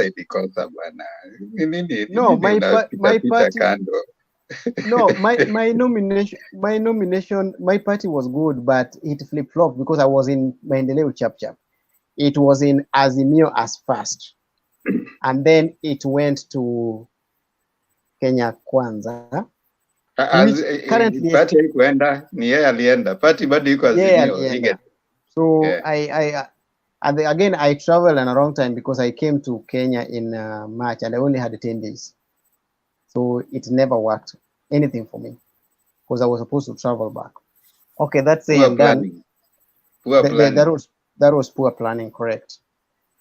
Another thing that's one thing I wanted to put across. If we have any of our members who went and successfully got either the nomination or is going independent, we can also know that. Ndeto alikuwa kwa chama gani ile, Collins? Alikuwa kwa ni which constituency? Ndeto ilikuwa Nyandarua County? No, Ndeto was in somewhere in Meru. No, he was in Kinangop. Nyandarua County. Oh, Kinango. Okay, let me look for it nione kama jina lake niko He nayo. said the last time I saw him in Mount Kenya Forum, he said he's vying on as independent candidate. So you can look up independent candidate. Okay, let me check. There's something I wanted to say about this Kenya Kwanza. If you look it well, there is nothing like Kenya Kwanza anywhere. There is nobody vying on Kenya Kwanza in this election. Almost everybody is vying on UDA. So people like Mudavadi were swallowed. ANC is not there. Even if you are still vying on ANC, maybe they have 4 or 5 people, but I don't think if they're going to get anybody ANC apart from their area, MCS. They will get MCS, but not MPs. Because naona Malala ameshikwa ile vibaya, he can't do anything. Fernandez Baraza will beat him like hell. Brokenge. What did I want to add again? The issue of these people, election will be peaceful. But people must know, a country like Kenya is an upcoming country. Like artists may call themselves upcoming.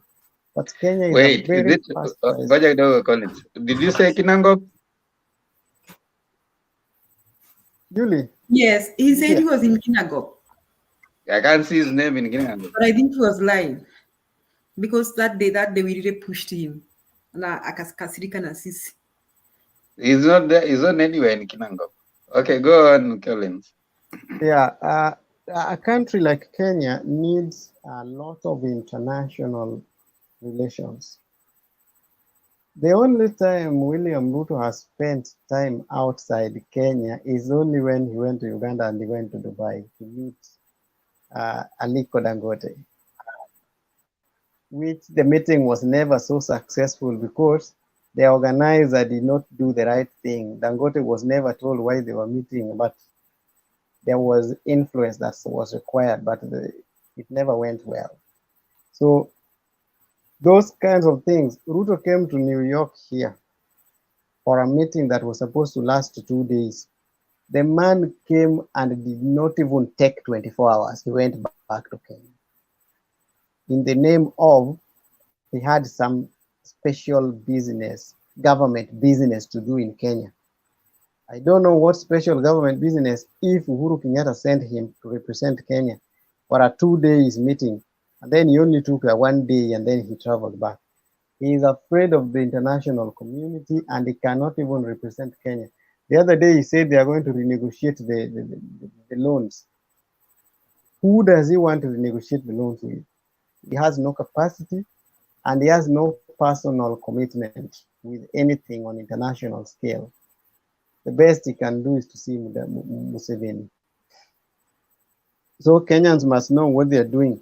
Another thing you said, December, about diaspora voting. This thing is a bit of a fallacy. It's only East Africans and South Africa that are voting.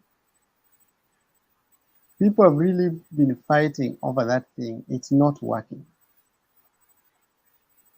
So if somebody is in the US, in Australia and Canada, in UK, that they think they may vote, don't be surprised if you go there and you don't vote. You can go to those embassies and you may not find yourself voting, because if you go there, they will tell you, like, there are a lot of stories. IEBC should not lie to Kenyans. The people in diaspora will not vote. And if they call them diaspora, only the people in the East Africa and the people in South Africa that may vote. If you're in Australia, you're in the UK, you're in Europe, you're in America and the North America, I don't think there is going to be a vote. So That's what just know that. Wewe sasa hii ndio siasa mimi. Hii ndio information hatutaki saa hizi. Yes, Julia. No, what we can do I just is want to ask Collins. Collins, allow me to ask you a question. You really thinking like yesterday? I mean, your thoughts are like yesterday. Yani yesterday, jana sana.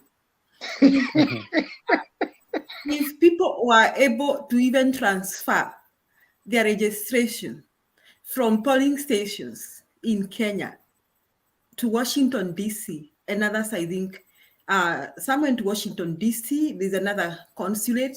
Where is the other consulate? Where is it? In New York. Mr. Ben?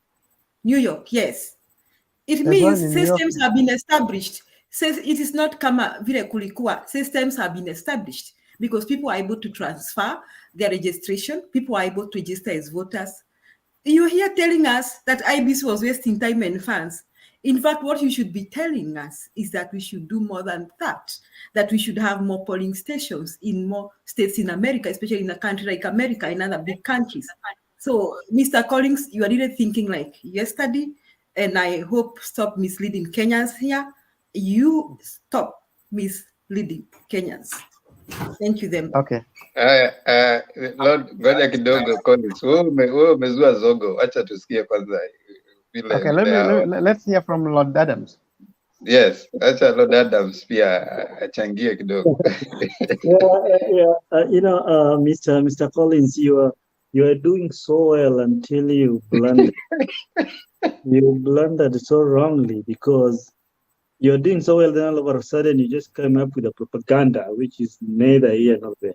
Listen, as we speak on this channel right now, there are people who are watching and they are commenting down there. I see them at the comment section. They're in Dubai. They are voting. Hii yako ya USA na East African sijui umetoa. Okay, I know. Hold on, relax. I know people, around 6 people who live in London. That is UK. I'm specific in London. They are voting. They transfer their votes there. I know of a lady, a little lady, who lives in Sydney, Australia. She is voting. I know of myself, who is here on this channel. I'm voting in New York. I know of people who are in Dar es Salaam. They are voting. So what you are saying is a hearsay. So I just beseech you to come up with facts. The only thing you can say, like you let's say, that IBC need to come up with more voting stations in the diaspora, in the larger diaspora, than it is right now. This issue I tried to talk about, ilikuwa, it was a big thing, it was sorted out. So people are voting in diaspora. Thank you. Okay, I tried to transfer my votes. That's why when I went to Kenya and I saw that I'm not going to contest in the Kenyan election, then I ran back here. I came back here in May, in March. During, I think it was the other time when people they were doing the correction of the register. I tried to transfer. It was not successful because I knew we are going to vote. It was not successful. Then I personally asked. What was the problem? Even now, my voter is my register is still indicating the other constituency where I'm coming from. Now let me help you. Hold on. What was the problem? Can you answer, Lord Adams? Did you go to the embassy to do that? Did you go to the consulate? Question number 1. Did you go there? I didn't go to the consulate. How are you supposed to transfer your vote? I called home and I asked what was what the is problem? wrong with you? Collins, you cannot call home and expect the people at home to transfer your vote. You have to go to an IEBC office. Mr. Bemba, allow me to speak to Collins. Collins, I don't know how many years you have been in the US. You need to update yourself. You need to read the newspaper. You need to be up to date with what's happening. Collins is in Germany. Collins, you are in Germany. Where are you? I'm in the US. Huko ni Adams ako karibu na wewe, ongea na yeye hapo. Then Collins is letting us down. These are Kenyans who came to America or the diaspora and they don't care about what is happening home. Can you update yourself with what is happening? Find out what are the dates of the registrations of voters, where are the deadlines, and what are the steps. Right now, Kenyans are supposed to verify their registration. Did you do that? Kenyans are supposed either to use the SMS or go to the site. Collins anataka civic education. Down. Sasa kama unapiga simu nyumbani unapigia Okay. Chebukati ama unapigia you did not clarify ulipigia nani simu, labda sisi tunakulaumu bure. Sasa kwa ulikuwa umepiga Muhoroni ukasalimia chief. Collins, I think that's what somebody was supposed to ask me. Okay. I think that's what somebody was supposed to ask me. Mr. Collins, I understand you. Yes. This is the thing. It is very simple. You did a blunder, but this is the thing. When you are transferring your vote, you have to appear physically, and your biometrics must be captured, and it is done at a specific period of time. When that window is open, those people who I transferred mine. I'm voting in New York at the consulate. I went there personally, physically, and they captured my biometrics. Then they transferred it there. So I'm going to vote there. Those people came from Nairobi, and they were spending in the hotel in New Jersey, but they were working in New York. After that period is closed, they went back to Kenya. So right now, as we speak, the only thing you can do is check your phone Safaricom number, send your ID and date of birth. Then you will see a message will pop in your phone. You will see your polling station and everything where you vote. That's it. No more transfer. Yeah, that's clear. That's clear. I think that's where I missed because okay, Lord, I think now that's where I missed because there was a window. I didn't know the window, and when I was transferring, I thought it could be done online. So everything messed, and when I send the thing you're telling me to send, it's still showing the same polling station at home. So that's why then I called because you did change it. It can't change. Because it was not changed. Wait, Big Julius, Collins, Big Julius wants to chime in. Then kisha washa moto, wacha moto iwake. So relax. Yes, Big Julius. Okay. You know, Collins is confusing us very much because at first, the beginning of his, he said that he worked in ECK. I worked with ECK. Yes, he worked with ECK. That means actually he has more idea than we do. Because amefanya yeye anataka civic education. Sasa hata yeye mwenyewe he worked with ECK. Big Julius mwelewe, he worked with ECK, not IEBC. So hata IEBC amesema amefanya by the way. I remember hajawahi fanya na IEBC, alifanya na ECK. ECK ilienda. I worked with IEC, the one for Isaka-san. Was it the IEBC? He hajafanya nayo, so he might not understand these things. So he needs also civic education. So I think Adams has done a lot of civic education. Adams and Julia has done. They have done for me that. Now, Collins, now you not say that Kenyans are not voting. In fact, Collins, now you should join us. Our next suggestion, we want to talk to try and reach the government and find that if we can, like America is a very big country, we can have polling stations in each state. Like me, I wasn't saying that if they ask me, I can volunteer me in my state, myself in my state, someone else. I mean, we don't need to have IBC travel all the way to America to have us vote. One person can do the registration, one person can conduct the voting, one person can do the tallying. Just one person is enough in every state. In that case, we can make sure all the people in America have voted, and maybe they can do that in other large countries like Canada or maybe Australia. So that's the next step we are doing. So Collins, really tumekuamkia, lakini hivyo tunafanyanga hapa, lakini next time now find out that's okay. Happening. Yeah. But Collins, okay, hold on, Collins. How are you expecting to vie if you cannot even update yourself with the IBC timelines? Surely. You are very interesting aspirant. I think that was a very good thing that happened, because as an aspirant, there are things that your vote matters, and where you're going to vote, and the processes and procedures. IBC is your friend. As a person going to vie, you need to have them on your fingertips. When those things come out, you know, okay, fine, I should not miss any deadlines. How? Remember, I was so much local. I concentrated so much on the everything home, because I knew I was here for a time and I was going to buy home. Everything I was doing was home. So I didn't take a lot of interest on what was happening on the outside. So immediately when the one of home failed, that's when I ran back here. Everything Collins, I was doing was home. you are a letdown to the aspirants who come from diaspora, Collins, and you are a It was not how me do you alone. even There are many. admit that you didn't have time to check the timelines to see how Collins? And if you become an MP, you will have members of your county who are diasporians. You will start No, I working think, with Bemba, people you are from not diaspora. understanding me. I think They will Olo need and your Julia help. understood They what I will was need talking you to about. help them how to transfer their votes.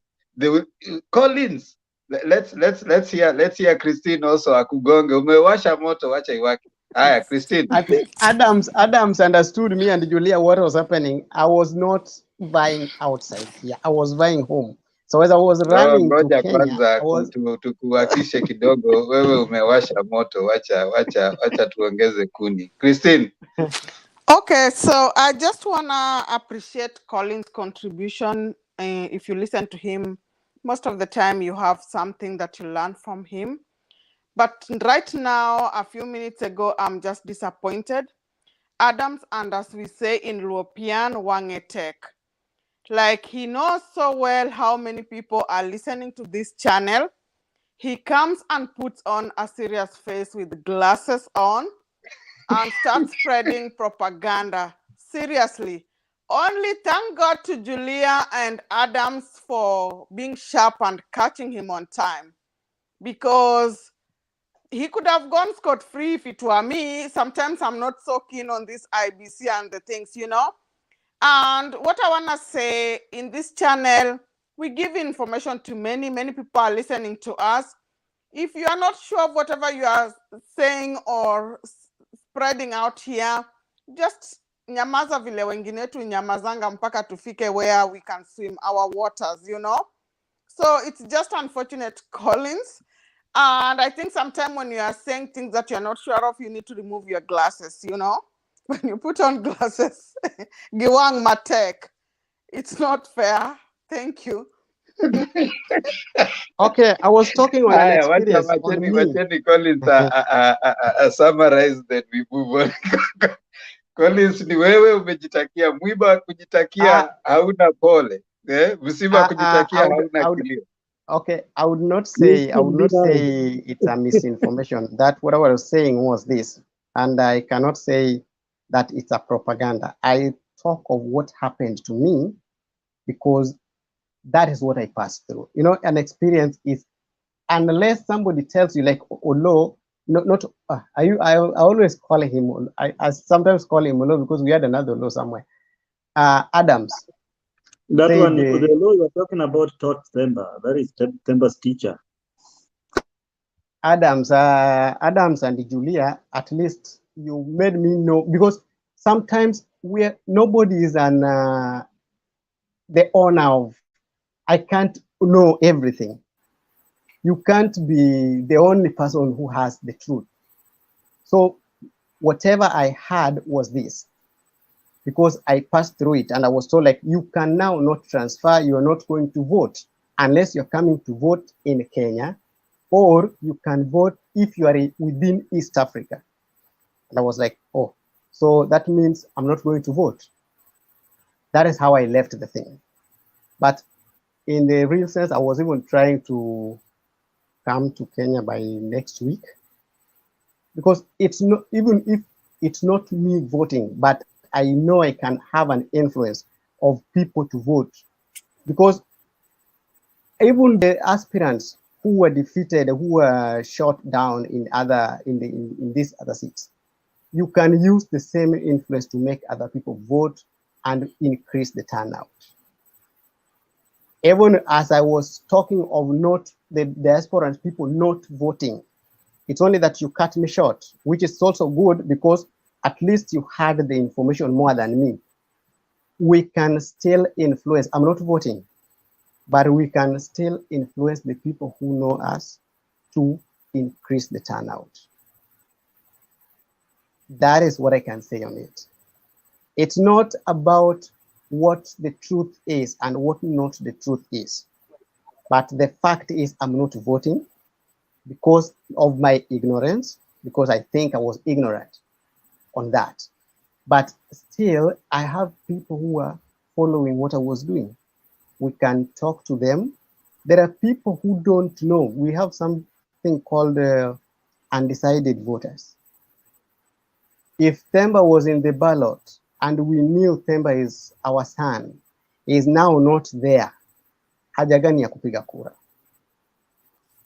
So we can negate that by talking to them to make them go vote. Because whatever we are fighting is the turnout. Turnout can be either we can create voter apathy by not talking to them. They will say, na mtu wetu sasa hayuko.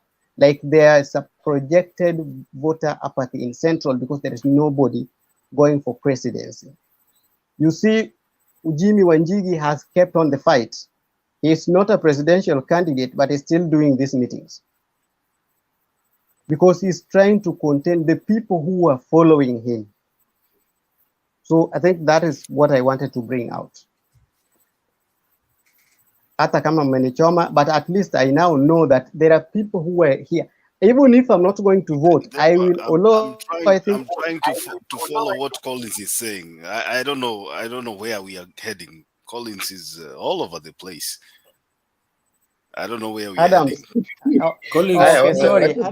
Collins mmemchanganya alipowasha moto. Sasa wacha I'm finishing. What I'm trying just to say is this. Even if we are not voting, like me, I'm not voting. There are some of us, I know people here who are not going to vote. Even if you're not voting, or even if you're voting, because I know people who are listening to us. They may Collins, be far. You just said you're traveling home. I was supposed to travel by next week. I said I was supposed to travel by next week. I've not. So what happened? Still gotten. Are you I've still traveling not or you're gotten not? the systems. I'm still not sure. I'm still not sure. So you are a spoiled vote. Collins, why are you I'm not a speaking like spoiled that? vote. Why don't you stop? Because people who know they are traveling, they know they are traveling. How do I sit here telling them that I'm thinking I'm supposed to? I am not sure. Please stop it. Let's tell us something else. I beg you. Okay. Okay, what I'm talking about is just let us Collins work has on no the embassy people. issues. Collins doesn't have to go to embassy, do you? Yeah. What I'm saying is let us just try to increase the voter turnout because as at now, as Themba said, people have made decisions. There are some of us who have made decisions. So the turnout, that is the only work I can talk about. Let us increase the turnout by talking to people you know, the people who have already said, mimi hakuna haja nipige kura, mtu wetu hayuko huko. I think that's the best I can say for the night. Okay. Thank you, Collins. I hope you guys don't want to roast Collins. You guys have already given him civic education. I know Makiadi wanted to say something. Are you guys, you want to roast Collins again? Collins is a spoiled vote, but no. You give us the chance. You know the you give us problem. a chance. Not trying to be honest. Surely. Okay. Let's hear Papa, and then we hear Big Julius. Then I go to Makiadi. I am. Thank you. I'm not here to roast Collins, but I just want to mention that Collins, you are an astonishing character. You have told us that you have already decided. You have no right to decide when you have no vote. So sometimes silence is golden. All you need to do is keep quiet, do what you need to do to increase the voter turnout. Good enough. Thank you.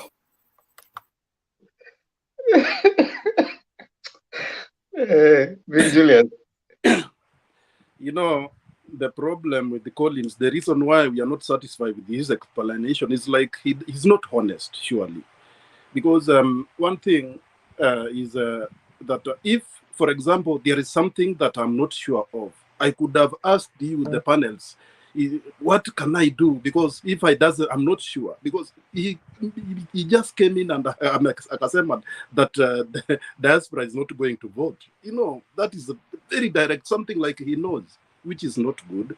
Secondly, there is another issue is saying that like Central, because there is no somebody who is contesting presidency, that means the turnout will be very low. That's also is not correct, because this where we are now, actually we should not use that kind of those loose words, because I can call them loose words, that can discourage our people. We have to be very careful about the words that we use at this moment, because we are in the home stretch. We have to have words that encourage people to go and vote. Thank you. Collins, unaambiwa na Hillary kama ni ticket utapewa, hiyo ni vote ya baba, hatutaki ipotee.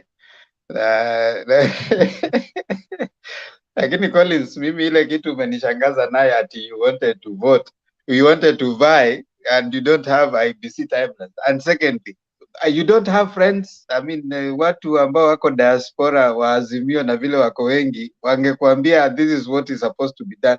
But anyway, wacha to move on to Achana Collins. Makiadi, you wanted to say something before I give Sospita. Let Sospita take it. I'll do that with my closing remarks. Okay. Sospita, unajua umekuja saa hizi na tunataka kufunga. Sasa utatusalimia tu dakika mbili, then ungoje kupeana closing remark. Unmute. Habari zenu? Ya, tuko sawa. From Themba, Makiadi, Julia, kwa wate ya Julia? Ndeto, Bob Papa, Christine Adams, Christina Dika, Lord Adams, Collins Onyuka. Nyuka means orange, I guess, and then Big Julius. Good evening, guys. So I'm not gonna talk much. I think you said I'll talk during the closing remarks. Yeah, so I just said hi, unless somebody has, Yeah, wachanga kukuja umechelewa hivi, kwa sababu ikuja saa zile umechelewa hivi unapata tukifagia sahani. Najua hiyo ni ile nini. Sasa hivi tunafagia sahani.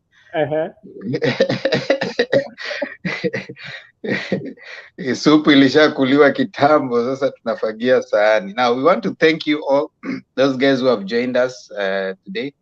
We really appreciate.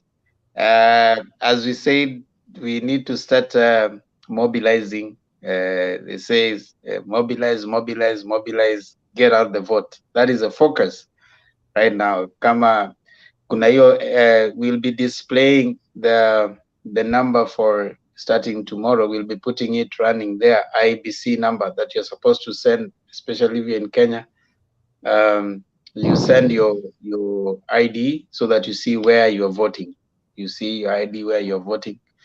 And we'll also continue checking Azimio candidates across. We'll continue. We had looked at Mombasa and I think Kwale.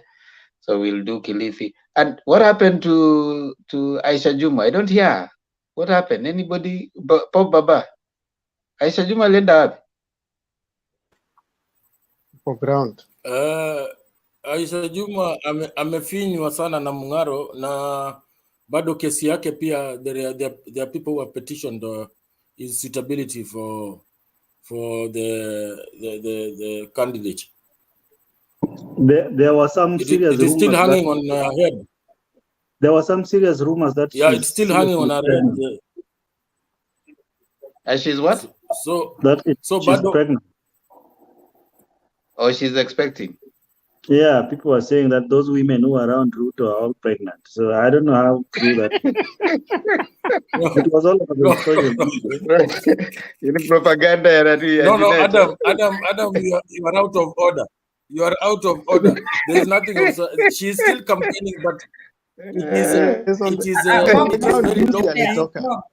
How do you know she's not pregnant? Can the two of you stop talking, Adam and Bob, unless you can give us the details? Juzi, okay, we don't know. We expect ugonjwa ni kuonyesha ya kwamba uko active. So that's good. Good for her. What about David Ndi? I mean, I haven't had what about David Ndi? But Temba, I don't think that one should be a concern, because there's this ODM lady Zuleha, The last time Zuleha was nominated, she campaigned while pregnant. I think there was something going on when she went to Parliament, even with a newborn baby. You remember? So Yeah. her being pregnant, she should still be in the limelight. Yeah, I haven't had even in the cost thing. So I mean, I was just asking. So it seems Mungaro is doing a good job. Baka memzima. Watch I concentrate for now.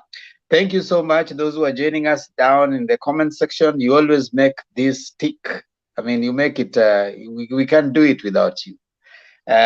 You make it interesting. You give us black na wengine wote. Asanteni sana. Yufino Tieno Adams. Hey, Adams with a capital letter with an hyphen in the top. Nakwambia mapenzi rojorojo, mapenzi mokomoko, mapenzi Kiswahili Kiswahili, where mapenzi is David kinungonungo. Mapenzi imepoto, wanasema hivyo kule Adams anatoka. Yufino Tieno, naona imeingia, imejaa, imekorogwa na ikapikika. Hii ya Mise ndio bado naona Christine bado jina halijabadilika. Joy Njoki, thank you so much. Na Christine, ulifanyia nini Mary Jones mpaka leo amehepa? Ama Mary Jones ni wewe? Remember, you only change a name when you are insecure. I'm not insecure, so no name change. And No, unajua kuna watu wanaingianga huko chini na sudos, wanakuja unakuta mtu ameingia na sudo kibao, so anaongea na anajibu. I'm always real, Temba. For the few months, days you've known me, I'm real. I don't have to be. Yeah, I know that. Na kuchokora kidogo. That's not true, Christine. That's not wacha mapepe. Black Press J, asante sana. Panda Temba, Filimbi. ututafutia mahali David Ndii alienda. That is what I asked you. Oh, David Ndii aliambiwa na Ruto aende campaign hata yeye. Sasa alikuwa ameingia anaenda kuexplain bottom up. After explaining bottom up, I've never seen him even behind the cameras. Today I saw Hassan Omar and Jicho Pevu talking at the coast. Yeah, tunangojea press conference ya Sonko. Nasikia alisema ati kama hata nini ataenda kusupport Hassan Omar Mombasa. Sasa sijui hiyo itamaanisha nini. Savin, Nathan Dusi, Evelyn Nyambongi, asante sana. All Blacks, asante. Hilary Odhiambo na wengine wote. We really appreciate you when you come here and you keep the conversation going.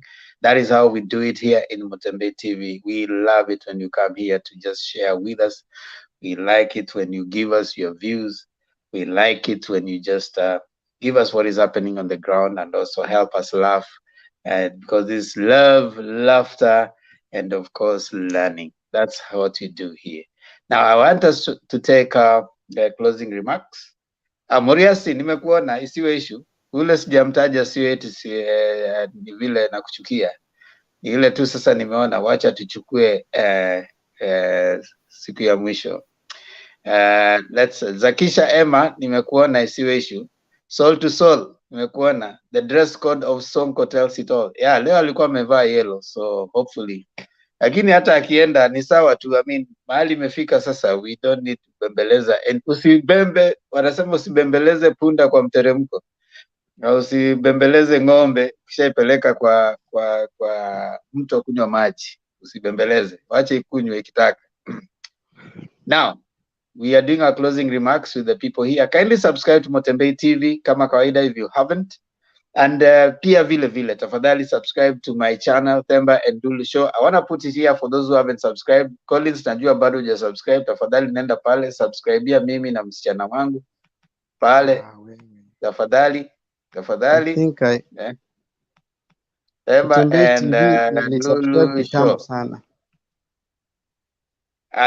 Kama bado nimesema tu kama bado.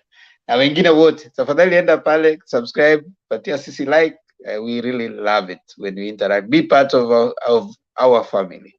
Now, I'll start with Makiadi, and then we go to Julia, then we go to Matondeto, naanza na first row.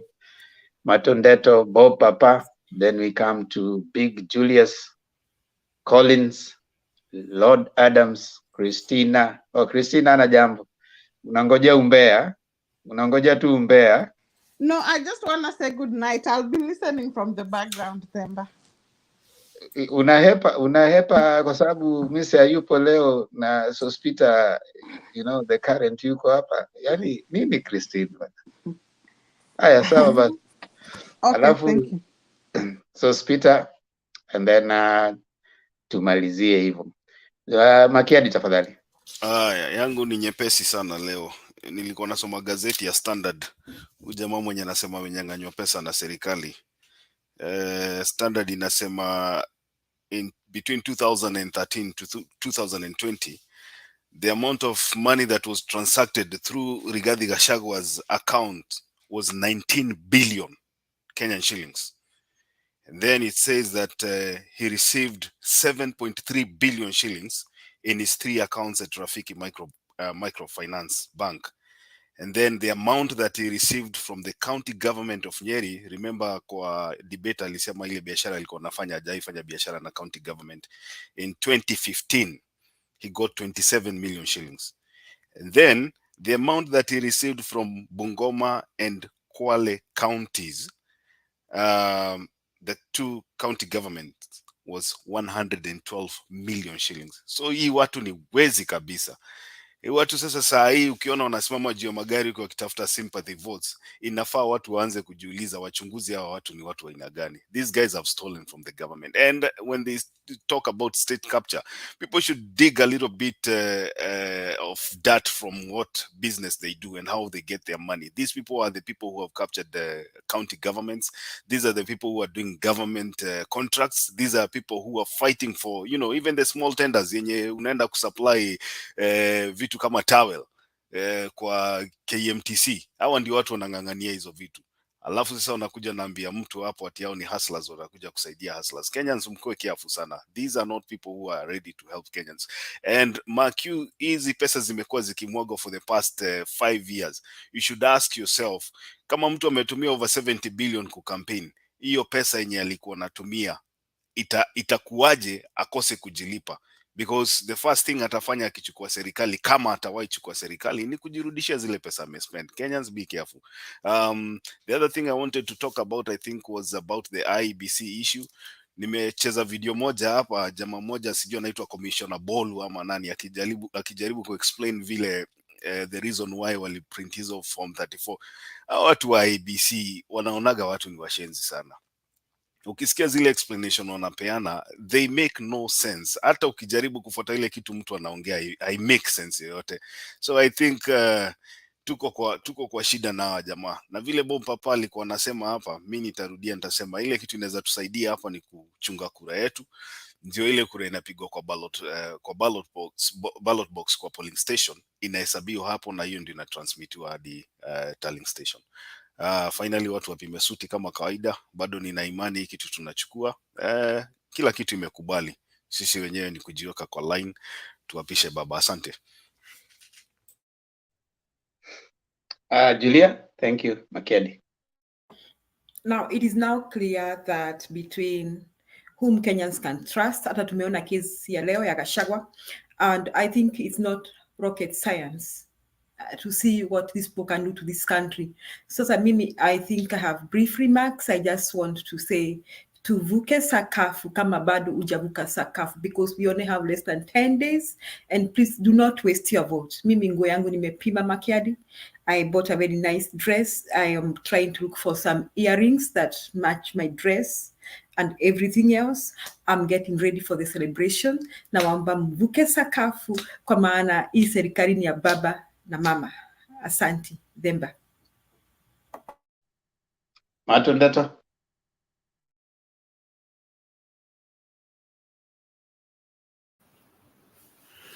Mimi kwangu ni kuwashukuru jote. I really appreciate what we do over here. Themba, thank you always. Makiadi, Julia, you know, you guys actually make this channel work, and I really do appreciate everybody that is here. Big Papa, Sospita, I think is having an issue. Lord Adams,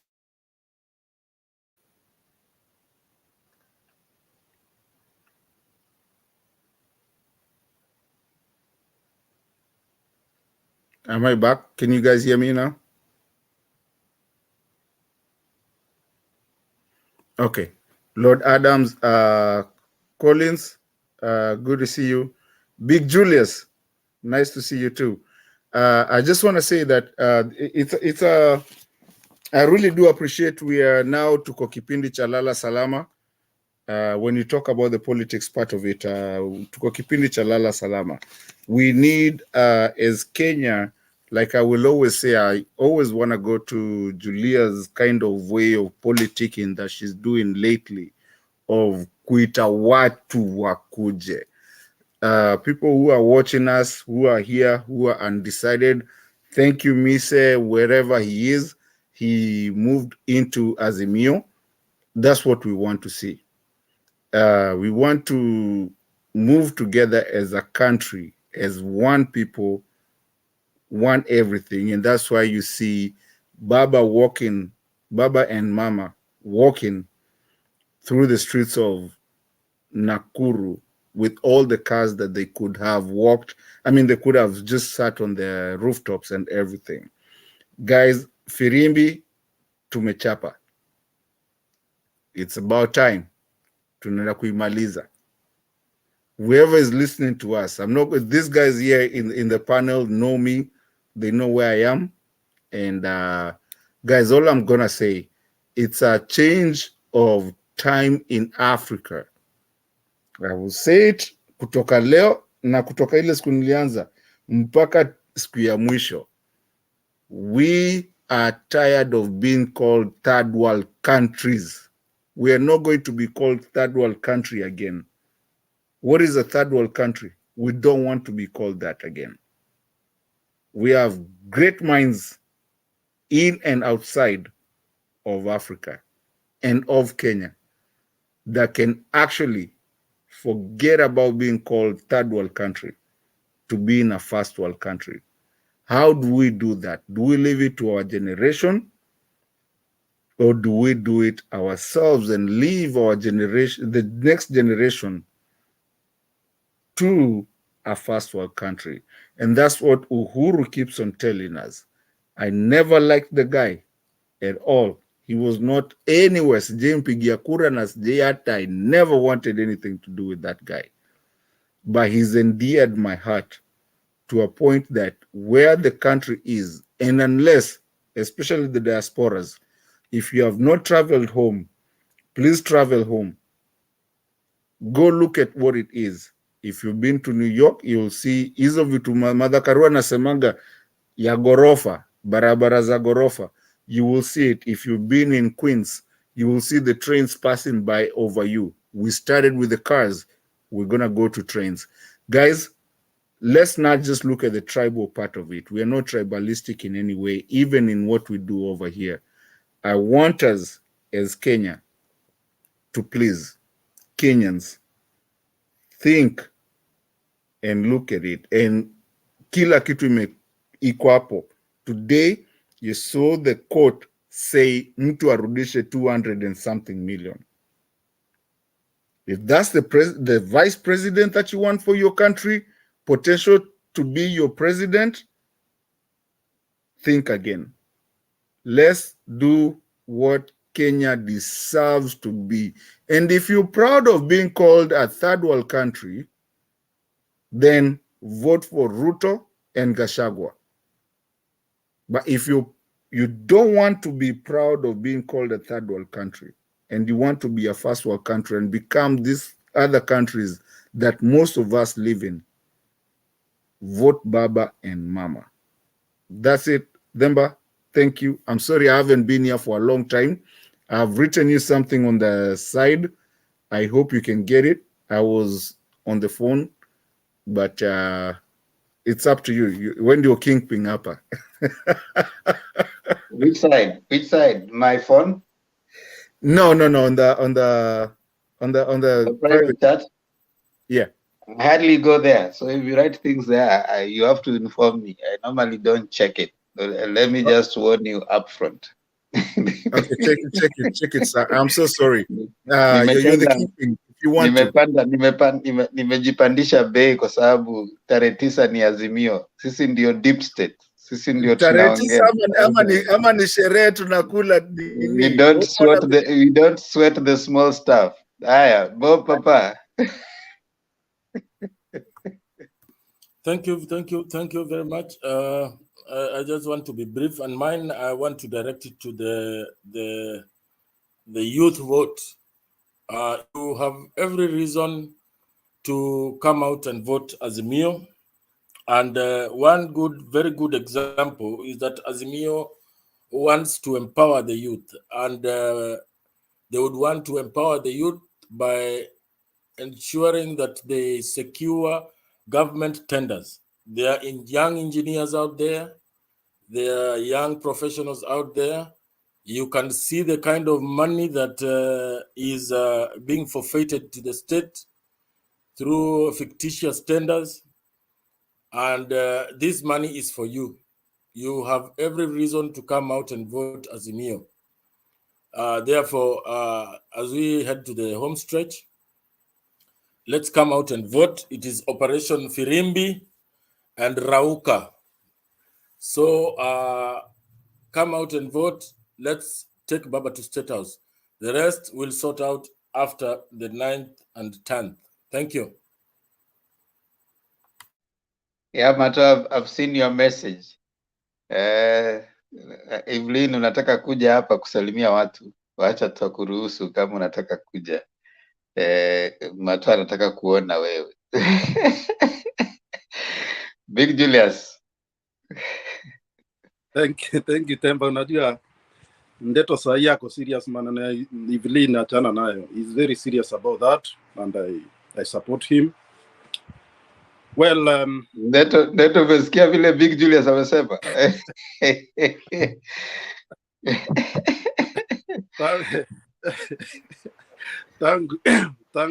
Big J, unajua nini?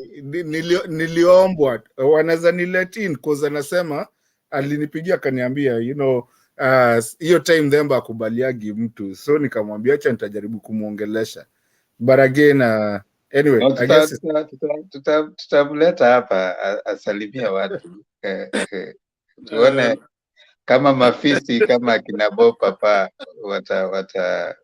watapumzika leo. Azimio ni nyumba kubwa, anaitwa Bob Papa Azimio. Big Julius endelea. Yeah, Baba Azimio yako anawakilisha 50 floor. Watu wale wamefika 50 floor. Tuko na mwakilishi mzuri. We are not worried. So kina Ndeto nyinyi ni sawa tu. Tuko na chuma inaitwa Bob. Anyway, thank you so much Ndeto. Sometimes when we don't joke, unajua saa zingine tukiwa serious sana nakuwa kama we have to at least kidogo we are not sisi I mean of course sisi ni watu wa Azimio, and Azimio is a happy house, a happy family. That's why we are always laughing. That's why you enjoy your time, even if it doesn't matter how long. You feel good, chatting and making fun with the very important people. Anyway, mine will be very brief. The other day, I think it was Nijuzi ama Nijana, Gachagua was complaining that Martha Karua alitupa bendera akamtupia Kibaki. And again, after that, wakati Ruto na Uhuru na Ruto walikuwa napelekwa ICC, Martha Karua alienjoy akasema aende wanyonge huko. So when Tuju revealed that Ruto alilipwa kumsupport Uhuru, it was something good for me. I felt it was an answer because Gachagua alikuwa na enjoy anasema Martha Karua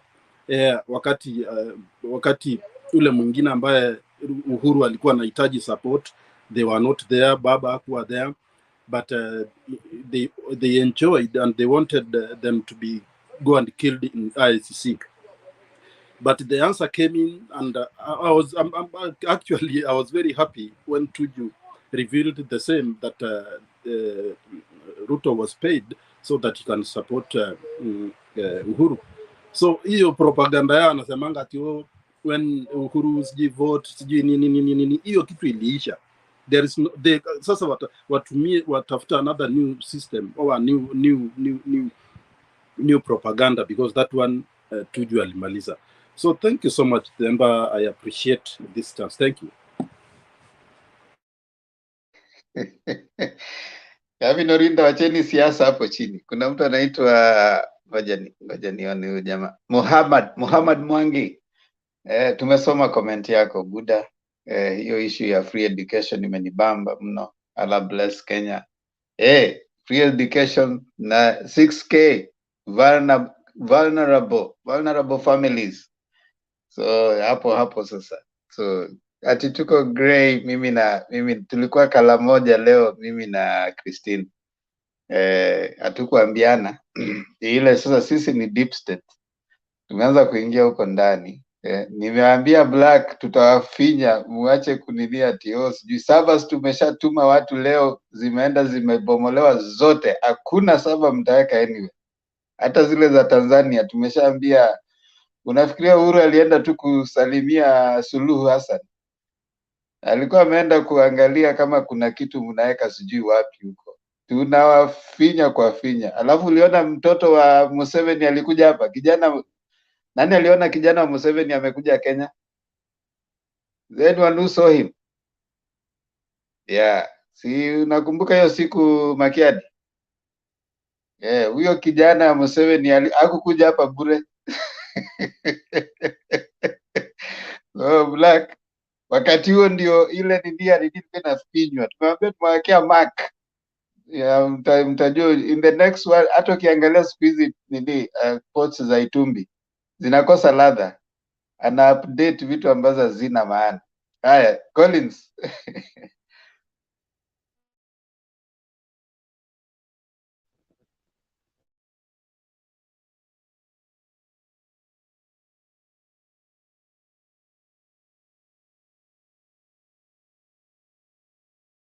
Collins unmute. Ulienda ukasahau ku unmute.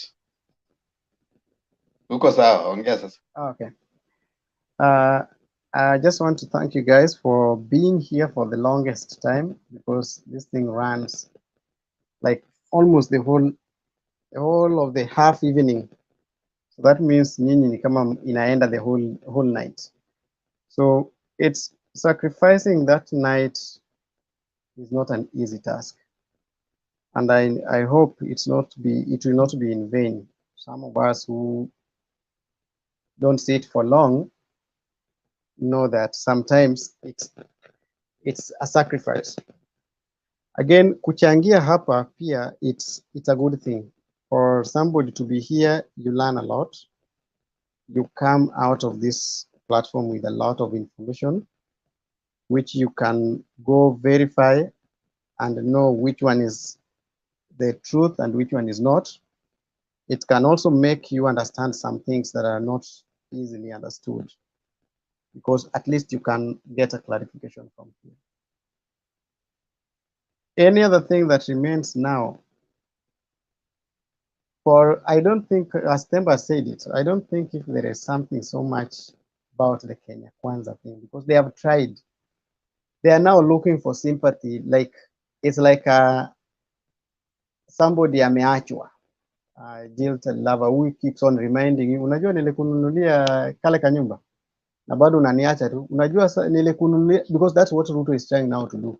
He's now to try to remind people how he helped Uhuru, how he helped Raila. And now, na hiyo madharau yenye amesema leo, hiyo madharau sisi we are not competing you. Is trying to make people understand like yeye ndiye anafightiwa in everything, which he even carried to the debate. So as at now, it's like chasing after the wind, which has already gone past him. So what people should be ready for is the swearing in of Raila Odinga on 15th. I think it will be around 15th. If it is round 1, then 15th. If it goes a bit late, mtu aende court nini, by September. That is what I meant by that September.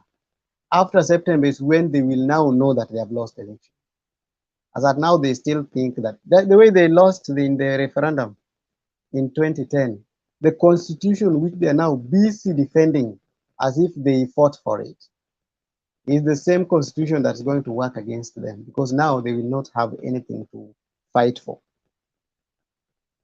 Want to add, people in Los Angeles will vote. So if you are voting in in US, tulisema mbili, some you people said in New York and confirm hapa, Los Angeles will vote. So at least there are 3 voting places in US. I think that's mine.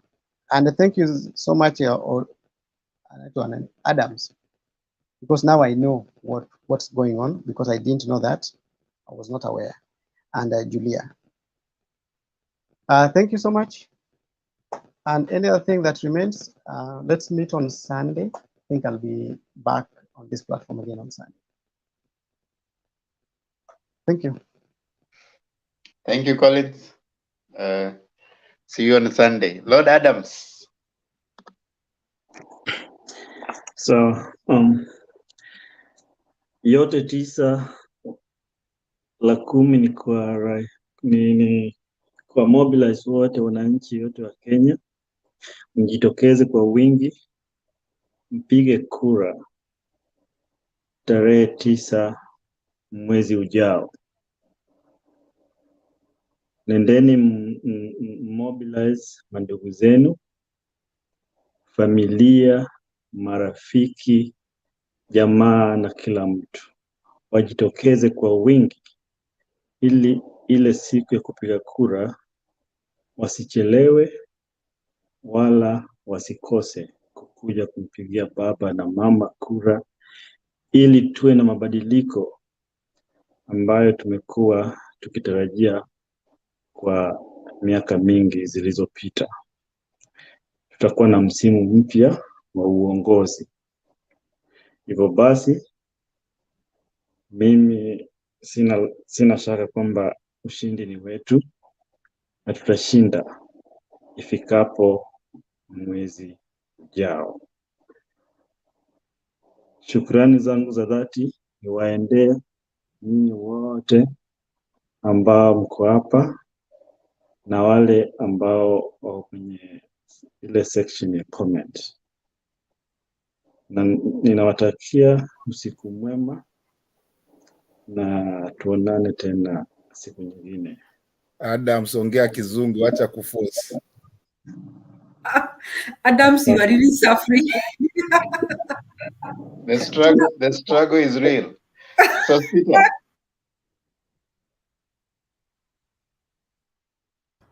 Unmute. Okay. Shukrani sana kuwaona nyinyi wote. Asante kwa kunipatia hii nafasi, ingawaje nimekuja kama nimechelewa. Mimi wanga kuna vitu lazima nifanye kabla ya saa 4 Eastern Time, masaa ya kimashariki, lakini kwa hivyo ndio sababu saa zingine nakuja nimechelewa kidogo. Leo tumeona kuwa Bwana Rigathi Gachagua amehukumiwa na koti kuwa aliiba pesa taslimu milioni 200,000. Milioni 200. What did you tell these people? Okay. Okay, come again, Julia. Come again, Where Julia. is Kiswahili coming from? Okay, na kuomba uendelee. Naona wajisumbua sana kuongea Kiswahili sanifu, lakini okay, sawa. Wacha niongee Kiingereza kabla muda wangu hujayoyomea. So, Rigathi Gachagua has, the courts have just agreed with the state that he did steal 200 million. And so what we are seeing is a lot of hypocrisy by those who have done church capture. I think this election is about people who are claiming that the other side of the political divide has done state capture, yet they have done church capture. Their church capture is very evident.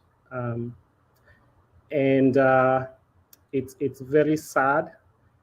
because Rigathi Gachagua as DO, he was very mean, to the very people they are claiming to champion for. He used to round up Chang'aa dealers and, that's Mama Mboga. Chang'aa dealers are Mama Mboga.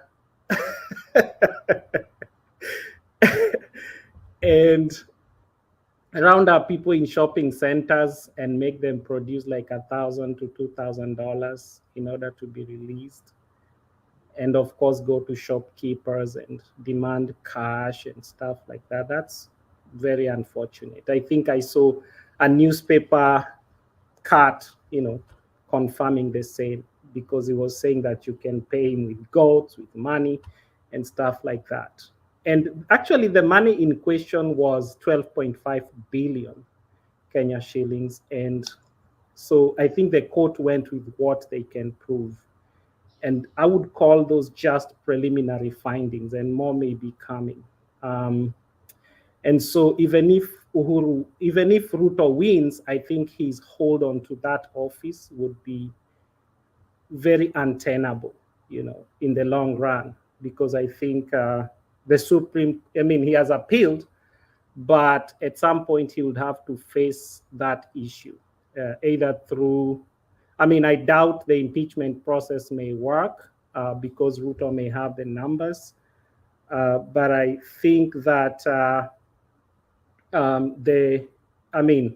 somebody will go to court, and I think he may be declared unfit for office, just like we did with Waitito. So the choices in this election are very stark, like day and night.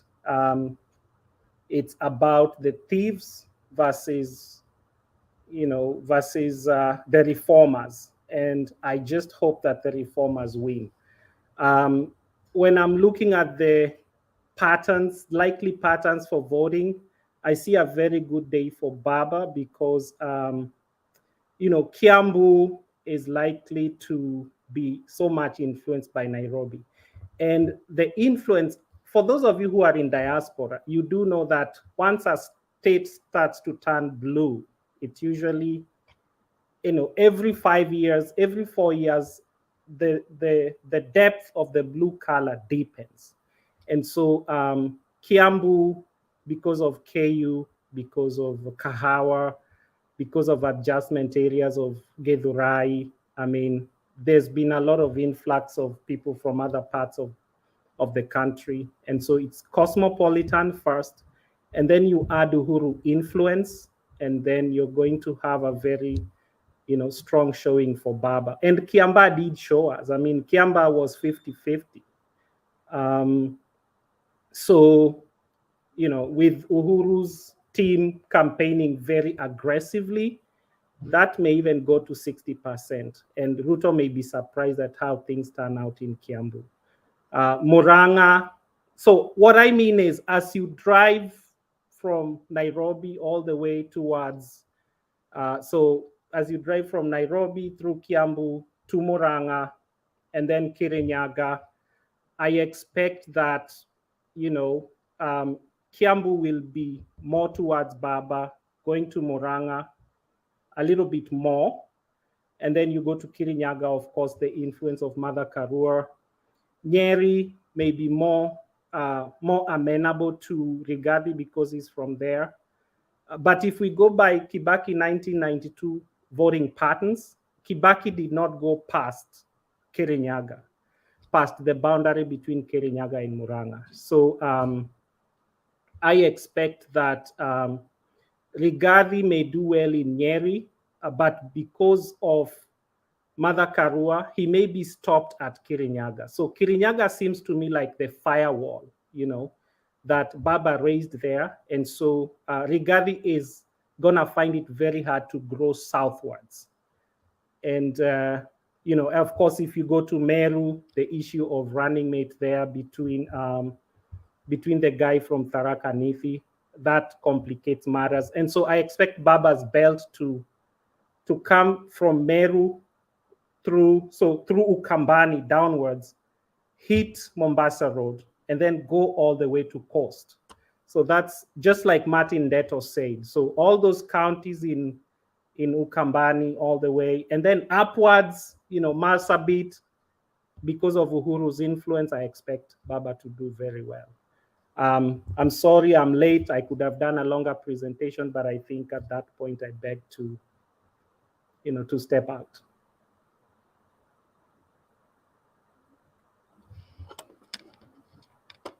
Ahlan wasalan, asanteni sana kwa mambo ambayo mmeweza kusema tangu tulipoanza hadi wakati kama huu. Ila kwa hakika ni kwamba tunashukuru kila mmoja wetu ambaye ameweza kutuletea mawazo tofauti kutoka nchi zote, pembe zote duniani. Nashukuru sana, kwanza kianzia moja kwa moja Makiadi, Julia, Martin Detto, Papa, Collins, Lord Adams, Asospita. Wahenga walisema kwamba kilicho na mwanzo lazima kiwe na mwisho. Hivi sasa tumefika tamati. Yote 9, 10 ni kwamba kila mmoja wetu ana jambo la kusema, na aliye na masikio na amesikia, aliye na macho haambiwi tazama. Yote yamewekwa peupe kimacho. Why are you bragging? Kwani unafikiria wewe unaweza ongea Kiswahili sanifu kuliko? Kiswahili changu safi. Papa. Safi. Nani anaweza ongea Kiswahili sanifu kuliko wewe? Kuna mtu, kuna MC. Kuna MC. There was an MC today in Nakuru. That guy was speaking the Kiswahili that I've never heard of. Any MC akiongea kwa nini ya Raila. I don't know who was that. You're talking about Mdomobagi. Mdomobagi can actually speak. No, wachana Mdomobagi. The person who was, when they were walking. Tulisikia mtu mwenye alikuwa anatangaza na akamwambia DJ every time. That guy was speaking like mtu mwenye. I just wished he was talking. I thought he was Juma somebody. I liked him. In fact, I just fell in love with the person who was doing it than even watching the thing. When the Big Ted. Oh, that guy was too like.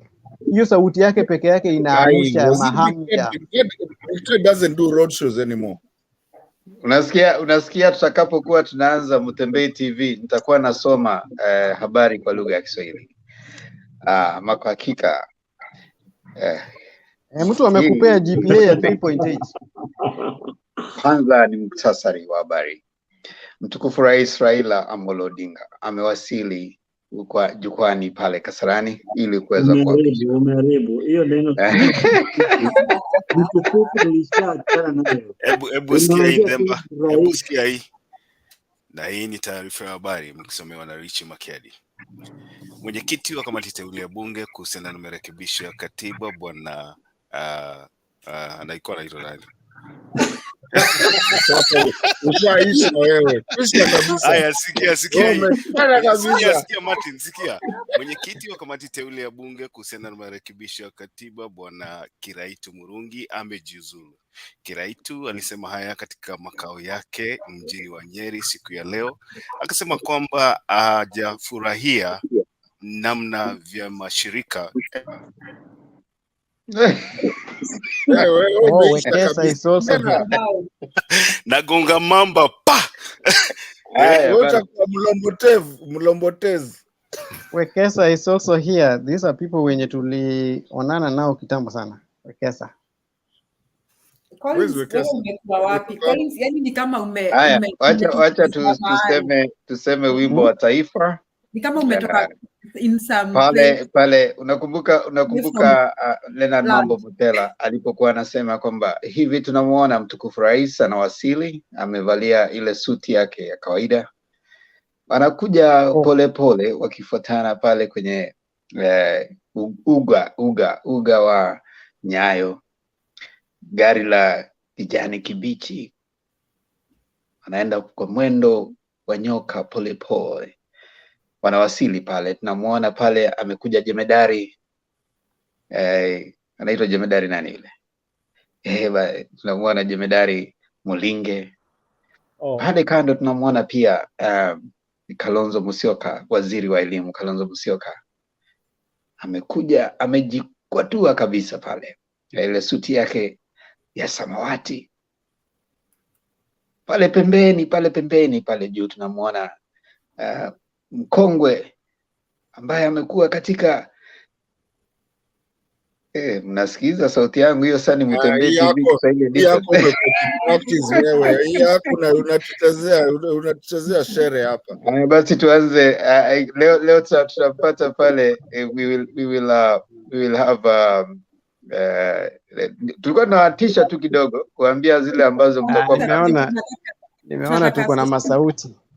So speaker taifa akifuata na Collins. Bwana Collins Onyuko atatuimbia wimbo wa taifa na mwishowe Bwana Bob atatumalizia stanza ya mwisho. Ladies and gentlemen, let's welcome Mr. Collins Onyuko as he sings for the national anthem. I can only sing one verse. Mary Jones nimekuona, najua hao watu wataanza kunipiga hapo chini. I can only sing one verse. Okay? Umesema Julia, nani anaanza stanza 1? Bwana Speaker akifuata na Bwana Collins, wa mwisho atakuwa Bwana Bob Papa Civic. Umeua Collins ya kwanza. Hana Collins, hamna kukram. Tafuta huo wimbo. Hapana. So Speaker, twende kazi.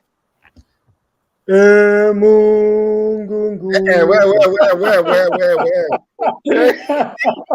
Hapana, hiyo tumekataa. Saitani. These people are bad sinners. Where did you learn nguvu yetu? Ilete baraka kwetu. Haki iwe ngao na mlinzi. Asi wewe ngoja. Wewe kama ya pili. Wewe Collins, Sospita enda ya kwanza. Na usiimbe. Mungu nguvu yetu, ilete baraka kwetu, haki iwe ngao na mlinzi, na tukae na undugu, amani na uhuru, raha tupate na ustawi.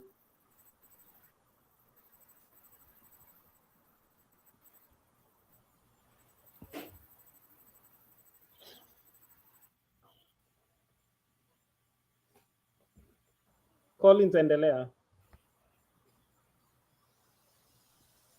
Collins unmute.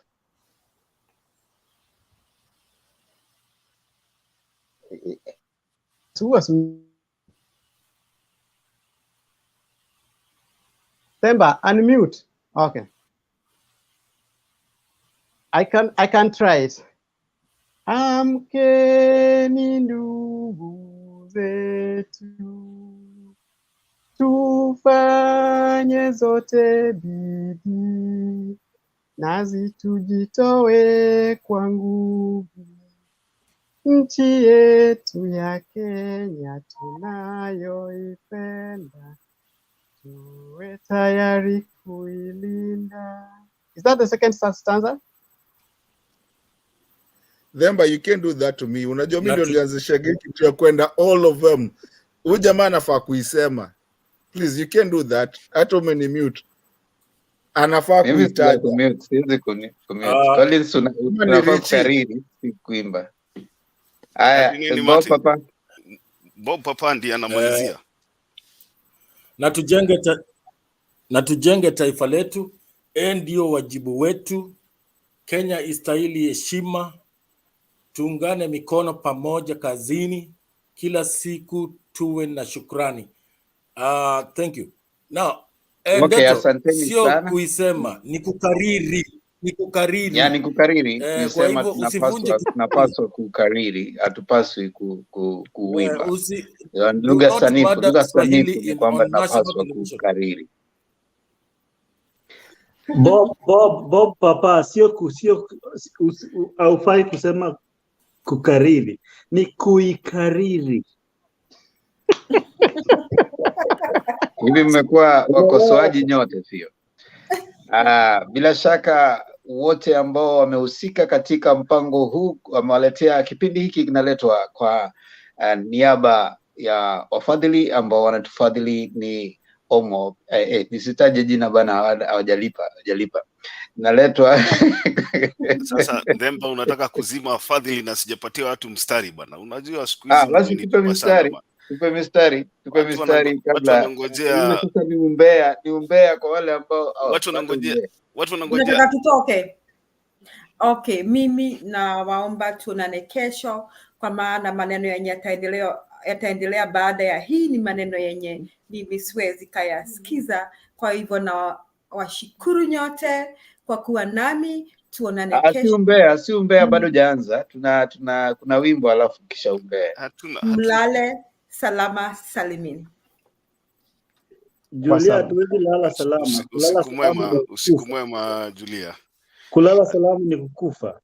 Hatulali salama. Haya.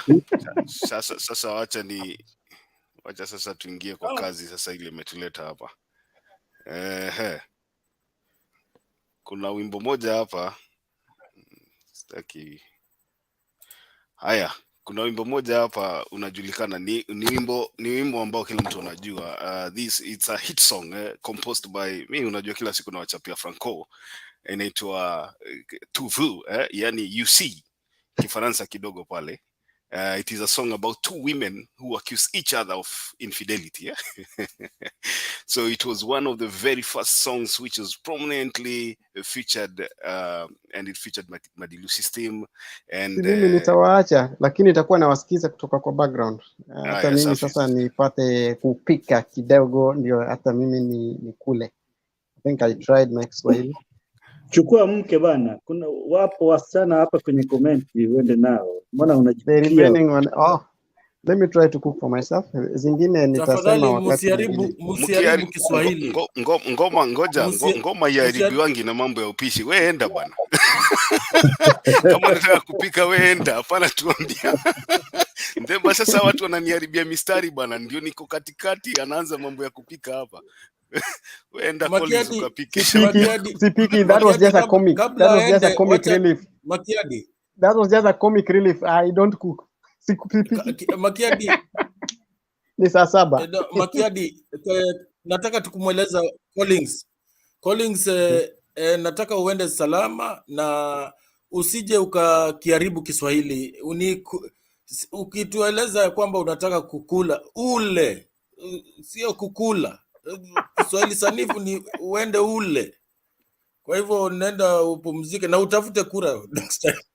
After Azimio kuwin kura on in August, naomba mnipe moja kutoka kule juu ya handshake, hata mimi ndio nione venye Kiswahili tutakuwa tunafanya. Wewe Collins, enda upike wewe, unatuharibia muziki sasa. Haya. Weka muziki, tunangoja tu.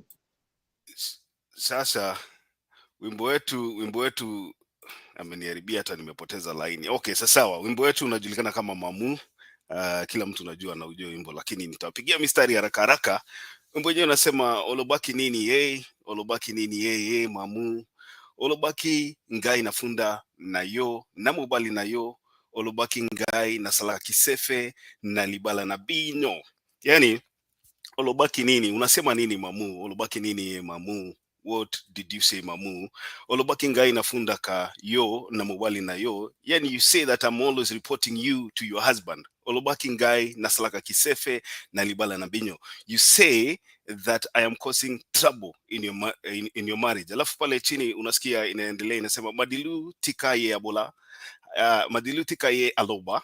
Makambo salaka aibakate. Balabala ye atambolaka. Batona bamoko ye bandako ya akutaka na bamiso. Hiyo inamaanisha kwamba madilu tika aloba, yani madilu wacha niseme makambo esalaka ya ayebaka, yani she does not, huyo mwanamke hajui kile anachofanya, she does not know what she is doing.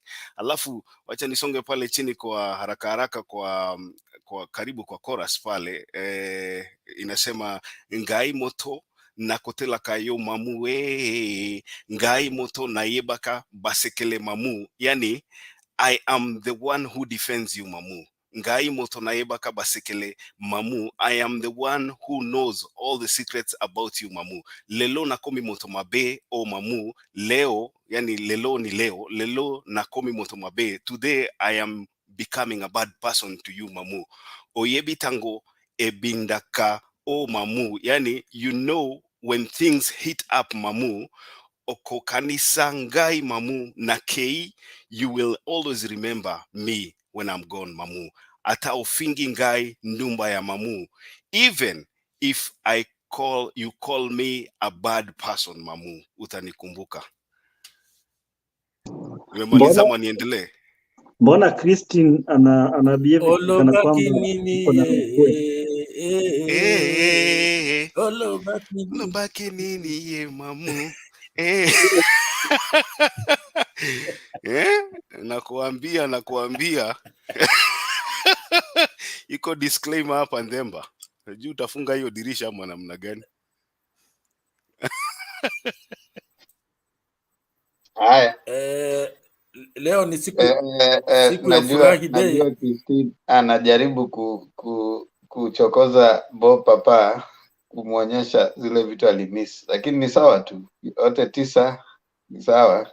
I mean wanaume ndio wanaonana uwanjani. Niko soko. Temba hata hajaona, sijamuonyesha anything. No, mimi niko soko, leo ni Friday. Na nisha identify targets. Alikuwa kwa studio. Na tuko group moja ya WhatsApp.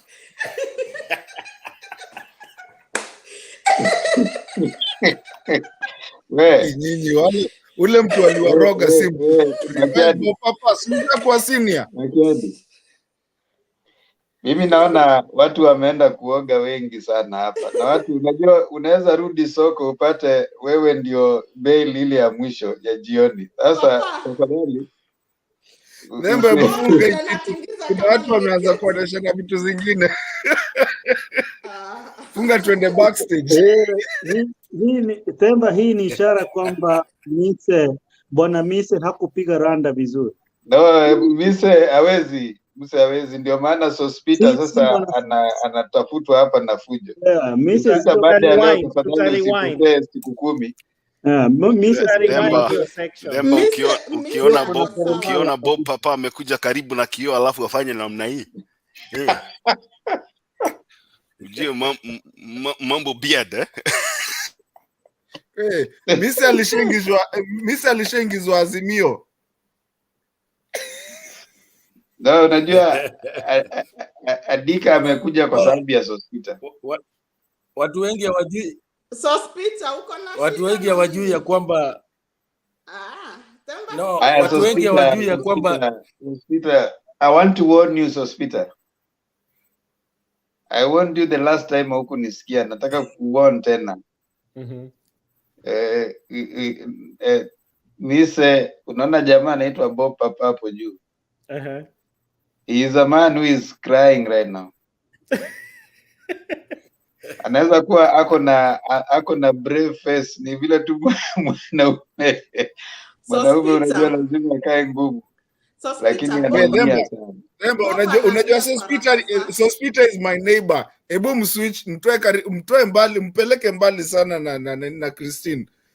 Rudisha Adams hapo, Adams ndio wanaezana. Nataka kuingia show Ndeto usitukazie. Kama Lineta alikuthrow under the bus, even after Temba kutuma link. Unajua na sisi. I don't think you are you aware of what Deep State does? We actually sent Christine to ensure that alete hiyo vote moja ya Mise. Christine ni operative. Kwa hivyo usimwangalie tu hivi, yeye ni operative. Yeye ile ni wakati wa umbea. Wale ambao hapo chini sasa ni wakati wa umbea. Unaweza ukaenda shughuli zako, tunafanya umbea hapa dakika 2-5 hivi alafu tunafunga show. Sasa ni umbea tu. Yaani na msikue watu wanapenda umbea sana. Tokeni hapo muende, tunataka mtoke muende mkalale, wale wanaenda shughuli zingine. Sasa ni umbea tu kidogo. Na umbea ambao tuko nao ni kwamba Papa gave me an assignment to lure Mise by whichever means so that he can vote Azimio, and I think assignment accomplished. Papa Ama, where did you meet Papa in the first place? Return back to base. Returning to base. I have already accomplished the assignments. Where did you meet Papa? Because the last time we checked, you guys nyinyi watu. Kwa hivyo mise sasa story yake inakwisha na Sospita unamweka wapi? So, Peter, as I've always said, I'm very generous, freely given, and I was freely given, and I freely give. So sabuni atitaisha, and kama uko na wasiwasi coke pia iko we can use. Sasa what is the operation? Operation ya Mise ilikuwa ingia Azimio. Operation ya Sospita ni gani na kwa Azimio tayari? Sospita, what unataka tu ku feel ama what do you want? So, Peter, you are going to be milk dry. Inafaa sasa mwanze kuweka Ndemba, inafaa mweke disclaimer kwa kona hapo. Unaona kale ka triangle kanaandikagwa 18 and above. Tunasema ni mbea sasa ule hatuwezi enda digital tukiwa hivi. Hakuna mtu atakubali kupatana na nyinyi. Ukiona investors wanakataa kupatana na nyinyi. Our investor Makiadi, our investor wajui content. I'll be in safari when we start the Makiadi. Yes sir. Makiadi, kuna investor kama wale wanatengeza trust, wanaweza tu partner na sisi. Kisha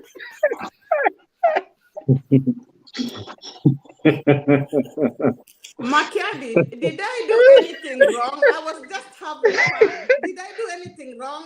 I was dancing and I think I was appropriate. The only thing you did wrong, Christian, is that you took goods from the showroom inside na ukazipeleka kwa barabara. So people just saw them on the road. Those things are supposed to stay in the showroom. Wewe ukazitoa hizo. Pole, nitarudisha. Haya, sasa Mise atarudi kuoga. Yaani hii kitu. Richie Makiadi. Itakuwaje? Mimi nimeinua mikono sasa. Iko tabu gani hiyo ya Christine? Tunaweza edit, haina shida. Tutatoa hiyo kwa sababu Adam, na nimependa kuita Adam hajafurahia. Tutatoa hiyo, tutaedit alafu tuweke disclaimer. Mimi hapa kwa Christine hii kubadilisha mimi nimechoka. Manake sasa nasikia walikuwa na papa alikuwa amemtuma kwa Mise ndio huyo ametoweka, ameachwa amerudi kuoga. Sospita huyo hapa sasa pia mimi naona pia atapelekwa kuoga. Sasa mimi sasa tunashangaa. Hii dunia Sospita usiweke Sospita. Unajua Sospita ni mwandishi wa magazeti bwana. Msimweke kwa hiyo hesabu. Ako na column anaandika kwa Star. Adams, what have I done wrong? Sospita usitutaje tafadhali. Usitutaje. I think kitu Kristo anafanya ni Sospita, unasikia, usitutaje. Usiseme ya kwamba Themba alikuja akaleta patanisho huku juu. Nyuki nitaja nitakuruka. Bob, I like your new name, Bob Papa Senior. That is very nice. It fits you. No, Papa leo aliulizwa kwa nini ameenda senior, akasema ati elections zimekuja kwa sababu Christina amerudi. Alisema Demba aliulizwa na Bernard kwa nini unaenda senior, akasema nimeenda senior kwa sababu elections zimekaribia. Sasa nashanga after election atakuwa nini, ama atakuwa nini, dead? No, elder. Atakuwa elder. No, tulisema Azimio Blue kuanzia, kwa sababu election itakuwa ni Tuesday ama itakuwa lini? Let me check. Election will be on Tuesday. We have same colors. Is it love is blood? Heraremo. Wewe hapana, weka kwa hiyo tuanze kuweka mambo ya mapenzi kwa wewe acha ngangana na Papa na Sospita hapa. Wewe acha maneno yako. So love is never blind. That is a wrong saying. It's just a euphoric. It's never Adams, you blind. didn't hear. I said By the way, love is blood. Love is blood. Yeah, that the one election makes will sense. be on a That one Tuesday. makes sense. So That one makes sense. the election will be on a Tuesday. So starting yeah. So starting that Friday, we'll be putting Azimio Blue. Friday, Saturday, starting Saturday, Sunday, Monday, Tuesday. Alafu party after party. Hiyo wiki yote na vaa blue. Mimi naye nitapiga kura hapa, but by the time elections are being so Speaker, I'm really informed that that you are a journalist. Now, what I want to give you an assignment, and that Christine will accomplish that assignment. Any deep state. It is not me. It is not me, Christine. I cannot highlight that. It is not me. Who? Makiadi. Any deep state has got journalists in their ranks. So as an agent, we are going to recruit you as an agent. Vile tulidup Chebukati na ile interview ya panel journalist wa kimhoji. Some of them are NIS. So I think it's Hospital will give you that job. Don't worry. Very soon. Tarehe 9 tukiingia serikali tutakuchukua kama mmoja wetu wa informers. Yes, Black. We'll be having the 24-hour show on the 8th, from the 8th all through, kwa sababu wa Kenya watakuwa wamevote, wamekuja show ikianza itakuwa sasa tayari kumeanza kuhesabiwa. So tutakuja hapa kama by the time tunakuja sisi hapa already president, yani zitakuwa zimeanza kuroll in results. So tutakaa hapa mpaka asubuhi. Itakuwa tutaacha tu show ikirani. I think in YouTube you can run the whole time, right? Yeah, provisional results zitakuwa zimeanza. Yeah, tutakuwa tunakuja tu hapa, mtu anaenda analala, anaamka, anapata, tuko na kila mtu ni moderator, unaingia tu wewe, unakuja tu unashare tu hapo. Kuna kulala hiyo siku, nani anaenda kulala? Hakuna kulala bana.